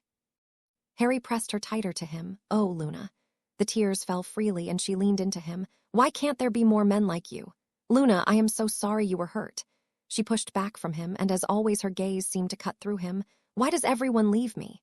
Harry caught her hand in his and squeezed. "One day, Luna, you will find someone who sees you for you, and that person will never leave." "You can't know that," she yelled at him. Harry frowned. There was something wrong here, something worse than a broken heart. If this Rolf had done something, Harry would kill him, or at least ensure that Rolf Scamander would spend every day for the rest of his pitiable life looking over his shoulder. "Did he do something to you?" No, yes, but he." She broke off and put her face in her hands in an attempt to muffle her sobs. He hugged her. Luna, honey, tell me what's happened." After a few minutes, she mumbled something. "What was that?" Harry asked coaxingly. She sucked in a ragged breath and pulled her hands from her flushed face. "I'm pregnant," she said. "He left me and I'm pregnant." "Luna, I went to a Muggle healer to be sure, and they did an ultrasound and I saw them. Harry, I'm having twins. I can't do my job with two bobbies. I can't. What am I going to do? What am I going to do?" Harry opened his mouth to reply, but Teddy, who had snuck out of bed and stood beside them, answered first. "You're going to have a family," Teddy said, sounding far older than his 5 years. "And your daddy is going to be a grandpa, and your family will love you and you will love them." Luna turned to the boy and asked, "And you think it will work out?" Teddy nodded. "If you love someone and you try, it will work out. Some things are just fairy tales," she said softly. "Family isn't a fairy tale, and if people stopped being afraid to show that they love each other, then families would work better." "Love will not put food on the table," Luna told him. Teddy put his hands on his hips, scowling at her, which in Luna and Harry's eyes was adorable. "We love you," Harry finished for him. "We will not let you starve. Luna, you have family and friends. You'll get through this. We will all see you through this, come what may." She nodded, but a new wash of tears came. "I don't know how to be a mother. I can hardly remember mine." Harry pulled her chin up to face him. "You will be a wonderful mother. There are few women who care as deeply or are as kind as you. When those bobbies are born, you won't know how you ever lived without them." "I'm scared," she whispered. "I wasn't ready and I don't want to be alone." Teddy came in to give her a hug. "You aren't alone, Luna." Harry hugged them both, but he noticed the flush on Teddy's cheeks, the slight anger in his face at the idea that anyone would dare hurt Luna. It clicked for Harry why Teddy called Hermione Aunt Hermione, but never ever did he call Luna Aunt, even when Morwenna did. Teddy had a crush on Luna Lovegood. Harry held Luna and his son. He had never seen Luna like this before, never seen her so grounded, like swan down by an arrow through the wing. Whatever her relationship had been with Rolf Scamander had ended some the ethereal light in her. As if the girl who fed treats to the Strauss had been beaten down to believing that not only were the monsters real, but they were winning. It was as if her hope and faith in the future had been altered beyond recognition. Harry started to make up the couch for her to stay the night. Teddy roped her into reading a book with him. By the time they turned off the lights, she had laughed and fear had left her eyes. And her light rose like the full moon, providing light in the darkness. Harry helped tuck her in with another blanket after Teddy was in bed.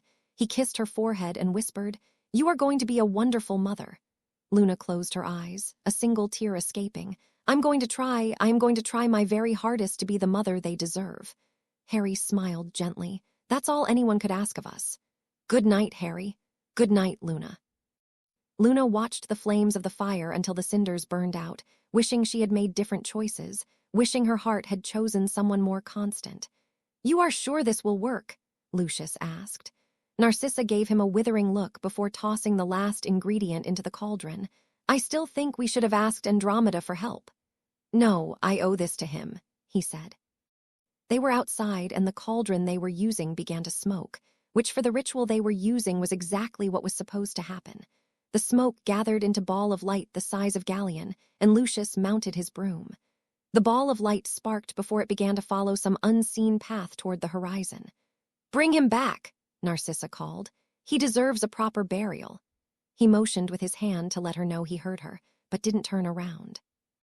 The ball of light wasn't quite as fast as a snitch, and it wasn't flying erratically, yet the night turned cold before the light winked out against a wall of a cave on the northern coast of Ireland. It was a long flight. Lucius found the body behind a magicked wall.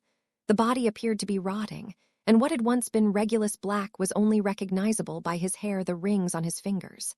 "This isn't right," Lucius said to himself. "What is wrong with his body?" And for a long time, he stared at the body he had freed from the wall. He could not perceive what was wrong with the body. And then it occurred to him. A body that had been dead for over 20 years shouldn't be rotting. The body wasn't in great shape. Regulus certainly wasn't recently dead, but his body had not been decaying for 20 years. Maybe 2, maybe 5. It was hard to tell. The stone prison had saved the body from scavengers and most of the elements, but still. He just didn't believe this could be the corpse of a man dead for 20 years. He checked the walls but couldn't quite decipher the remnants of the curse. He apparated back home. Together, Narcissa and he apparted back to the Irish coast. Narcissa made no reaction to Regulus's body, not surprising seeing as she had had 20 years to get over his absence, and she hadn't cried then either, but she did summon a white sheet to lay over him. It took them 3 hours of working in unison to pick apart the curse, to understand what it had been and how it had done its damage. "Such old magic," Narcissa breathed. "I knew Tom was dangerous, but this Lucius, he could have enslaved us all." "Nonsense, this curse didn't make him talk, it just kept Regulus preserved." "I know this curse, it keeps the body alive, young, but the mind, he was starving, dehydrated, unable to so much as pass gas, and he was complete isolation for over a decade." "How long do you think his sanity lasted?" "I wonder how he even perceived time," she murmured. "That was supposed to be one of the side effects. It was designed as a torture, but it wasn't so bad that it was unsurvivable," she said. "How do you mean?" he asked. "This curse wouldn't work on a monk or saint, not on someone who had the mental capacity to coexist with their desires without acting on them. It fell out of fashion to even try this curse because it took too long for a person to crack, and sometimes it made holy men out of them. Although, theoretically, there was once a buried city of people living like this, and their screaming brought down a mountain on the wizard who imprisoned them." Lucius shuddered. "What happened to them?" "If it can keep people alive indefinitely, when does the curse fail?" "When the caster dies," Narcissa said softly. Lucius bit back a vulgar term. "Are you saying he was alive for all those years? That if we had looked for him, we might have—" "Yes," she said coldly. He didn't bite his tongue this time. When he could think again, he asked, "How did he die exactly?"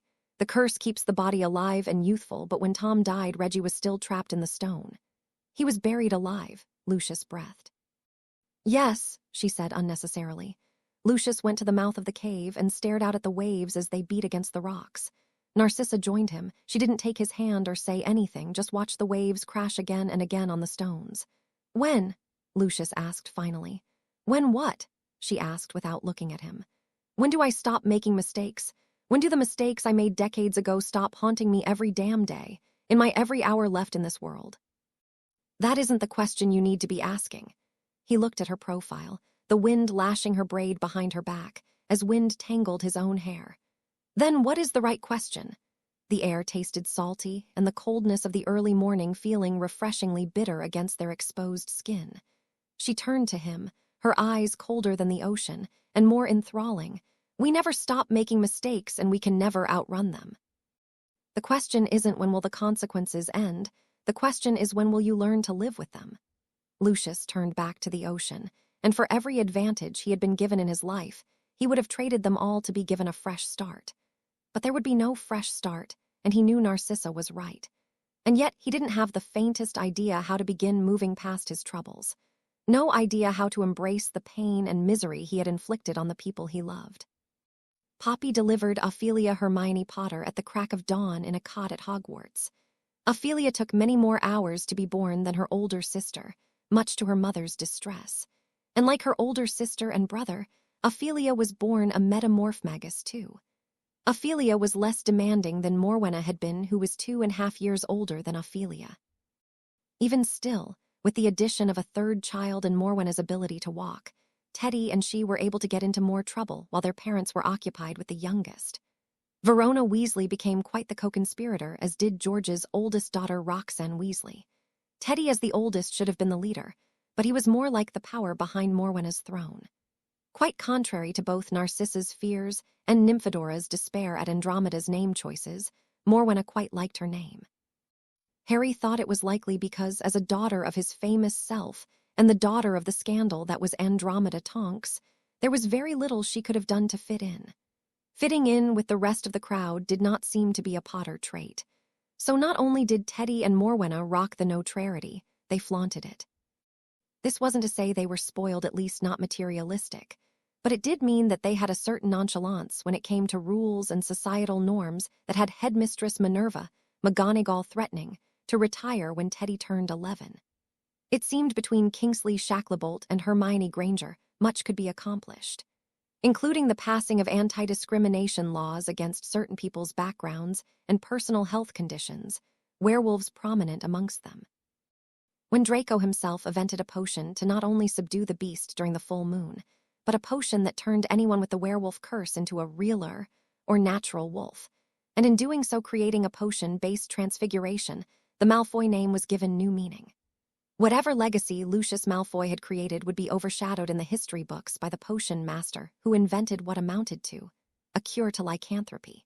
So even without heirs, the Malfoy name would live on. It was as good a time as any, and Blaise convinced Draco to have a big wedding.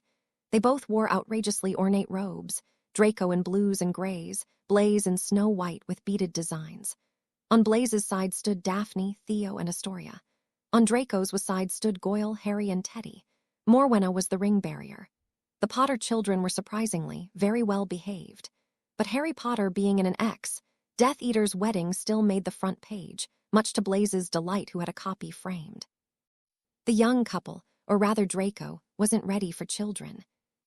But Blaise was already looking for possible adoptions. Narcissa was helping. For all that had been happened, Lucius was extremely proud of his son, and possibly the greatest gift he could have given Draco and did give him was telling Draco, the wedding party. And as there were lots of reporters who snuck their way in, the world just how very proud he was. "My son," Lucius ended with, "who became a better wizard, who became more of a man than I was ever able to achieve. And I am so incredibly proud to call you my son." Harry was packing the hallway trying to rock Ophelia to sleep and keep her from waking the Teddy and Morwenna. They could have expanded the house, but both Andromeda and Harry were reluctant to do so. For one, it was cozier, and two, it was easier square footage to check for booby traps. Morwenna and Teddy didn't play pranks.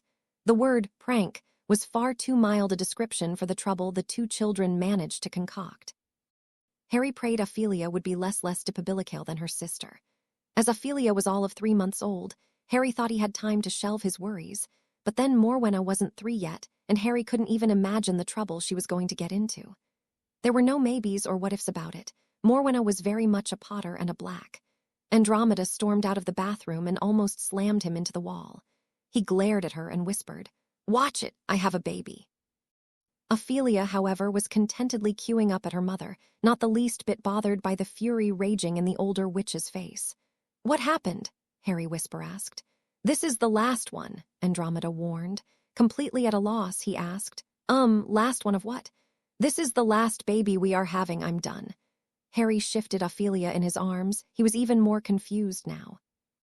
Ophelia had been Andromeda's idea, not his though. Admittedly, he probably did want her more. "All right," he said, looking her over trying to figure where all the extra emotions were coming from. No, Andromeda said, putting a hand to her abdomen. This is the last one. Harry's eyes widened as he tried to comprehend what she was saying. You don't mean you were I'm only 2 months pregnant, but 2 months, Harry exclaimed. That meant that the first night after Andromeda had been feeling better, oh, Merlin. Shhhh, she shushed him and crossed the space between them. Reaching around him and the baby, she pulled him into a kiss. Ophelia giggled between them and reached for her mother's breasts. When Andromeda pulled back, Harry was wearing lopsided grin, his emerald eyes glowing with happiness. Like dance, she pulled down a shoulder of her dress, exposing her right breast, followed by Harry shifting Ophelia into a nursing position in Andromeda's arms. She asked quite unnecessarily, "Are you happy?" "Andromeda," Harry said.